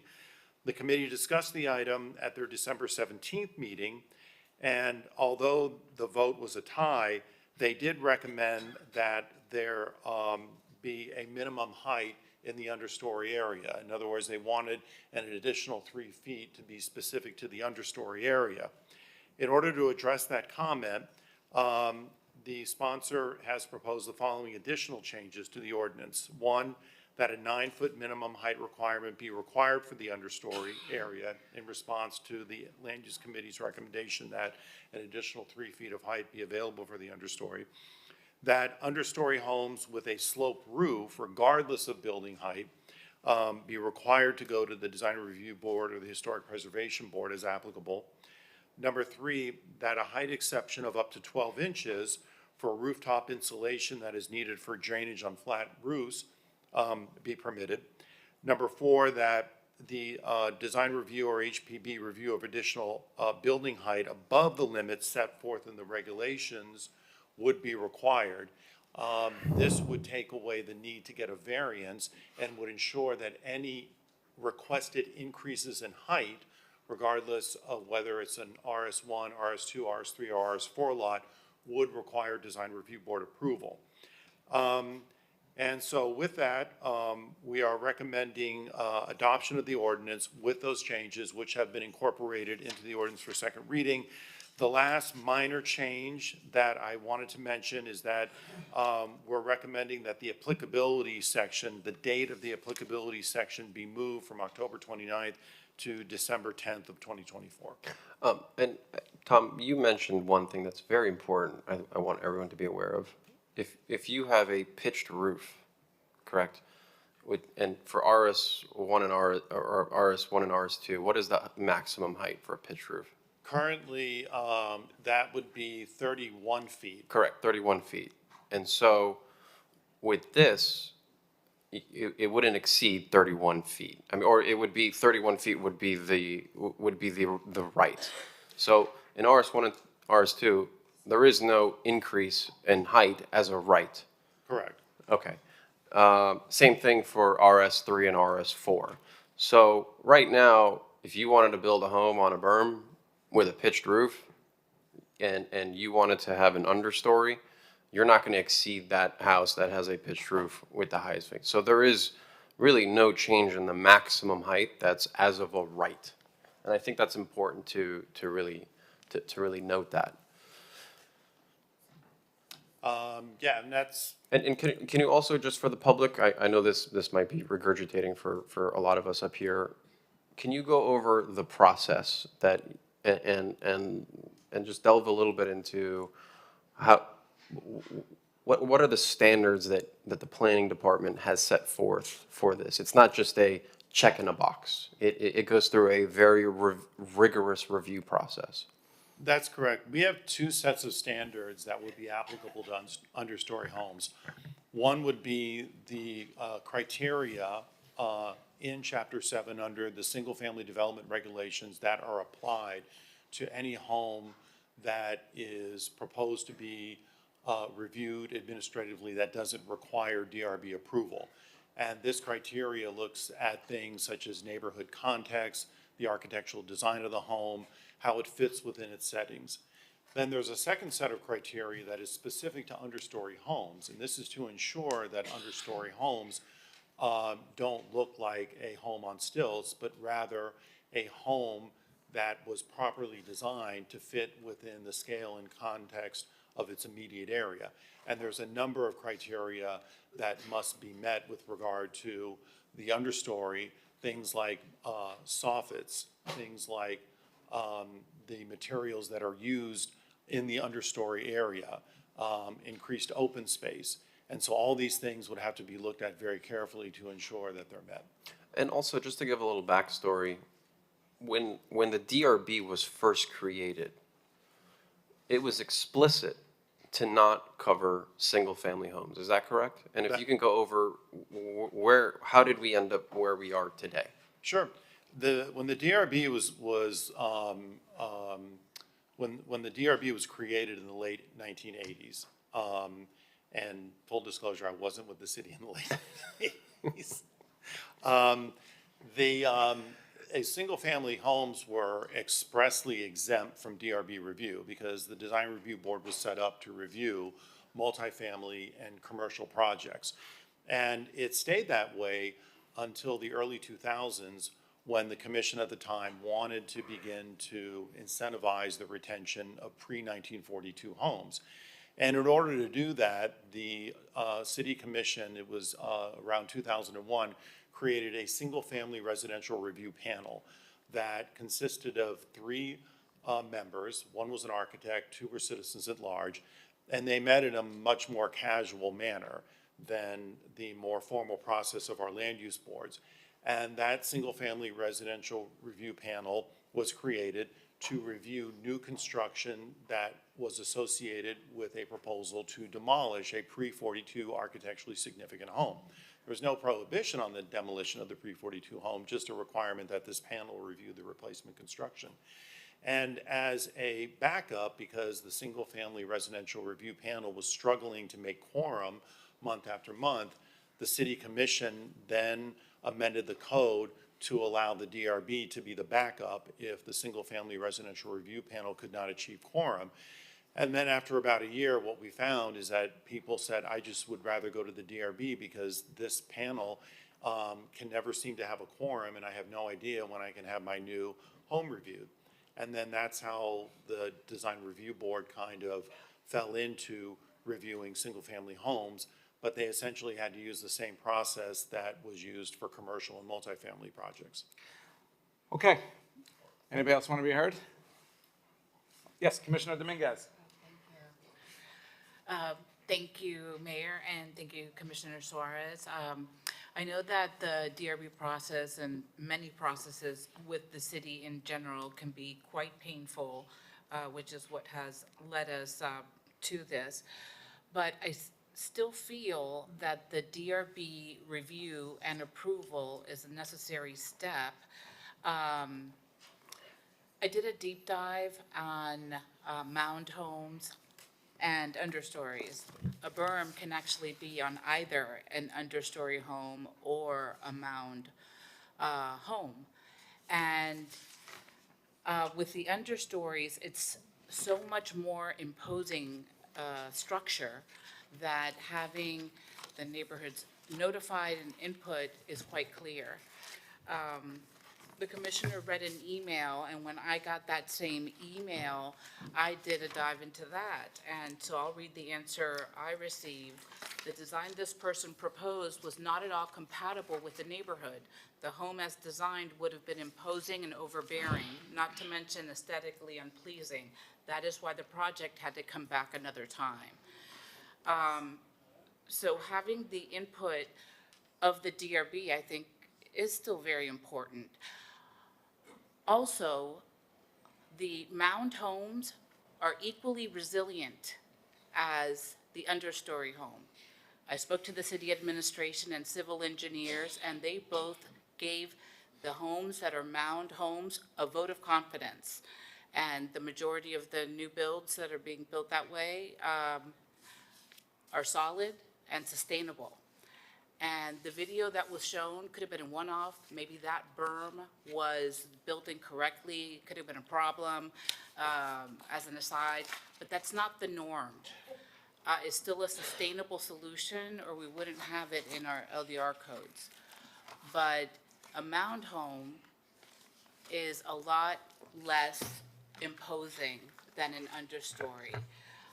I agree with what Fred Carlton said earlier, though.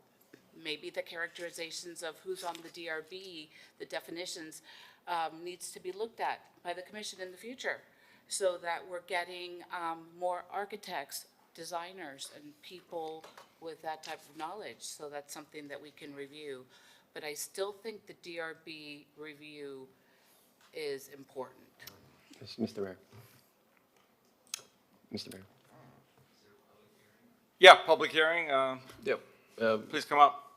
Mr. Mayor, I just want to make sure on the record that Tom is a home with an understory significantly more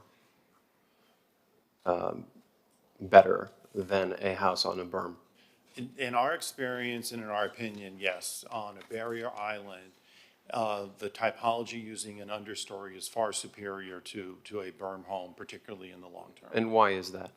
Because what it allows the home to do is be substantially elevated above not just current minimum flood elevation plus freeboard, but it provides a layer of protection against catastrophic storm surge that is far superior to a berm home, and allows that protection to be done in a more natural way. Would you say that we're altering floodplain elevations by having homes built on a berm? Yes, particularly when you have multiple homes over time built on a berm. Which in effect could affect our insurance rates for flooding? Potentially, yes. Understood. So the planning director, you are on the record saying that a home built on an understory or stilts is superior to a home built on a berm? Yes. Thank you. Before we start, I haven't been sworn in. Do I need to be sworn in? No, sir, this is a legislative matter. What? I promise to tell the whole truth. You don't need to be sworn in. Okay. Thank you for that. I'm Peter Luria. I live on the Sunset Islands. First, let me thank Mayor Minor for moving this item to 5 p.m. so that residents like myself could attend. I'm here to request you vote against this proposed ordinance. I recognize it's a delicate balancing act for you between resiliency, preservation, climate change, sea level rise, the environment, and reasonable development. But I think you need to be more concerned about the quality of life of our residents and listen more to us than to the developers. Neighbors should have input on what gets built next to them and in their neighborhoods.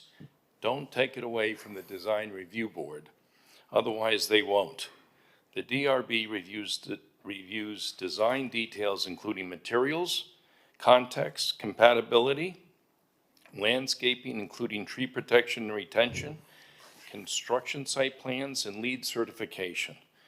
This ordinance would fundamentally weaken the public process for the review of new construction single-family homes that contain an understory in Miami Beach. It contains a substantial height increase to new family homes from 4 to 7 feet, more than currently allowed without DRB review. This ordinance has only been exposed to a very limited number of residents at the Planning Board and the Land Use Committee. The Planning Board passed a favorable recommendation by the slimmest majority, 4-3, while the Land Use Committee, consisting of 4 commissioners, including Commissioner Suarez, its sponsor, gave it an unfavorable recommendation. Miami Beach United was so divided, I don't mean to be a poet, that they couldn't agree on a recommendation. This should be a cause of concern to this commission. It's been discussed in 3 forums that would normally expect to be supportive, and yet it didn't get that support. And regrettably, there have been no meetings to educate and engage residents. In conclusion, the DRB serves an important purpose. It provides for transparency. Those homes that go before it for review are more compatible with the neighborhood and better designed than those that don't. Most importantly, this ordinance doesn't have the support it should. Therefore, I urge you to vote against it. Thank you.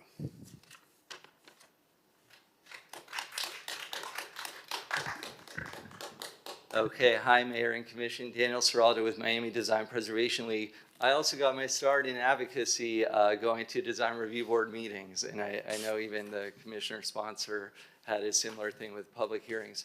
It's so important in this city. What sets us apart is the input of the community, the residents' right to know. Mr. Mayor, I think you were on the commission last time when this came before a couple of years ago. And again, some folks were trying to remove the neighborhood review, and thank goodness the commission kept it in place. We hope you will consider this because it's so important for the people that live in single-family neighborhoods. They're also living the American dream, just like the ones that just bought the properties next door or the developers flipping the homes left and right. We all have to live in the community. And if you watch some of the DRB hearings, you will see it's an opportunity for the public to be heard. That's all it's meant to be. Neighbors, sometimes these homes next to them could be under construction for literally 10 years. So I would hope that we could get enough support to vote this particular item down, but with the recognition that we all need to sit at the table with developers, with residents, make this process a lot more streamlined, because we all agree it could be better. But don't throw it out. If this passes, I believe it would probably be the biggest silencing of residents and I've been here about 14 years coming to this dais, just like Barbara Kaplan was in the 1970s. You could look at the videos, although the carpet was red velvet at the time. So the office looks a lot better. But I will tell you that this is something the residents will be weakened by, not strengthened by. And so I really hope you could take this seriously. I'm sorry, because every meeting there are new slides and information that we can't fact check. All I could say is this is about residents' rights. Please protect them. Thank you.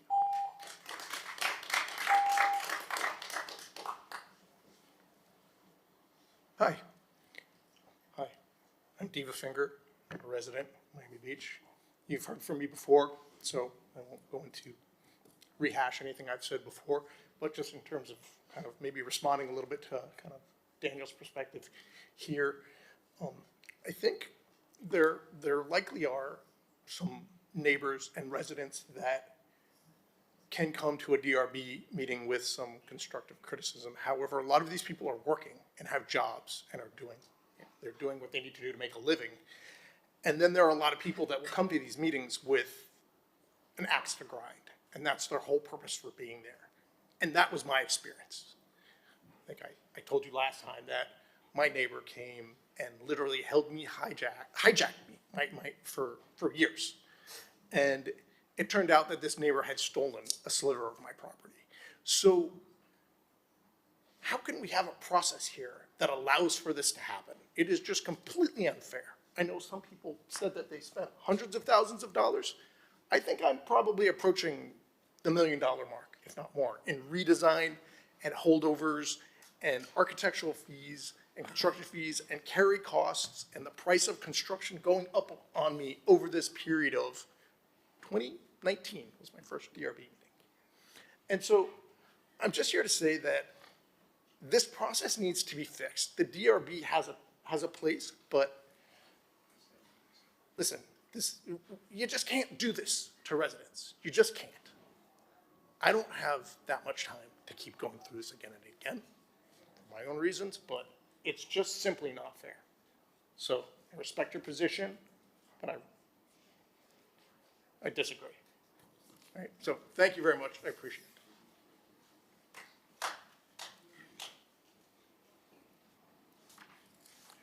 Robert Brown, 13001 Southwest 77th Avenue. I think it's a fact that as the water rises, buildings are going to get a little taller, especially 1- and 2-story buildings. There's no avoiding that. The lady that Commissioner Suarez played the recording of, that is actually the person who you guys are always protecting. And they should have the right to say that. And they can't hold anybody hostage. They may be able to convince somebody that they're holding them hostage, but the board overrules that. The board ignores that. They see when somebody has an agenda outside, and that's why they're there for, to control not only the developers, but those who would stand in their way without good reason. Regarding the overflow, in March, Durham is having a higher level review of all water retention on all properties. And people have to do major engineering even on single-family houses.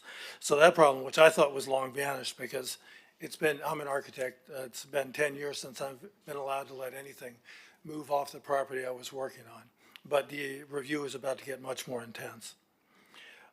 Regarding the difficulty of the DRB, there's no element of the building process that a developer would think adds value. It's just one of the things you have to do to protect others that are affected. Thank you. Our next public speaker is Paula. Paula, unmute yourself. Please state your name, address, and you have 2 minutes. Yes, hi, my name is Paula Allen, 345 Ocean Drive. I've been listening to this and it's the same story like every time for the last 15 years, whatever I've been listening. When people buy a piece of property or a building, they buy it knowing exactly what the codes, regulations, limits are. But every single time they ask for more and more and more. So we're going to go from 28 to 31. Then the next people buy one and say, well, I want more. And where does it end? Because it's been going for decades this way. So my always is, before I buy something, I know my limits. And then if I'm going to hire expensive architects in them, they should also know the limits. They should design something within the limits. To me, that's very logical. I'm not all about let me go buy something and then force what I want onto the rest of the world. So there you go. That's what I got to say about it. And I see it so much in the city of Miami Beach, and it's just outright ridiculous. I don't know any of the parties involved, but you know what? Like if I had a house and then the neighbor comes, he wants up eight feet more than me, then the next person comes, they want more 8 feet over everybody else. Then before you know it, we got, 12-story tall houses in neighborhoods. So that's that. So we either have rules for a reason or we don't. Thank you very much. Is there anyone else here in the audience who wishes to speak? And please approach the podium. Hi, I'm Sarah Leddick, and I'm actually speaking just as a citizen of Miami Beach. But one of the things that's, and I really fully agree with you that we do need to start really taking sea level rise seriously, and I think that maybe the understories are an important factor in terms of our architecture, but it's really important that they pass a design review because that's street level architecture, that's street level construction, and to look into somebody's open garage or carport basically is what it is. And when you're walking in the street and it's not very attractive, is not something that I think the people in the community really want to do. There's several apartment buildings that were built back in the, I would say probably in the 70s in Miami Beach, where they have this ground level parking, and then the apartment building starts above it, over on, where you start Venetian Causeway, and they really are hideous when you walk past them because you're looking at all of the pipes and all of the, all of the underbelly of the apartment building, and it's at street level. So design is really important. And the other thing is that we were talking about when the DRB really started kicking into action in terms of single family homes. And I kept wondering, why is it there's so many god-awful houses on Hibiscus Island and also on Palm Island that replaced, some really beautiful historic homes back in the 1990s. And now I know why, because they didn't have to pass the design review board. And I mean, there are people in the neighborhood that they just go, I can't believe I have to live next door to this thing. It's such a monstrosity. So we need to really review our architecture in Miami Beach and not throw it out with the bathwater, as they say, the baby with the bathwater. We do need to fix our DRB. I mean, I totally agree with you, David, that to have 3 people show up and then have to postpone another month and another month, we've got to fix that. We've got, although a commissioner sitting here right now and we've got a full, a quorum, why is it that the DRB is consistently letting people down, when they come in for their reviews? We've got to fix that. So that's basically what I have to say. Let's keep in mind our neighborhood and our residents, but also, and how beautiful the designs can be, especially, what the DRB does for us. They're there for a reason, but let's fix them. All right, thank you. Thank you. Good evening. My name is Glenn Boyer. I think there is actually an incentive in place, and the incentive, from what I'm hearing today, is to build the less viable product, because you do not have to go through the process. The city has codified how to proceed with a berm home and how to proceed with an understory home. And it is incentivizing people to build the berm homes at the exclusion of well-designed understory homes, because the process is as difficult as we've heard.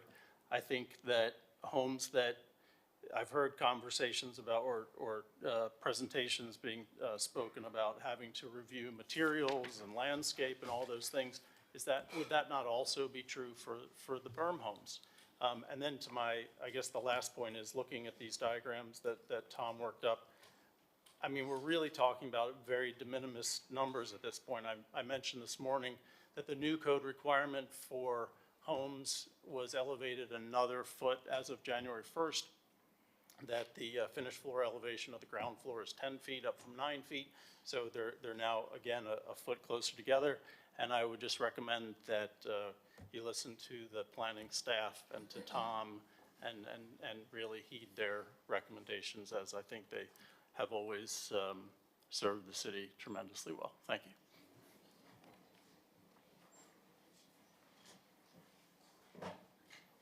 Hi, I'm Jeanette Dorfman, and I think most of you got emails from me today. I live in the historic Nautilus neighborhood, and lucky for me, the DRB has added protective measures and kept my neighborhood mostly intact. So I have had a favorable experience with the DRB. My heart goes out to people that I hear the horror stories about people not showing up to the DRB meetings and having to go through all this, horrible process, and I understand and I agree that there need to be some revisions made. But I agree with Sarah's point that let's not do away with the DRB's protection of single-family homes, and in her words, not throw away the baby with the bathwater. So I don't support this measure to do away with the DRB review of single-family homes. And I do support revisions for the DRB. And that's it. I made it under almost a minute. Thank you. Our next speaker is Yannick Ayache. You have 2 minutes, and please state your name. Hello, my name is Yannick Ayache. I am a resident of Miami Beach. I live in Biscayne Point. You already spoke. Okay, Yannick, you spoke earlier this morning, correct? I did. Okay, yes, I did. Let me go to the next one. The email that the Commissioner Suarez read was It's the commission's call. No, I appreciate you calling back in, but it's the same item. So we're sticking to everyone who's commented. I mean, we got it. We remembered from this morning. Next, please. Hi, Fred Carlton, 1800 Purdy Avenue. So Fred, look, come on, Fred. I'll give you 1 minute. Take off the mustache. Look, we don't deliver the mail by horse and buggy anymore. We have constant change in this city, and unfortunately, sea level rise is important. To continue to go to a board that doesn't show up, that costs thousands and thousands of dollars to go before, and to Daniel's point of view, to have a meeting, I don't know how this works with him, because what are you going to have? Hundreds of homeowners meeting with activists who want to have a say in what they're doing. I just think this is really unattainable. We have a lot of rules and regulations in place that the planning board has to go by, and to be honest with you, it's just such a burden on the residents to have to go before this board for something like this. The planning board is more than capable of handling this, and we really need to move on. Thank you. Okay, I think is that the end of public comment? No. Oh, come on up. You get to speak twice now. I'm kidding. I'll take advantage of it. For the record, my name is Ira Giller. I'm a Miami Beach architect. My residence is at 4535 North Meridian, and I was here before Tom. And I can attest to the original design review board because the idea started in my office with my father, Norman Giller, and that's how it got established in the late 80s. And it came about because we went through a period of building in the late 60s and the 70s we started to get some pretty ugly buildings. Sarah mentioned the examples of the apartment buildings with the open understory. We were getting basic boxes. Developers were not applying any design in their efforts. It was just build, build, build. We're now in another era where we're getting a replacement of our housing stock, and our housing stock is on the cusp of a new era. We're facing the reality that in the next 20, 25 years, a good part of the housing stock in Miami Beach is going to be replaced because of climate change, because of rising tides, and the need to elevate the structures. The question before you today really is, do we want to do it on an ad hoc basis, or do we want to do it on a planned basis? The Design Review Board was created to be that device that brought about recognition of the need for design. Miami Beach in the 70s did not have a world-class reputation for architecture, but think about the last 50 years of where we've gone during the period of design review that has helped bring about what we've got. We're looking at houses today that need a lot more creativity. That creativity is going to come about by going through the design review process, and that's what I urge you to stick with today and reject the proposal. I would also say, as to fixing the Design Review Board, the original Design Review Board had 2 architects, 2 engineers, a landscape architect. The core, the majority, were professionals, and that's what's needed to get back on the land use boards. That's what's missing, and that will make this process go a lot smoother. I urge you to do that as well. Thank you.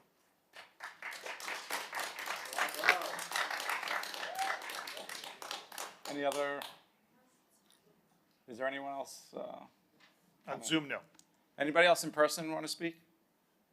Okay, so you're, all right, you get to. Okay. Well, thank you very much. It's good to see all of you again. And Your I, name, of please. course, have been thinking Name. a lot. Oh, sorry. Sarah Giller Nelson. I am a resident, a business owner, a mom. I'm 3rd generation, raising generation number 4. I'm also the chair of the DRB. And I have witnessed hundreds of different projects before the DRB during my tenure there. I've been to about 46 different meetings. So I've been thinking a lot about this process and what this ordinance means and doesn't mean. And I've really distilled it down to, and also what a lot of the people are saying. Of course, I take, everything, all the comments very seriously, as I'm such an active part in this process. So at its core, this ordinance is about the quality of life and the quality of our lives here on Miami Beach. The point of the permitting process, both the design review, HPB process, as well as the permitting process and building in general, is to create resilient, safe, livable structures that maintain the beloved character of our neighborhoods. At the Land Use Committee meeting they attended last month, there were quite a few residents who got up and spoke about how important it is to maintain the character of their neighborhood. I too am a single family homeowner, and this is one of the reasons why I decided to volunteer with the DRB. Now, in order to really understand the character of a neighborhood, you have to understand the context. You have to understand compatibility. You have to understand how people are living. It's interesting that the planning director mentioned this discussion of context, because I remember very clearly during the land use meeting that we had when he was asked, does the criteria that staff look at, does it take context into account? And he said unequivocally no, that they do not look at context elevations, that they are focused singularly on what is on the property. They're not taking into account issues of the neighbors with privacy, quality of life, the impact that this new project is going to have on property values, on any of those things, and how could they? Because they're not in an open forum. They don't have residents just sort of dropping by to air their grievances and air their concerns. As a member of the DRB, before I attend to meetings, I go into the neighborhoods and I look at these buildings and I look at the plans and I see how the context is going to affect these properties. That's not something that we should be asking our staff to do. And yet it is this context which really makes the difference. Again, one of the big complaints that we've been getting about the berm homes is that they flow in, they don't keep the water on site and they flow into the properties of the adjacent neighbors. Well, that's because context hasn't been taken into account, like the DRB. You never get those comments. You never get the criticisms about the understory homes. Every single understory home that exists in Miami Beach today was reviewed by the DRB. You could attribute the success to that part of the process. So the land use boards contribute something very, very important to the process that's worth waiting for. And in terms of the residents, the other really important thing about the DRB, the other unique thing, is that it does create a public forum where, can I have some extra time considering? Yes. We are there to hear the rational concerns of the residents, and the overwhelming majority of the residents who come in and air their concerns are very, very normal concerns that they have looked at the plans and they've looked at their home and said, I don't want this man's bedroom window looking over the pool where my children play. I don't want the light coming in. This is a very important part of the process that is not replicated. The DRB also gives an opportunity to applicants who might not agree with what staff says, the opportunity to appeal. And there have been many, many occasions where the DRB has disagreed with staff recommendations, saving applicants lots of money on their renovations. The DRB ensures transparency and compatibility. And in terms of efficiency, which I know is a big argument that's being made, that it slows down the process. And I have had many conversations with a number of different members of the planning staff. Already they've begun looking into ways to streamline the permitting process as a whole. Remember, the DRB is just one small part of the permitting process. In fact, there is an employee in the building department whose job is solely to assess the efficiency of the permitting process. So already we have in place alternative means of creating efficiencies within this process. There are ways to promote resiliency and make the permitting process more efficient that do not eliminate government transparency and the public good. I looked into this, and there are about 5,000 single-family homes in the city of Miami Beach. Now, my question too is... 20 more seconds? Yes, my question too is, why hasn't there been more outreach? Why did this survey only get filled out by 16 people, 2 of whom were property owners? Why hasn't there been a public meeting like there is for the traffic calming on 41st Street or the 72nd Street Community Center or the Pine Tree Drive roundabout? Why has there not been enough notice? Why have we not gotten more residents involved in this issue that is going to affect them so dramatically? Even the item is listed in a way that is all legalese, that it's very hard to tell what this is really about. I'm very, very concerned that this entire process was not as transparent. For someone who has very actively, ardently rallied for transparency, it's a bit shocking to me that there's not enough opportunities for residents to be surveyed as well. So because of the important contribution that the DRB gives in terms of transparency and the public good, I urge you to vote no on this issue. Thank you very much.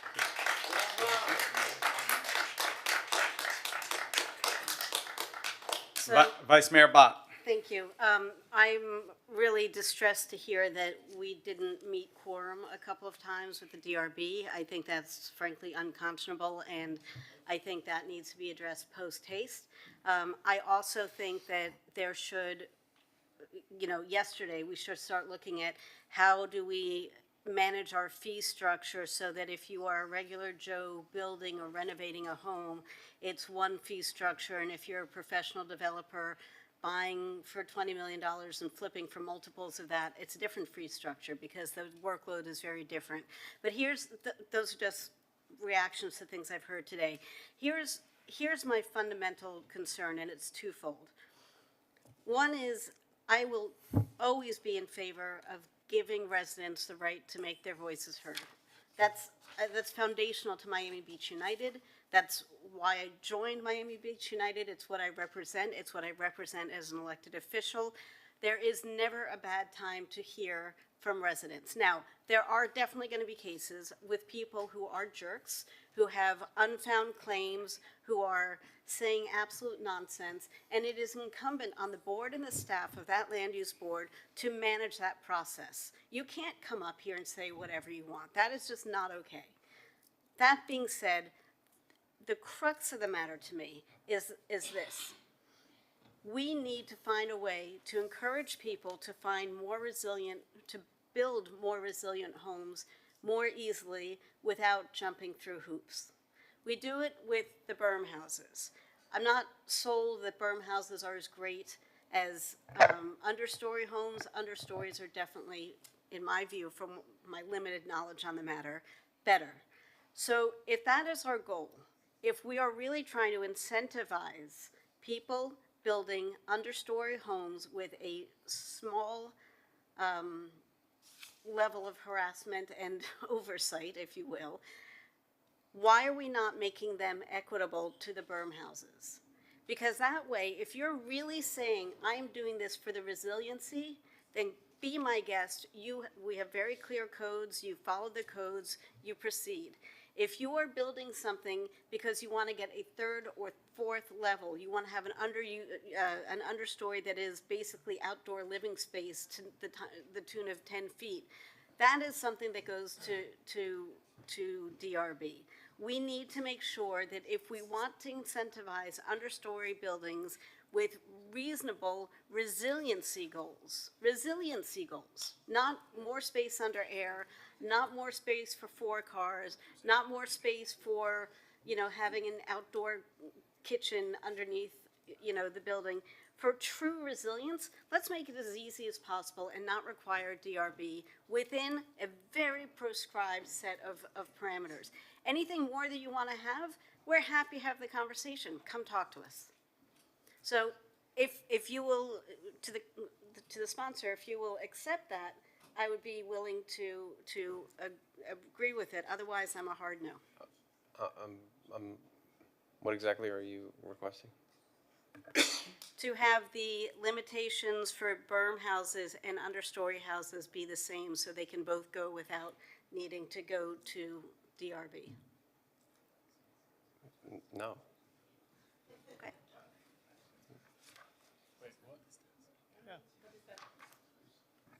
Can I ask a question? Well, what would that do? So that for the people who are claiming they're trying to build an understory home for resilience purpose, but they're actually getting 10 feet of understory and 12 feet of this and 10 feet above that, they're getting a significant amount of height.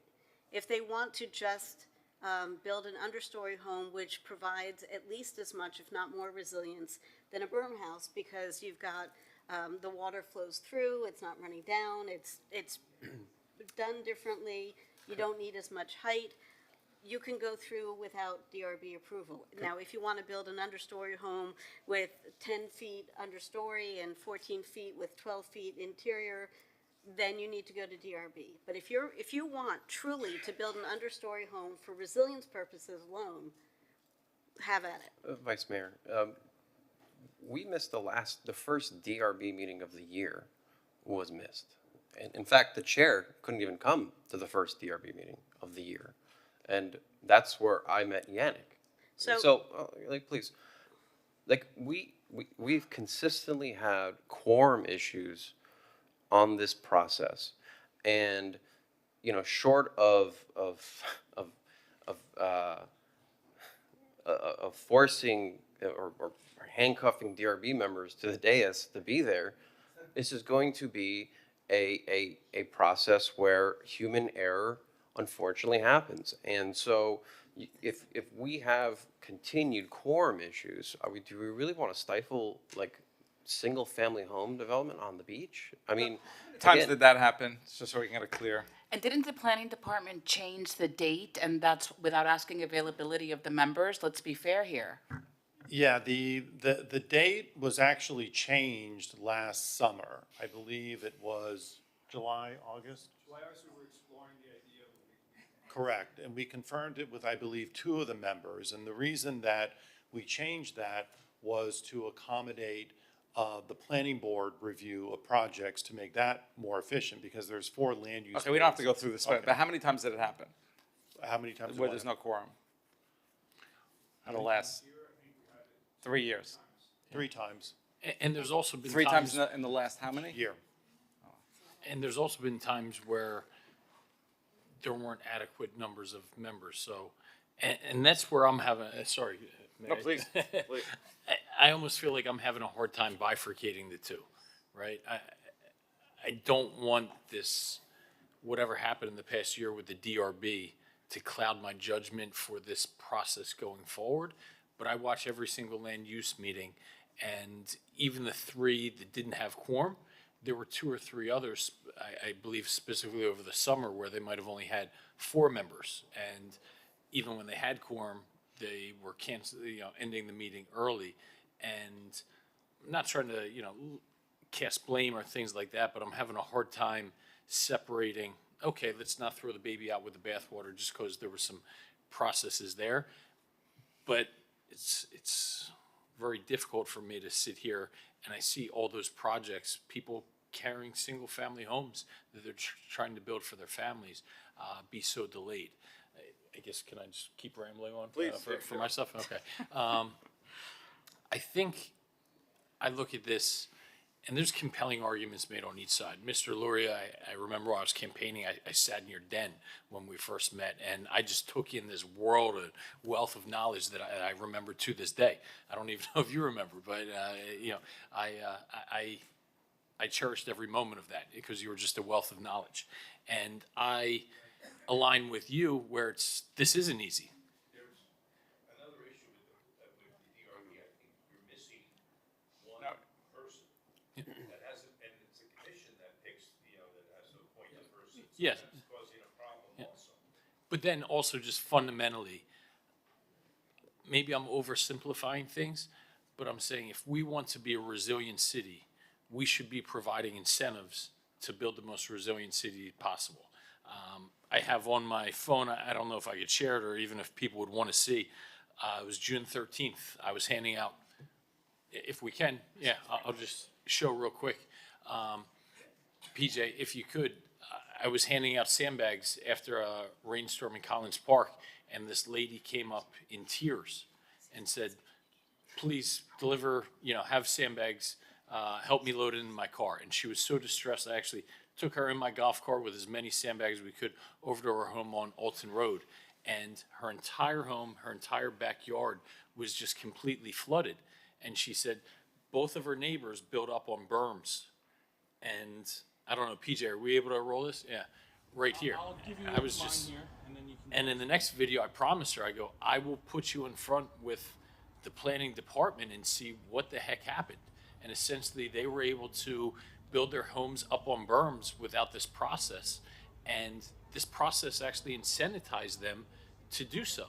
And this is what resulted in her home, right? She's lived there for 20 years. And the 2 homes on each side of her built up on berms and caused her home to flood worse than I've ever seen. Her life was destroyed. Her life was devastated. So I'm sitting here saying, any behavior is going to be a result of the incentives that is provided.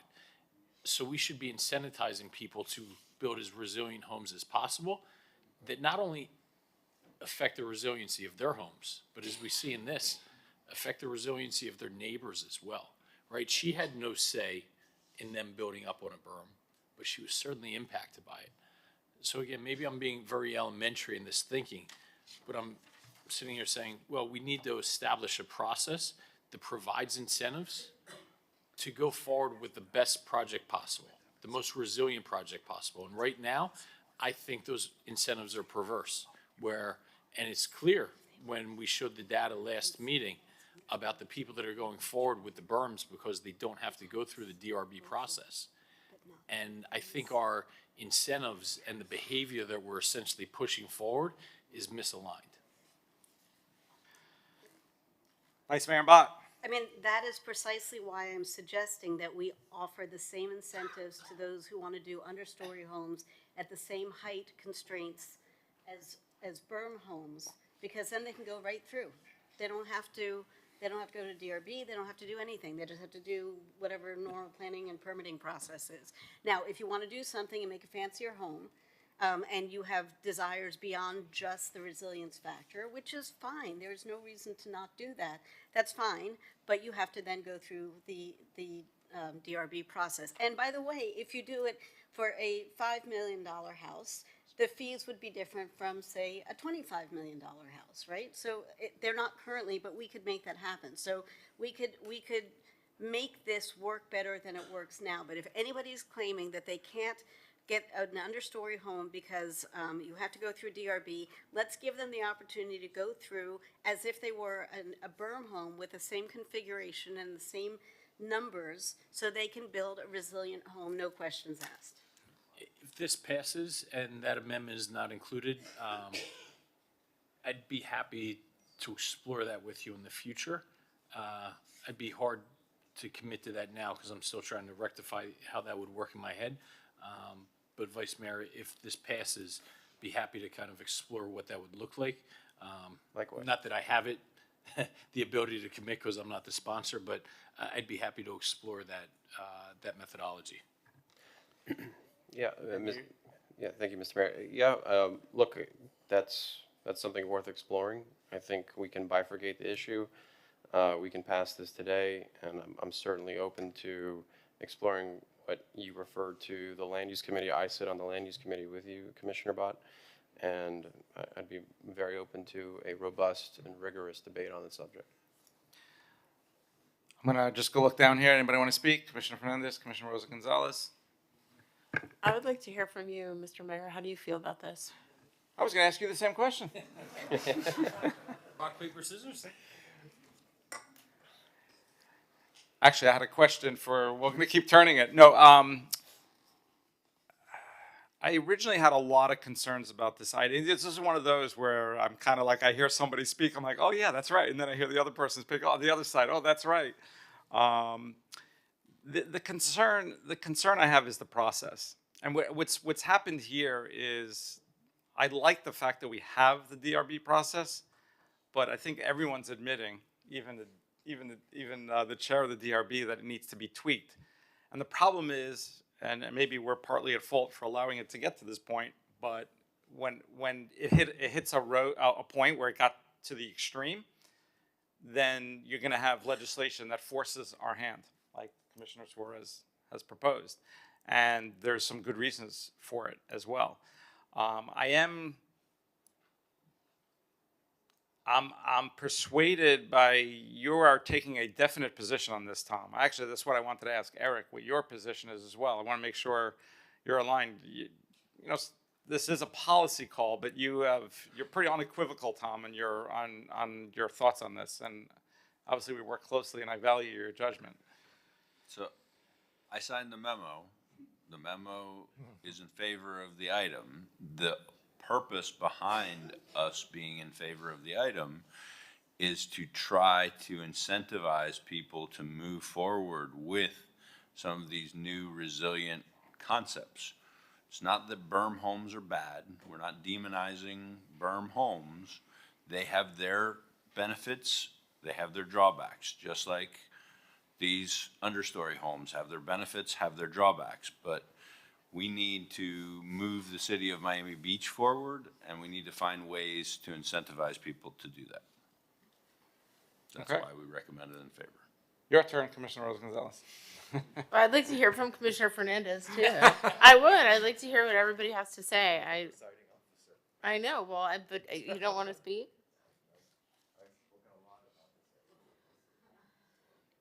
Or we could just call the vote. Call it. I need a motion. Wait. Commissioner Wait. Rosa Gonzalez. How many votes does this need? 5 votes. 5. 5. 5. So I'm apt to support what Tanya said, which is like, if you want the understory, you get the understory. But if you want additional, whatever, what are we talking about in terms of height? 3 feet.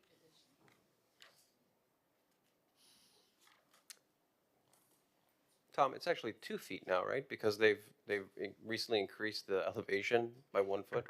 Well, the height that's used for base flood elevation, as Glenn had mentioned, is likely going to be increasing. Our current requirement for minimum base flood elevation plus freeboard is BFE +1.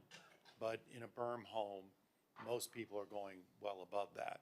And so in terms of the actual height is set by the DRB when understory homes are submitted. So the DRB could potentially approve up to 31 feet in an RS3 or RS4 district. What we're recommending is that the height be limited to 28 feet in RS3 and RS4, and RS1 and RS2, they be permitted to do up to 31.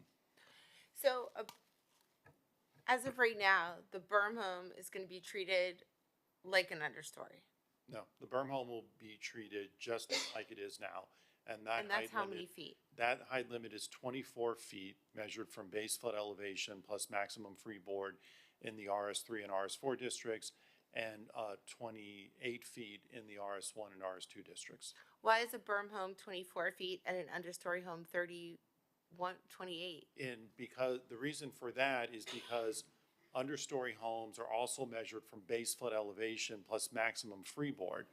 And that maximum freeboard is going to be lower than the first floor of the home.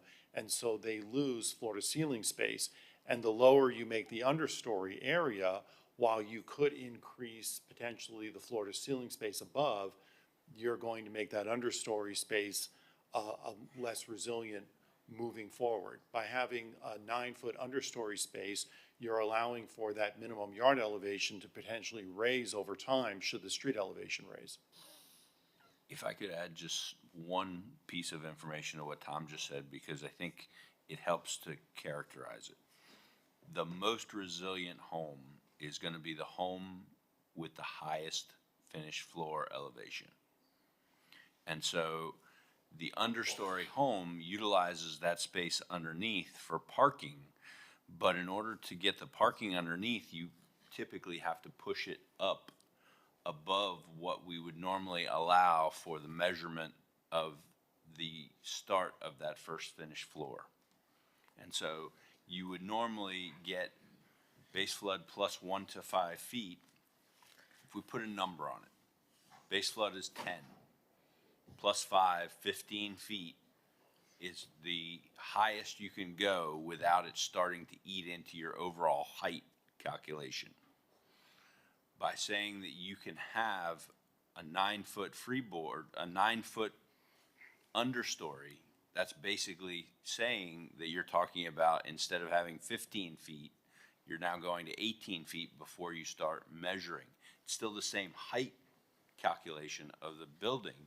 You're just starting to measure it at a higher elevation, which is what makes it more resilient, if that makes any sense. Commissioner Magazine. Where I'm at with the, I guess, friendly amendment being offered, I know my eyes, and I looked out into the audience, I see a lot of people. You put it very eloquently, using words that 6 months ago I didn't know existed, but everybody's eyes are sitting there looking like, oh, okay, complicated stuff, right?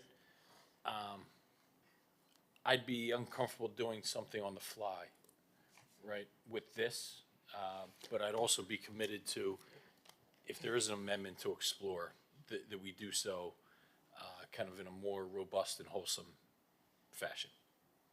That's just where I'm at. Commissioner Rosa Gonzalez. Apart from single-family homes, what properties, what projects? I don't really watch the DRB hearings, I have to be honest. Sarah, I wish I did more often, and I wish I had time. I've been there for single-family homes before. But are other projects coming before the DRB? The agenda is comprised of what mostly? It's probably comprised, I would say, mostly of commercial and multifamily, which was the original intent of the DRB, and that's what their main objective is. So within all of our commercial and multifamily districts, any new construction or substantial additions to a property, including public property, are required to get approval from the Design Review Board. Okay.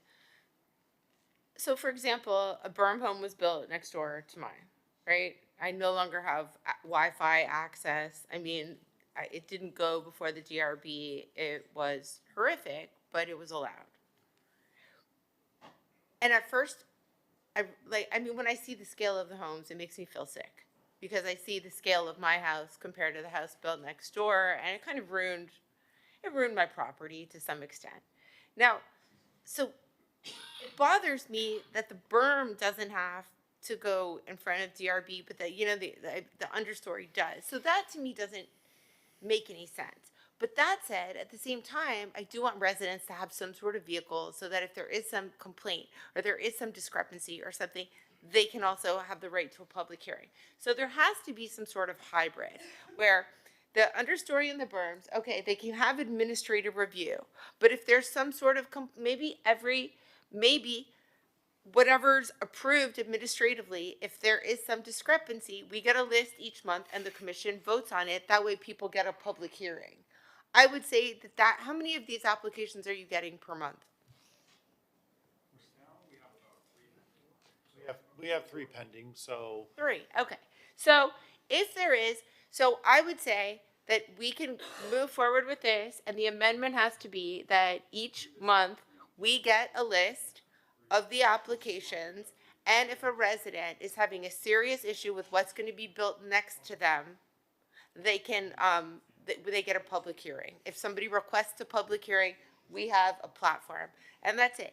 As of right, understories don't have to go. So what I would say, because then if there's nonsense and shenanigans going on here, obviously this board is having none of those nonsense and shenanigans. So I think the way that we find the absolute right compromise is that, this just came to me right now, is that both, neither one has to go to DRB for approval, because that is what is fair and encourages resiliency. But if any neighbor in the process has some issue with a home that was approved administratively, the people next door are going to get some sort of a notice, correct? The proposal includes a posting of the property that would include information for the property owner and the architectural team. So there's an informational posting, but it doesn't carry with it any type of appellate rights. Okay, so, and that's what needs to be able to happen as part of this process, is that you won't have to go to DRB, but there has to be a public hearing if there is some sort of appeal. Notice and appeal, I think that's fair. Mr. Mayor? That way, everybody's happy. If you're building the home, I mean, we have to find some sort of a compromise. I agree with both sides. Everybody's shaking their head no, which kind of means it's a good compromise. You see what I mean?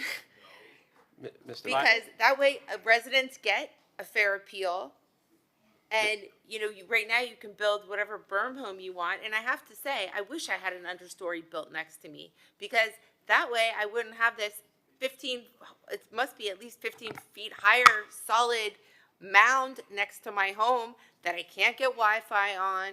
I can't, there's no breeze that goes through it. At least if it were an understory, I would have some sort of airway. I'm just trying. I can only speak to my experience, and I could be incorrect. Maybe if I had an understory, I still wouldn't have Wi-Fi. Mr. Mayor?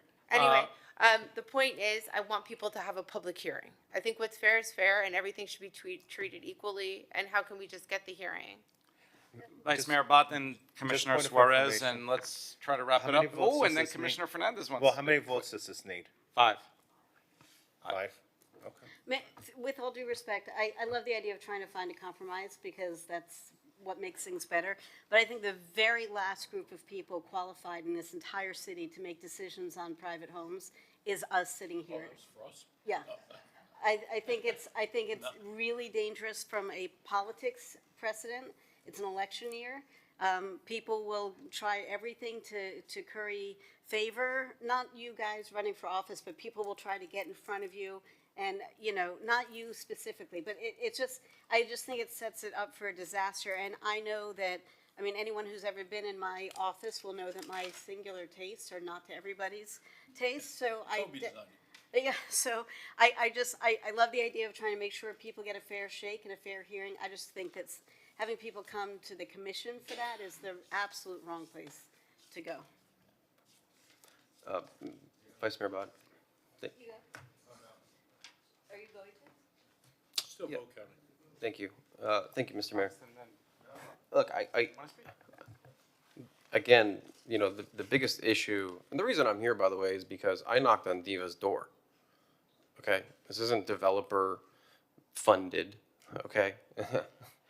I funded my own campaign. I don't owe anyone any favors. I'm not doing this for a contribution. Okay? I'm doing this because it's the right thing to do for our future. Okay, you know, Commissioner Gonzalez, look, unfortunately, when you set up a process where you can just have a neighbor hold you up because they don't like you, or they have an axe to grind, or they want a settlement, okay, then you're creating a process, unfortunately, that is burdensome to a resilient home. And so, again, the problem is the human error also with the quorum and the DRB process. It's a human, it's unfortunately a human error.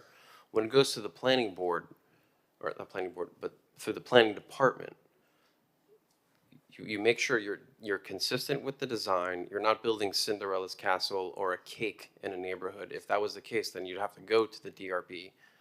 Right now, we have homes being built on berms. No one's complaining about them, and they work just fine. People want to live here. They want to invest in Miami Beach. They want to bring their families here because this is a great place to live. The moment you start putting these barriers of subjective reviews in front of people, where, you know, who knows if someone on the DRB is friends with that neighbor that just doesn't like that person. You know, I don't want to have a situation where that happens. And, you know, I know Diva is the most extreme example where he's been held up for 5 years and almost $1 million.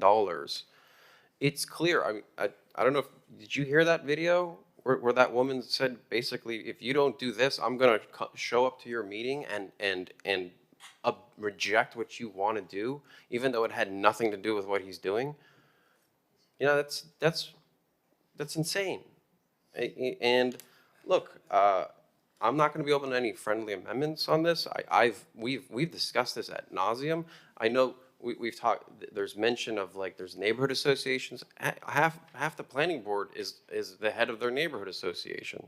Okay, we've had a special land use meeting on this subject, and so there's been plenty of rigorous debate on this.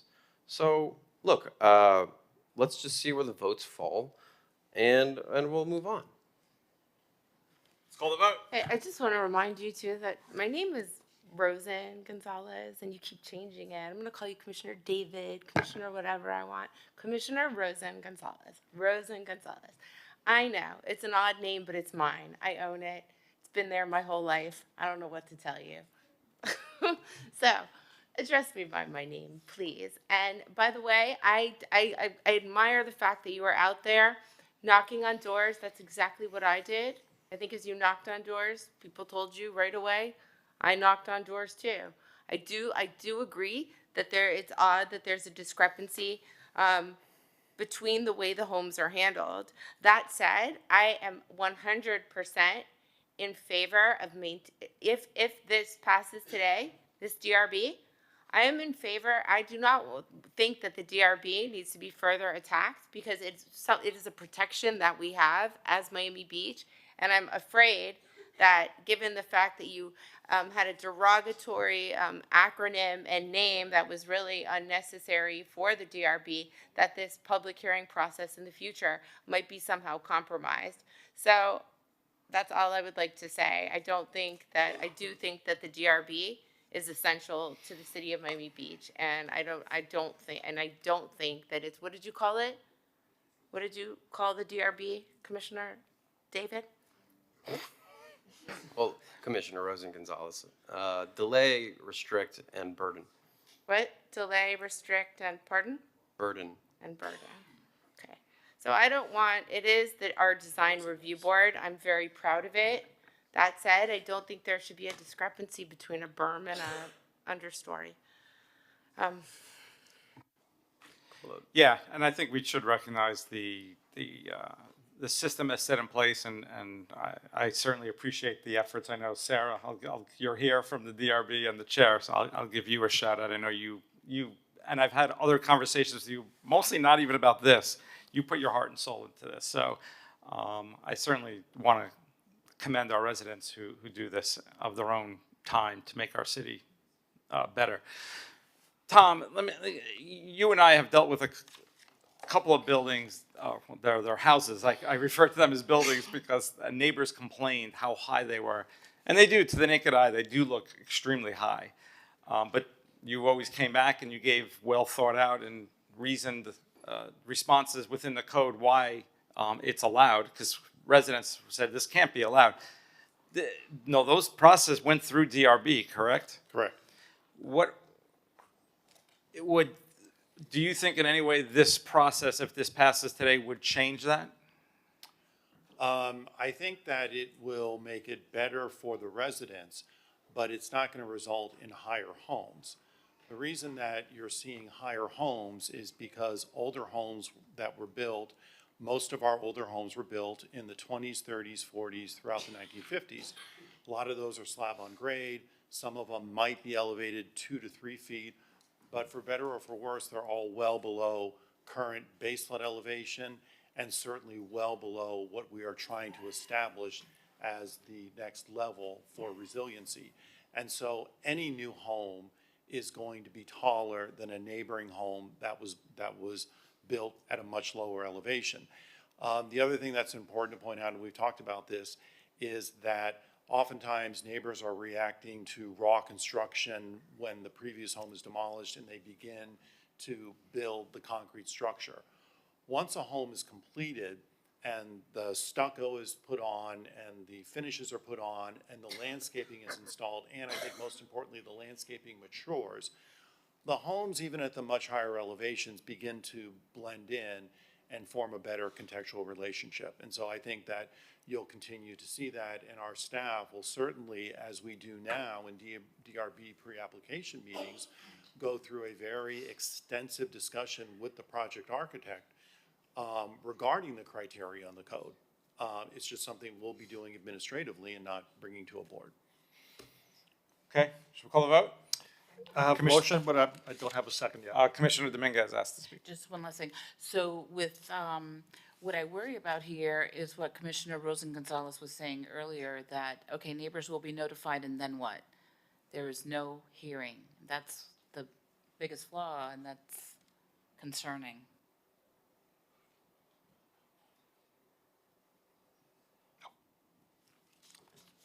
I need a second. Second for what? The motion. Call the vote. Which is the motion? The motion to approve the ordinance. I have a motion by Commissioner Suarez. I don't have a second at this time. I'll second. May I call the roll? Let's call the roll. Vice Mayor Bott. No. Commissioner Dominguez. No. Commissioner Suarez. Yes. Commissioner Magazine. Yes. Commissioner Rosen-Gonzalez.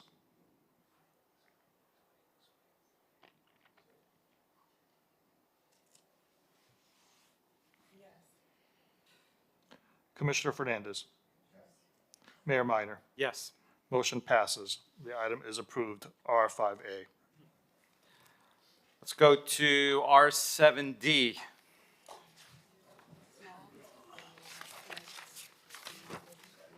R7D is a public hearing. Proceed with traffic calming measures on Meridian Avenue, 42nd Street to 47th Street. R7D.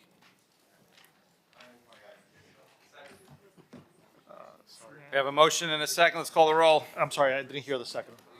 Who called the second? David Suarez.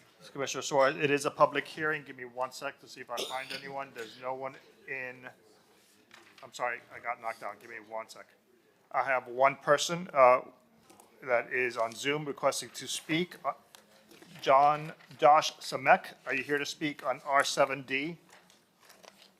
Yes, I am. Okay, go ahead, sir. Mayor and Commissioners, my name is Josh Samek. I'm a homeowner on Meridian Avenue, 4454 North Meridian Avenue. Lived in Nautilus for about 10 years.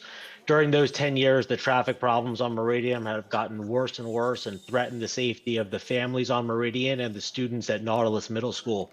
As you see from the city manager's memo, a traffic study was done that found that speeding is occurring on Meridian and highlighting the need for traffic calming measures.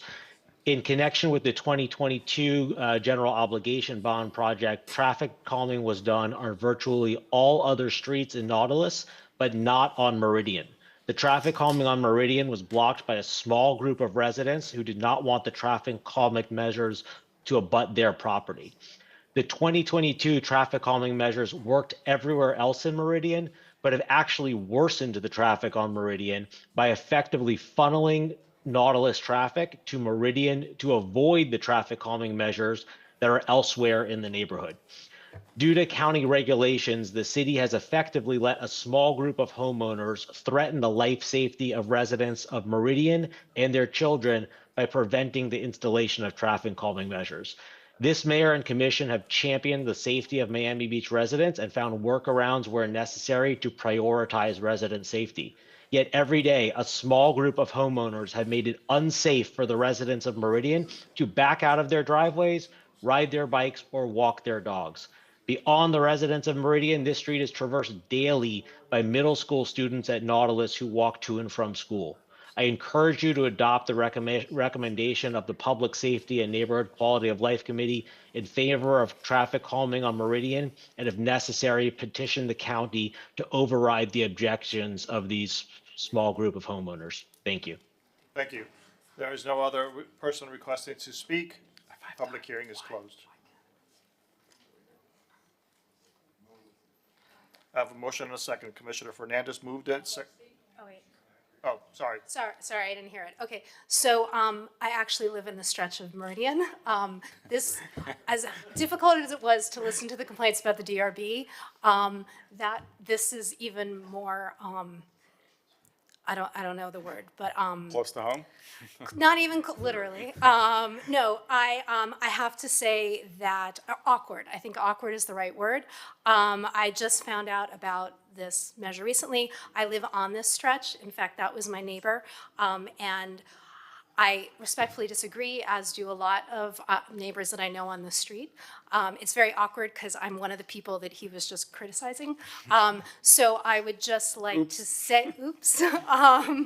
I would just like to say that maybe this issue should be discussed a little bit further and to give us time to look that over, because Meridian Avenue is not a very heavily trafficked street. Thank you. And the things that are being proposed, there was an indication that there was speeding south of 44th Court, and yet they're proposing 2 speed humps that are north of 44th Court, which I'm a little bit confused about. So thank you very much. And just for the record, state your name again. Oh, sorry. Sarah Giller Nelson, 4500 North Meridian Avenue. We have Speaker Michael Bernstein. That's correct, Michael Bernstein. A homeowner living on 47th Street, just east of Alton Road in the Nautilus neighborhood. I was intimately involved with the original complete street plan that was put in and implemented and funded by the city in the Nautilus neighborhood. That included numerous speed tables and a couple of roundabouts, and also the green bike paths, which narrow streets, and lowering the speed limit from 30 to 25. I would have to say, given that I have a speed table right in front of my house, that these traffic calming measures have worked phenomenally well.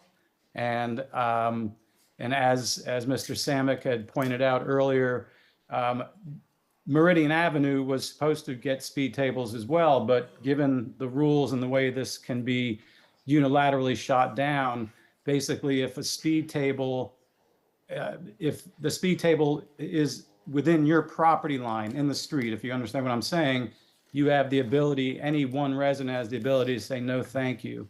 I think that is not a real appropriate way to go about doing this, because this is a life safety issue, which apparently, as Mr. Samick said, that the studies have shown that there is speeding going down that street. I personally had tried to advocate for this probably 8 years ago. After speaking to one of the homeowners on Meridian Avenue and them telling me there's not a speeding problem, I actually turned around and said, thank you very much, started to walk away, got out to the street. 2 cars went by side, going at least 50 miles an hour, dragging down the street. So I'm like, okay, I guess there's no speeding problem on Meridian. But I mean, look, I respect, Sarah's opinion. And I certainly respect Josh's opinion. I personally believe that there needs to be some traffic calming measures put in on Meridian. I see the cars going. I walked my dog there Saturday just to again see it again. And there were multiple cars going well over 30 miles an hour down Meridian, up Meridian. So that's all I fully support traffic calming measures. Thank you. No one else in the audience, no one in Zoom. Let's call the vote. All in favor of R7D, please signal by saying aye. Aye. Aye. Any opposed? And Commissioner Suarez is here. Got it. So 7-0, the item is approved. There were, so, in the interest of time, there was some consent agenda items. They were addendums, so we call them after 5, unless I think they're probably not controversial. It's just a matter of, but let's call them C4AW. C4AW is improved cleanliness at 17th Street parking garage, requested by Commissioner Magazine, is the sponsor, C7AW. I think it was Suarez. C7AW is, I'm sorry, Mayor, C7AW is sponsored by Commissioner Magazine. Okay. C4AW. Oh, C4, got it, sorry. So C4AW is a referral to land use board notice and attendance requirements. Just for the record, these items were not pulled, but they were in the amended. Correct, not pulled, they were addendums, so they're called, I call them after 5. I'll second the item. Okay? We do this by acclamation? So yes, it's referred by acclamation, that's fine. Okay, let's go down the list. C4AX. C4AX referral to land use, expand parks and recreation to include Sunday classes requested by Commissioner Bott. So this is an item to expand our amazing parks and rec facility offerings to kids who can't otherwise take advantage of classes on Saturdays because of religious obligations. So it's not every single program that we offer, but it's the 4 most popular ones, and I'd like to refer this to land use. Second. You moved it? I moved it. Seconded by Commissioner Fernandez. All in favor? Aye. The item is referred 7-0. I see Commissioner Suarez. Got it. Okay, yes. C4AY. C4AY is a referral to Finance Economic Resiliency Committee, interlocal agreement with North Bay Village, extending Miami Beach trolley route. It is Commissioner Suarez's item. I second his item. And I'd like to join as a co-sponsor because I've been working on this with the mayor as well. I'd like to get on that train as well.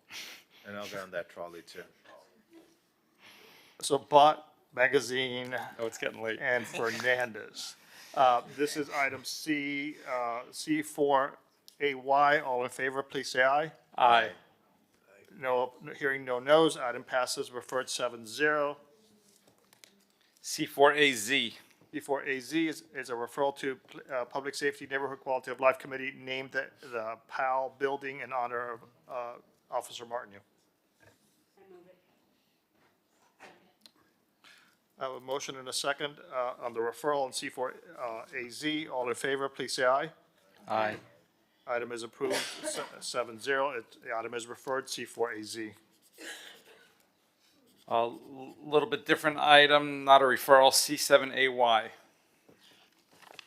C7AY, approved Jonathan Hall settlement.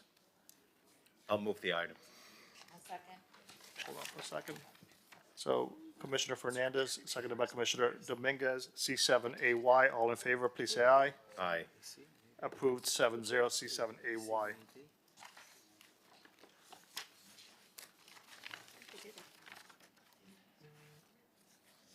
Which ones? Oh, I guess we didn't. Yeah, that's, it's just. Let's call R5AA. This one. I wish we had that positive reaction on every item I called.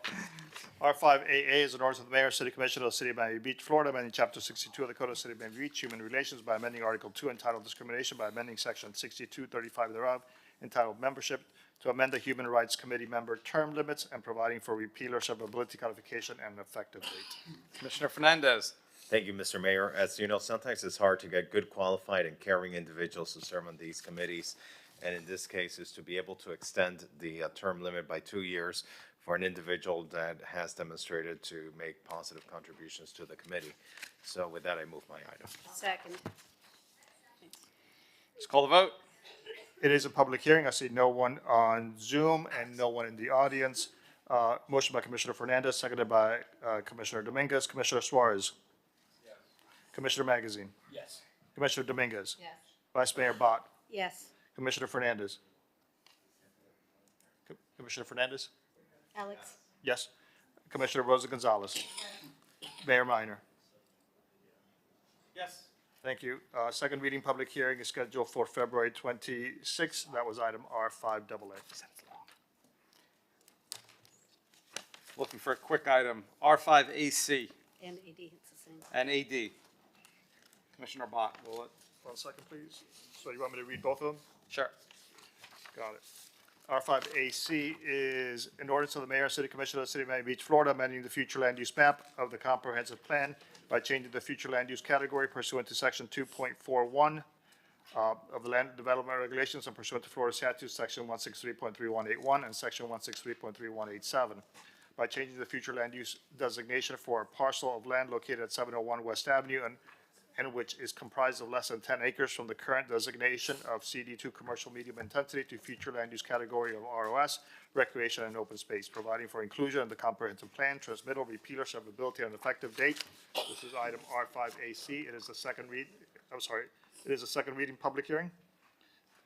And R5AD is an ordinance of the mayor and city commission of the city of Miami Beach, Florida, amending the official zoning district map referenced in section 7.2.1.2 entitled District Map of the Miami Beach Resiliency Code pursuant to section 2.5.1 entitled Change to Zoning District Boundaries, rezoning by changing the zoning district classification for a parcel of land located at 701 West Avenue and which is comprised of less than 10 acres from the current zoning classification of CD2 commercial medium intensity to GU government use, providing for codification, repeal, or severability, and an effective date. This is a second reading public hearing.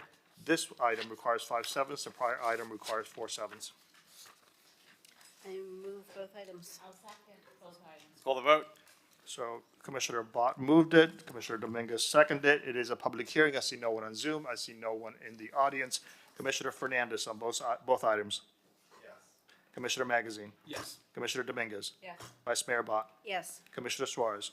Commissioner Rosa Gonzalez. Yes. Mayor Minor. Yes. Both items are approved, so R5AC and R5AD are approved. Thank you. I'm going to call one last item. I understand that they've been waiting literally all day, didn't know, so sorry about that. R2A. Yes, sir. R2A is award RFP 2024-274-DF, speed detection camera systems for school zones.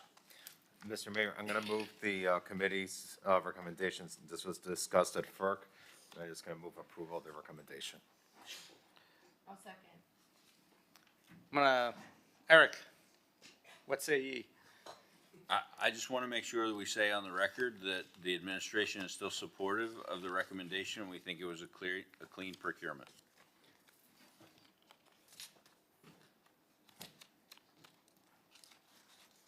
Commissioner Fernandez, I've read the memo. Could you just tell me why we should start over? Sure. I believe there were, how many respondents were there? I believe there were 4 respondents? There was 9. 9 respondents. Yeah. But there were issues. One was found non-responsive, I think, and there were complaints. There was 2 protests, but no one was deemed non-responsive. 2 protests. There were 2 protests, and then there were a few other issues, weren't there? There was no one deemed non-responsive.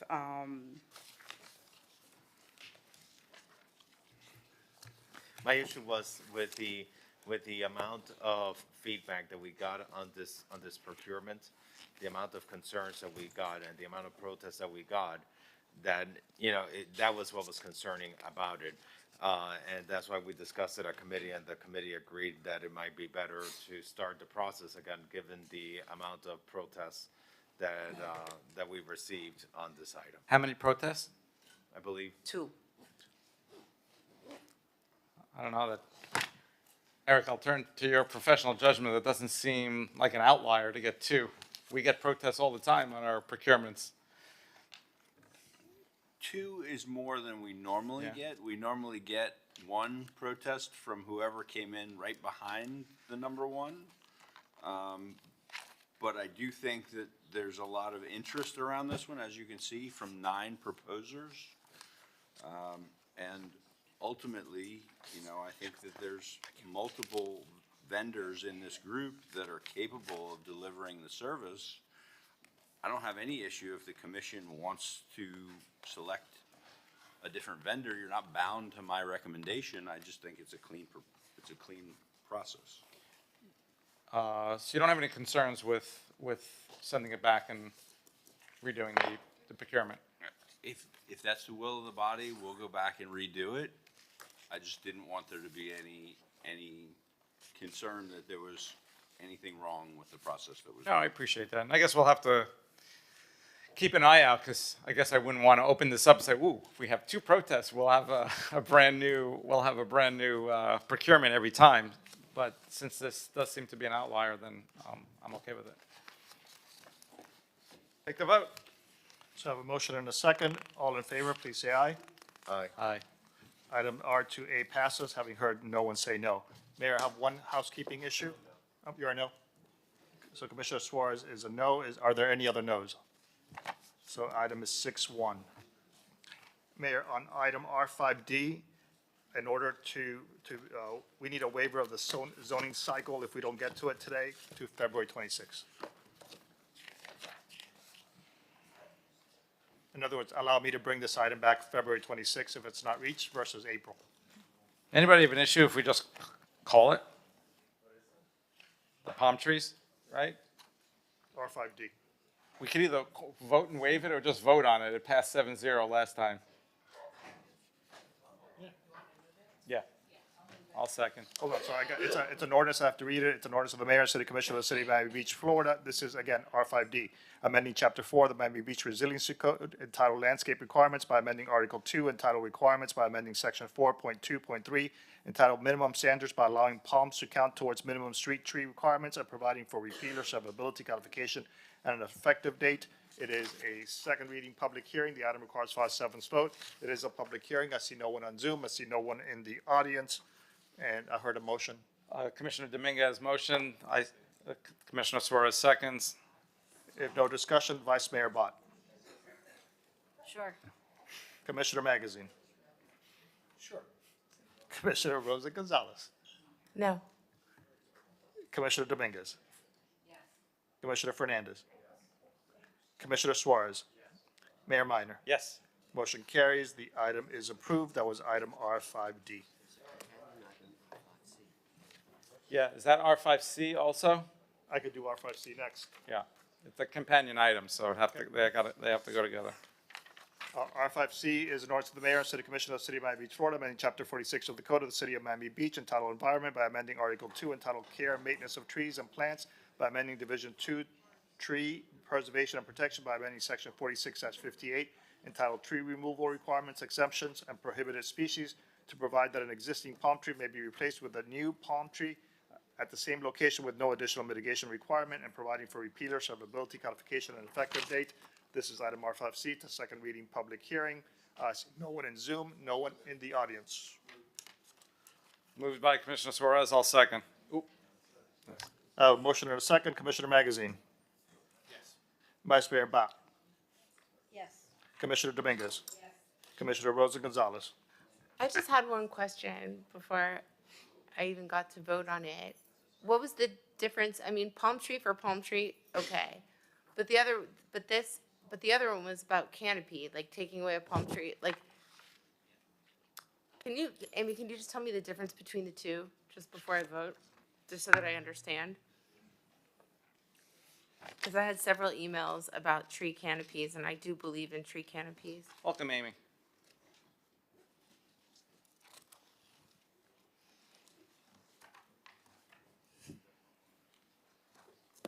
Sorry, everybody, we're so close, right? That's okay.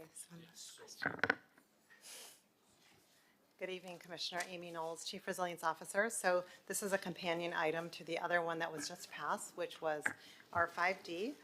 This one specifically is amending Chapter 46, which requires when trees are removed that we're planting back canopy trees, and that's intended to grow our canopy over time. We certainly allow palm trees now. We've actually seen 8,000 palm trees planted since 2017. So we are seeing them, but they're not allowed for mitigation, which means if you take down a tree, we want you to plant back canopy. So this would allow palms to be planted as mitigation. Oh, okay, then I'm gonna vote no on this too. Thank you. But just to be clear, it's 2 palms for a current palm, correct? This item is for Chapter 46, which got it. is Got it. Commissioner Suarez? Yes. Commissioner Fernandez? Yes. Mayor Minor? Yes. Motion carries. The item is approved. That was item R5C. Great meeting, everyone. Thank you. Good discussions. Meeting adjourned.